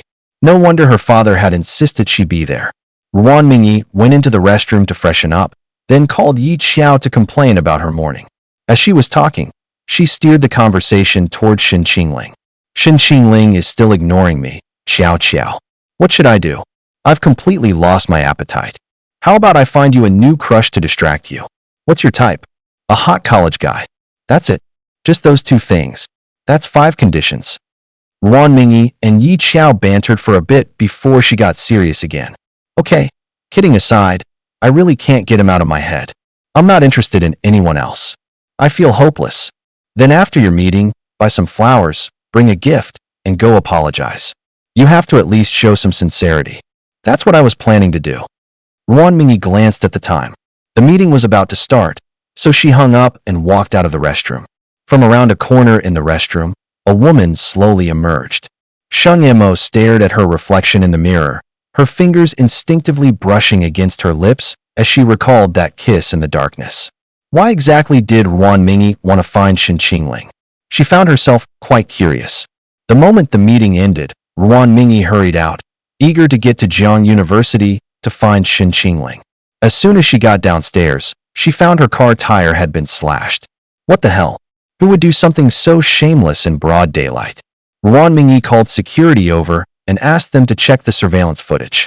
Just as she was fuming, a luxury car slowly pulled up beside her. The window rolled down, revealing Sheng Mo's face refined, with a sharp edge. Mingyi, where are you headed? I can give you a lift if it's on my way. Ruan Mingyi was both surprised and suspicious. Sheng Mo would actually take time out of his day for her? Even if it was on his way, there was no way he'd be this kind for nothing. Then again, it wasn't entirely impossible. After all, the Sheng and Ruan families had just forged a connection. Maybe Sheng Mo was making a goodwill gesture. Besides, he was always more eager than anyone to turn a profit. From that perspective, his offer to give her a ride made sense. But that was just her interpretation. She could never truly guess what Sheng Mo was really thinking. Seeing the insistent look in his eyes, a look that brooked no refusal, she gave in and got into the car. Besides, she was in a hurry. Once inside, she thanked him awkwardly. Thank you, Mr. Sheng. Let me treat you next time to return the favor. The rearview mirror caught the slight curve of his lips as he said, Don't mention it. Where are you headed? Jiang University. To see that college student who was with you last time? Yes. I'm surprised you remember him, Mr. Sheng. He's a rather memorable young man. He was the one who'd taken her first kiss. How could she ever forget? Ruan Mingyi laughed. He certainly is. You get me, Mr. Sheng. She celebrated silently. Who needed a reason to like Shen Qingling? It seems you're quite fond of him. I am. Too bad he's so hard to win over. He's usually cold to everyone, like a block of ice. And he hasn't responded to me at all since last night. Oh, by the way, Mr. Sheng, can I ask you something nosy? Who was that man you were kissing upstairs the other day? It's someone you know. Ruan Mingyi's eyes widened, her heart skipping a beat. Someone she knew? Who in her circle could possibly land someone like him? Ruan Mingyi racked her brain, but couldn't think of anyone. It then dawned on her that Sheng Mo probably didn't want to say, which was why he had responded so evasively. You must be joking, Mr. Sheng. No one I know is that capable. Sheng Mo chuckled without saying more. He then turned to her and asked, Did you two have a fight? Ruan Mingyi sighed dejectedly. You couldn't really call it a fight. It was mostly just me making him angry. He's not mine to control, and I have no right to tell him what to do. When he ignores me, all I can do is swallow my pride and go find him. At the mention of the word freedom, Sheng Mo raised an eyebrow slightly. Everyone says that if you love someone, you should give them their freedom, but she could never quite understand that. If you asked her, loving someone meant locking them in a basement and feeding them through a slot in the door until they loved you back. Ruan Mingyi completely missed the intense look in Sheng Mo's eyes. She thought to herself that Sheng Mo was actually easy to talk to, not at all as cold and unapproachable as the rumors claimed. The car slowly pulled up to the gates of Jiang University, where the flowers and gift she had ordered ahead of time were delivered to her. She thanked Sheng Yimo with a smile. Thanks, Mr. Sheng. I won't keep you from making money any longer. Your time is far more valuable than mine. But Sheng Yimo made no move to leave. No rush, he said. As it happens, I have some business here myself. Oh, you have business at Jiang University, Mr. Sheng? Oh, I see. Well, I'll get going then. I'll let you get to it, Mr. Sheng. Goodbye. Goodbye. After Ruan Mingyi walked through the university gates, Sheng Yimo took out his phone and sent a message to Shen Qingling. Sheng Yimo, I happen to be at Jiang University today. Have time to talk about that matter? Shen Qingling didn't see Sheng Mo's message until after his class was over. But by then, Ruan Mingyi was already standing outside his classroom. Shen Qingling glanced out the door. Ruan Mingyi smiled at him, holding up the flowers and gift in her hands. Shen Qingling could tell she had come to apologize. But what was Sheng Yimo doing at Jiang University? So they both showed up. At the same time, a sense of unease bloomed in Shen Qingling's gut. He traced the edge of his phone, weighing his options should he blow Ruan Mingyi off for now and go see Sheng Yimo.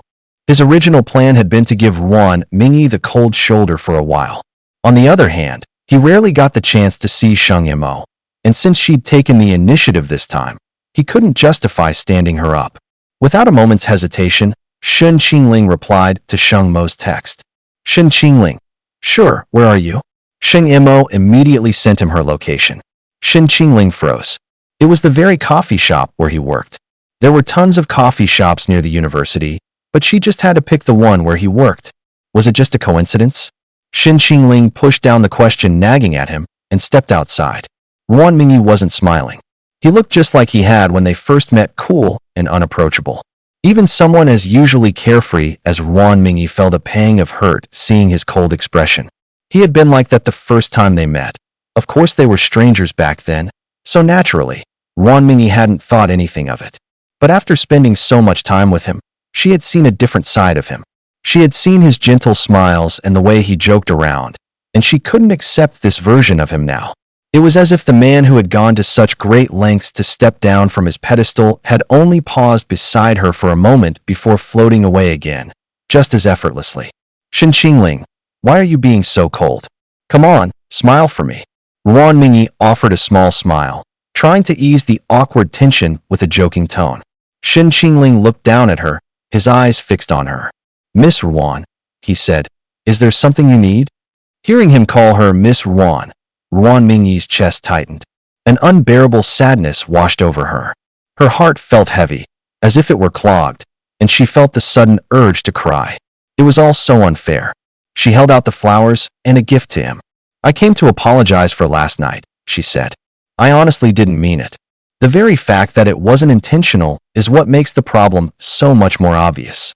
Ruan Mingyi didn't grasp the meaning behind Shen Qingling's words, and a flicker of confusion appeared in her eyes. To you, I'm nothing more than a charm you hang on your purse, a tool to show off, to make yourself look good. You're only in love with my looks. If I wasn't so striking, you wouldn't even want to be seen with me, Ruan Mingyi said, her voice laced with doubt. But isn't that how things like this start? Your incredible face is what drew me in. Even though my family is a little better off than yours, fate brought us together. That's the magic of it all. You're not wrong. We did meet by chance, and my looks drew you in. And then what? All this time you've spent chasing me, what do you really want? Is it really because you like me? Of course. I'm pursuing you because I want you to be my boyfriend. But a relationship can't just be about looks. When you can't reach someone's heart, it's like there's a wall between you. You've never tried to get to know me, you've just been single-mindedly chasing an outcome in your own way. Ruan Mingyi said softly, I don't really understand what you mean. Suddenly, she didn't want to face this version of Shen Qingling anymore. It felt as if he was about to expose some hidden secret of hers. Let's both just cool down for a bit. I'll come find you when you're not so angry anymore. Ruan Mingyi turned to leave. Shen Qingling's voice came from behind her. To put it bluntly, you just want to conquer me. You're conquering a mountain that others find hard to climb. You get satisfaction from that, a thrill, but you don't care what that mountain actually looks like or what's inside it. None of that matters to you, all you want is the prize at the end. Shen Qingling closed in on her, step by step. He stopped beside her, his voice as cold as ice. Ruan Mingyi, you seem so passionate and forward when it comes to romance, but you've never taken anyone seriously. Your interest burns out in a flash. You just need someone to pour your affection into. That person could be me, or it could be anyone else. It doesn't have to be me. And once the novelty wears off, you discard that vessel for your affections without a second thought. Admit it. You don't actually love anyone. You don't even like me. Ruan Mingyi felt like Shen Qingling could see right through her. His words stung, and even though she knew they were true, she couldn't bring herself to admit it. She turned and looked up at him, revealing her true self for the first time. A flippant smile played on Ruan Mingyi's lips. Is anyone really indispensable to anyone else in this world? When you're together, you should just enjoy the moment. Why worry about all that intangible nonsense? But for me, a relationship has to be about that one person and no one else. Ruan Mingyi saw the conviction in his eyes. A sincere, innocent, and moving conviction. She froze for a second. Right? Shen Qingling was only 18. An 18-year-old boy would have that kind of earnest devotion to love. He never fooled around, he had principles. That was how he'd earned his reputation as the untouchable flower on a high mountain. It was only then that Ruan Mingyi truly understood. Shen Qingling wasn't just playing games with her. Shen Qingling, what am I supposed to make of you? I can't call you a fool, because you see right through me. But I can't call you smart, either, when you're so naive as to believe in love. Not everyone is like you, Ruan Mingyi. Just because you don't believe in something, does that mean it isn't real? It's real only in your head. A fool like you is bound to get played by some woman. When I truly fall for someone, I'd be willing to be played. Ruan Mingyi never would have imagined that Shen Qingling could be so damn stubborn when it came to love. Such stubbornness, yet so pure and transparent. Just like his eyes. As clear and cold as ice and snow, so lucid, so aware it was deeply moving. Ruan Mingyi turned her head away, refusing to look at him. If that's how it is, she said, then we walk different paths. I won't bother you again. Let's just leave it at that. Before Shen Qingling could even respond, she bolted out as if fleeing for her life. The flowers and gifts scattered across the floor. Whispers rippled through the onlookers. The consensus was that Ruan Mingyi's confession had been rejected, that Shen Qingling had wounded her deeply, and that she had fled, utterly devastated. Shen Qingling gazed at the gift box on the floor, then crouched down to pick it up. With his head still lowered, the corners of the boy's mouth lifted in a subtle smile. He had heard the system's broadcast clearly. Ruan Mingyi's favorability towards him has increased by 5 points. She cursed Shen Qingling under her breath for being so ungrateful, claiming she no longer believed in love. But the truth was, she simply craved what she couldn't have. Ruan Mingyi always went to extremes when it came to romance. What she truly yearned for was a love that was intense and radical. Shen Qingling's aloofness and stubbornness when it came to love, however, was what made Ruan Mingyi start to take him seriously. Sooner or later, she was going to fall for him. He became the sole exception in her life.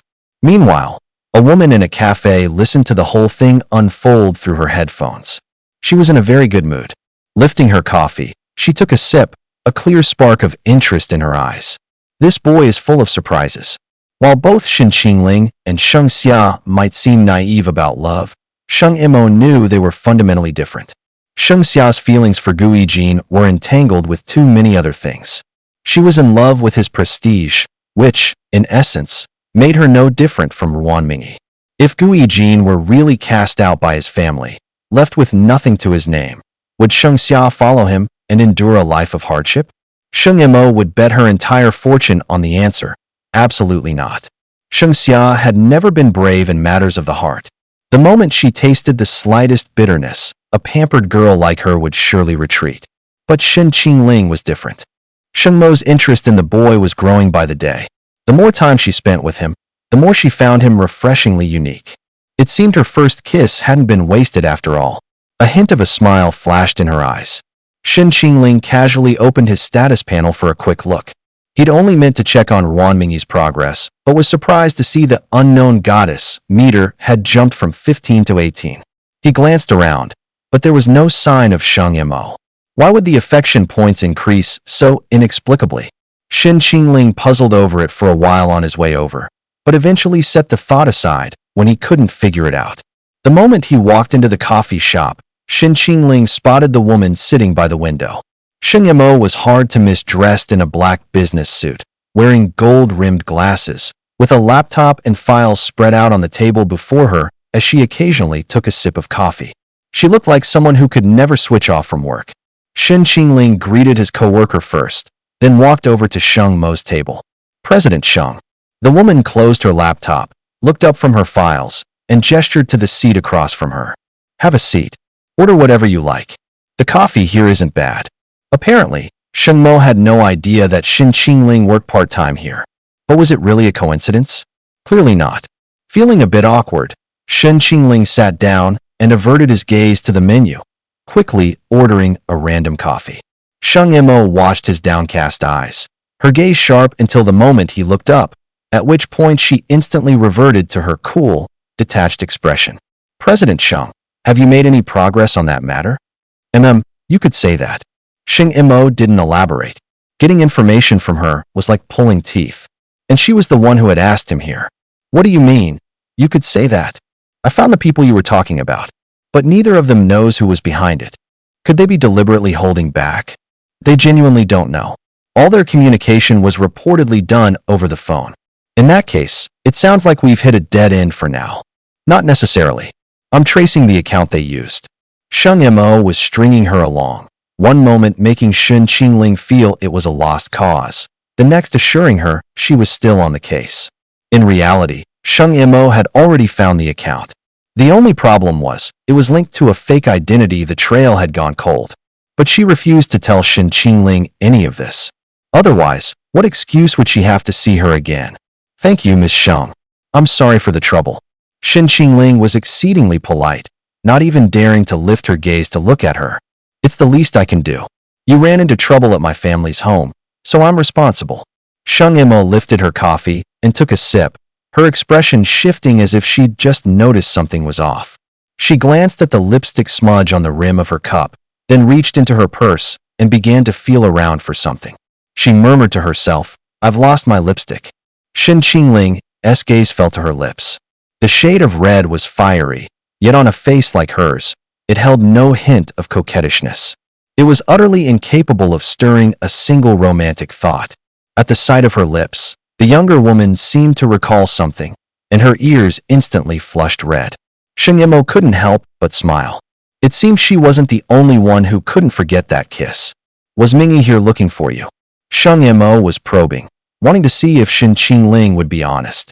Shen Qingling had no intention of hiding it. Yes, she replied. Sheng Mo pushed, feigning ignorance. Then how did you two miss each other? Shen Qingling pressed her lips together. She already left. Sheng Mo glanced out the window. I think I might have dropped my lipstick in her bag. Did you two come here together? Yes. I had a meeting at her father's company today, and her car broke down, so I gave her a ride. Then I remembered you were at Jiang University, so I thought I'd ask you to meet me since I was in the area. At this rate, Sheng Mo thought, Ruan Mingyi should be arriving any minute now. She had deliberately left the lipstick, the one with the listening device, inside in Ruan Mingyi's purse. Sheng Mo knew full well that Shen Qingling and Ruan Mingyi had parted on bad terms. Yet she had still gone out of her way to message Ruan Mingyi, all to lure her here. If Ruan Mingyi showed up, giddy with anticipation, only to find Shen Qingling sitting here having coffee with her, what would she think then? Ruan Mingyi hadn't gone far. Instead, she found herself pacing back and forth near the coffee shop. After parting on bad terms with Shen Qingling, she had been walking, completely lost in thought, and hadn't even realized where she'd ended up. She just couldn't wrap her head around it. How could Shen Qingling have become like this? The more she mulled it over, the more frustrated she grew, her mood sinking lower and lower. But at this point, there was likely no chance of salvaging things between her and Shen Qingling. He probably saw her now as some heartless villain, a cruel woman who just played with people's emotions. Maybe Yi Qiao had a point. She never should have gotten involved with Shen Qingling in the first place. They were from two different worlds. Just as she was wallowing in her misery, she suddenly got a text from Sheng Mo. Sheng Mo, Mingyi, did I leave my lipstick in your bag? If you're still near Jiang University, could you bring it over? Ruan Mingyi opened her purse and immediately saw a tube of lipstick that wasn't hers. It had to be the one Sheng Mo was talking about. Ruan Mingyi, I'm still in the area. Where are you, Miss Sheng? Sheng Mo. At the coffee shop just to the left of Jiang University. A jolt went through Ruan Mingyi. Wasn't that her own coffee shop? The very place she had first met Shen Qingling. Of all the times to have to go to the coffee shop, just the thought of it conjured up memories of him. After a moment's hesitation, she decided to go anyway. Ruan Mingyi never in a million years expected to see what she saw next. As she approached the coffee shop, the first person she saw through the window was Shen Qingling. And sitting across from him was Sheng Mo. What were those two doing sitting together? Before Ruan Mingyi arrived, Shen Qingling had been about to excuse himself, but Sheng Mo brought up Sheng Xia, essentially apologizing on her behalf for a previous offense. After that, Shen Qingling couldn't very well just get up and leave, so he stayed to chat with her for a bit. Sheng Mo was sharp-eyed. Out of the corner of her eye, she caught a glimpse of Ruan Mingyi standing outside. She then deliberately knocked over her cup, spilling coffee all over herself and soaking the documents on the table. Playing the gentleman, Shen Qingling handed her a napkin and asked, "Are you all right, Miss Sheng?" Sheng Mo looked badly burned, unable to move. Frowning, she said, I think I burned my leg." She winced. "Can you take a look for me?" Shen Qingling rose and knelt by her side, a loyal knight standing guard. She was trembling from the pain of the burn, yet a faint smile still lingered in her eyes. The coffee had spilled on her thigh. The awkward location of the burn made Shen Qingling freeze. He hesitated, unsure if he should touch her, and looked up. "Maybe I should." "It's okay," Sheng Mo said, frowning. "Go ahead." Just as Shen Qingling was about to place his hand on the burn, Sheng Mo grabbed his hand. Wait a second," she said in a rush. This was the exact scene that greeted Ruan Mingyi when she walked in. Shen Qingling was crouched beside Sheng Mo with his hand on her thigh, and Sheng Mo's hand was resting on top of his. Seeing this, Ruan Mingyi, who had thought her heart was dead to him, felt herself about to explode with rage. Rage instantly flooded her mind, and the already impulsive woman completely lost her senses. She stormed forward, eyes wide, and shrieked through gritted teeth, "What do you think you're doing?" At the sound of that familiar voice, Shen Qingling spun around. "Ruan Mingyi, what are you doing here?" Ruan Mingyi nearly laughed out of sheer fury. "You have the nerve to ask me what I'm doing here. My family owns this place. Why wouldn't I be here? A better question is, what were you two doing?" Shen Qingling opened his mouth to explain, but Sheng Mo cried out again from the pain of the burn. HSS. He had no choice but to kneel and check on her injury first. "I'm sorry, I got distracted," he said to Sheng Mo. "Let me take you to the hospital. This looks pretty serious." Ruan Mingyi couldn't bear it.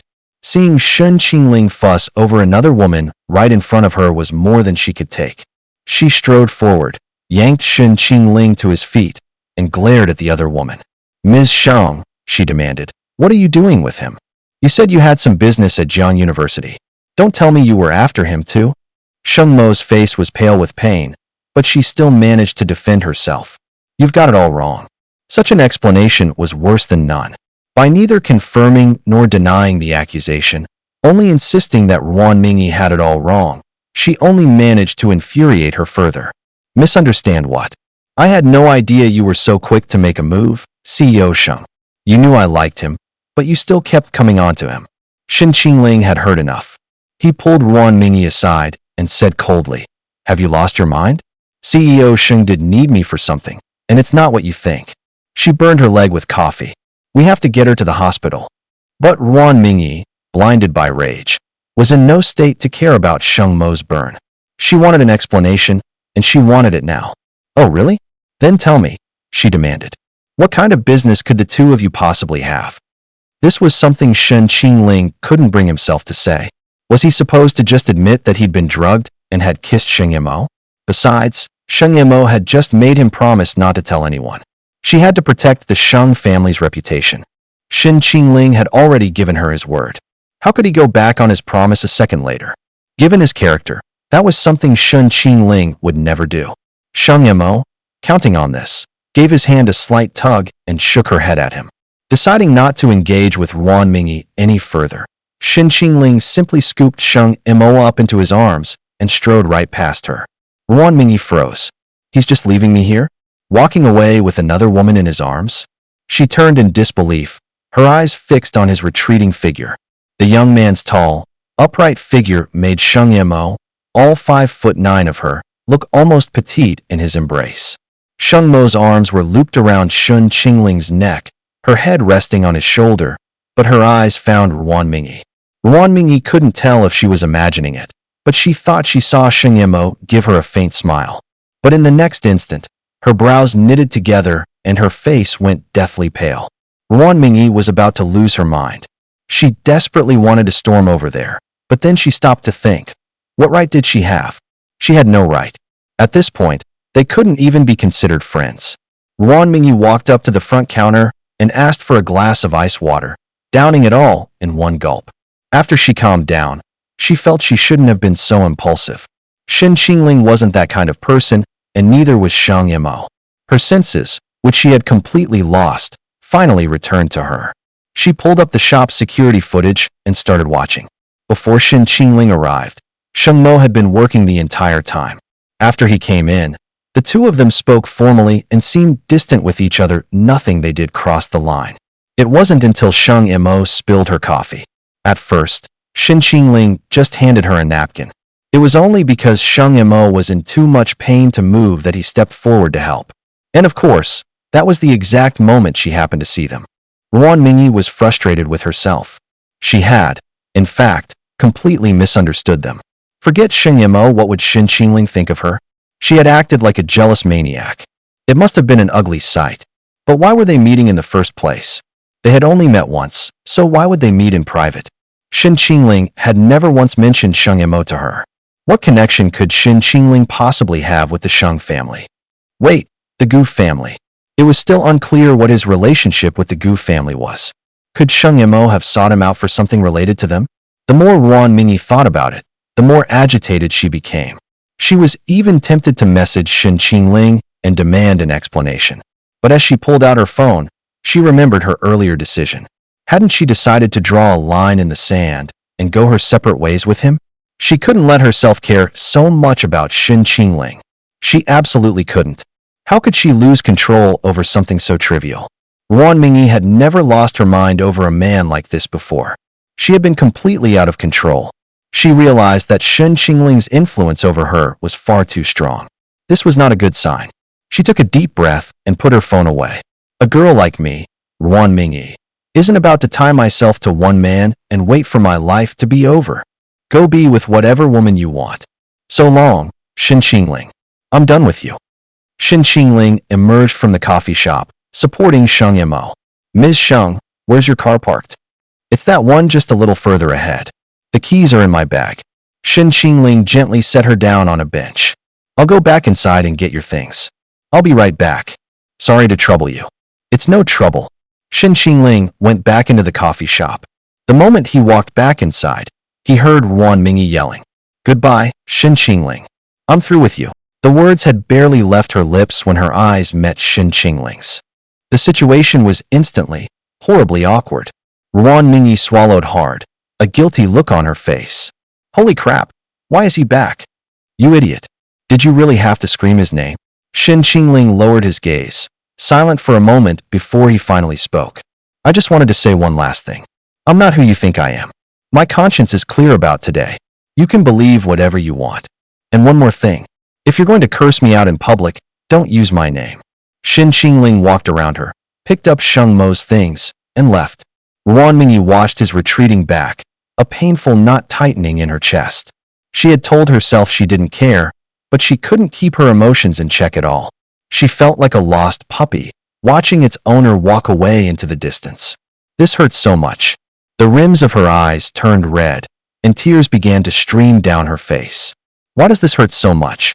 They hadn't even started a real relationship. So how could she already feel this heartbroken? Is this the price you pay for falling for an Ice King? For a fleeting moment, she even considered running after him to apologize. She felt like she was going crazy. Ruan Mingyi knew she had to get wasted, and fast. If she didn't, she was terrified she'd do something she'd regret.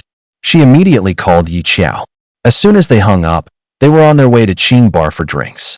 Shen Qingling and Sheng Yimou had really put Ruan Mingyi through the ringer. Funnily enough, Ruan Mingyi's affection level had actually gone up. It was at 86 now. Perhaps Shen Qingling should have been thanking Sheng Mo instead.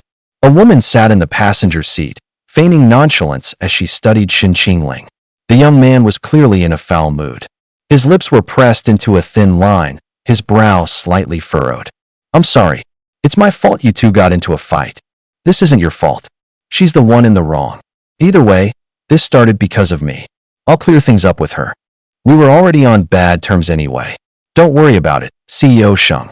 Actually, you don't have to keep calling me CEO Sheng. It makes me feel like I'm back at the office. When the light turned red, Shen Qingling's brow twitched. He turned to her and asked, Then what should I call you? You're younger than me. You can call me sister if you like. Sister? Hearing Shen Qingling tentatively call her sister, Sheng Mo felt her blood run hot. She couldn't help but shiver, gritting her teeth to suppress the wave of excitement. Then I'll call you Qingling. Okay, how's your leg? Should we go to the nearest hospital? No, I have to go to the Sheng family's private hospital. All right. Shen Qingling didn't understand why Sheng Mo was so insistent on going to her family's private hospital. He tried not to speed, but still drove as fast as he could to get there.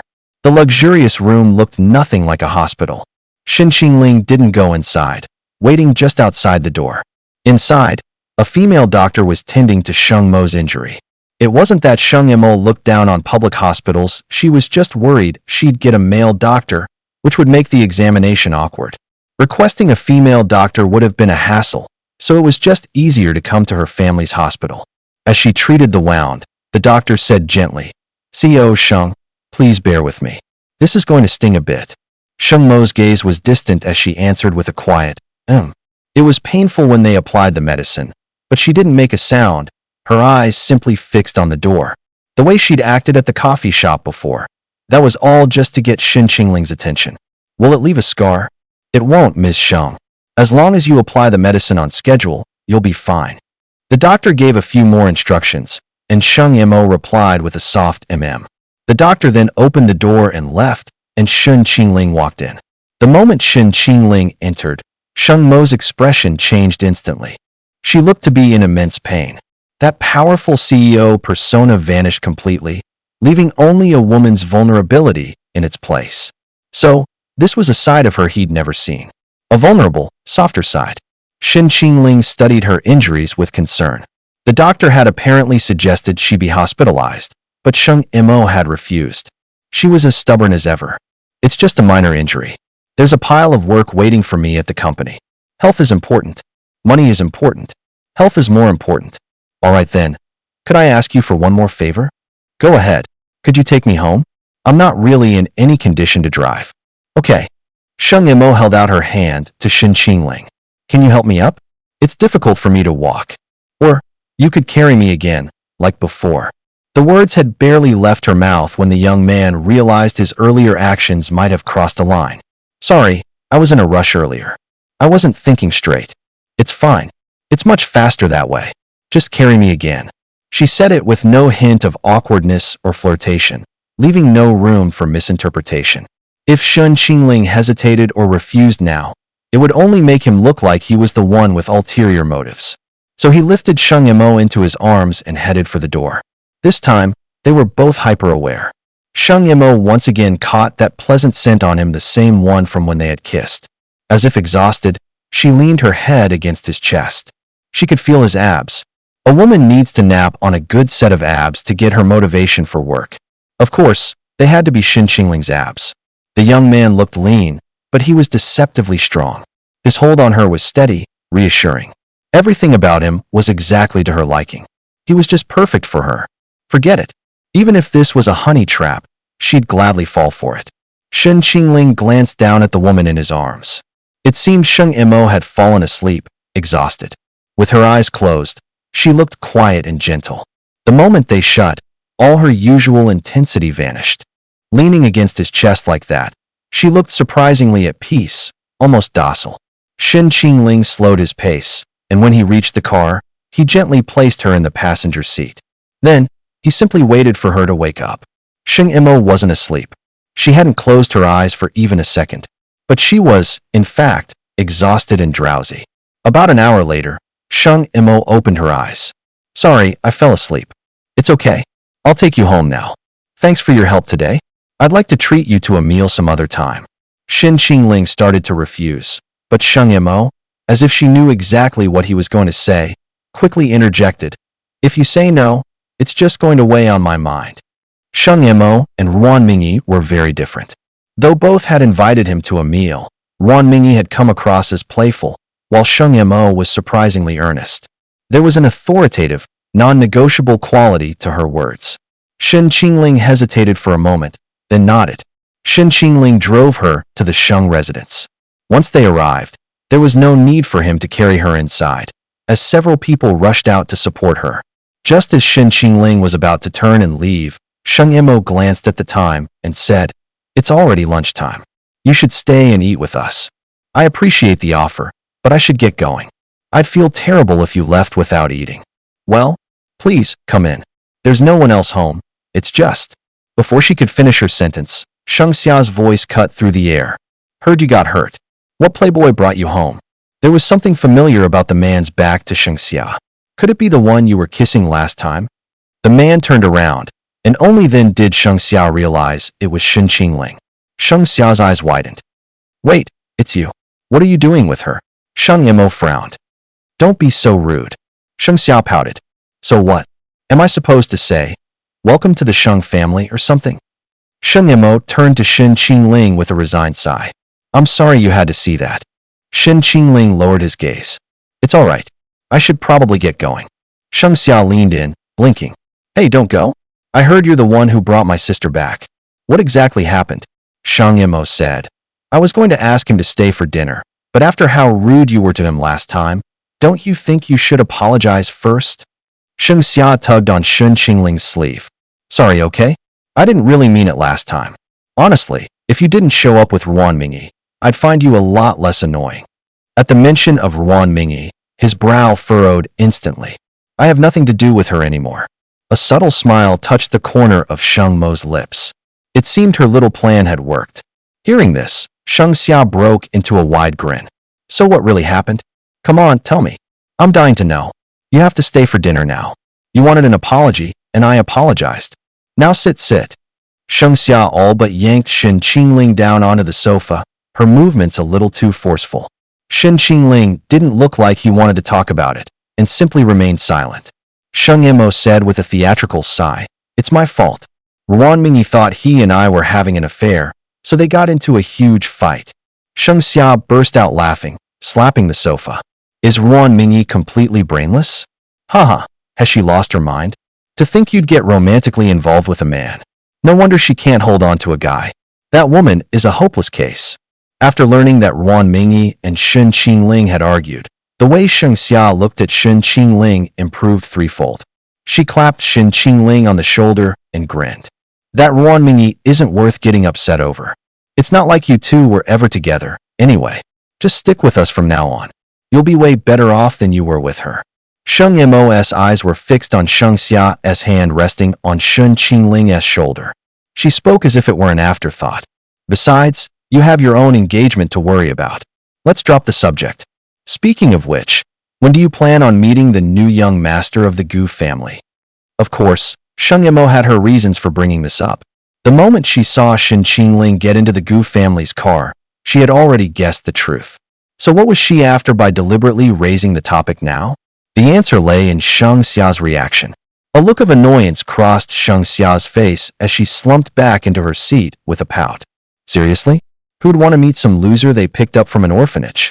He's your future fiancé, you know? That's no way to talk about him. Who says he's my fiancé? Gu Yijin is useless enough, and now they want to swap him for someone even more worthless. You're just trying to piss me off, aren't you? Don't be ridiculous. You're not worried I'll fight you for the family fortune, are you? Relax. I have no interest in that sort of thing." "So, you're saying you don't want to switch fiancés? Why should I have to? You're unbelievable. When I say I'm not switching, I mean it. Not now, not ever." Sheng Yimou sighed. "Well, in that case, we'll have to find an opportunity to make that clear to the Gu family." Sheng Xia eyed her suspiciously. "Weren't you the one pushing so hard for me to switch before? Why are you being so reasonable all of a sudden? You can't force a horse to drink. Since you're so set on Gu Yijin, I won't push you anymore. Since when did you become so considerate? Sheng Yimou shot a sideways glance at Shen Qingling, but the boy's expression was unreadable. Sheng Yimou added, didn't you and Gu Yijin have a fight recently? I heard you even hit him. He wronged me first. He had it coming. Since the marriage is already decided, you two should try to get along. Invite him over for a meal. Right now? You know how busy I am. I'm only free for lunch today. I know. I'll call him. Gu Yijin got the call from Sheng Xia. He hadn't planned on going, but he changed his mind the moment he heard Sheng Yimou would be there. No matter what, he had to do whatever it took to get into Sheng Mo's good graces. This marriage alliance with the Shengs must not fall into Shen Qingling's hands. Gu Yijin dressed meticulously and then headed to the Sheng's house. When Sheng Xia opened the door and saw him, her expression was cold. She was clearly still angry about last time. He held out a bouquet of flowers to her. Xia, I brought your favorite flowers. Please don't be mad anymore. Can you forgive me? Whatever. Just get inside. I have to say, I was surprised your sister invited me to eat. I'm both surprised and honored. She only did it because of the marriage alliance. Don't go thinking she actually likes you. Even so, I wanted to show my sincerity, so I brought a gift for your sister as well. All right, that's enough talk. Get in. The last thing Gu Yijin ever expected was to run into him here. The moment he stepped inside and saw Shen Qingling sitting on the sofa, he froze. Shen Qingling. What was he doing here? He's impossible to get rid of. Gu Yijin asked in a low voice. Xia, what is he doing here? My sister brought him. How did your sister get mixed up with him? How would I know? If you want to know, go ask my sister yourself. Sheng Xia couldn't be bothered to say more. After all, she was still fuming. Gu Yijin walked over to greet Sheng Yimou first, then placed his gift on the table in front of him. Sheng Xia was in the wrong for what she did last time. I told her to invite you for a meal, so please don't hold it against her. Not at all. The fault was mine. I would never blame Xia. Just being forgiven by her is more than enough. Well, I'm glad you see it that way. On the surface, Sheng Yimou was his usual cold and distant self, but his attitude seemed to have softened a bit, as if he wasn't pushing him away so much anymore. Gu Yijin couldn't tell if it was just his imagination. Since Sheng Yimou had said as much, Gu Yijin figured he must want him and Sheng Xia to proceed with the marriage alliance. It was a good start. Gu Yijin's gaze then shifted to Shen Qingling, who was off to the side. What's he doing in the Sheng family home? He wondered. Do they even know who he is? Gu Yijin took the initiative to greet him. You're here too. Shen Qingling nodded. Yes, I had something to attend to. Just then, the butler came forward to announce that dinner was ready. The group then moved from the living room to the dining room. As they were leaving, Gu Yijin was taken aback to see Sheng Yimou actually letting Shen Qingling support him as he walked. The more Gu Yijin looked, the stranger it seemed. Sheng Yimou, who had always hated being touched, was actually letting someone support him? Frowning, he asked Sheng Xia, don't you think there's something off between your sister and him? Sheng Xia rolled her eyes. You're reading too much into it. The only thing my sister sees is money. To her, an ordinary guy isn't even worth as much as a stack of cash. Gu Yijin pressed his lips together, thinking to himself, but Shen Qingling is no ordinary man. Sheng Xia said, a little annoyed. Why do you keep staring at my sister? Are you getting ideas? Sheng Xia knew perfectly well that her sister was beautiful and powerful. It was hard for any man not to be interested, and Gu Yijin was no exception. Gu Yijin gave her a gentle smile. Don't be ridiculous. That's your sister. You're the only one for me, don't you know that after all these years? I wouldn't even spare another woman a second glance. It's precisely because she's your sister that I'm paying extra attention. I'm just worried she'll be deceived by someone with ulterior motives.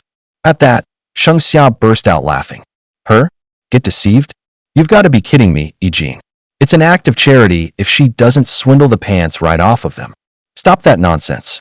Come on, let's eat. Sheng Yimou spoke up, and their idle chatter came to an end. This wasn't Gu Yijin's first time having dinner at the Sheng residence. He had been a frequent visitor back when her parents were still alive, so he was completely at ease. It was Shen Qingling's first time there. He said little, quietly listening as Gu Yijin went on about amusing anecdotes from his time at the Sheng home. As they reminisced, Sheng Xia's anger toward Gu Yijin began to fade. She found herself recalling how good he used to be to her. She smiled and said, When we were kids playing house, Jean would only ever pick me to be the wife.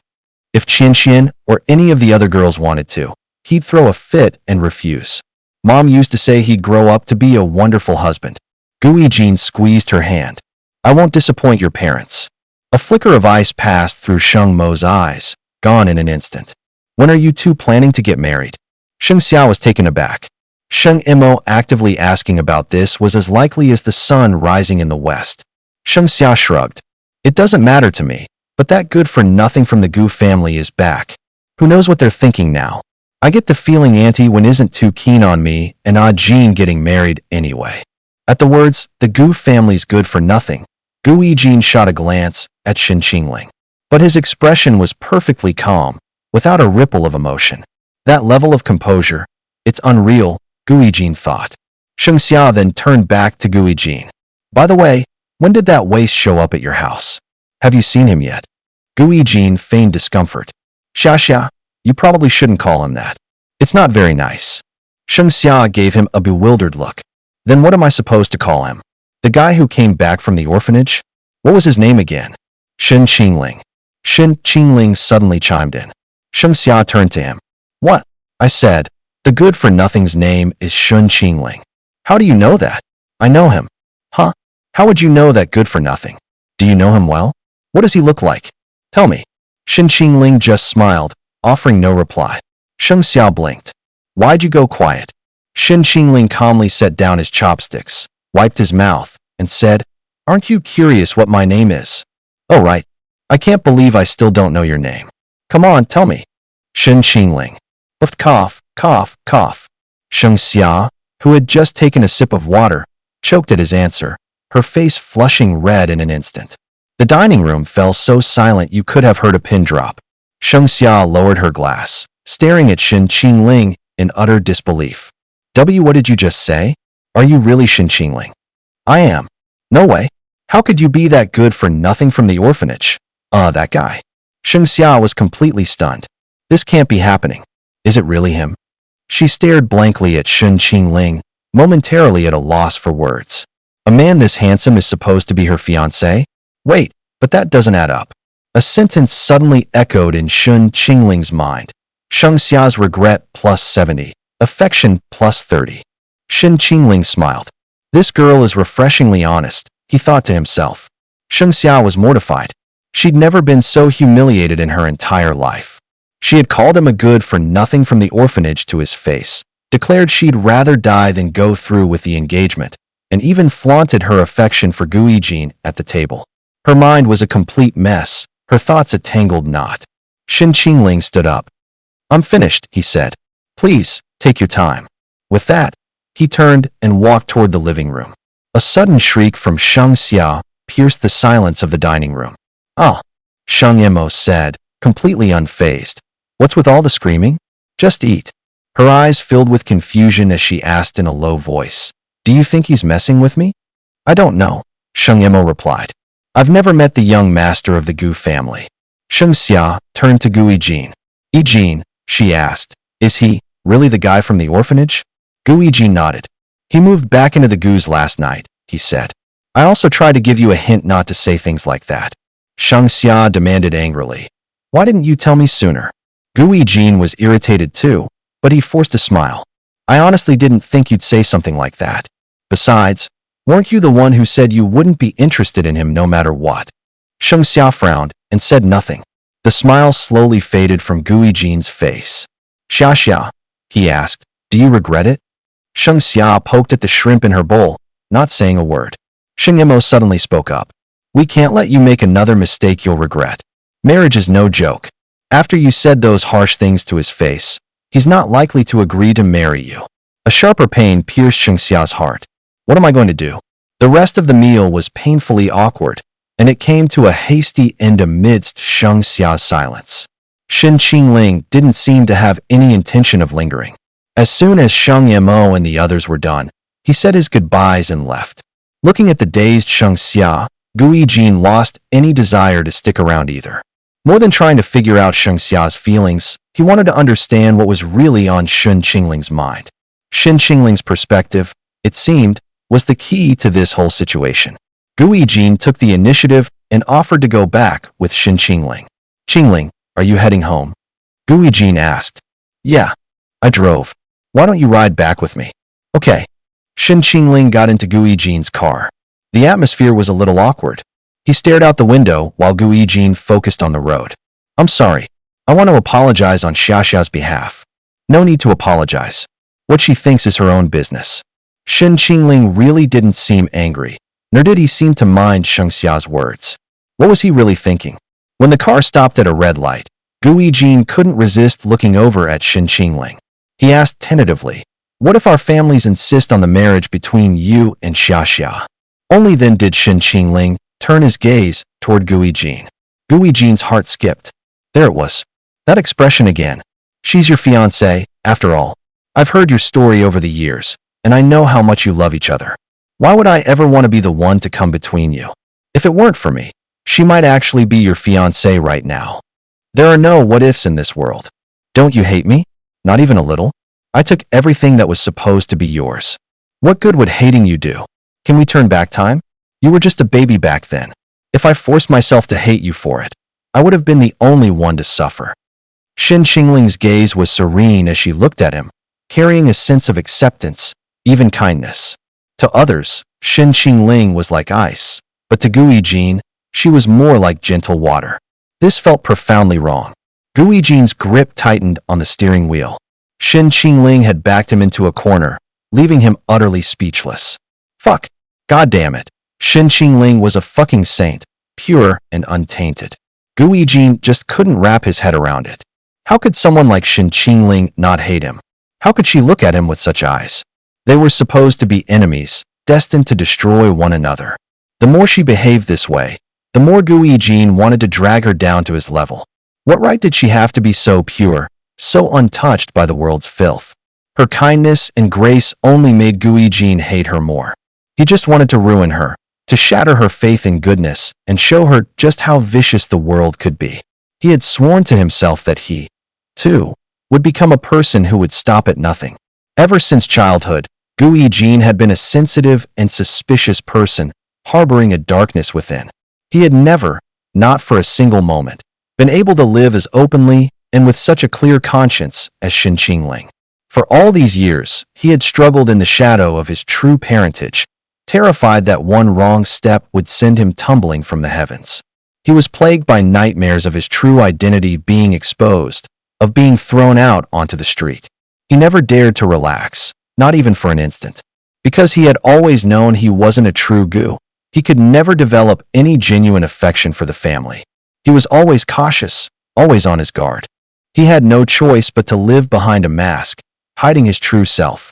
Gradually, he became the kind of person who would stop at nothing to get what he wanted. How on earth could Shin Qingling grow up in such a mire and still turn out to be so upright and kind? By what right?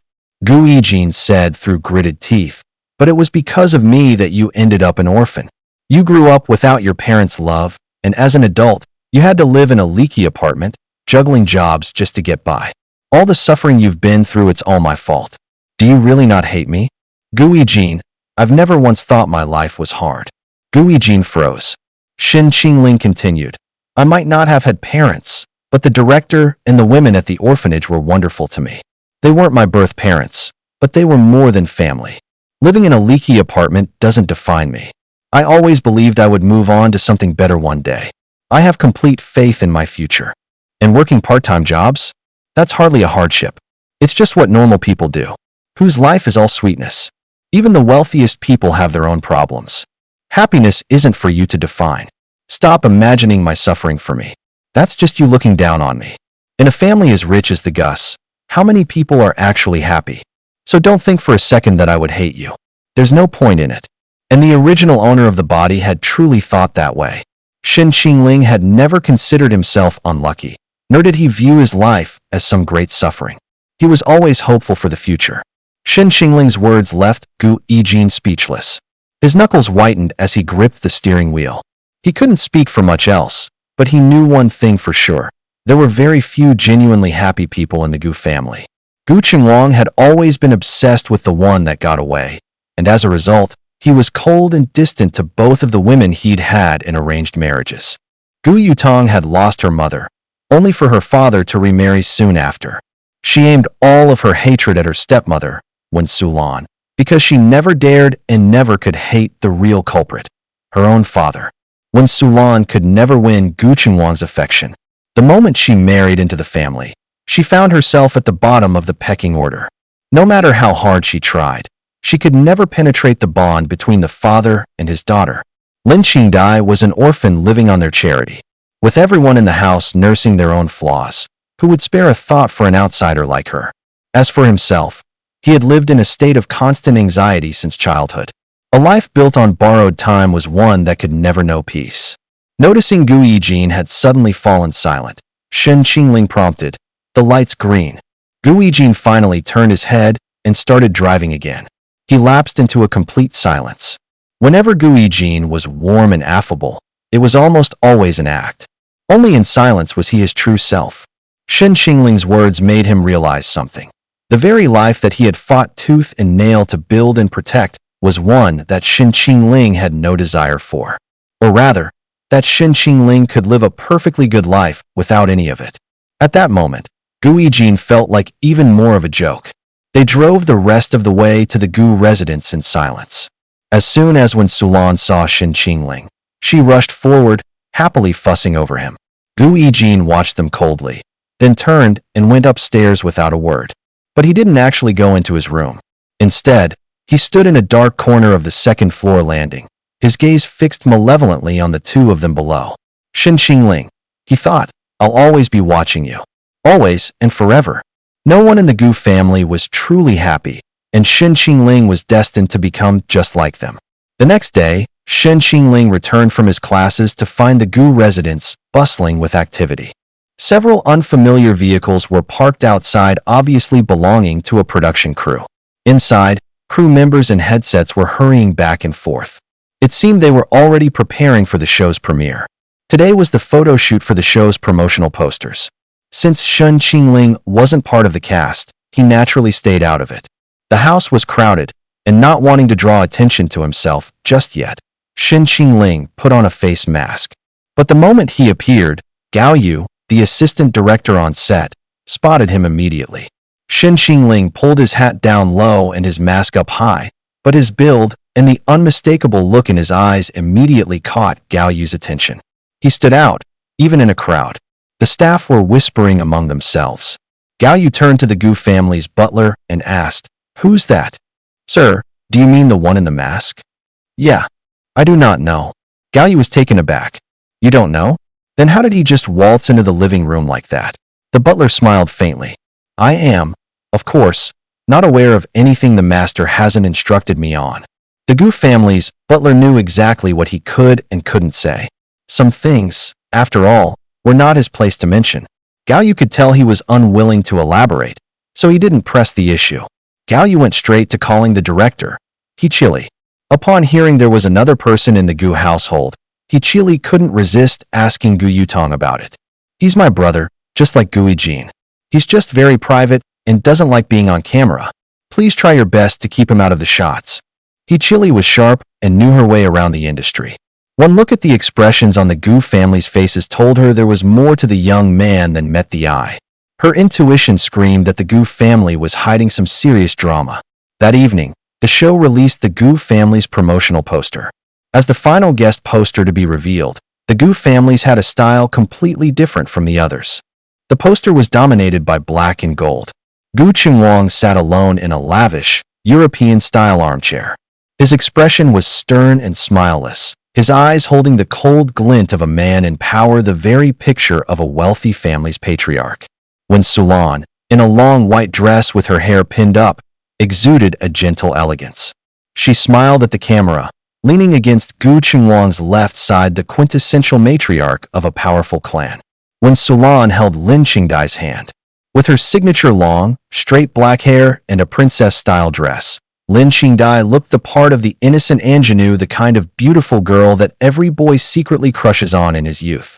Gu Yutong stood to Gu Qinhuang's right, her hand resting on his shoulder. Dressed in a black gown with a high slit and a crown on her head, she gazed down into the lens, her expression as haughty as a queen in command of her entire kingdom. Beside her, Guijin stood in a tailored suit, gently lifting her hand. His eyes were soft and a smile played on his lips, making him look like the epitome of a gentle, well-bred nobleman. He was, by far, the most harmless-looking person in the entire poster. Every inch of the Gu family's poster exuded the luxury, sophistication, and sheer decadence of the wealthy elite.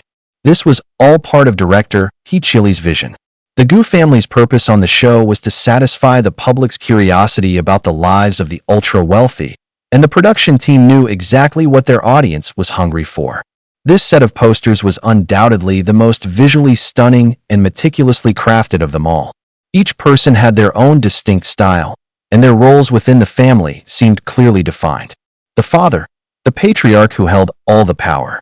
The mother, a beautiful socialite, but more of a trophy wife. The older sister, a woman of high status with even higher ambitions. The younger brother, gentle and kind, the hopelessly spoiled young master. The younger sister, easily overlooked, innocent and naive, like a little white rabbit. With Gu Yutong being an A-list actress with a massive following, the Gu family being a prominent elite family in Jiangxing, and the show's inherently dramatic premise, it was no surprise that their family poster shot to the #1 trending spot. The comments section exploded, quickly surpassing 100,000. The comments below were a mix. One part Gu Yutong's fans running comment control, the other part filled with users gushing over the family's incredible good looks. OMG, someone help. Tang is literally killing it in this pic. My heart rate just broke the sound barrier. I've forgotten how to breathe. My ability to purify smog just surpassed the entire Amazon rainforest. I'm about to become the new lungs of the earth. I could kneel so hard I'd turn Mount Everest into a valley. My tears could end droughts worldwide. The sound of my screaming could power the entire planet. That's my girl. Don't touch her, don't snatch her, don't even think about her. Lay one finger on her, and the cops will be taking me away while the coroner takes you. I'll make the headlines, you'll be in the obituaries. I'll go to prison, you'll go to hell. As long as it's her, I'd take it, even with bedazzled nails. Seriously, I have zero complaints. I was painting my wall purple, and when I saw this, I got so excited my hand slipped and I knocked over the paint can. Watching it drip all over the floor, I just screamed, "My wife! My wife!" No wonder she has such god-tier looks. Her parents are gorgeous to begin with, and even her younger siblings have that star quality. They could all totally make it in showbiz. I literally can't breathe looking at this poster. It's giving real old money vibes. The production team absolutely killed it. They captured that opulent, decadent atmosphere perfectly. This has to be the first family on the show where literally everyone is god-tier visuals, right? I just have to ask, what does it feel like when your entire family is that ridiculously good-looking? She'd probably say she doesn't feel anything. I mean, when you walk around every day with a face that looks like it was sculpted by the gods, you probably get used to it. So excited. This is her first time on a reality show.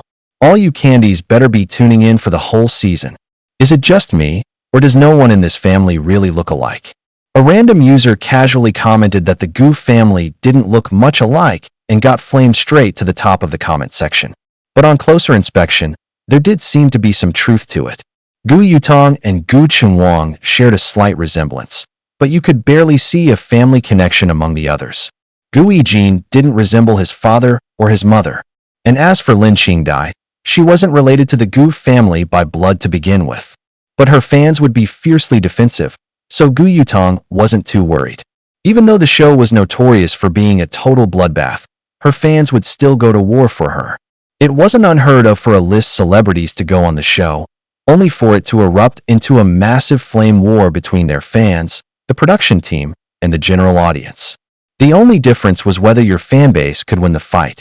If the general public and casual viewers formed the majority, then no amount of dedicated fans could stand a chance. Of all the families this season, only Gu Yutong's was a celebrity household.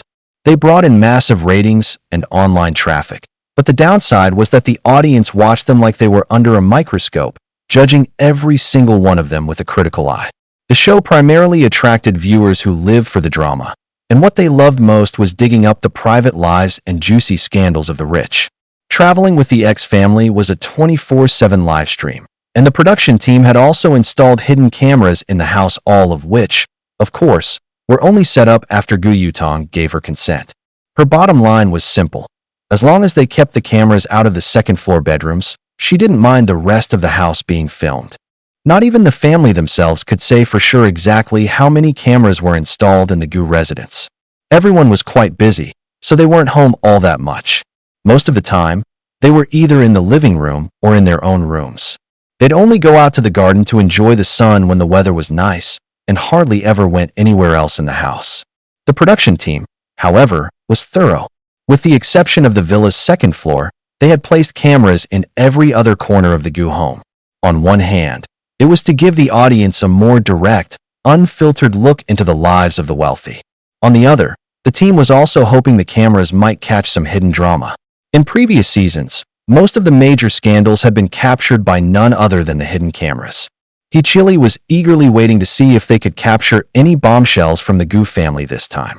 The moment the show went live, the Gu family stream was immediately flooded. Millions of viewers tuned in, and the scrolling comments flew by so quickly they were just a blur. It was now exactly 6 o'clock, dinner time for the Gu family. The dinner spread was lavish. The director had specifically instructed them to go for an over-the-top style to feed the audience's fantasies about the elite, making it seem as though the Gus feasted on gourmet delicacies every day. It was a bit contrived, sure, but the viewers would totally buy it. At first, everyone was a little awkward in front of the cameras.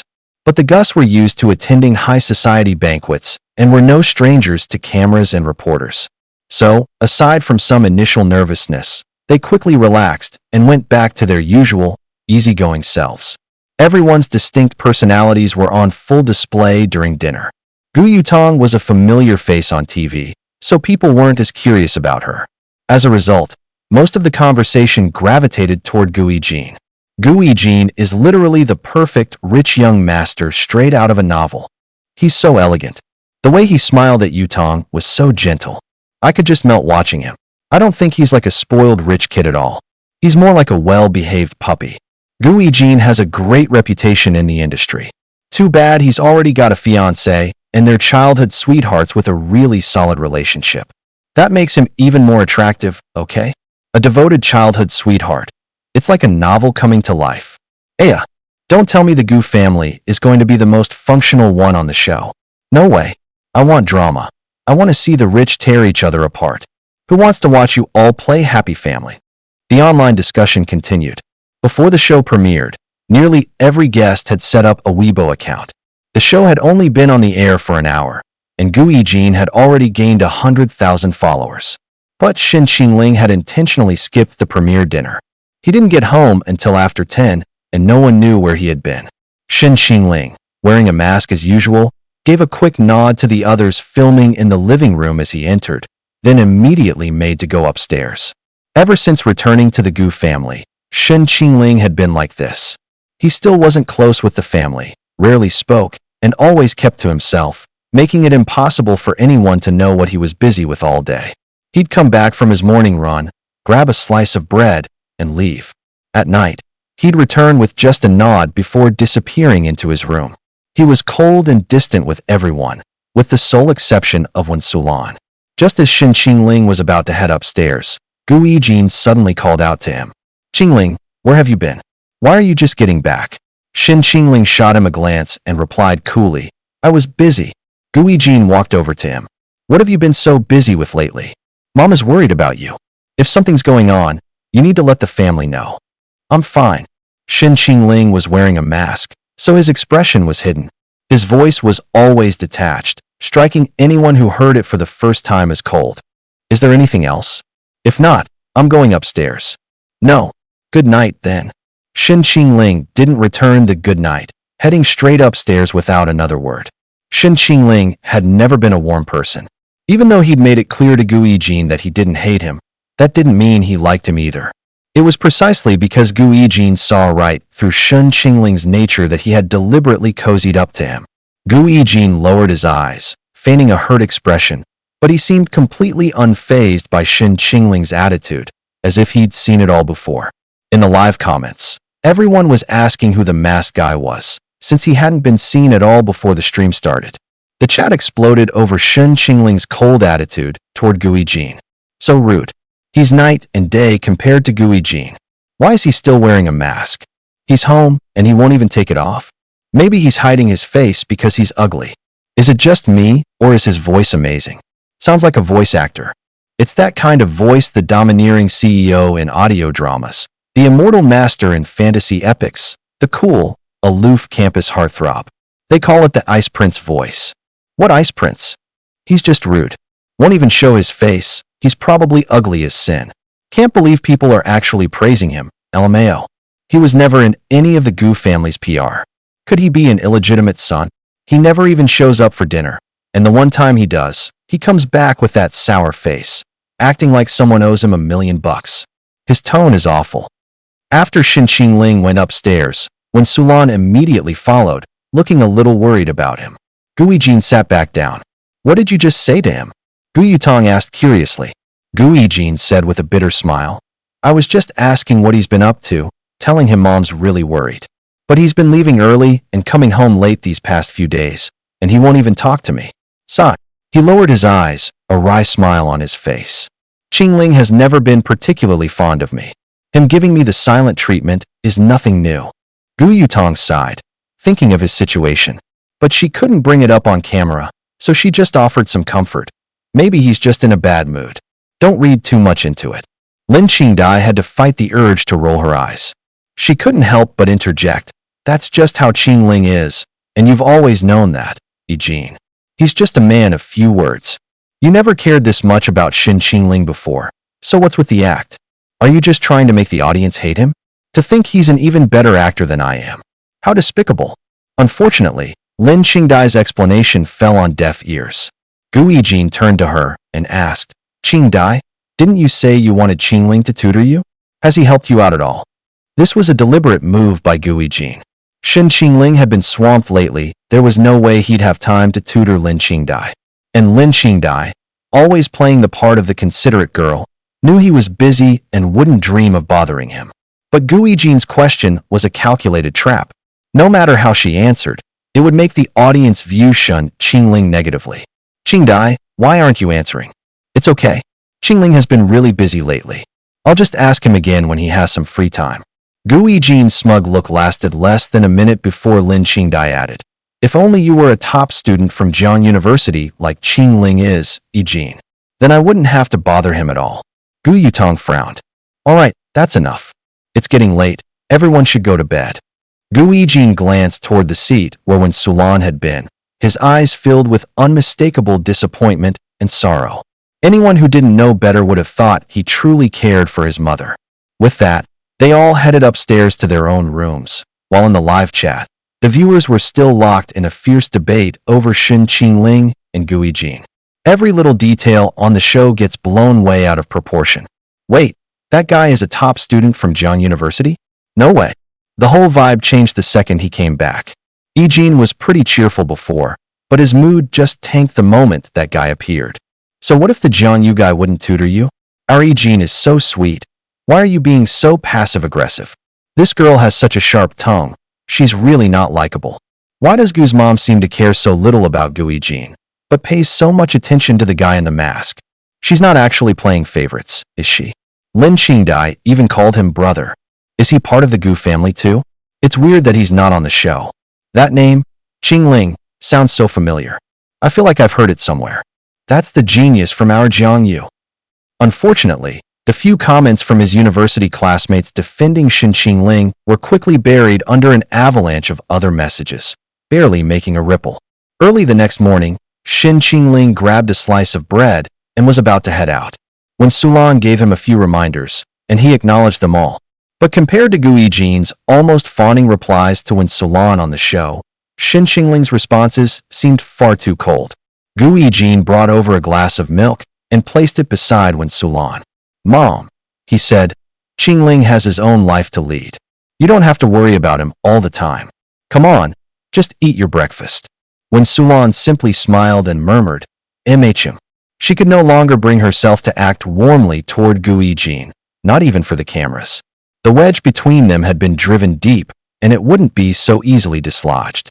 The live comments exploded with accusations of Wen Sulan playing favorites. Many viewers began to sympathize with Gu Yijin, seeing him as one of them, a child who wasn't the parent's favorite. As a result, Gu Yijin garnered another wave of sympathy from the audience. He Chili, however, was different. She had been keeping a close watch on Shen Qingling, using every trick in the book to investigate him, and had finally managed to learn his true identity from a source within the Gu family. As it turned out, he was the Gu family's second young master, the one who had gone missing for years and had only recently been found. He Chili was intrigued by him, but she never got the chance to approach him. He was always too busy, practically a ghost. As for Gu Yijin, he had been riding high for the past few days.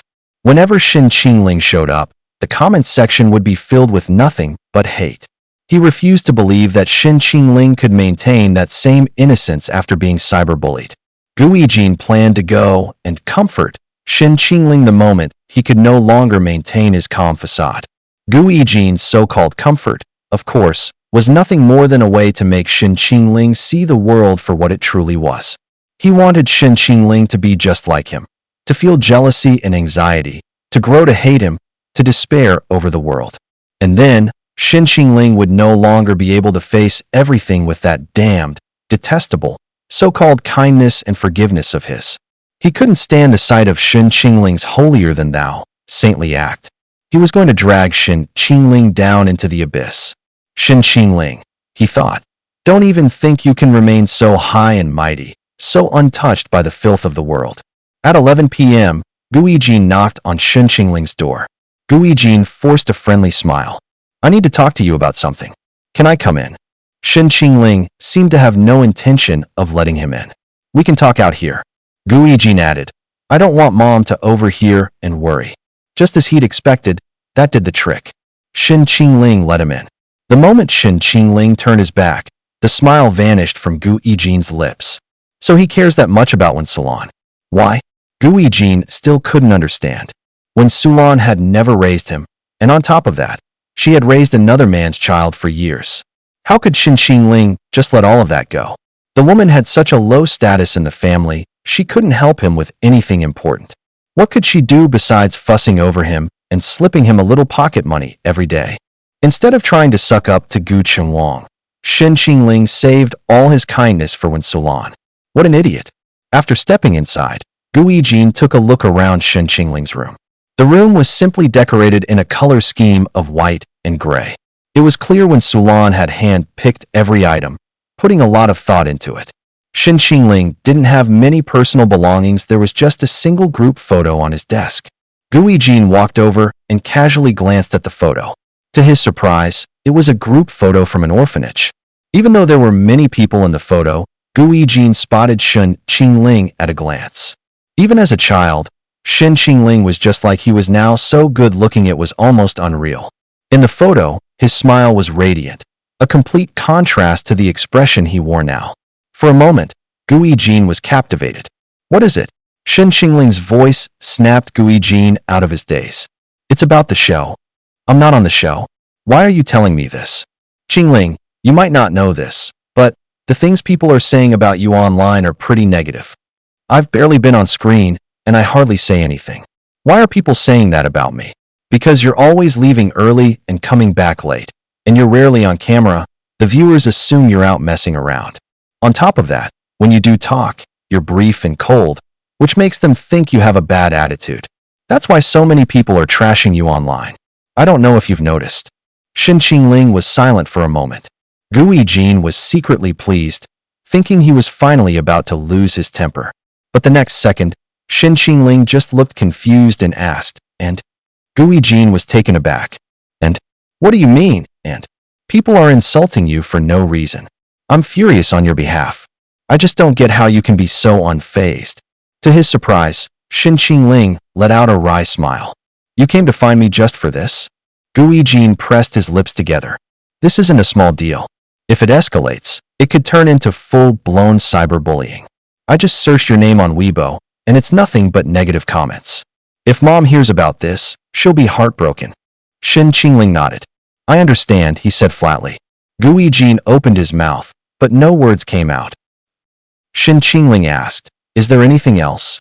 Gu Yijin cried out. You're not angry at all. Shen Qingling replied.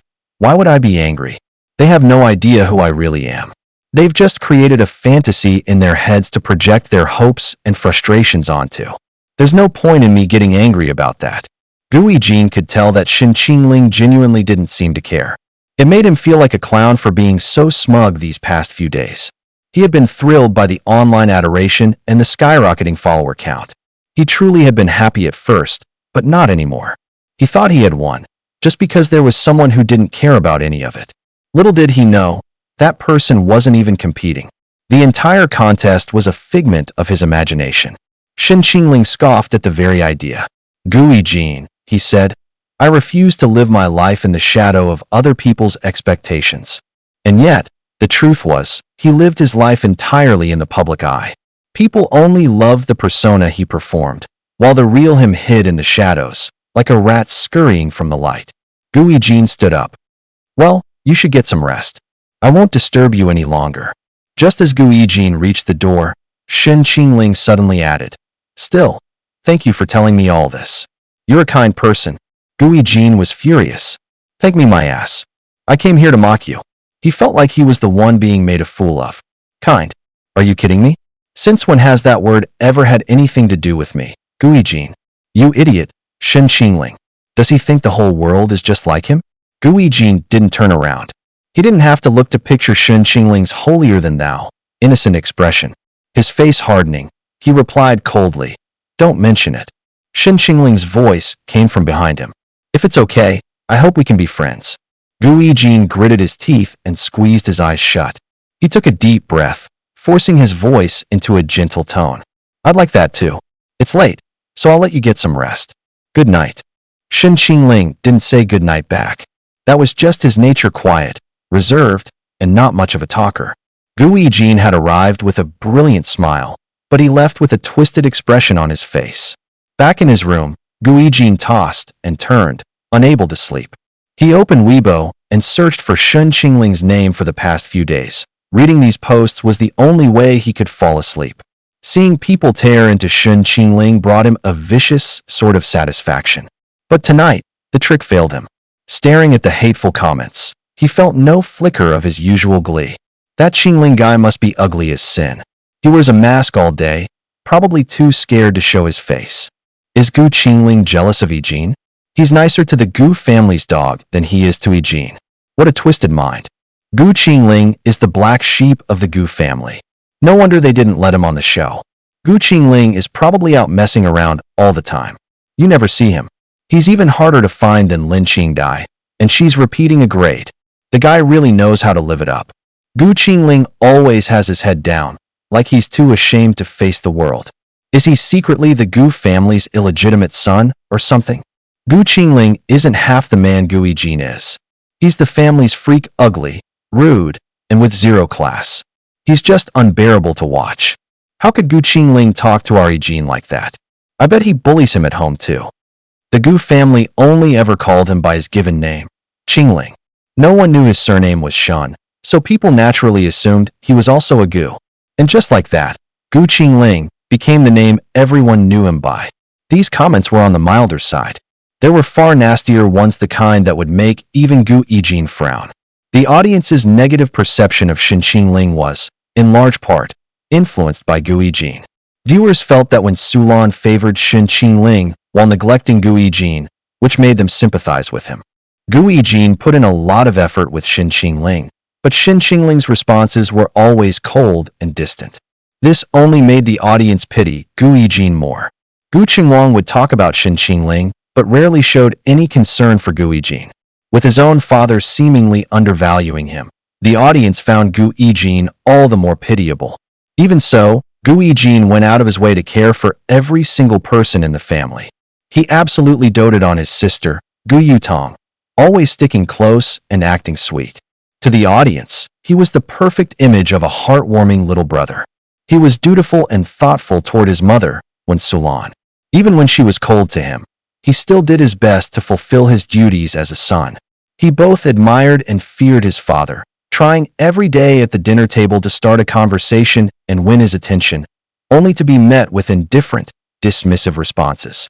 Gu Yijin was showcasing nearly every persona the public adored, so it was no wonder the audience was so fond of him. However, he didn't understand a simple truth. When someone seems too perfect at the beginning, the slightest crack in their facade later on is treated as a fatal flaw. At that point, everything they've done risks being dismissed as a mere performance. Shen Qingling understood this perfectly, which was why he would never take that path. His strategy was the comeback story, start as the underdog and slowly win over the public. The more hate he endured at the start, the more sympathy and adoration he would garner in the end. On Friday night, Shen Qingling came home late once again. Gu Yijin had insisted on waiting for him before eating, leaving himself hungry. But Shen Qingling was completely unaware of any of it. He was so exhausted he didn't even have the strength to talk. Gu Yijin had specially saved a plate of food for him, but when he tried to speak to Shen Qingling, the latter simply shook his head and went straight upstairs. Looking pale whether from extreme hunger or stung by Shen Qingling's coldness, Gu Yijin sat at the dining table in a daze. A moment later, he clutched his stomach, his brow knitting in pain. You had to hand it to him, Gu Yijin was ruthless, even with himself. Who knows what he did, but he ended up fainting right there at the table. The production crew was stunned. This incident made even the staff members feel a surge of pity for Gu Yijin. The Gu family had a private doctor, and Gu Yijin was taken upstairs, out of the camera's view. No one had any idea what was really going on with him. That was like lighting a fuse.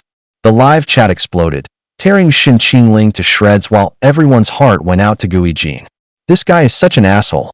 Our Yijin waited for him so late, and he didn't even say a word. What kind of attitude is that?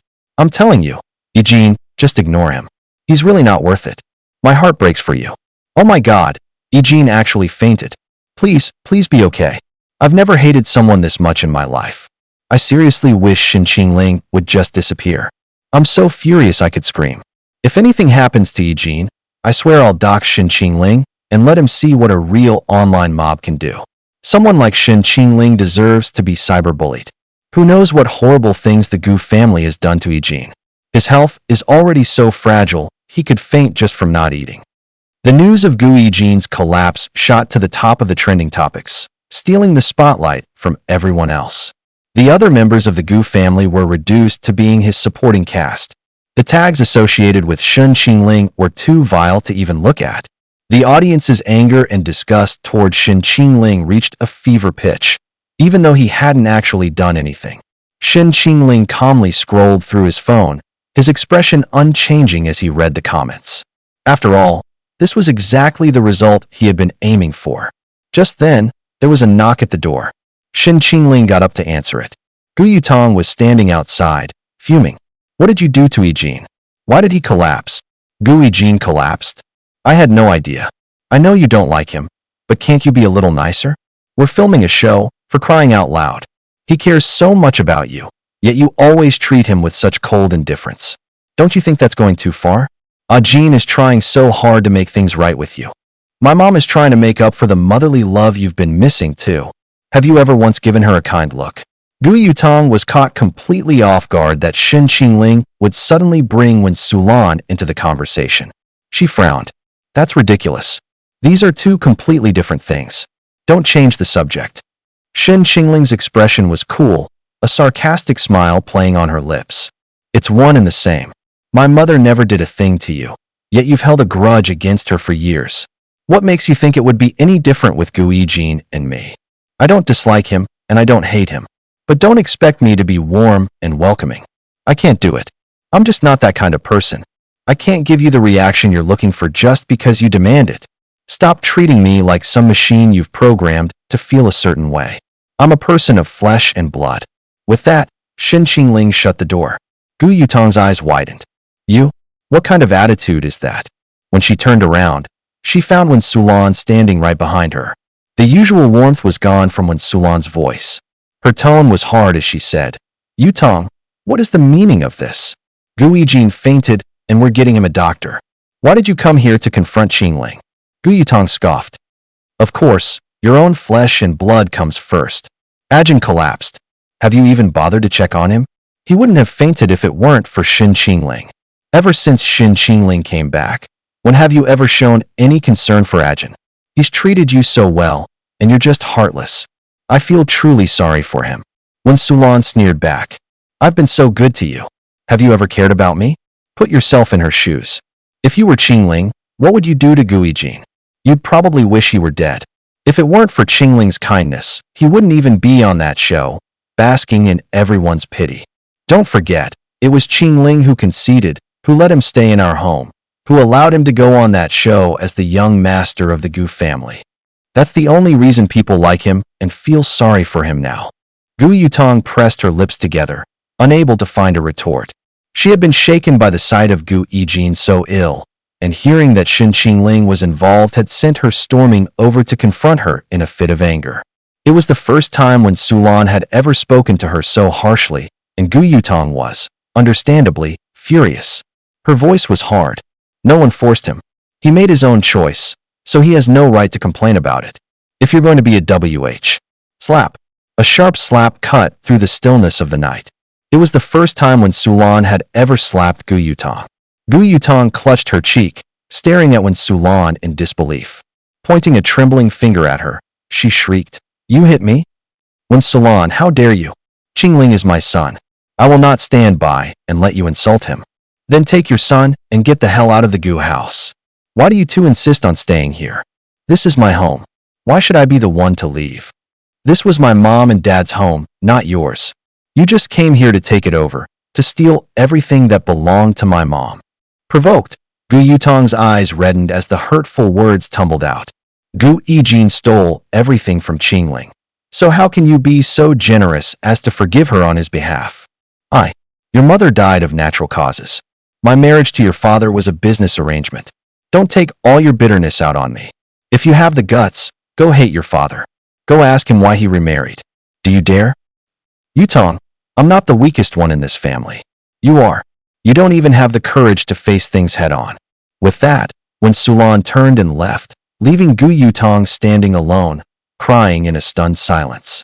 Only then did Gu Yutong realize when Sulan had this side to her, a side that felt exactly like the first time she'd met the Wen family. When Sulan and her family were not cut from the same cloth. When Sulan's father was a stern, severe man, his words sharp as a knife. He had once incisively called out Gu Qingwang for neglecting Wen Sulan after their marriage, his words making Gu Qingwang's face fall, leaving him utterly speechless. "Qingwang," he had said, "either don't marry her, or if you do, you treat her right. You swore you would be good to her, but is this what you meant by good? Locking my daughter up at home like some pretty ornament on a shelf. If I had known you were still in love with someone else, I never would have agreed to this marriage. Back then, you didn't have the guts to make a clean break and marry the one you couldn't get over. Now that you have everything, don't come back blaming other people. That's on you, not my daughter." In that moment, it was as if Gu Yutong was seeing Wen Sulan's late father. A strikingly similar face suddenly came into view. It was Shen Qingling. No wonder Wen Sulan doted on him so much. He was the spitting image of her late father. "I'm sorry."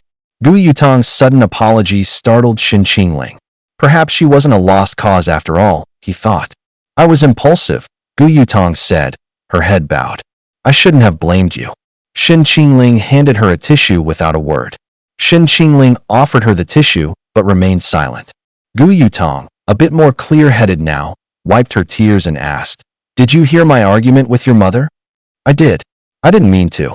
I was just so angry and said things I shouldn't have. I'll apologize to her for you." Gu Yutong looked up at him, wondering how he could have possibly known what she was about to say. Shen Qingling met her gaze. "It would be better if you did it yourself." Clutching the tissue, Gu Yutong said awkwardly, "I don't know what I would say." "You know how to say I'm sorry, don't you? You managed to say it to me. Why is it so hard to say it to her? It's strange. I've never seen her lose her temper like that before. If I insulted your mother, would you be angry?" "I would. I mean the same to her as your mother means to you. Do you understand?" Gu Yutong was speechless for a moment. After a few seconds of silence, she finally said, "Yeah, I get it. You should get some rest. You look pale." Gu Yutong noticed his face was even paler than usual. Was he hurt by what I said, or just angry? She wondered. She apologized again. "I'm sorry about tonight. I shouldn't have said those things. How's Guijin?" Gu Yutong glanced at him, a flicker of surprise in her heart. What on earth did he really think of Gu Yijin? Gu Yutong and Gu Yijin had grown up together, so she was naturally biased toward him. When Sulan, who favored her own son even more, made it easier for Gu Yutong to understand Shen Qingling's perspective. It was only after hearing what when Sulan said that Gu Yutong finally understood why Shen Qingling acted the way he did. She had always seen things from Gu Yijin's point of view, completely overlooking Shen Qingling's situation. And yet, even with all that, Shen Qingling wasn't the cold person she had first imagined. He was just a man of few words who wouldn't put on an act for the cameras. He wasn't at all the scheming, manipulative type. Gu Yutong shook her head. Don't worry, he just needs to sleep it off. The online chatter about you has been pretty rough lately, but I know you're not going to change for the sake of the show. Maybe just stay off Weibo for a bit. I know, he said. None of that stuff matters. Just as with Gu Yijin, Gu Yutong was surprised that Shen Qingling could be so completely unfazed by it all. When she really thought about it, Shen Qingling had every right to feel wronged. Gu Yijin didn't deserve all that affection, which, to some extent, had come at Shen Qingling's expense. Looking at Shen Qingling, Gu Yutong suddenly felt a pang of guilt. Maybe she never should have agreed to do this show in the first place. What if I post something on Weibo to clear things up for you? Don't. I'm not in showbiz. None of this is important. Okay. Well, you should get some sleep. Good night. Gu Yutong wanted to do something, anything, but Shen Qingling neither accepted nor needed her comfort. A sense of unease settled over her. The situation brewed overnight, and seeing the comments put Gu Yutong in a foul mood. But she knew that a forceful response would only create a backlash, making the audience hate Shen Qingling even more. However, the tide of public opinion soon began to turn. A post appeared on an entertainment forum. Isn't this Shen Qingling? Even with the mask on, he's a dead ringer. The post immediately caught the attention of many. It was an entertainment app designed for celebrity gossip and fandom drama. The feed was a constant stream of exposés. Traveling with the X family, a show notorious for its catfights and bloodbaths, even had its own dedicated forum on the app. Previously, the chatter about Shen Qingling in that forum had been almost entirely negative. But a post that popped up in the middle of the night didn't read like the usual hit piece, and plenty of curious users clicked on it. It contained several photos and screenshots from a few official media accounts. Even though Shen Qingling was wearing a mask, trying to keep a low profile in the crowd, he was still instantly recognizable. His height made him stand out, and the clothes he was wearing were identical to the ones from the show. There was no doubt it was Shen Qingling, or as everyone knew him, Gu Qingling. But the reality was nothing like the rumors of him living it up and partying every night. On the contrary, he was volunteering at an orphanage. The photos were from the Jiangxing orphanage, and the article accompanying them was published by an official account called Jiangxing News. The article stated that the Jiangxing orphanage had received a donation from an anonymous benefactor and was holding a charity event. There were 10 photos in total, and Shen Qingling could be seen in 5 of them. In one, he was wearing a volunteer vest and carrying supplies. Another was a shot of his back as he crouched by a table, teaching a child to draw. There was a shot of him weaving through a downpour to protect books. One picture showed him holding a child, coaxing them to sleep, and another of him so exhausted he'd fallen asleep against a wall. There were many other similar shots. He wasn't the focus of these photos often. He was just a figure in the background, a representative of all the volunteers. It was only because of the show that he was recognized at all. The final image was a screenshot from a news report, showing a masked Shen Qingling being interviewed. The reporter noted that this particular volunteer had been working from dawn till dusk with hardly any breaks, not even stopping for meals, and had kept this up for several days. The director said this volunteer was one of their own, a kid who grew up in the Jiangxing orphanage. He even got into Jiangxing University. He's a real inspiration and has always been a role model for the other kids there. The post blew up the moment it was published. This shocking plot twist left everyone reeling, calling it unbelievable. What? Are you telling me Gu Qingling wasn't out messing around and wasting his life, but was volunteering at an orphanage? OMG, what a plot twist. This is my favorite kind of drama. Gu Qingling making big moves on the down low. Hee. So that's why he's been leaving early and coming home late? He was so exhausted he was dozing off against a wall. No wonder he didn't have the energy to even bother with Gu Yijin. It's hilarious thinking about all those people under the trending topics tonight, feeling sorry for Gu Yijin. Gu Qingling was just busy as hell at the orphanage, while your boy is the one who actually waited until he passed out. Wait, has no one noticed how gorgeous Gu Qingling's eyes are? More stunning than a lot of celebrities. I only ever caught glimpses of him at the Gu house before and never got a good look. This time, he's so handsome I'm floored. Don't tell me Gu Qingling is one of those guys who's as kind as he is handsome? That's so swoon-worthy. He was dragged through the mud so badly before, it really breaks my heart. Poor baby, got a feel for him. Doesn't anyone else find this weird? The article says a kid who grew up in the orphanage. Does that mean Gu Qingling was adopted by the Gus? No way he was adopted. If he were, why would Mrs. Gu dote on him so much while Gu Yijin gets shut down time and time again? There's definitely something fishy going on here. I smell some major tea. Can morning come any sooner? I want to see them tear each other to shreds. That's the real entertainment. The post went up in the middle of the night, but since it was a Friday, plenty of people were still awake and ready for the drama. Midnight drama always hits different, and this was especially juicy. Sure enough, the post went viral. And it didn't just go viral, it set the trending topics on fire. I couldn't tell if the production team had paid for the trending spot or if the buzz was just that massive on its own. Tons of gossip accounts reposted it on Weibo. The show's official fan community was abuzz with talk of Shen Qingling, and even Gu Yijin's page was getting blown up with comments. The #1 trending topic was hashtag Gu Qingling Orphanage. In the comment sections, people started to defend Shen Qingling. You've got to be kidding me. Gu Qingling gets dragged through the mud for weeks, and it turns out he was doing charity work this whole time? Think Gu Yijin's fans will ever apologize? I can't even imagine. If I were Gu Qingling, having to come home after a long day and deal with Gu Yijin on top of it all, that would be so exhausting. Imagine Gu Qingling finishing his day, checking his phone, and his whole world just collapses. Nothing but people trashing him, while Gu Yijin is being propped up as the victim. The irony is staggering. The eyes will just say Gu Qingling is the Gu family's illegitimate son, someone who should be kept in the shadows and isn't fit for the public eye. Like he has any right to demand an apology from their precious idol. So what's Gu Qingling's actual status in the Gu family? An article said he came from an orphanage. Is this some kind of rich family drama? Unpopular opinion, but I think Gu Yijin is so fake. It's obvious Gu Qingling isn't good with words, and Gu Yijin totally uses that on camera to make him the scapegoat. What did we introverts ever do to deserve this? TT, is the production team ever going to clear this up? Why is everyone avoiding the topic of Gu Qingling's identity? If he's part of the Gu family, why wasn't he on the show? IE was the nickname for Gu Yijin's fan base. This time, they were losing the battle against the general public. All the comments defending Gu Yijin were being buried, and even the couple of top-voted comments his fans managed to push up were getting completely shredded by viewers and casual onlookers. Compared to Gu Yijin fainting, people were far more interested in Shen Qingling's backstory and figuring out what his actual connection to the Gu family was. The idea that he was an illegitimate son just didn't add up, especially since when Solan doted on him. Logically, she should have favored her own son, Gu Yijin, but that simply wasn't the reality. As the focus on Shen Qingling intensified, people inevitably started digging into his background, and they were all Gu Yijin's fans, maliciously unearthing every detail they could find about him. Their goal was to paint Shen Qingling as an outsider.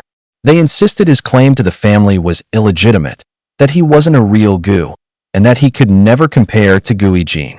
In truth, looking into Shen Qingling's background wasn't difficult. He was already well known at Jiang University. It was just that everyone had initially assumed his surname was Gu and never bothered to verify his real identity. No one at Jiang University had expected him to have ties to the Gu family, either. After all, besides his good looks, the other thing he was known for was that distinct air of a struggling student. Gu Yijin's fans, now in a near frenzy and demanding answers, started digging around at Jiang University.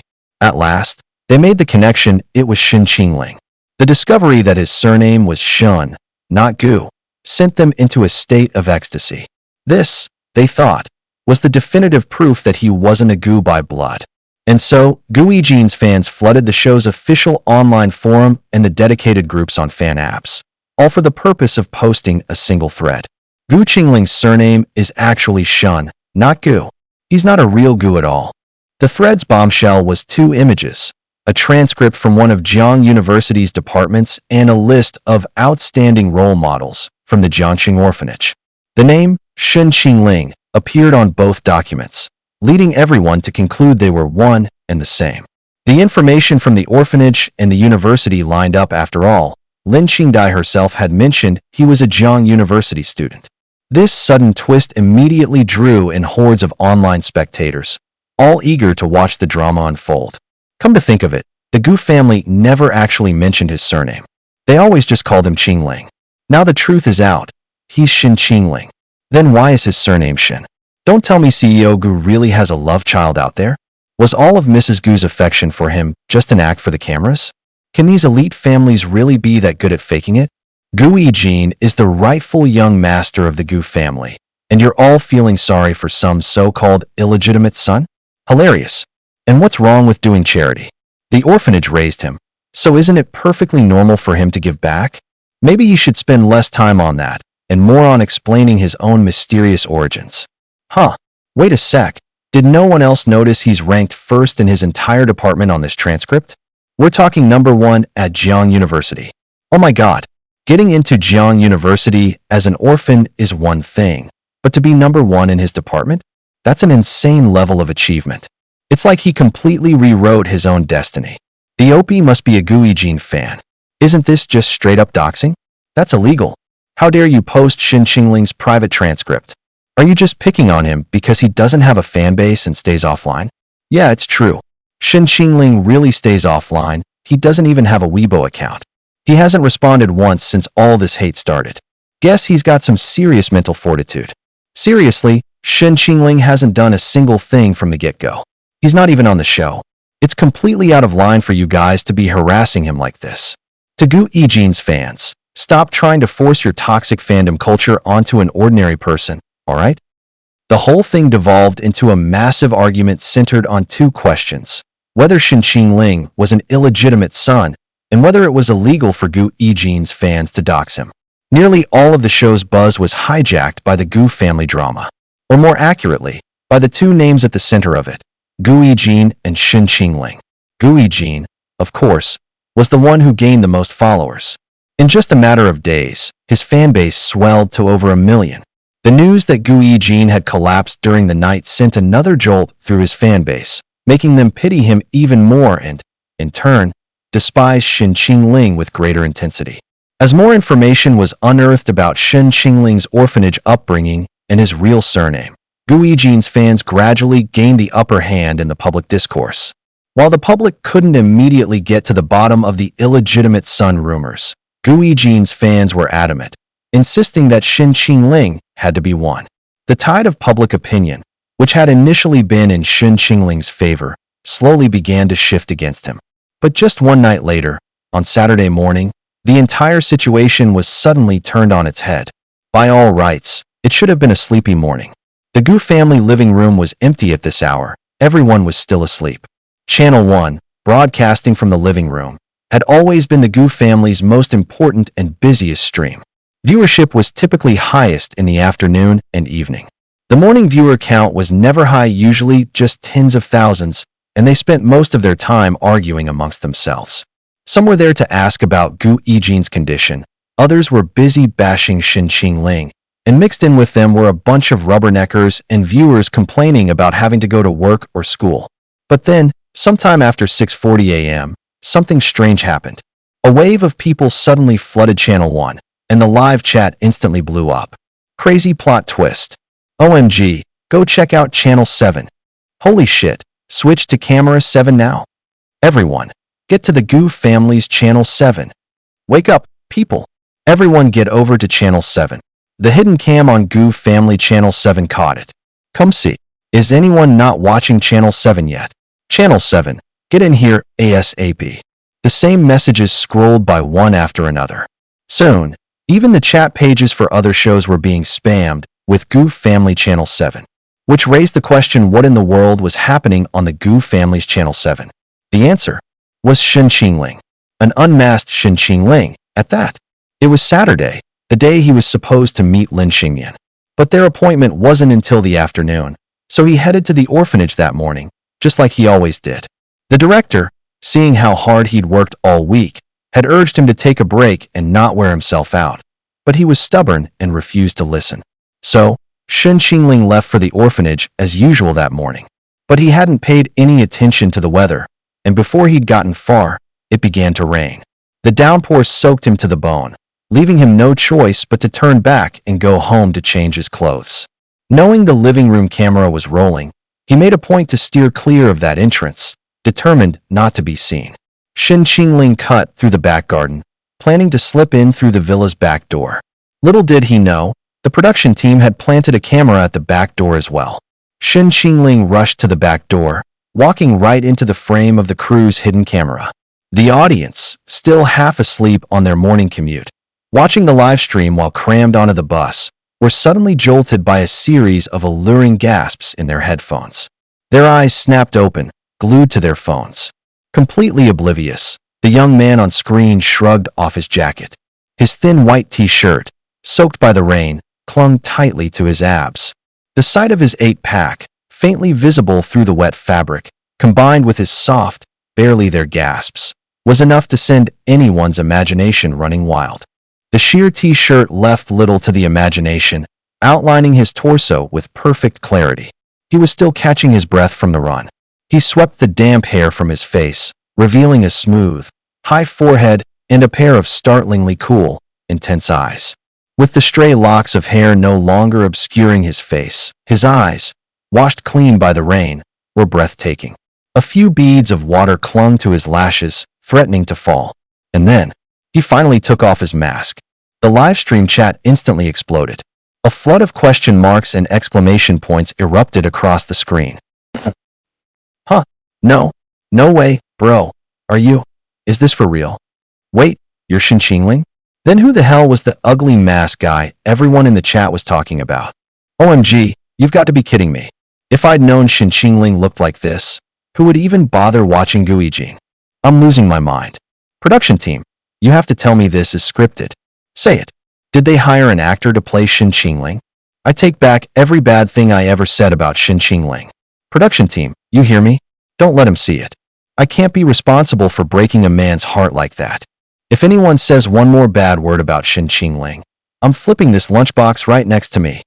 At first, the live comments were pretty normal. Everyone was a bit stunned by the huge twist. But then things started to get weird. As more and more viewers from other streams poured in, the chat descended into total chaos. Get in here now. A simple country girl like me can't handle this kind of temptation crying. Shen Qingling is an honor student, so his English should be good. Let's see what he's got. I'm drooling all over my charging cable. Staring at his abs feels like getting zapped crying, but trying to be strong. I used to say I hated muscular guys, that they were gross. Now I realize I was just lying to myself the whole time. Hey, let's be friends. The kind where we get to know each other's ins and outs. Are you going to do the push-ups, or should I do the squats? Blushing. Shen Qingling, I'll marry you. Your consent is optional. In front of the camera, Shen Qingling seemed completely unfazed. He frowned slightly.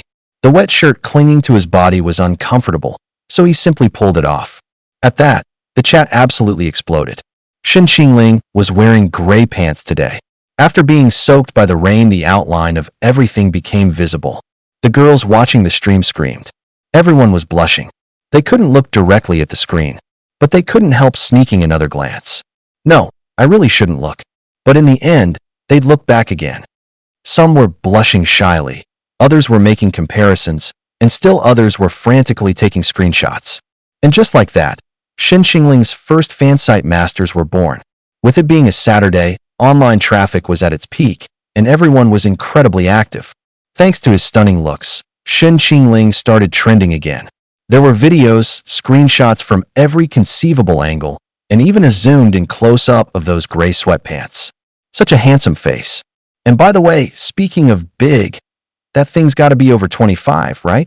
If anyone ever dares to make Shen Qingling shed a single tear, I will destroy all of human civilization and I won't think twice. Are gray sweatpants really that powerful? Those stats are god tier. Who would even dare to measure that? They'd probably die of shock. If I had a face like that, I would have died of embarrassment. And he still had the nerve to wear a mask facepalm. There's literally nothing to hate on. From the front, he looks like my husband. From the side, my husband. From every single angle, he's my husband. The top of his head, his hairline, his jawline, even every single strand of his hair is exactly like my husband's. I'd give this photo of Shun Qingling a 96. I'm only holding back 4 points from a perfect score. I was brewing my herbal medicine and got so mesmerized by Shun Qingling's photo that I ended up scorching several doses. A great man knows when to yield, and this girl knows when to eat her words. I used to trash talk Shun Qingling, so I'm here to officially apologize. The Gu family had dominated the trending topics for the past 2 days, but the moment Shun Qingling showed his face, the trending lists and fan forums just exploded. The dedicated forums on the fan apps were completely flooded with posts about Shun Qingling. As you scrolled down, practically every thread was about him. Shun Qingling doesn't even have an official social media account, but his fans have already set up a dedicated fan forum for him, and it's filled with nothing but screenshots from his appearance today. The strategy of lowering expectations first really worked. Shun Qingling just took off his mask to reveal his face, and he instantly stole the spotlight from everyone else on the show. He didn't just capture the audience's attention, but also that of the director and the entire production crew. No one ever saw a twist like this coming. The production team was glued to the monitors, looking like they were about to lose their minds. On the massive screen, Shun Qingling's face was even more breathtakingly handsome. Oh my god, Lori, look. This is Shun Qingling. Oh, M.G. Zhang, get over here. Someone blocked the back staircase door. Don't let him get away. Shuiwu, call the director now. Hurry, hurry, hurry. She'll kill us if we're late on this. You, go talk to Shun Qingling. Don't let him slip away through the back garden again. And remember, don't let him spot the camera there. Just act like you're running into him by chance. Got it. Dig up some real dirt. Ask him everything the audience wants to know. Hichili, who had been sleeping, was jolted awake by her constantly ringing phone. She shot upright the moment she heard what the caller had to say. When she saw the scene on her phone, her eyes practically lit up. First off, Shun Qingling was unexpectedly handsome, a stunning twist. And second, she had just found this season's ratings gold. In other words, Shun Qingling was guaranteed to blow up. As it happened, Hichili was staying at a hotel near the Gu family's residence. Someone had called her the moment Shun Qingling appeared. By the time she rushed over, he was, in fact, still on camera. Hichili wanted to keep him there, to dig up more of his secrets. Shun Qingling stood at the back door. Having just wrung out his clothes, he was about to head upstairs. But then, 2 staff members in work attire appeared out of nowhere. Caught off guard by their sudden appearance, Shun Qingling frantically looked for a mask. Unable to find one, he tried to open the door to go upstairs, but for some reason, it wouldn't budge. He turned, planning to slip away through the back garden, but the 2 women cut off his escape. One of them casually blocked his path while the other, her eyes sparkling, looked at him and asked, "Are you Shun Qingling?" This girl went by the nickname Loli Jia, and it was certainly fitting she was exceptionally cute. She was short, with big, shimmering eyes, a small, delicate nose, and dainty, thin lips. Every feature radiated cuteness. The production team was banking on the fact that, faced with those big eyes, Shun Qingling wouldn't have the heart to say anything too harsh. It just went to show, the production team knew how to play people, deliberately choosing the cutest girl to approach him. How could Shun Qingling possibly have the heart to refuse someone as adorable as Loli Jia? Of course, the real reason it worked was that Shun Qingling was willing to play along. Otherwise, it wouldn't have mattered who they sent. Having seen his fair share of beautiful women, Shun Qingling was something of a sigma male. It took more than just a pretty face to impress him. It was his cue, and the professional actor Shun Qingling nodded. Given his cool and distant nature, he wasn't a man of many words to begin with. The girl with the cutesy persona sighed on purpose. "It's still raining," she said, "and we couldn't find anywhere else to take cover. We had no choice but to duck in here." She blinked her big, innocent eyes at Shun Qingling, her gaze full of hope and pleading. Water droplets clung to their clothes. They genuinely looked like they had just been caught in the downpour. Who would have guessed that they had intentionally gotten themselves soaked, all for the sake of keeping Shun Qingling on camera a little longer? Shun Qingling didn't say anything. He just quietly shifted over, making room for the other girl. The 2 girls exchanged a look, breathing a silent sigh of relief. Thank God, they thought. He didn't kick us out. Our bonus is safe. Apparently, Shen Qingling wasn't as cold as the audience believed. He wasn't indifferent after all. Seeing his face up close, both girls suddenly grew nervous. Up close, the impact of his face was even more intense. He was unbelievably handsome. He had the perfect look for a model. As part of the production crew, they'd seen countless handsome men in the entertainment industry, but never anyone as stunning as Shen Qingling. With a face like that, he could easily make it in showbiz. He'd blow all the current A-listers out of the water. What a shame. He'd been called an ugly guy for so long while wearing that mask. Now that the truth was out, the audience must be eating their words. And it wasn't just his face, his physique was jaw-dropping too. The 8-pack abs, the V-lines, every detail was just too striking. Their gazes instinctively drifted downwards. Ahem, and those gray sweatpants were certainly roomy. It had to be said, Shen Qingling's skin was ridiculously fair, with a faint pinkish undertone. How could a man with such a perfect face and an equally unbelievable body even exist? And he was only 18 years old. The sight was enough to make their hearts flutter and a warm blush creep onto their faces. The two girls had arrived so suddenly that Shen Qingling had initially forgotten he was shirtless. Now, standing together, he noticed the strange way they were looking at him and quickly pulled his shirt on. LMAO, I'm dying. It's not just Gu Yijin. Shen Qingling is cold to everyone. But how does he manage to make being aloof so freaking cute? He seems so distant, but off camera he gives up his seat for the staff. He's actually a super nice guy, just doesn't talk much. God, I wish I were that cute girl right now. I'd pin Shen Qingling against a wall and kiss him senseless. His ears are turning red. OMG, I can't believe he's that innocent. I'm dead. A handsome guy who blushes? Does such a creature even exist? Ugh, I'm officially becoming his mom fan right now. I'm just saying, he might as well be naked. The way it's partially see-through is way more of a tease. Am I the only one wondering how my man got those abs? I'm a guy, and even I'm blushing. Shen Qingling is the absolute holy grail for gay men. Remember this, Qingling, a guy who offers you a hand is a bro. A guy who wants to offer you a hand again and again is gay. Not all the weird comments in the live chat were from girls. A good number of guys were posting them too. Shen Qingling had the kind of face that appealed to everyone, men and women alike. Even other guys had to admit it, he was genuinely handsome. Shui Wu, who was tall and slender with glasses, smiled at Shen Qingling. What are you doing up so early? I doubt anyone in the Gu family is even awake yet. I have something to do. Loli couldn't hold back a laugh. Shen Qingling was exactly the same as on the show. Ask him anything, and the answer was always, I have something to do. She understood now Shen Qingling wasn't being impatient, he was just a man of few words. And yet, he had blushed from just a single glance from her. The contrast was absolutely perfect. What girl could possibly resist a guy like that? Mustering her courage, she asked, Are you volunteering at the orphanage? A flash of surprise crossed the young man's eyes. He hesitated for a moment before nodding. How did you know? I saw it on the Jiangxing news. I had no idea this was why you're always leaving so early and coming back so late. With so many people trashing you outside of the show, why don't you just set the record straight? Why bother explaining? If this keeps going, it could easily turn into online harassment and affect your real life. After all, some of these viewers can be pretty irrational.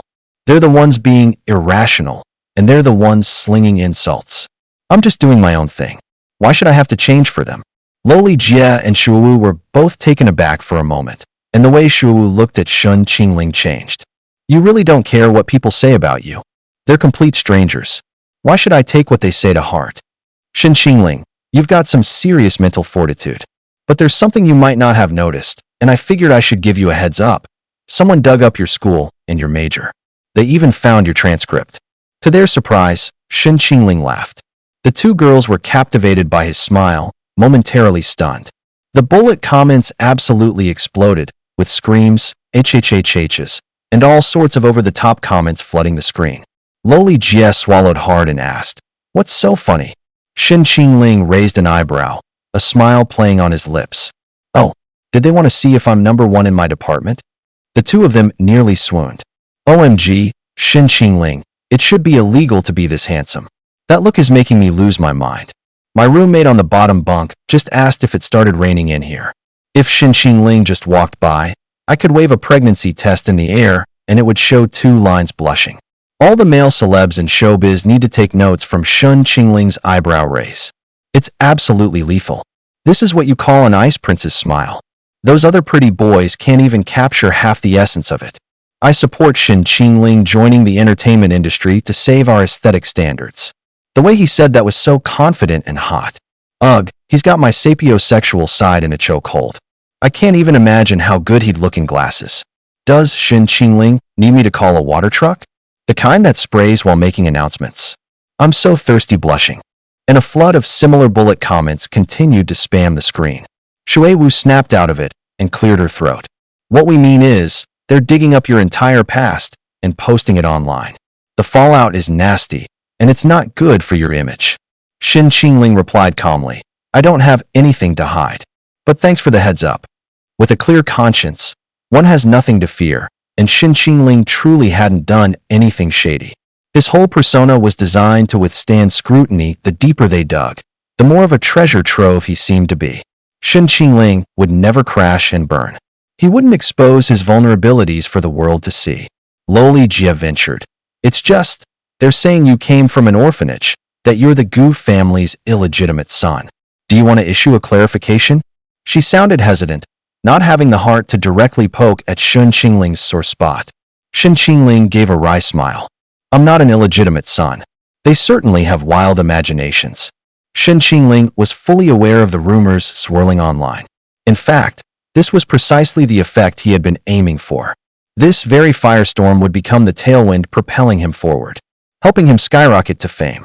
Hearing that he wasn't an illegitimate son, both Loli Jia and Shui Wu breathed a sigh of relief. Thank God. It seemed Shin Qingling wouldn't have to worry about getting flamed for the time being. Loli Jia blinked her wide eyes and asked, Can I ask something I'm curious about? Why aren't you participating in the show? Shin Qingling lowered his gaze, his expression inexplicably heart-wrenching. He said quietly, I'm already stirring up this much trouble without even being on the show. Can you imagine what would happen if I joined? I don't like being watched like this. A face like yours is too striking. You could easily make it in showbiz. Which is why I wear a mask. At that, Shin Qingling glanced outside. The rain was letting up, and he prepared to leave. The performance was over. Any more would be laying it on too thick. The goal for today was simply to make a stunning debut. Lingering in the spotlight for too long would kill the tantalizing curiosity he wanted to evoke. So, a brief glimpse was all they needed. It was better to leave them with a lingering taste, something to savor. The rain's letting up. I should get going. Wait a second. Is there something else? Aren't you going to change? You'll catch a cold dressed like that. I dropped my mask, so it's a little inconvenient right now. In other words, he didn't want to be seen on camera. Shin Qingling was thoroughly committed to this persona. Loli Jia and Shui Wu glanced at each other, while Shin Qingling remained completely unaware that he'd been standing in the camera's frame for quite some time. Loli Jia fished a pink mask out of her pocket and held it out. I have a pink one. Want it? Thanks, but I'm fine, he said, then walked off. Loli Jia and Shui Wu hurried away from camera 7 as well. On the way back to the director's station, the two began to chat. You think he'll blame us if he finds out about the camera? I don't know. I feel really bad about it. It's the first time I've ever felt guilty for something like this. Same here. Whenever they dug up dirt with He Chili in the past, it was always a thrill. But with someone as clean and innocent looking as Shin Qingling, they were surprised to feel a pang of guilt. After all, Shin Qingling wasn't like the others. There were no scandals to uncover. So clean he seemed utterly out of place in his wealthy circle. You know, I can tell he's not really a cold person. Yeah, but cameras can be misleading. And besides, Gu Yijin's fans are just crazy. They just love the high society fantasy Gu Yijin has built up. They cast themselves in the role of the rich man's wife. It's that whole YN fanfiction trope, basically. I just hope people actually listen when he says he's not an illegitimate son. The last thing we need is for them to cause another scene. The director would probably love that. She lives for the drama when the audience tears each other to shreds. Still, who knew this whole Gu family thing would be so explosive right at the start? Shin Qingling trended online all morning. Public opinion was starting to lean in his favor, but the audience's curiosity about his background remained as strong as ever. Until the Gu family thoroughly clarified or officially announced his background, Shen Qingling's identity remained shrouded in mystery. Since the final outcome was in his favor, the current speculation didn't really affect him much. At this point, the audience couldn't care less about who he really was. What they were truly obsessed with was his face. Without a doubt, his looks drove the audience into a complete frenzy. Every single day, the comment sections were flooded with people demanding the director get him on the show. Director He, if you don't get Shen Qingling on the show, do you have any idea how much you're losing? That face is a money printing machine. Are you allergic to cash now? My guess is director, he didn't even realize how ridiculously handsome Shen Qingling is. Otherwise, why would he have let him go? At first, I thought Gu Yijin was pretty hot, but the moment I saw Shen Qingling, Gu Yijin just became bland. You're not even going to feature your main visual? Has the director made too much money these past 2 years and decided to pick a fight with profit? I've got a little cash to spare. Director, just name your price. How much will it take to get Shen Qingling on the show? I need Shen Qingling. Without him, I think I'm becoming infertile. My hormones have flatlined. When the national birth rate plummets, it'll be the show's fault. Shen Qingling cured my lazy eye. The moment I see him, my eyes go straight.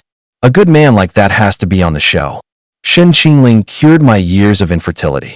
Suddenly, I desperately want to get married. Thank heavens. I fully support him joining the show. And there were tons of other comments just like these. In addition to Weibo and its super topics, the production team's DMs and private inboxes were also blowing up. A portion of these were from Gu Yijin's fans, who were vehemently protesting and demanding a boycott against Shen Qingling joining the show, using some pretty nasty language. But the vast majority were demanding he be brought on the show, and the outcry was overwhelming. After reading through the messages, He couldn't help but let out a laugh. Loli Jia asked, Director He, should we go talk to Shen Qingling? See if we can get him to join the show? Absolutely, He replied. She couldn't possibly pass up on such a major figure of interest. Right now, Shen Qingling was the show's biggest ratings driver. Even if the kid stayed off variety shows, he always managed to stir up a storm wherever he went. He had captured the public's attention back when he was known as the Masked Ugly, though Gu Yijin admittedly had a hand in fanning those flames. But He always felt there was more to Shen Qingling than met the eye. The buzz, the sheer contrast in his persona, it was as if he had the audience wrapped right around his finger. Was she just reading too much into it? Still, she couldn't shake the feeling she'd come across someone truly extraordinary. Shui Wu said, but he doesn't seem like he wants to be on the show. He doesn't care about all the chatter outside the show, either. The praise, the hate, it's all the same to him. I really admire that kind of mindset. He narrowed her eyes. I know he doesn't want to be on the show. Approaching him directly is pointless. We need to find someone who holds the key. Who? Mrs. Gu. If we can get her on board, we're golden. She won't just stand by and watch her son get trashed online. After all, this was the child who had been found after suffering for years on his own. He knew that when Sulan harbored a deep sense of guilt toward Shen Qingling, which was why she seemed so protective of him on the show. It was perfectly understandable, of course. A mother just wanting to make it up to her child. It dawned on Shui Wu. You're right. Shen Qingling seems gentler with Mrs. Gu. With everyone else, he's so aloof. He saw it instantly. In the Gu family, when Sulan was the only one who had any influence over Shen Qingling, which meant she had to think very carefully about how to persuade Sulan. When Gu Yijin woke up, he felt like his entire world was collapsing. He clutched his phone, gritting his teeth so hard he thought they would shatter. Fuck. The production team actually installed a camera by the back door. Installing a camera was one thing, but of all the rotten luck, they had to catch Shen Qingling getting caught in the rain.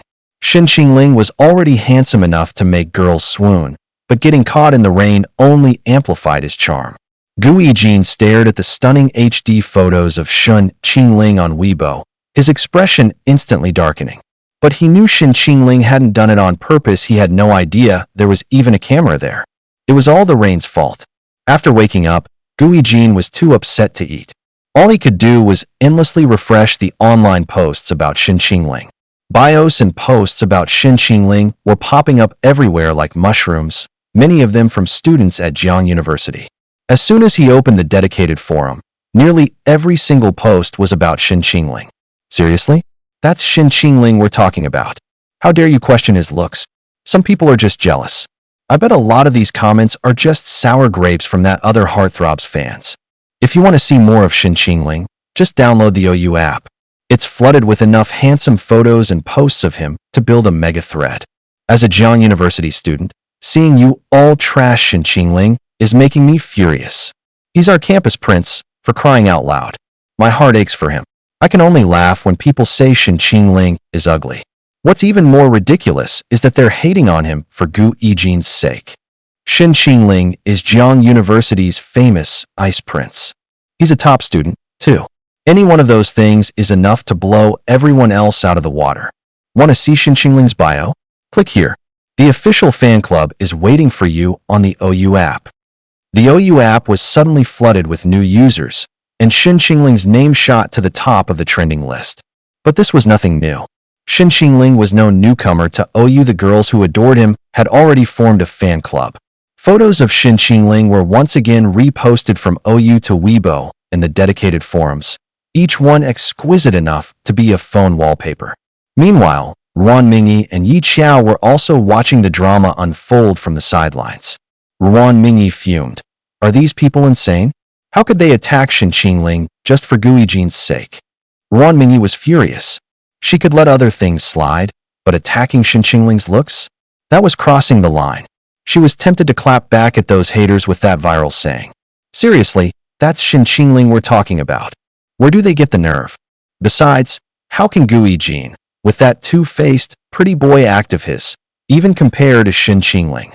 And people actually see him as their dream guy? They clearly have no taste. Yi Qiao chuckled, teasing her. Why so worked up about Shin Qingling? I thought you said you were done with him for good. Ruan Mingyi retorted defensively. He and Gu Yijin are trending every single day. It's impossible to miss. Besides, when they call Shin Qingling ugly, they're basically saying I had terrible taste, aren't they? Yi Qiao nodded vigorously. Right. You're just here for the drama, not because you actually miss him or anything. Ruan Mingyi was left speechless. She snapped her phone shut and let out a long, frustrated sigh. Yi Qiao shook her head. If you really can't stand to let him go, just go back to him. The worst that can happen is you have to apologize and sweet-talk him a little, right? He and I are on completely different wavelengths, Ruan Mingyi said. He's too serious about relationships, and I'm just not that kind of person. Thinking of the young man's stubborn yet earnest expression, Ruan Mingyi's heart ached all over again. Still, the woman Shin Qingling chooses to love would be incredibly happy, wouldn't she? Who in this world would get to have all his devotion and tenderness to herself? The mere thought made her jealous, and a flare of irrational anger ignited within her. Haven't you realized, Yi Qiao asked, that you're actually pretty serious about Shin Qingling yourself? Yi Qiao knew Ruan Mingyi better than anyone. She'd never been so insecure and anxious before. Since meeting Shin Qingling, she hadn't given anyone else a second thought. She only had eyes for him. Even though she talked a big game about being done with Shin Qingling, she never stopped keeping tabs on him. She talked a stubborn game, but she had read his posts over and over, hundreds of times. She'd check his social media profile several times a day, terrified he might unfriend her at any moment. Every day, she would open their chat, type out a message, and then delete every word. Over and over, a never-ending cycle. And you call that not caring? Ruan Mingyi froze. After a moment, she shook her head. Maybe. It's just temporary. I'm not going to fall in love with any man for real. Yi Qiao picked up Ruan Mingyi's phone. What are you doing? Ruan Mingyi asked, curious. Yi Qiao casually tapped open WeChat. Just deleting Shin Qingling, she said coolly. Ruan Mingyi snatched her phone back, frantically checking to make sure Yi Qiao hadn't deleted him. She glared at Yi Qiao, furious. What do you think you're doing? Who said you could delete him? Yi Qiao smirked. It's just one contact, and you're panicking this much? And you're the one who told Shin Qingling you'd never see him again. Ruan Mingyi fell silent, looking utterly dejected. After a moment, she said stubbornly, I don't even like him. He's just kinda handsome. That's the only reason I keep thinking about him. Yi Qiao rolled her eyes. You're a hopeless case. Why are you being so stubborn? Ruan Mingyi ignored her and went upstairs to drink alone. Meanwhile, Shen Qingling watched as his points skyrocketed, climbing from 0 to 170,000. The points had jumped that high in just a single morning. Shen Qingling felt that his goal of 1,000,000 points didn't seem so distant after all. He had noticed someone taking his picture at the orphanage earlier today. He pretended not to notice and just went about his business. After lunch at the orphanage, he bought a mask, went home, showered, and changed into clean clothes before heading out to find Lin Xingyan. On his way to see Lin Xingyan, he couldn't help but wonder, who in the world is helping me? He had anticipated the Jiangxing orphanage posting the photos to their official account. He knew someone would eventually repost them, and even if they hadn't, he would have taken action himself. The result would have been more or less the same. The only thing that had caught him by surprise was that even Jiangxing News had covered the story. Why would Jiangxing News report on something like this? It went far more smoothly than he'd anticipated, almost as if someone was pulling strings for him. The woman sat in her office, taking a slow sip of her coffee. Her fingers drummed a steady rhythm on the desk. You could tell she was in an excellent mood. Has the money been transferred? It's been wired, Ms. Sheng. Tell him to keep his mouth shut. Understood. Sheng Imo glanced at what was trending on her phone. Public opinion had done a complete 180. A satisfied smile spread across her face. After all she'd done for him, shouldn't he offer a little something in return? Sheng Imo was just mulling over an excuse to ask out Shen Qingling when her phone suddenly rang. He went to the villas at Green Mountain to see a woman. The smile on Sheng Mo's face instantly vanished. Update faster. Pat pat. This plot twist is brutal. I can't watch anymore, boo-hoo. A few photos popped up on Sheng Mo's phone. In the pictures, Shen Qingling was smiling at another girl with a tenderness she had never seen before. She had never seen Shen Qingling with that kind of smile. Truly never. He'd even brought flowers. How romantic. A storm was brewing in Sheng Mo's eyes, on the verge of breaking. How dare her dog wag its tail for someone else? This disobedient little puppy needed to be taught a good lesson. Shen Qingling was completely oblivious to the storm about to descend upon him. On this perfectly sunny afternoon, he was meeting his little angel, Lin Xingyan. The girl had been waiting by the door long before he arrived, gazing out with longing eyes. She wore a delicate white dress layered with a soft sweater, her hair loose around her shoulders. In the sunlight, she looked like a little pixie. It had been a long time since she had dressed up like this. Her sister had bought her the new outfit, and she had spent the entire week waiting for this day, counting down each one. For her, every moment spent waiting for Shen Qingling was like waiting for happiness itself to arrive. It was this very anticipation that had rekindled her hope in life. The moment Shen Qingling appeared, her eyes lit up. To be near him was to be near happiness. She fought to suppress her excitement, her face already flushed from the sun as she nervously tugged at the hem of her clothes. Lin Xingyan looked down. "Good afternoon, Mr. Shen," she said. The girl's long lashes trembled like the wings of a butterfly about to take flight. It reminded Shen Qingling of the afternoon he saw her kiss one. He smiled gently, leaning down to pat her on the head. "Good afternoon, Mianyan." A large bouquet of fresh flowers appeared before her. Lin Xingyan looked up in surprise. Was Mr. Shen bringing her flowers again? This bouquet was different from the last one. It was exceptionally beautiful. But then again, she would love anything he gave her. It would always make her happy. It wasn't the gift itself that made her happy, but the person who gave it and the precious thought behind it. Seeing her standing there in a daze, Shen Qingling smiled. "I was passing by a flower shop and thought your balcony could use this color. I think they'll look nice next to your sunflowers." Lin Xingyan's heart began to race. She barely glanced at the flowers, her eyes fixed instead on Shen Qingling's. In that moment, his eyes were more dazzling than 1,000 stars.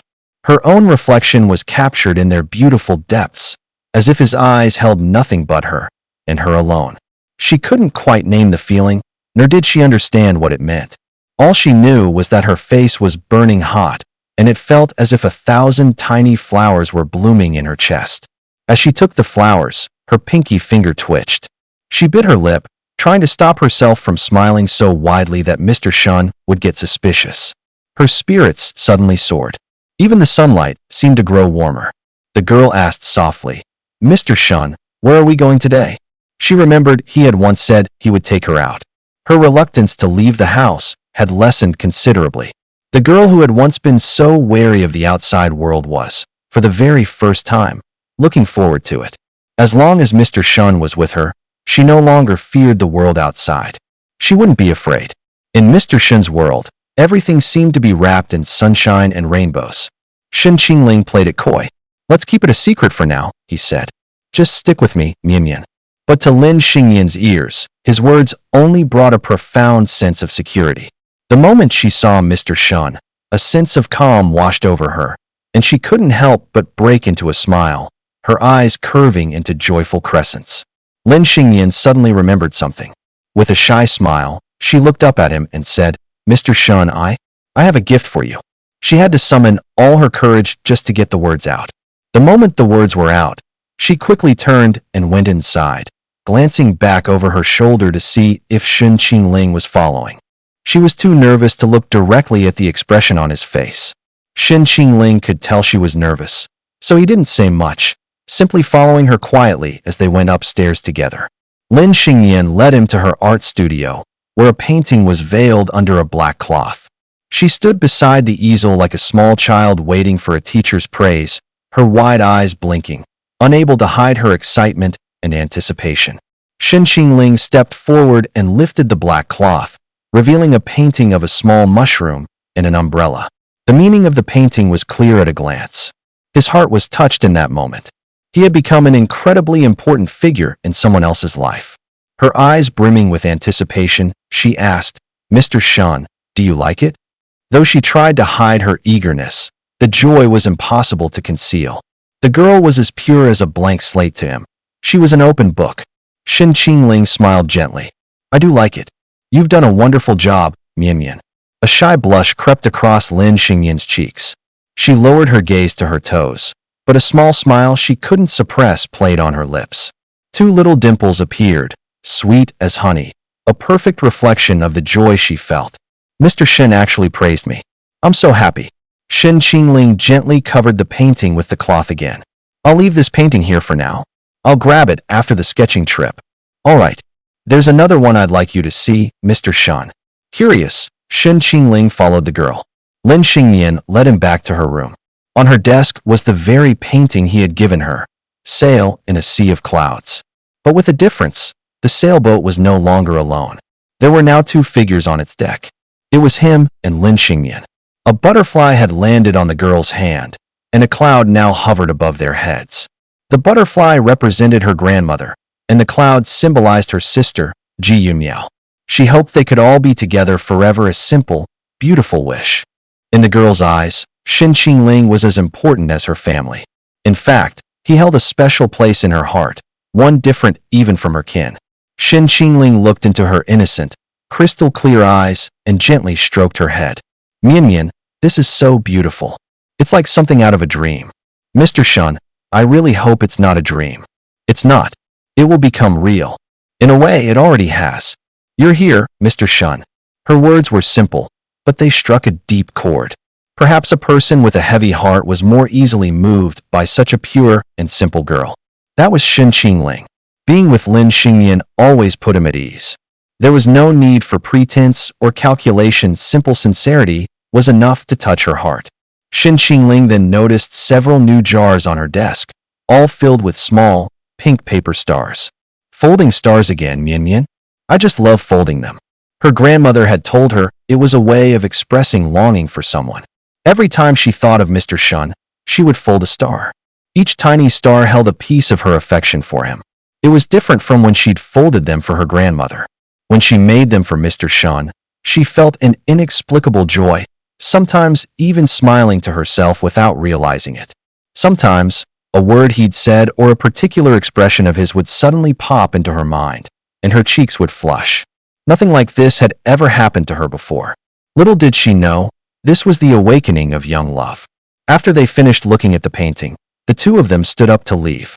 As they were about to leave, Shen Qingling asked, "Mian, do you have a hat?" Lin Xingyan shook her head. "I don't." "Then let's buy one later," Shen Qingling said. Lin Xingyan's skin was exceptionally fair, as if the slightest bit of sun would burn her. The young girl thought to herself how incredibly thoughtful Mr. Shun was. Shen Qingling led Lin Xingyan out, and they walked to the edge of the villa complex to catch a taxi. They didn't notice someone watching them from the shadows. Remembering the things the girl had said she wanted, Shin Qingling first took her to a pet store. The shop was filled with adorable cats and dogs. Lin Xingyan stood before a beautiful cat, her eyes filled with curiosity and adoration. When she turned to look back at Shin Qingling, her eyes were just like the kitten's, round, bright, and crystal clear. The girl and the cat both stared at Shin Qingling with wide eyes, a sight that made his heart melt. This cat looks a lot like you, Mian. Really? Do you like her? Should we take her home? We probably shouldn't. Lin Xingyan's spirits suddenly sank. She was afraid she wouldn't be able to take good care of the kitten. She was afraid the kitten would end up just like her. A kitten with no one to look after it was such a pitiful thing. She was sick herself. How could she possibly have the energy to care for a kitten? If it was just about food and water, the kitten could survive just fine in the pet store. It didn't need to come back with her to that cold, empty room. At least here, plenty of customers would be willing to play with it. Noticing the shift in her mood, Shin Qingling walked over, picked up the kitten, and gently placed it in her arms. Lin Xingyan tensed up, unsure of what to do. She held her breath, staring down at the kitten in her arms with a dazed look. The kitten let out a small meow in her embrace, and her gaze softened instantly. So cute, she thought, but I still can't take you home. Lin Xingyan gently nuzzled her cheek against the kitten. The little cat leaned its head against her and drifted off to sleep, its eyes contentedly shut. The clerk smiled. She seems to really like you. Have you thought about taking her home? Lin Xingyan shook her head, a hint of regret in her voice. I'm worried I wouldn't be able to take good care of her. Shin Qingling said, why not give it a try? I'm sure you can take good care of her, Mian. You're so responsible. You'd never let her be neglected, right? Lin Xingyan hesitated. The scars in her heart had seeped into every corner of her life, causing her to measure everything against the hurts of her past. Does she really like me? She fell asleep in your arms. Of course she likes you. Lin Xingyan gently stroked the kitten's head. Seeing that she was starting to waver, Shin Qingling turned to the clerk. We'll take this one. I'll pay. Miss Shun, I can't let you do that. You're here to tutor me. I can't have you spending money on me like this. You gave me a painting today, Mian. A good teacher believes in returning a kindness. Consider this kitten my gift to you in return for the lesson.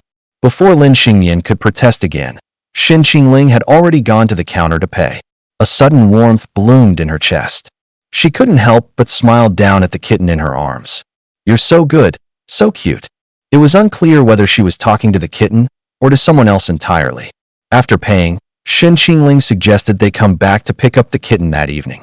Lin Xingyan asked in a low voice, could we maybe wait a couple of days?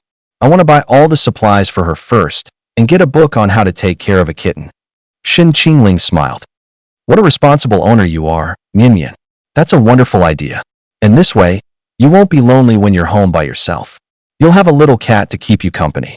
So what should we name her? You should name her Mian. I'll call her Lingling. As she said the name, she shot a cautious glance at Shin Qingling. Which Ling? The one in Wang Lingling. I thought for a second that was the Ling from my name. It looks so similar. At his casual remark, she bit her lip. Overcome with shyness, she turned and hurried out the door without another word of explanation. He watched her hasty retreat and couldn't help but let out a soft laugh. Shin Qingling noticed a bicycle parked outside the shop. Excuse me, he asked. Is that your bicycle out front? It's mine.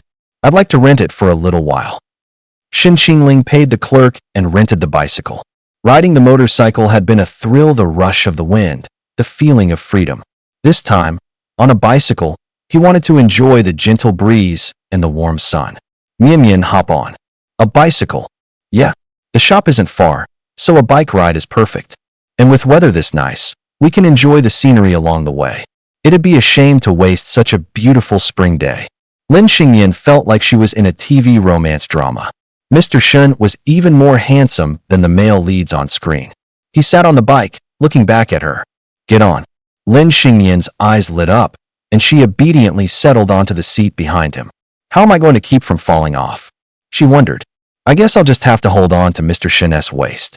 I mean, I could just grab his shirt, but holding his waist is much more stable. A better way to keep from falling.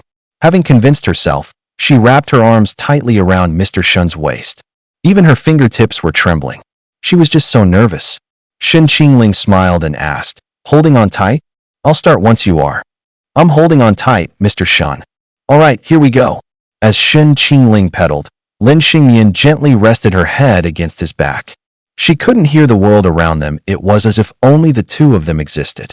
The feeling was magical. Shen Qingling rode with the girl through a tree-lined avenue. Lin Xingyan let the sun and the breeze wash over her, feeling as if she were embracing the entire spring. Before, her life had been without seasons. But this year, she was finally welcoming a spring all her own. She pulled her phone from her bag, opened the camera, and took a picture of herself and Shen Qingling from behind. Shen Qingling tilted his head slightly, his chiseled profile so handsome it was unreal. The corner of his mouth lifted, as if in response to her. In a dreamscape of fluttering blossoms, she leaned against Teacher Shen's back and secretly flashed a peace sign. A shy, blissful smile appeared on her face as she lost herself completely in a dream she never wanted to wake from. Shen Qingling pulled up to a candy shop on his bicycle. The air inside was thick with the sweet aroma of candy. A dazzling array of candies in all shapes and colors was on display. Shen Qingling picked out a variety of candies, packed them into a box, and gave it to Lin Xingyan. As Shen Qingling was picking out the candies, Lin Xingyan quietly slipped her phone out and snapped a picture of his back. Every moment with Teacher Shen was worth cherishing.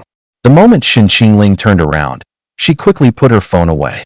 Shen Qingling handed her the box of candies. "Mian, from now on, eat a piece of candy when you're feeling sad." But what Lin Xingyan thought was, "From now on, I can eat a piece of candy whenever I miss Teacher Shen." She took out 2 pieces of candy, and they each ate one. They were on their way again. She sat on the back of the bike, eating her candy, the smile never once leaving her face. The candy from Teacher Shen is so sweet. Her heart felt just as sweet. She never knew it was possible to be this happy. Teacher Shen never went back on his word. He kept every single one of his promises, and to Lin Xingyan, that was happiness itself. The bicycle weaved through the streets before coming to a stop in front of a flower shop. The moment she walked in, Lin Xingyan's eyes were drawn to a bouquet of ice blue roses. She felt they captured the very essence of how Teacher Shen made her feel.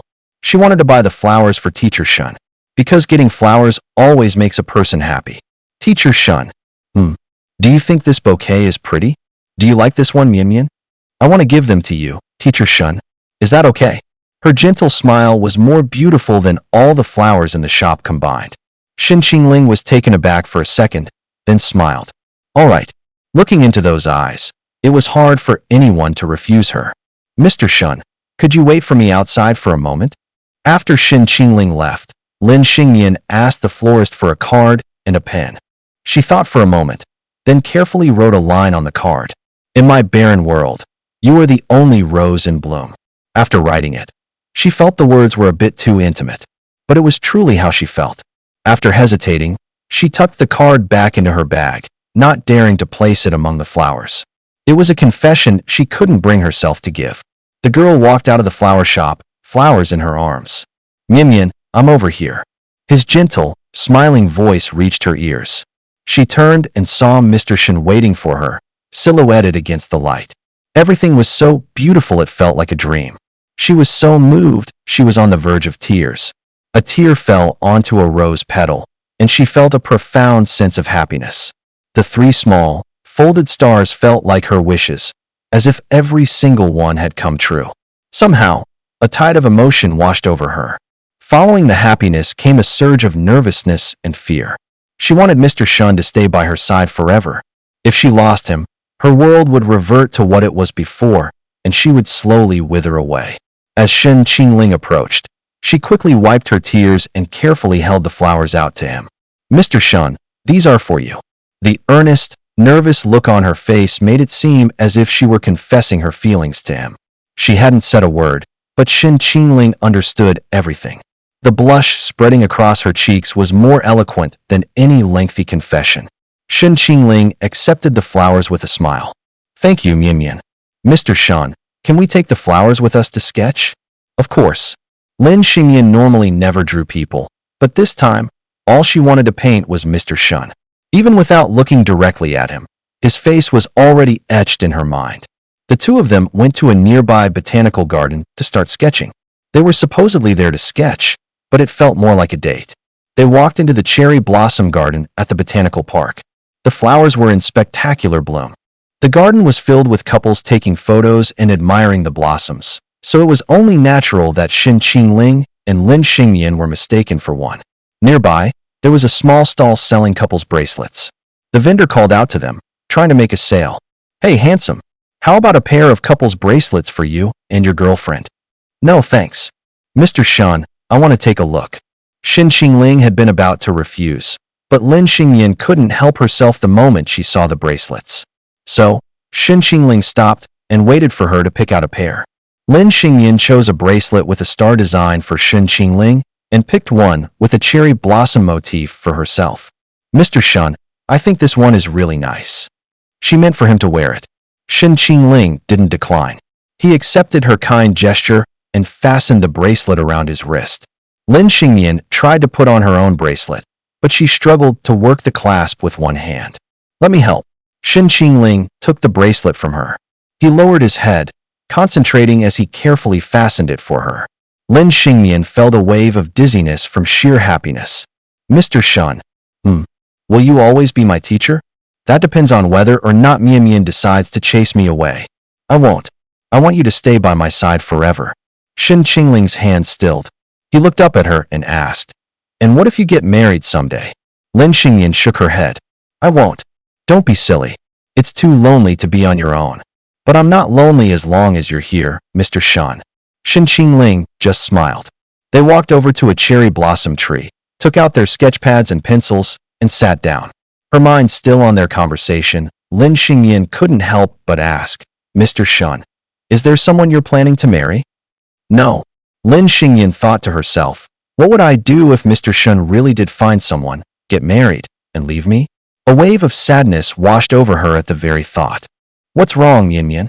Mr. Shan, if you get married, will I still be able to see you?" Hearing the girl's question, tinged with both a hint of jealousy and a touch of silliness, Xin Qingling couldn't help but smile. "Mr. Shan, what are you laughing at?" "At how adorable you are." Lin Xingyan tilted her head, a blank look on her face, not understanding what he found so amusing. "That's still a long way off. A lot of things are up to fate. It's not that far off." Lin Xingyan already had their whole life together planned out. If Mr. Shan were to disappear, she felt her own life would come to an end. Her body might still be alive, but her heart would be dead. Her very soul would slowly dissipate with his departure. Xin Qingling said as he sketched, "A person's life is long. You'll meet many people. Maybe one day, someone else will come along, and my presence won't be so important anymore." "You're different, Mr. Shan." "How am I different?" "You're the only umbrella. Any umbrella that comes after you is meaningless." It was precisely when she needed it most that Xin Qingling had appeared and saved her. That was why no one else who came after would ever matter. "I understand." Xin Qingling's simple, "I understand," was the only answer she needed. Lin Xingyan's eyes curved into crescents as she smiled. The two of them sat quietly painting under the cherry blossom tree, a picturesque scene straight out of a romantic drama. But in the eyes of another woman, this beautiful moment was utterly tainted. She watched as Xin Qingling took her to a pet store to buy a cat. Watched as he gave her a ride on his bicycle through a tree-lined avenue. Watched them browse a candy shop, and then a flower shop. Watched as he accepted the flowers she gave him. Watched as he fastened a bracelet onto her wrist. And now, here they were, sitting and painting under a cherry blossom tree like some young couple in love. What a sickening sight. Sheng Mo's voice was ice cold, her eyes holding an inscrutable darkness. This avaricious woman wasn't in her office at the Sheng Corporation reviewing reports. Instead, she was nearby, her gaze fixed on Xin Qingling and Lin Xingyan. She had been tailing them ever since they left the house. She couldn't even stand looking at the photos, let alone watching Xin Qingling be so gentle and attentive to another woman in person. This was a side of Xin Qingling she had never seen before. No woman could help but fall in love with him like this. Too bad that tenderness wasn't meant for her. Was there something special about this girl? In that short time, Sheng Mo had already dug up everything on Lin Xingyan. Sheng Mo didn't actually think Xin Qingling was in love with Lin Xingyan. But pity? That was definitely there. Otherwise, with his status, Why would he even bother being an art teacher when Sulan would have given him the money? So at the end of the day, it was just his savior complex acting up. Pathetic. Trying to save the damsel in distress? If he's so benevolent, why doesn't he come and save her? She needed saving, too. The more she watched, the more pissed off she got. She turned and made a call. Give him whatever he asks for. Don't ask why. If you can't get it done in an hour, consider yourself fired. Over on Shin Qingling's end, the painting session was going well when, for some unknown reason, the botanical garden staff announced an emergency closure. The park was no longer open to the public, and everyone had to leave immediately. Shin Qingling tried asking the staff, but couldn't get a reason. Shen Yimo had simply bought out the entire garden for the day. It was a price an ordinary person couldn't even fathom, but to her, it was less than pocket change. When Shin Qingling came out of the botanical garden, the bicycle that had been perfectly fine just moments ago was now stripped down to its individual parts. Shin Qingling, ?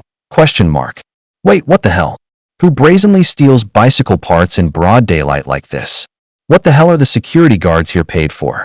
And the thing is, these parts aren't even worth much? Is this some psycho getting revenge on society? Lin Xingyan couldn't believe someone could be so cruel as to not even spare a bicycle. She said comfortingly, "It's okay, Mr. Shan. We can just grab a cab." Shin Qingling nodded. "All right, I'll take you home first." After dropping Lin Xingyan off at home, Shin Qingling finalized the compensation with the pet store staff. Shin Qingling could only curse his bad luck. It figured something this unlucky would happen to him. He didn't dwell on it. The world was full of weirdos, after all, and he'd seen his fair share of things like scooter seats. For all he knew, maybe someone really was just jealous of how handsome he was. And even if he entertained the conspiracy theory that someone was targeting him, what was dismantling a bike going to accomplish? It wasn't like it did any real damage. Having his bike dismantled really didn't have much of an impact on Shin Qingling. But to Sheng Yimo, that bike was an eyesore. The more she looked at it, the more it grated on her nerves. But dismantling the bike hadn't improved her mood one bit. After dealing with the bicycle situation, Shin Qingling got ready to take a cab back to the Gu residence. He fell asleep not long after getting in the car. It wasn't because he was tired. Someone had released a knockout drug into the car. The driver, wearing a mask, was unaffected. When he came to, Shin Qingling was met with complete darkness. He found that his entire body was bound, and a blindfold covered his eyes. Had he been kidnapped? But the surface beneath his feet was soft, as if the floor was carpeted. There were no foul odors in the air. Instead, there was a pleasant fragrance. It was the kind of scent you'd find in a woman's bedroom, or maybe a luxury hotel. Shin Qingling tried to move and was met with the sound of clanking chains. Then, he heard a door open, followed by the click-clack of approaching high heels. Next came the sound of a chair being pulled out. "You're awake." It was a woman's voice, but not one he recognized. As he listened more carefully, it sounded like it was disguised by a voice changer. "Who are you?" "Who I am isn't important. Why'd you tie me up?" "To, of course, punish you." The woman's voice held a dangerous edge. A clearly mocking and playful look was on Sheng Mo's face. Shin Qingling frowned.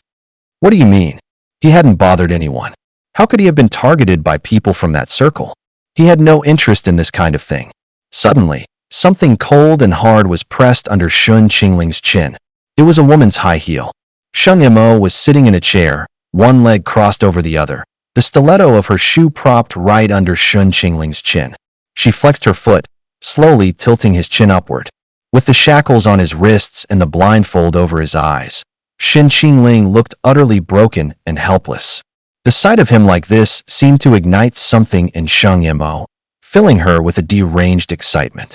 His chin forced up, he frowned and asked, "What did I do to you?" "Nothing," she said. "Then why did you tie me up?" he asked again. "Because you won't behave." "What?" Shin Qingling found the whole thing utterly absurd. Was this woman completely insane? What did she mean by won't behave? And who the hell was she? Shin Qingling racked his brain, trying to make sense of the situation. Sheng Mo's gaze fixed on the young man's prominent Adam's apple. As she lightly traced it with her fingertip, he flinched instinctively, his expression hardening. Her touch was like a spark to a fuse. Shin Qingling immediately felt a strange heat spreading through his body. His brows knitted together. In a low voice thick with humiliation and rage, he hissed, You drugged me. This was completely different from the last time he'd been drugged. Back then, he'd had a plan. He was practically turning their own scheme against them, and he knew the antidote wasn't far off. The suffering had been brief. This time, however, he was completely at her mercy, and from the looks of it, she had no intention of letting him off easy.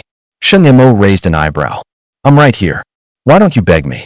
Her condescending tone slowly chipped away at his pained endurance, his expression twisting into something much darker. I'm not into this, he said, his voice low. The hoarser Shin Qingling's voice became, the more it took on a strange, alluring quality. Sheng Mo narrowed her eyes, reaching out to touch his cheek. It was burning hot. Sweat beaded on his forehead, dampening the stray strands of his hair. Let me remind you, this drug is potent. It's not your ordinary stuff. Are you really going to just tough it out? Sheng Mo dangled the vial in her hand. The antidote is right here, she said. All you have to do is beg me for it. Her eyes were dark with a possessive love, her voice laced with a sick, twisted tenderness. It hurts me to see you like this. If you just admit you were wrong, I'll forgive you. Shin Qingling gave no reaction, or rather, he was enduring it. He turned his face away, lips sealed shut, refusing to utter a single word no matter how much he suffered. Sheng Mo felt like she had thrown a punch into a bale of cotton. A hollow feeling bloomed in her chest. Sheng Mo stood and tossed the vial aside. It rolled across the floor, coming to a stop just out of Shin Qingling's reach. What's the matter? Keck out your tongue. Suddenly, the point of her high heel dug into his Adam's apple, the sharp pain stealing his voice. Sheng Mo was composed and immaculately dressed, while he struggled in an abyss of lust. They were a stark contrast. Sheng Mo watched the scene unfold with a flicker of amusement. So what if he refused to beg her? He would still be in agony. From their very first encounter, Sheng Mo had seen that he was a boy with immense pride. Forcing him to lose all dignity and drown in desire that would be an unforgettable punishment. Shin Qingling was tormented, his eyelashes damp with sweat, a deep, lustful flush spreading across his face. Suddenly, the pressure on his throat vanished, replaced by the soft touch of lips on his. She was kissing him. Shin Qingling's eyes fluttered open. This feeling, it was so familiar. He could feel their breaths mingling, and faintly, the frantic pounding of his own heart. Remembering their first kiss, Sheng Mo's own kiss softened. The cool touch soothed the fever raging within him, and Shin Qingling found himself involuntarily sinking into the sensation. The woman let out a soft, seductive chuckle. I thought you were so tough. One kiss, and you're already soft. Shin Qingling wrenched himself from the grip of desire, snapping his head to the side in defiance. Sheng Mo froze, the smile instantly vanishing from her face. She grabbed his head, slammed it against the wall, and crushed her lips to his. Her aggressive movement sent the chains rattling. This was no longer a gentle kiss, it was a wildfire threatening to burn him to ash. It was less a kiss and more of a devouring. A sharp pain shot through Shin Qingling's lips. Sheng Mo had bitten the corner of his lip, and blood began to seep out. Sheng Mo looked down at him, and a phantom pang of lust stirred within her. Blood seeped from the corner of the young man's mouth. His flushed chest rose and fell, his elegant neck and broad shoulders glistening with a thin sheen of sweat. And all of it, combined with that look of stoic forbearance. It was absolutely lethal. She pulled out a camera and started taking pictures of him. Once she had the photos she wanted, Sheng Mo crouched beside him. She wiped the blood from his lip with her forefinger, her voice low with a warning. Stay away from those other women. Her gaze then fell to the bracelet on his wrist. Sheng Mo's expression instantly darkened, her eyes filled with a rage that seemed capable of burning every cherry blossom in the botanical garden to the ground. Sheng Mo tore the bracelet from his wrist. She stood, looming over him. For today, you'll just have to endure it, she said. Remember this feeling. This is your punishment. The clicking of her high heels faded into the distance. It looked like he wasn't getting out of here today. Unsure if there were cameras in the room, Shin Qingling didn't dare move a muscle. Damn it, Sheng Mo was insane. Shin Qingling had already figured out the woman's identity. The moment she had kissed him, a sense of familiarity had aroused his suspicion. With all the coincidences piling up, Shin Qingling couldn't help but start suspecting Sheng Mo. Just 20 affection points could drive her to this. Wouldn't she be even more terrifying if it maxed out? Still, It didn't look like she was planning on actually hurting him. Seeing him with Lin Xingyan today must have set her off. No wonder the botanical garden suddenly closed, and his parked bike had been dismantled. Sheng Mo was the absolute queen of jealousy. No, she was a complete Yandere. And not just a mild case. A severe one. A direct confrontation with her now would be useless. Shun Qingling had to find a way to win her over. You had to hand it to Shun Qingling. The guy was relentless. Even in the throes of agony, his mind was still fixated on how to win her over. 077. There's an antidote in the system shop. Host can redeem it with points. Shun Qingling's refusal was swift and sharp. Not buying it. There was no way he was spending his hard-earned points on this. He'd just have to power through it. In his mind, Shun Qingling repeated like a mantra, 1 million points, 1 million points. As Sheng Mo headed out, she glanced at the star bracelet in her hand with a cold sneer and tossed it straight into the trash. As for the flowers from Lin Xingyan, Sheng Mo set them on fire, burning them until not even ash remained. Tomorrow, she could forget about seeing Shun Qingling. Meanwhile, Lin Xingyan sent a message to Shun Qingling. Lin Xingyan, Mr. Shun, did you get home okay? Lin Xingyan sent the message, but there was no reply from Shun Qingling.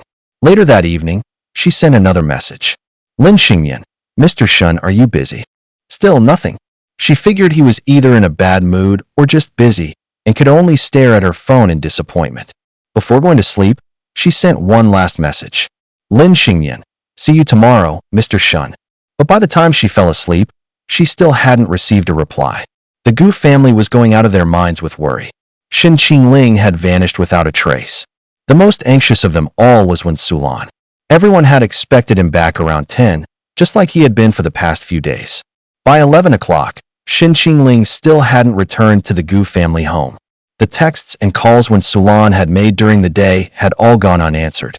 Too anxious to sit still, Wen Sulan had already rushed to his school and the orphanage, but there was no sign of him.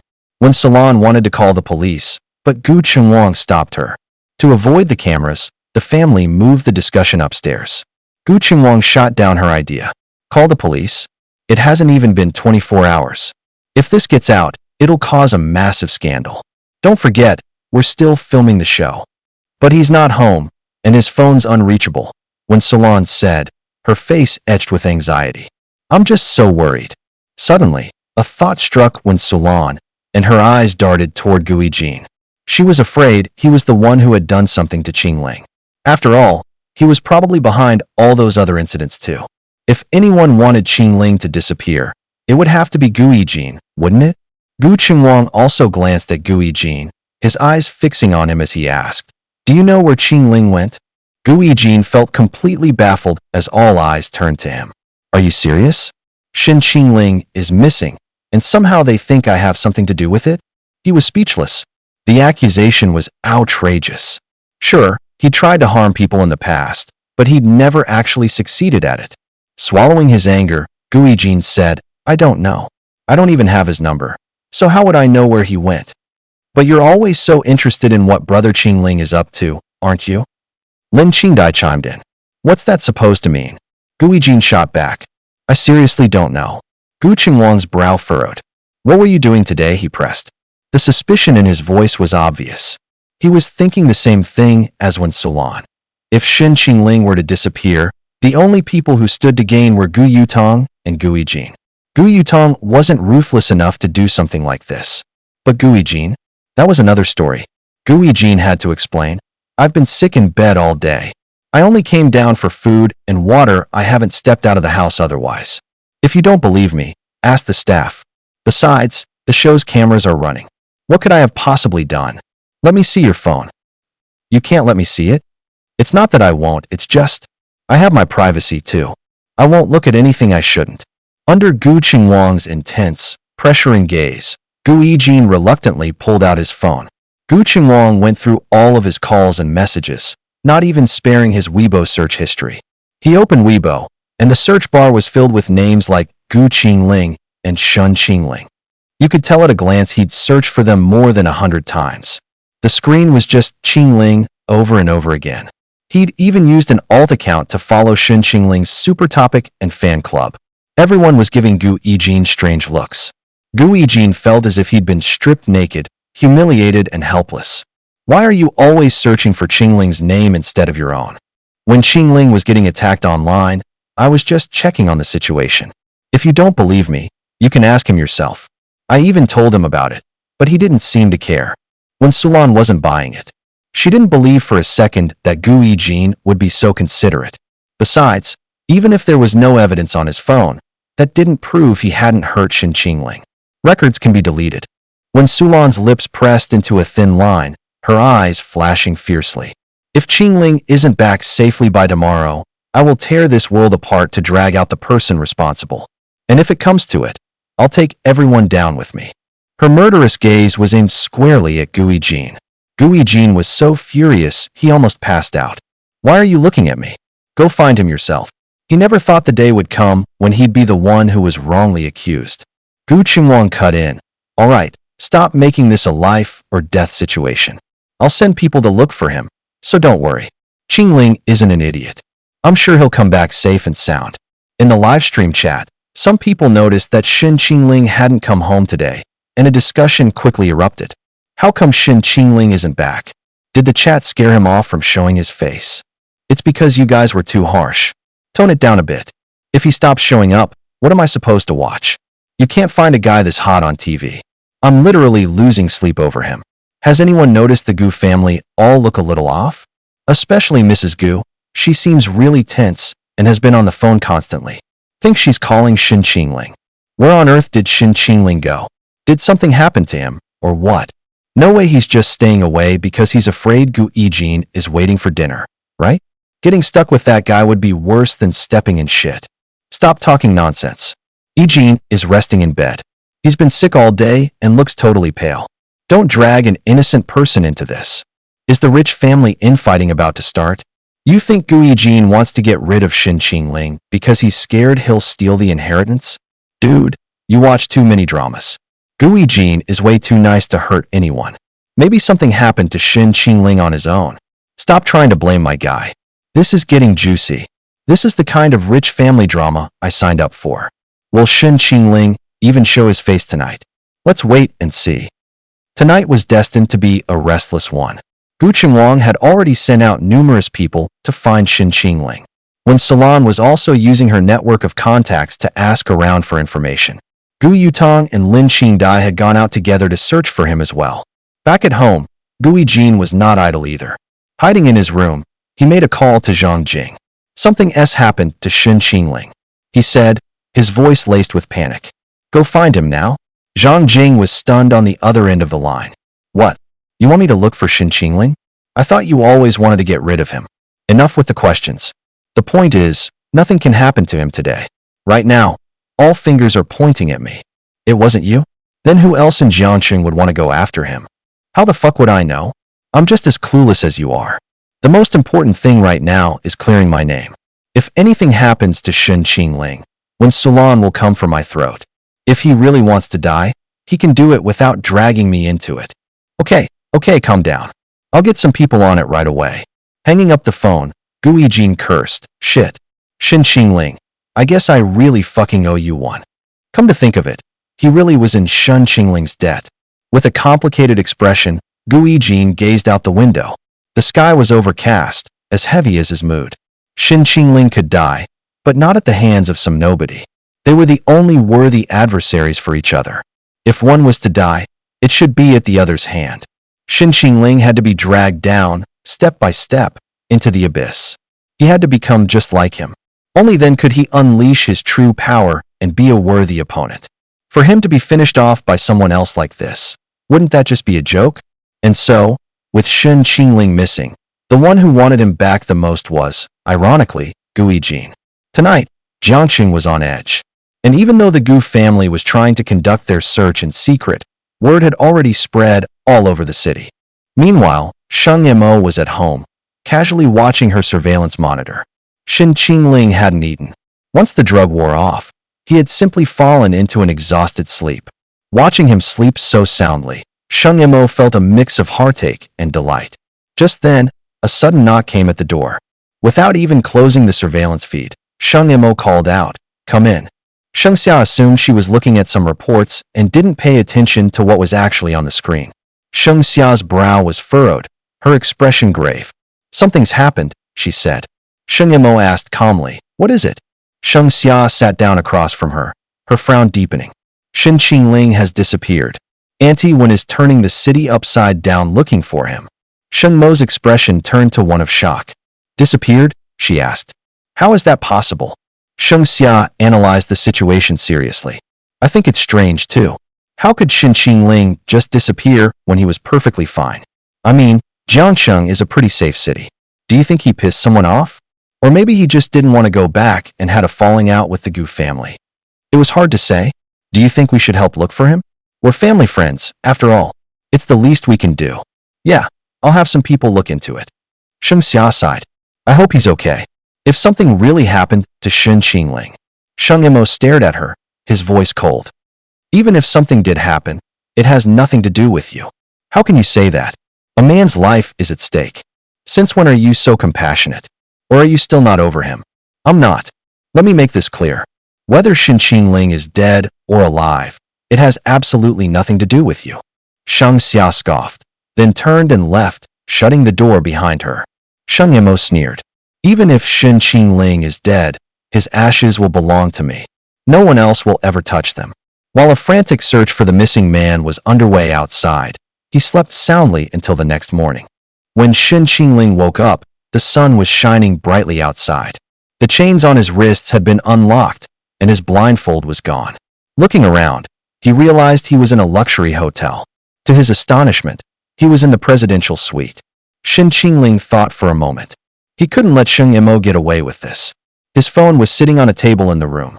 He picked it up, but the battery was dead. It wouldn't turn on. Shen Qingling took the phone and went down to the front desk to charge it.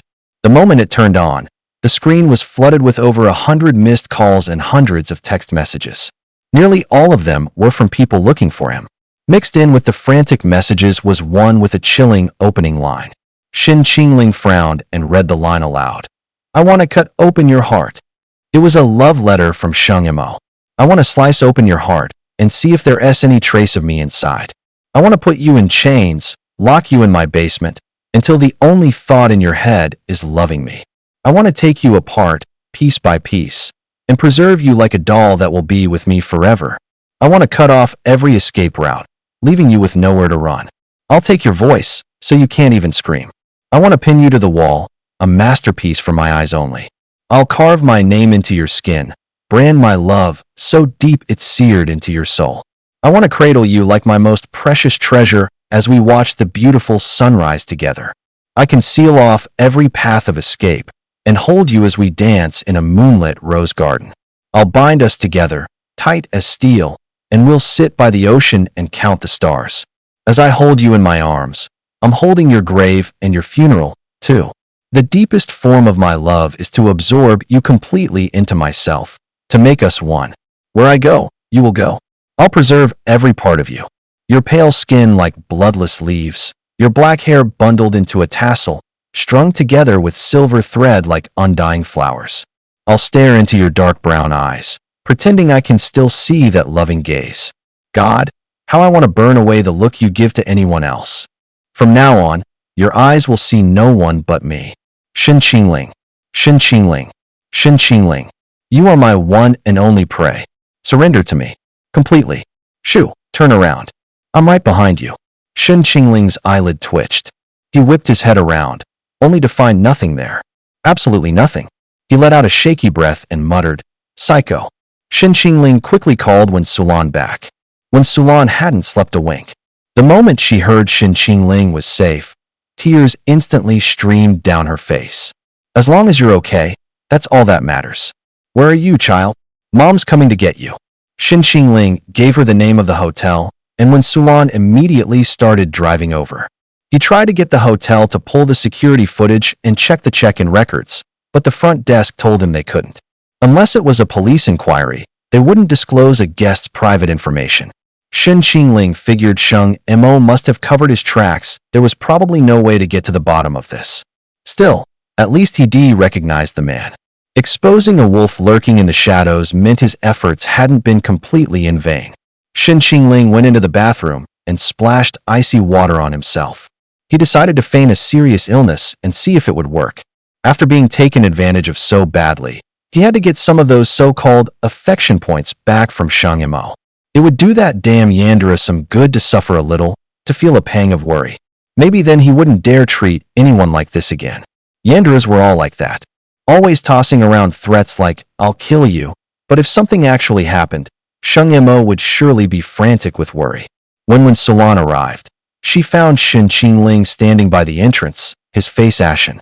The cold wind whipped around him, and he looked so frail it seemed he might be blown over at any moment. Her heart ached for him. She wanted to ask what happened, but Shen Qingling remained silent. Then she looked down and saw the angry red marks left by chains on his wrists. Sulan nearly fainted on the spot. Clearly, Sulan had jumped to the wrong conclusion. She assumed her son had suffered some kind of inhuman abuse. Seeing him in this state, she was too afraid to even ask. He lowered his gaze weakly. "I'm fine," he said. "Let's just go home." Sulan wept the entire drive, her heart filled with a murderous rage. She wanted to tear the person who had hurt her son limb from limb. The moment he stepped out of the car at the Gu family's home, Shen Qingling collapsed at the doorstep. The Gu household erupted into chaos. The news blew up on the trending charts. The moment Shang Yimou heard, every trace of calm and smug satisfaction vanished from his face. "What?" Shen Qingling collapsed. The second Shen Qingling fainted when Sulan forgot all about the reality show. She screamed for help through her tears, and the entire production crew dropped what they were doing to rush over. A tall, burly crew member carried Shen Qingling on his back up to a bedroom on the second floor. At the sound of the commotion, the rest of the Gu family came out to see what was going on. Gu Yijin was the first to rush over, only to find Shen Qingling's room already crowded with people. He finally squeezed his way through to see Shen Qingling on the bed, his face a sickly pale, his breath barely a whisper. In his memory, Shen Qingling had always been aloof and composed. Or, more accurately, he seemed powerful. Nothing Gu Yijin did had ever been able to touch Shen Qingling, let alone harm him. And yet, here was that same Shen Qingling, showing a vulnerability so profound it was shocking. Gu Yijin froze. Sulan ushered the production crew out of the room as she waited for the family doctor to arrive. Gu Qingwang looked at her and asked, "What on earth happened?" Leaning over the bed, Sulan sobbed, I don't know. He was just silent. He wouldn't say a word. It's all my fault. I failed to protect him. I failed him." The memory of Shen Qingling collapsing before her like his strings had been cut was enough to shatter Sulan's heart.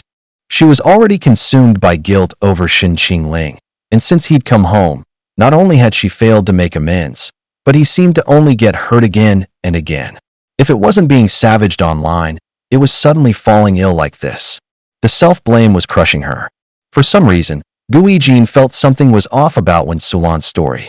His eyes landed on Shen Qingling's wrist, and what he saw made his blood run cold. "There are marks on his wrist," he yelled. All eyes snapped to Shen Qingling's wrist.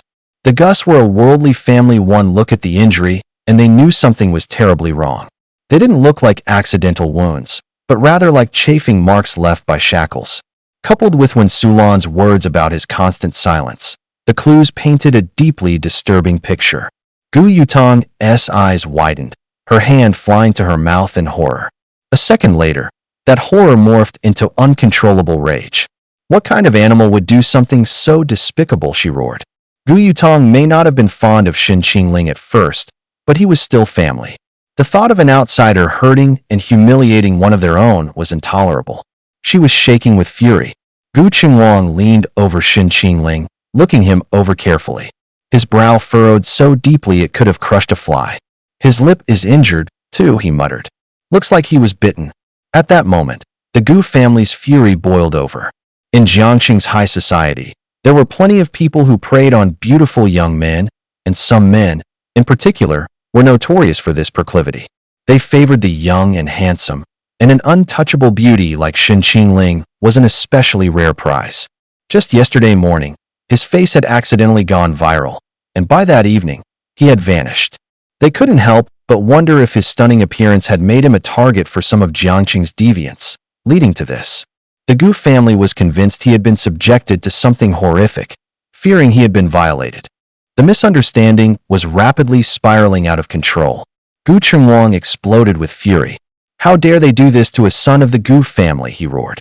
I swear I'll put whoever did this behind bars. Call the police. We have to call the police. Gu Yutong, her initial anger giving way to a cool head, shook her head. Dad, we can't call the police right away, she urged. If this gets out, how will he ever face all the stares and gossip? We're in the middle of filming a show. If this leaks, he'll be stuck with that stigma for the rest of his life. It's just too cruel. Even for a man, something like this would leave a deep psychological scar. And if everyone out there started looking at him with prejudice, wouldn't that just crush him completely? Lin Qingdai, who had skipped her classes today, saw Shun Qingling's condition. Her mind flashed to the events in her dream, and the rims of her eyes instantly turned red. We should wait for Brother Qingling to wake up, she said through sobs. The priority right now is to comfort him and make sure this doesn't leave him with any lasting trauma. Even Gu Yijing couldn't help but feel a pang of sympathy for Shun Qingling. Who on earth could be so vicious? Even at his own worst, he had never imagined subjecting Shun Qingling to that kind of humiliation from another man. The most he'd ever conspired to do was force him to be with a woman. It just went to show there was always someone more depraved. What if Shun Qingling really gives up on himself? What are we supposed to do then? Then it would all be for nothing, wouldn't it? What would be left to fight for? Gu Yijing snapped, his voice sharp with anger. That person is absolute scum. If we don't hunt him down, what happens if he goes after Qingling again? Who's to say it won't happen a second time? Gu Chunwang nodded. Exactly. We'll handle this investigation ourselves. Not a word to anyone outside. Besides, he didn't necessarily have to use his police connections. He could look into it on his own. The trouble was, if this was the work of someone powerful in Jiangxing, getting any real answers would be next to impossible. This couldn't have been their first time.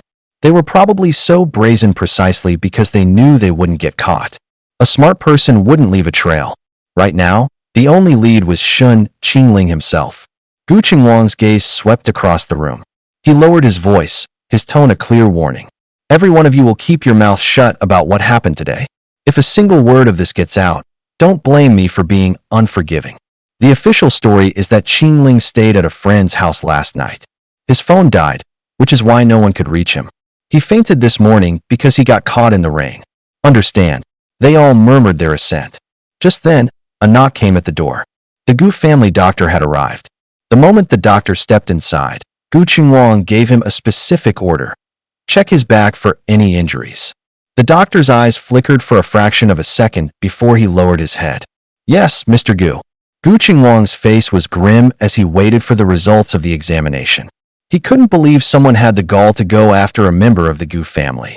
The person behind this was either someone of a higher standing than the Gus, or a complete madman who didn't give a damn about the consequences. Everyone else stood outside, waiting for the doctor's report. When Sulan stared at the closed door, completely devastated, as if she could see through the wood to her child lying on the brink of death. She was torn between desperately hoping the doctor would say Qingling was fine and dreading that the news would be exactly what she feared. Seeing her like this, Gu Yutong still tried to console her softly. Auntie One, he's going to be okay. When Sulan didn't react at all, as if her mind were a million miles away. This was all her fault, her own weakness, her own incompetence. What a tragedy for a child to have such a helpless mother. She blamed herself relentlessly, her thoughts growing more and more extreme. Then, a ruthless glint slowly surfaced in her eyes.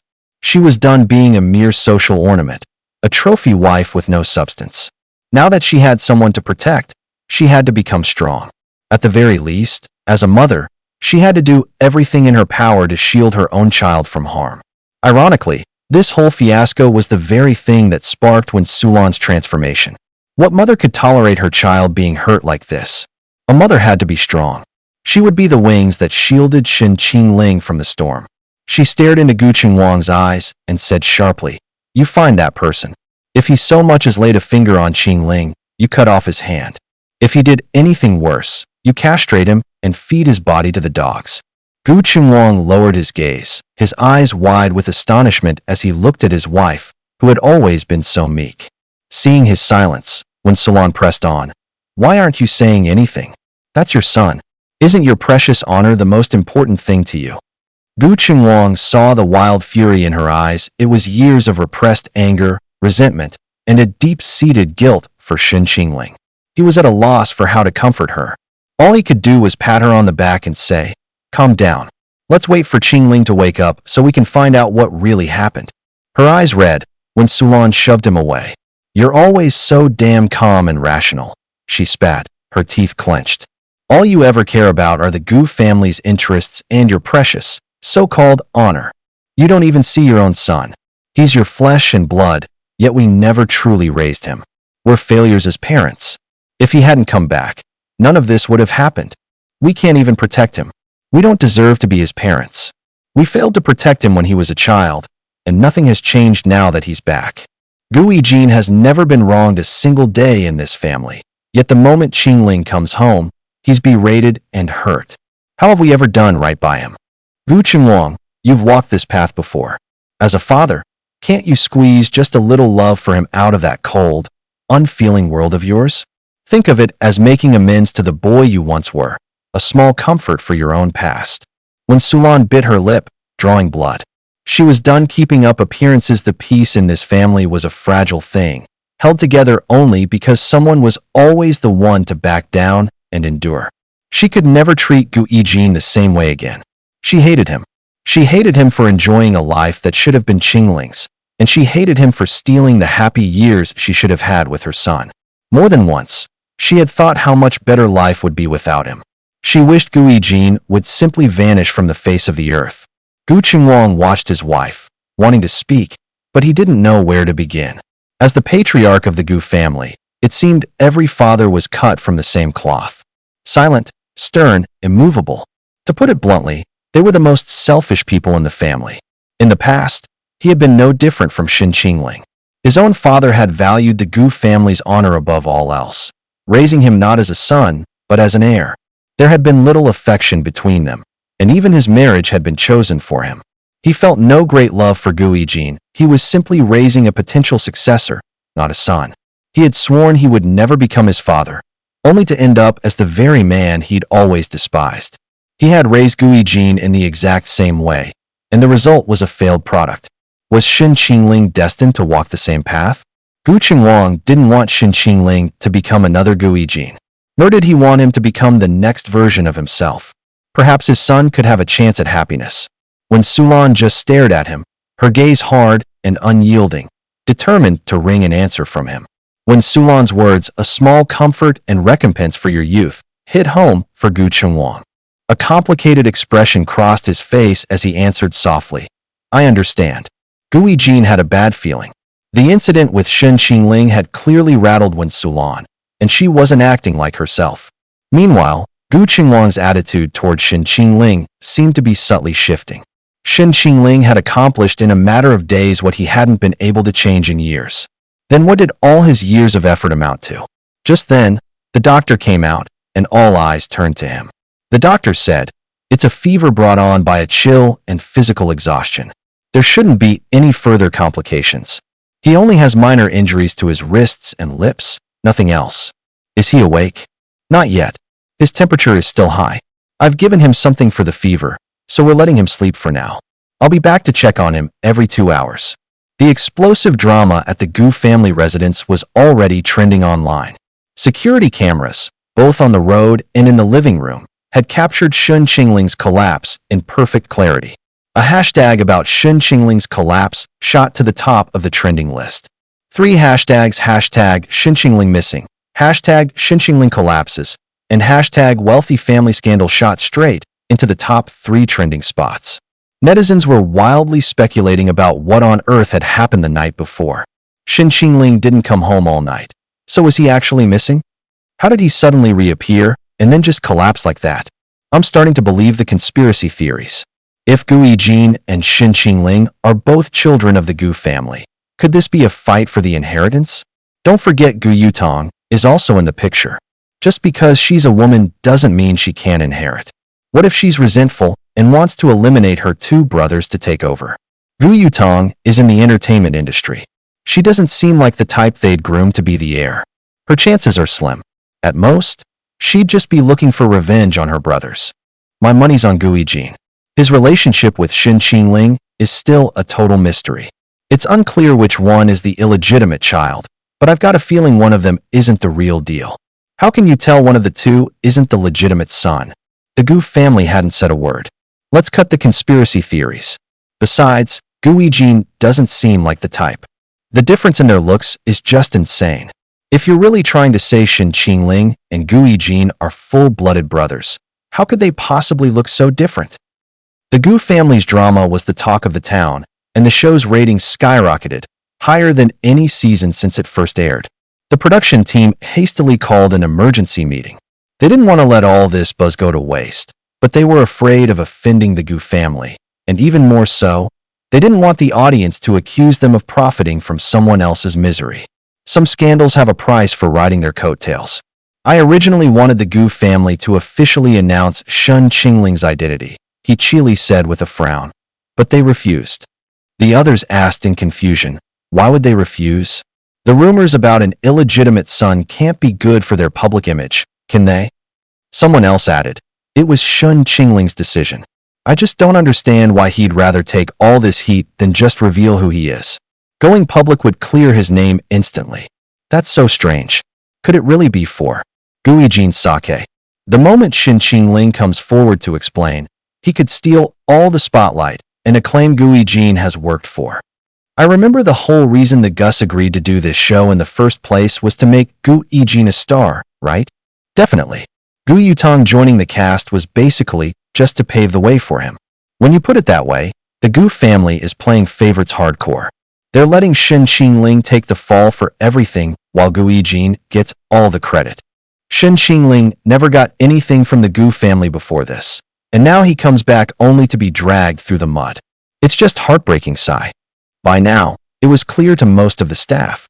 The person this show was designed to boost was Gu Yijin. Gu Yutong was just there to set the stage for him. Before all this, Shen Qingling was likely just meant to be cannon fodder. Not only had Shen Qingling garnered the audience's sympathy and concern, but even the production team was starting to feel sorry for him. Never underestimate the production crew. Plenty of people go to them, trying to dig up so-called insider info. The more mysterious the information, the more believable people found it. Among the production crew, Shen Qingling's reputation had already overshadowed Gu Yijin's. What the Gu family hadn't expected was that Shen Qingling, who wasn't even on the show, had managed to steal the spotlight, his popularity leaving everyone else in the dust. It was precisely because Shen Qingling hadn't revealed his identity from the start that he seemed all the more mysterious. The more curious the audience grew, the more buzz surrounded him. And a final plot twist would be the ultimate thrill. He chilly figured that Shen Qingling's collapse would only fuel more baseless speculation. She thought that if she could use this opportunity to clear his name of the illegitimate son rumors and get him back on the show, it would be the perfect outcome. He chilly leveraged an official statement from the show, and in return, the Gu family got the chance to persuade Shen Qingling to participate. The incident started trending online. With so much attention, everyone was speculating about what had really happened to Shen Qingling. That's why the Gu family wanted to leverage the show's platform to quiet the whole thing down, and issuing a statement was the most straightforward way to do it. Whether the audience bought it at first or not, the statement would eventually serve its purpose once the hype died down. After striking a deal with the Gu family, he chilly posted a statement on the show's official social media account. It parroted Gu Qingwang's story, claiming Shen Qingling had simply gone to a classmate's house. But the audience wasn't so easily fooled. Conspiracy theories immediately started flying, and plenty of suspicion fell on Gu Yijin. Gu Yijin was just minding his own business at home when the blame was suddenly pinned on him. Seeing the conspiracy theories flooding the internet, he was practically fuming. Even if he really wanted to go after Shen Qingling, he wouldn't resort to such a cheap trick, would he?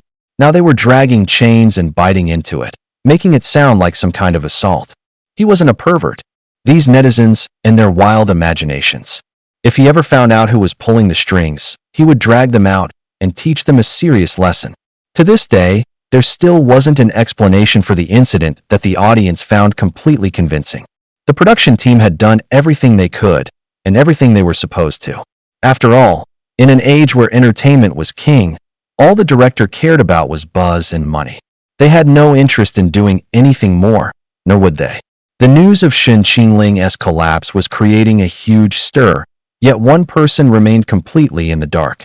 Lin Xingyan was rarely online. Aside from occasionally checking for messages from Shen Qingling, she paid no attention to any other social media. By the afternoon, when Shen Qingling still hadn't come to class, she began to feel that something wasn't right. She didn't suspect Shen Qingling had been lying to her. Instead, her intuition told her Ms. Shun must have a good reason for not showing up. She believed Ms. Shun would never go back on her word. Combined with the fact that Shen Qingling hadn't replied to her messages at all yesterday, Lin Xingyan couldn't hold back any longer and asked Ji Yumiao. Ji Yumiao, who was in the middle of a lab, managed to glance at her phone. The moment she learned Shen Qingling had collapsed, she immediately relayed the news to Lin Xingyan. Upon hearing that Shen Qingling had collapsed, Lin Xingyan was frantic with worry. She wanted to visit Shen Qingling immediately. But since she had avoided contact with outsiders for so long, the thought made her incredibly nervous. Lin Xingyan, Yumiao, I want to go see Ms. Shun, but I'm really scared. Ji Yumiao, then I'll go with you. How about that? Ms. Shin cares so much about you, we should definitely visit her while she's sick. Lin Xingyan, when can we leave? I want to see her as soon as possible. Ji Yumiao, don't worry, I'm heading over to get you right now. On the way to pick up Lin Xingyan, Ji Yumiao mulled over how they would actually manage to see Shen Qingling. Shen Qingling's background was a mystery for the time being, and Ji Yumiao suspected that getting into the Gu family home would be no easy task. Ji Yumiao decided to try calling Shen Qingling. Lin Xingyan had only ever dared to send messages to Shen Qingling. She never had the courage to actually call. Ji Yumiao felt that everything depended on Shen Qingling's approval, otherwise, they'd never get past the Gu family's door. A woman's voice answered on the other end of the line, and Ji Yumiao guessed it was probably Shen Qingling's mother. And this was already the fifth call when Sulan had taken. The first call had been from Sheng Mo, telling her that he and Sheng Xia planned to come for a visit. The second was Ruan Mingyi, also here to see Shen Qingling. The third was an unfamiliar girl who only asked how he was doing. The fourth was Song Jining. She wanted to see him as well. And the fifth was Ji Yumiao.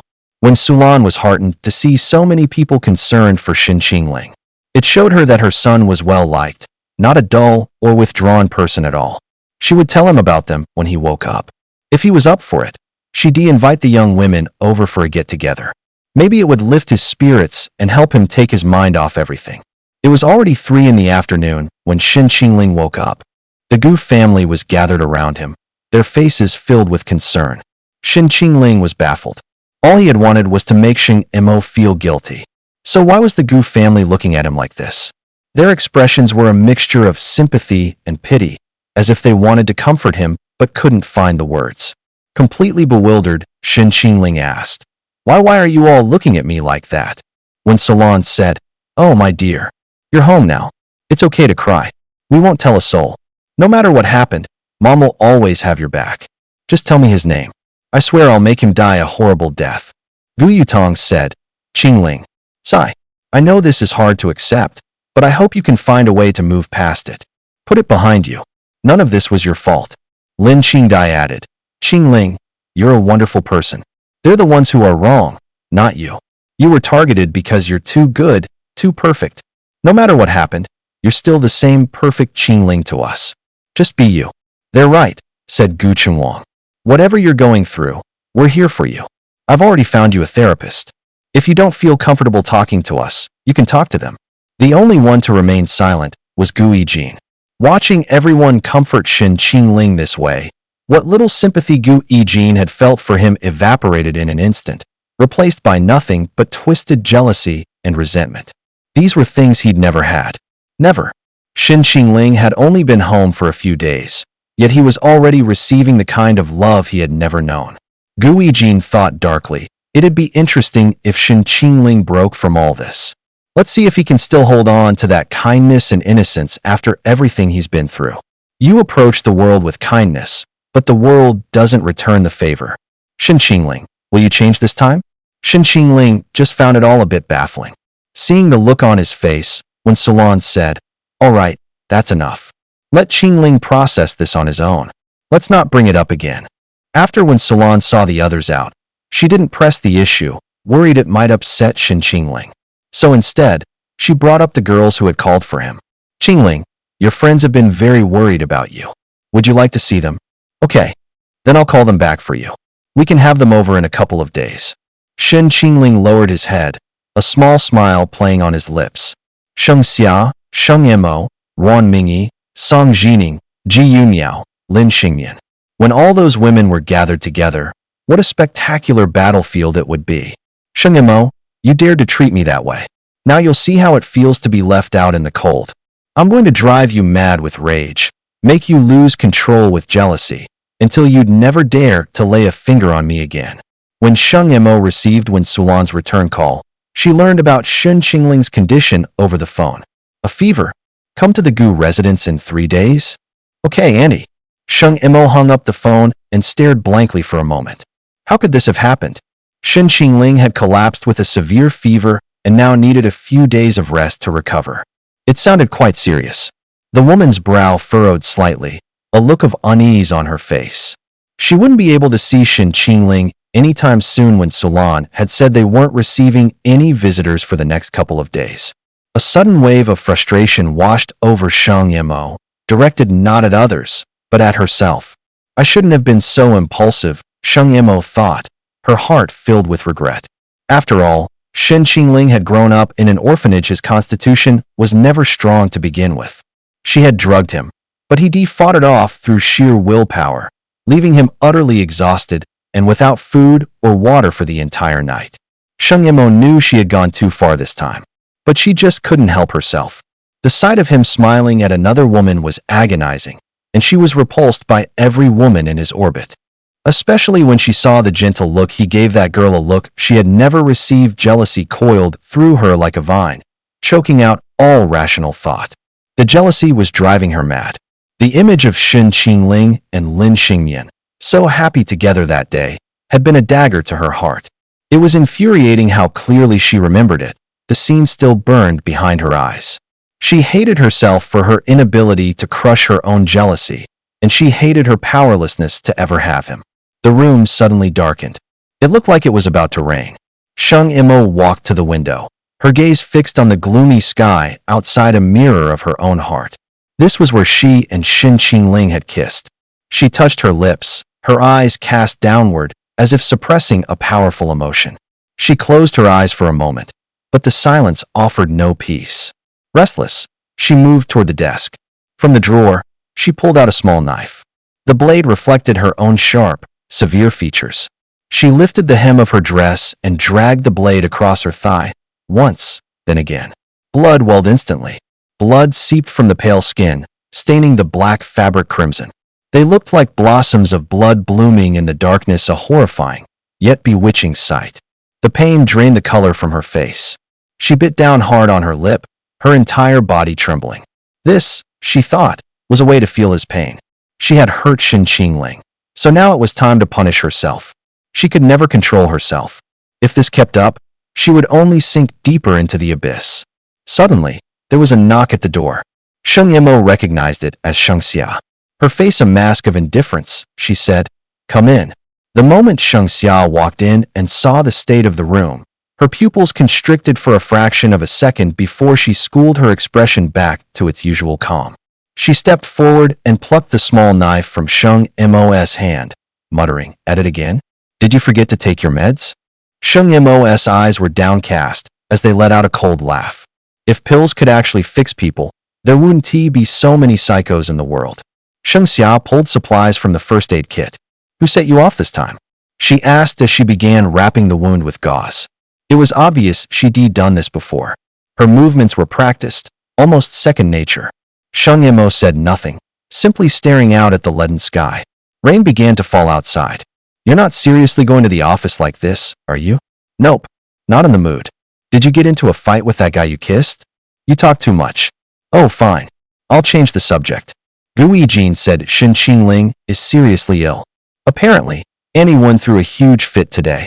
No one knows the details, but it's definitely not a common cold. Sheng Mo's expression darkened further. "Shut up. So that S off limits too? Fine, I'll drop it." It's a waste of breath talking to you anyway. You don't give a damn if anyone else lives or dies. A flicker of movement in Sheng Mo's eyes. They looked at Sheng Xia. Do you think anyone in this world could ever love me? Sheng Xia raised an eyebrow, a cryptic smile playing on her lips. What do you think? I don't know. No one. Why not? Because you don't know how to love someone in a normal way, so no one will ever love you in a normal way. Don't talk as if you're any different. You treat Gui Jin like an obedient puppy. Would you still love him if he lost everything that makes him shine? Some things are better left unsaid. It makes things awkward for everyone when you're too blunt. The Shengs were always a cold bunch. Sheng Xia packed up the first aid kit. I'm leaving, she said. If you have another breakdown, I'm not dealing with it. You can call a doctor yourself. Go to the Gus in 3 days. Yeah, I know. Sheng Xia let out a long sigh as she stepped out of her room. She honestly couldn't tell who owed the other more, her or Sheng Mo. It was as if her entire family was dysfunctional. Sheng Mo was trapped in the waiting. She'd never imagined 3 days could feel so agonizingly long. Day after day, she tortured herself. She didn't know what purpose it served, only that the pain kept her sharp. Lying in his room, Shen Qingling glanced at the data panel and saw that Sheng Mo's progress had jumped from 20 to 30. In other words, Sheng Mo's affection points had gone up by 10. 10 points might not mean much from another target, but getting 10 affection points from Sheng Mo was no easy feat. So, the woman did have a heart after all. She wasn't completely indifferent. There was still hope. Checking on Ruan Mingyi, he saw her affection points had risen as well. The truth was, she had never gotten over Shen Qingling. She couldn't stop herself from keeping tabs on him. But for the sake of her own foolish pride, she forced herself to pretend she didn't care about him. When the news of Shen Qingling collapsing started trending online, Ruan Mingyi felt like her soul had left her body. Her first instinct was to hold back and not contact him. But she couldn't fight the urge to find out how he was doing. She typed and deleted her message over and over again in the chat window before finally sending a simple, "You okay?" But she heard nothing back. Panic seized Ruan Mingyi. After tossing and turning for what felt like an eternity, she couldn't resist any longer and called him. A pang of jealousy struck her when a woman's voice answered, but she breathed a sigh of relief when she recognized it as when Solan's. Seeing how utterly lost she looked, Yi Qiao gently suggested, "Why don't you find some time to go see him?" Ruan Mingyi retorted awkwardly. "And go as what? I can't even be sure he'd see me. The thought of him telling me to get lost with that cold look on his face. It's just utterly heartbreaking." A part of her longed to see him again, while another part was terrified of getting no response. But what she feared most was hearing him tell her to get lost. The memory of her crying in the coffee shop was still painfully fresh. It had been so humiliating. She was terrified that one wrong move would have her on her knees in front of Shen Qingling, begging him to spare her. Seeing the state she was in, Yi Qiao was torn. She wanted to step in, but she was afraid she didn't have a good pretext. All Ruan Mingyi wanted was an out. If Shen Qingling would just give her an opening, Ruan Mingyi would take it, no matter how flimsy the excuse. But with a personality like his, Shen Qingling would never throw her that kind of lifeline. No, he wanted to see Ruan Mingyi humble herself before him. Only when she truly humbled herself would she actually start to care about Shen Qingling. The Ruan and Gu families have some history, after all. Why don't you visit him on behalf of your family? That would at least give you a reason. I understand. But Mrs. Gu said he's recovering and won't be receiving visitors for 3 days. Only after that. As Ruan Mingyi waited for the meeting in 3 days, she felt like a prisoner on death row. It's death whether I stick my neck out or not. Might as well make it a quick death and be done with it. Better to be frozen to death by Shen Qingling's icy glare and kill this hope once and for all than to agonize over it at home. Alone at home, Ruan Mingyi's dramatic side took over, and she imagined countless scenarios and lines of dialogue for when she would see Shen Qingling. And then her affection level actually went up. It wasn't just Ruan Mingyi, Lin Xingyan's affection level rose as well. Even Sheng Xia's and Chu Jiaojiao's affection and regret levels increased. Lying in bed, Shen Qingling mused that faking his illness this time had definitely been worth it. At that moment, Shen Qingling figured out who the unknown number belonged to. It had been Chu Jiaojiao. Chu Jiaojiao was filled with remorse and felt too ashamed to face Shen Qingling. On the day she moved out of her dorm, her thoughts drifted to Shen Qingling.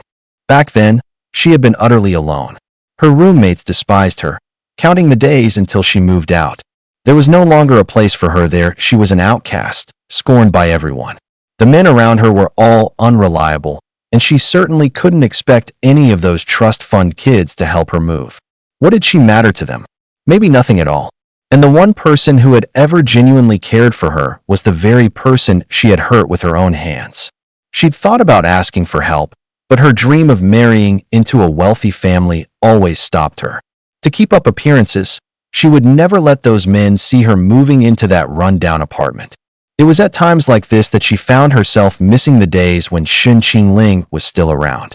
If they hadn't had that falling out, Shen Qingling would have definitely been there for her. But alas, choices always come with a price.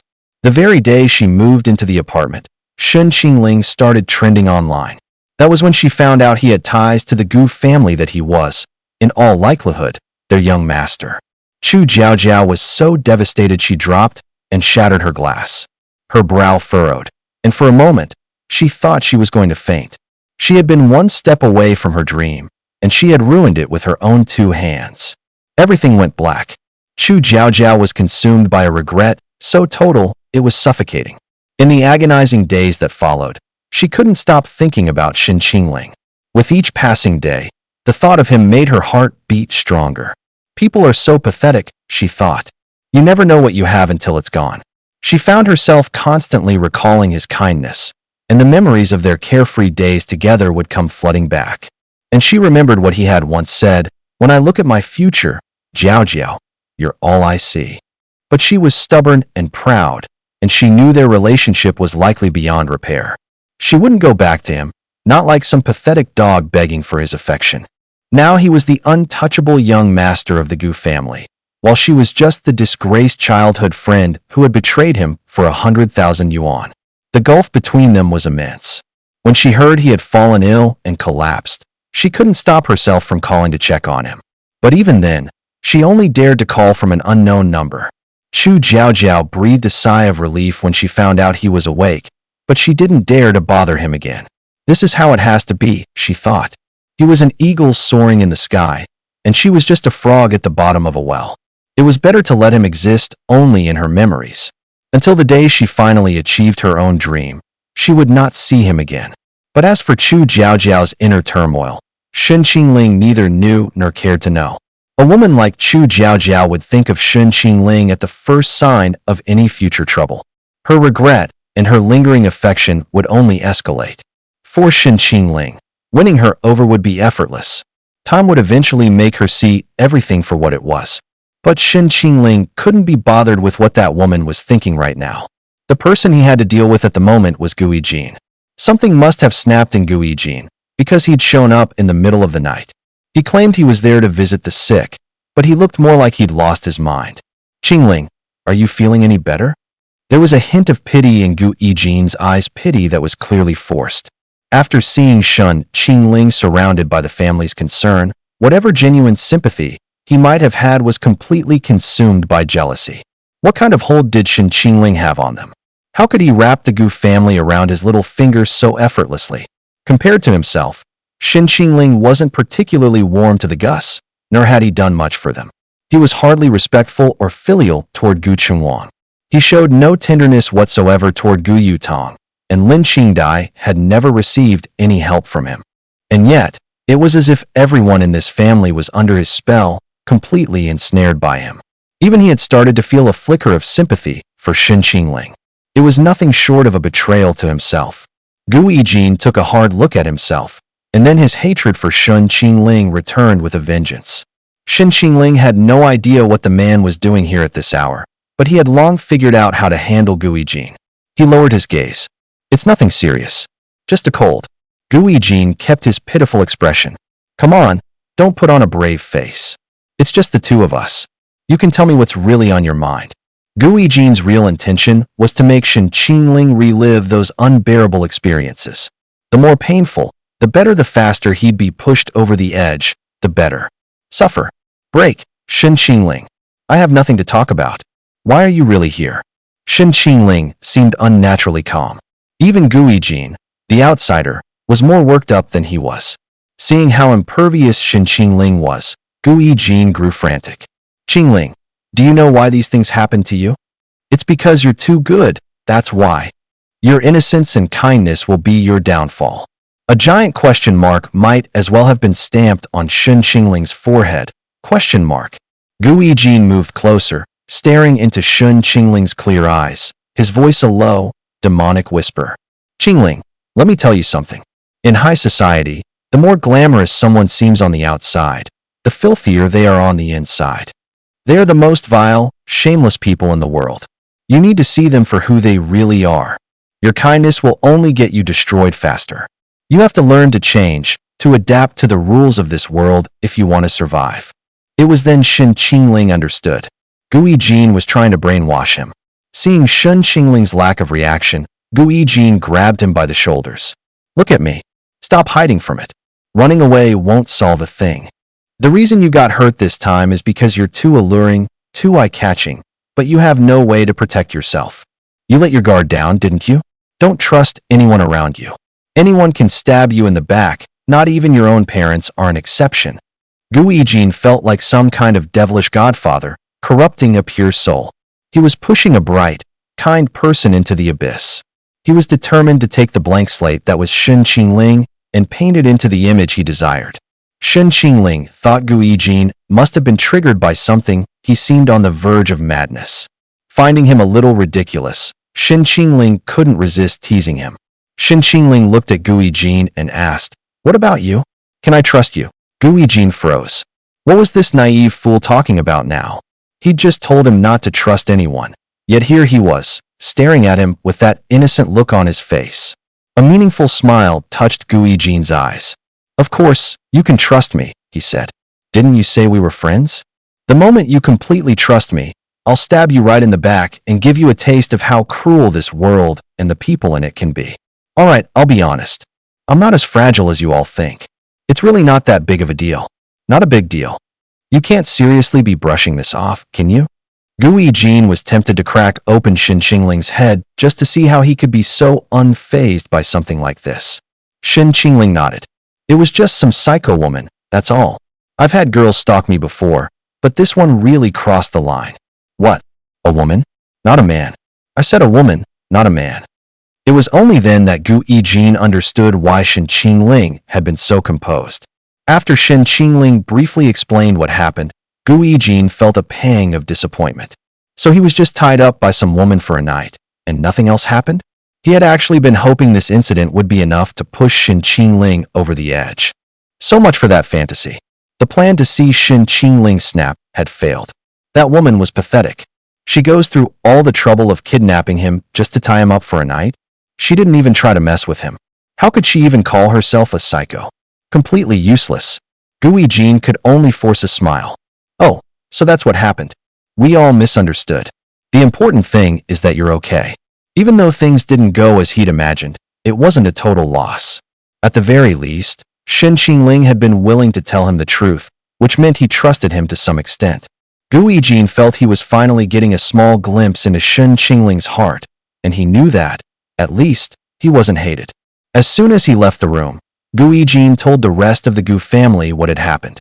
He didn't want them to be overly sympathetic toward Shen Qingling, since the reality wasn't what they had imagined. The Gu family breathed a collective sigh of relief upon hearing the news. Still, the incident was a warning sign. It looked like they would need to hire someone to protect Shen Qingling. But when Sulan asked, "Why would Qingling bring something like that up with you? Did you deliberately steer the conversation that way? Everything was fine, so why did you have to mention it?" When Sulan suspected Gu Yijin had ulterior motives, Gu Yijin explained, "I was worried he'd have issues if he kept it all bottled up, so we were just chatting. I never expected the conversation to turn to that." Gu Yijin wasn't afraid of Shen Qingling exposing him. Shen Qingling was too kind-hearted, he would never do something like that. They were friends now. If Shen Qingling could forgive people who had once treated him as an enemy, he would certainly forgive him. Thinking about what Shen Qingling had been through, he suddenly realized that being too handsome came with its own set of problems. You could tell just by looking at him that he'd been harassed by his fair share of creeps. The way he talked about it now, it was as if he'd grown accustomed to it. You had to admit, in a way, Shen Qingling's resilience was astonishing. Wen Sulan didn't just let the matter slide because the culprit was a woman or because the offense might have seemed less severe. Wen Sulan said, "I don't care if it was a man or a woman, we can't let them get away with it. We'll investigate everything that needs to be investigated. The fact is, Qingling was hurt and fainted. I won't let that person off the hook."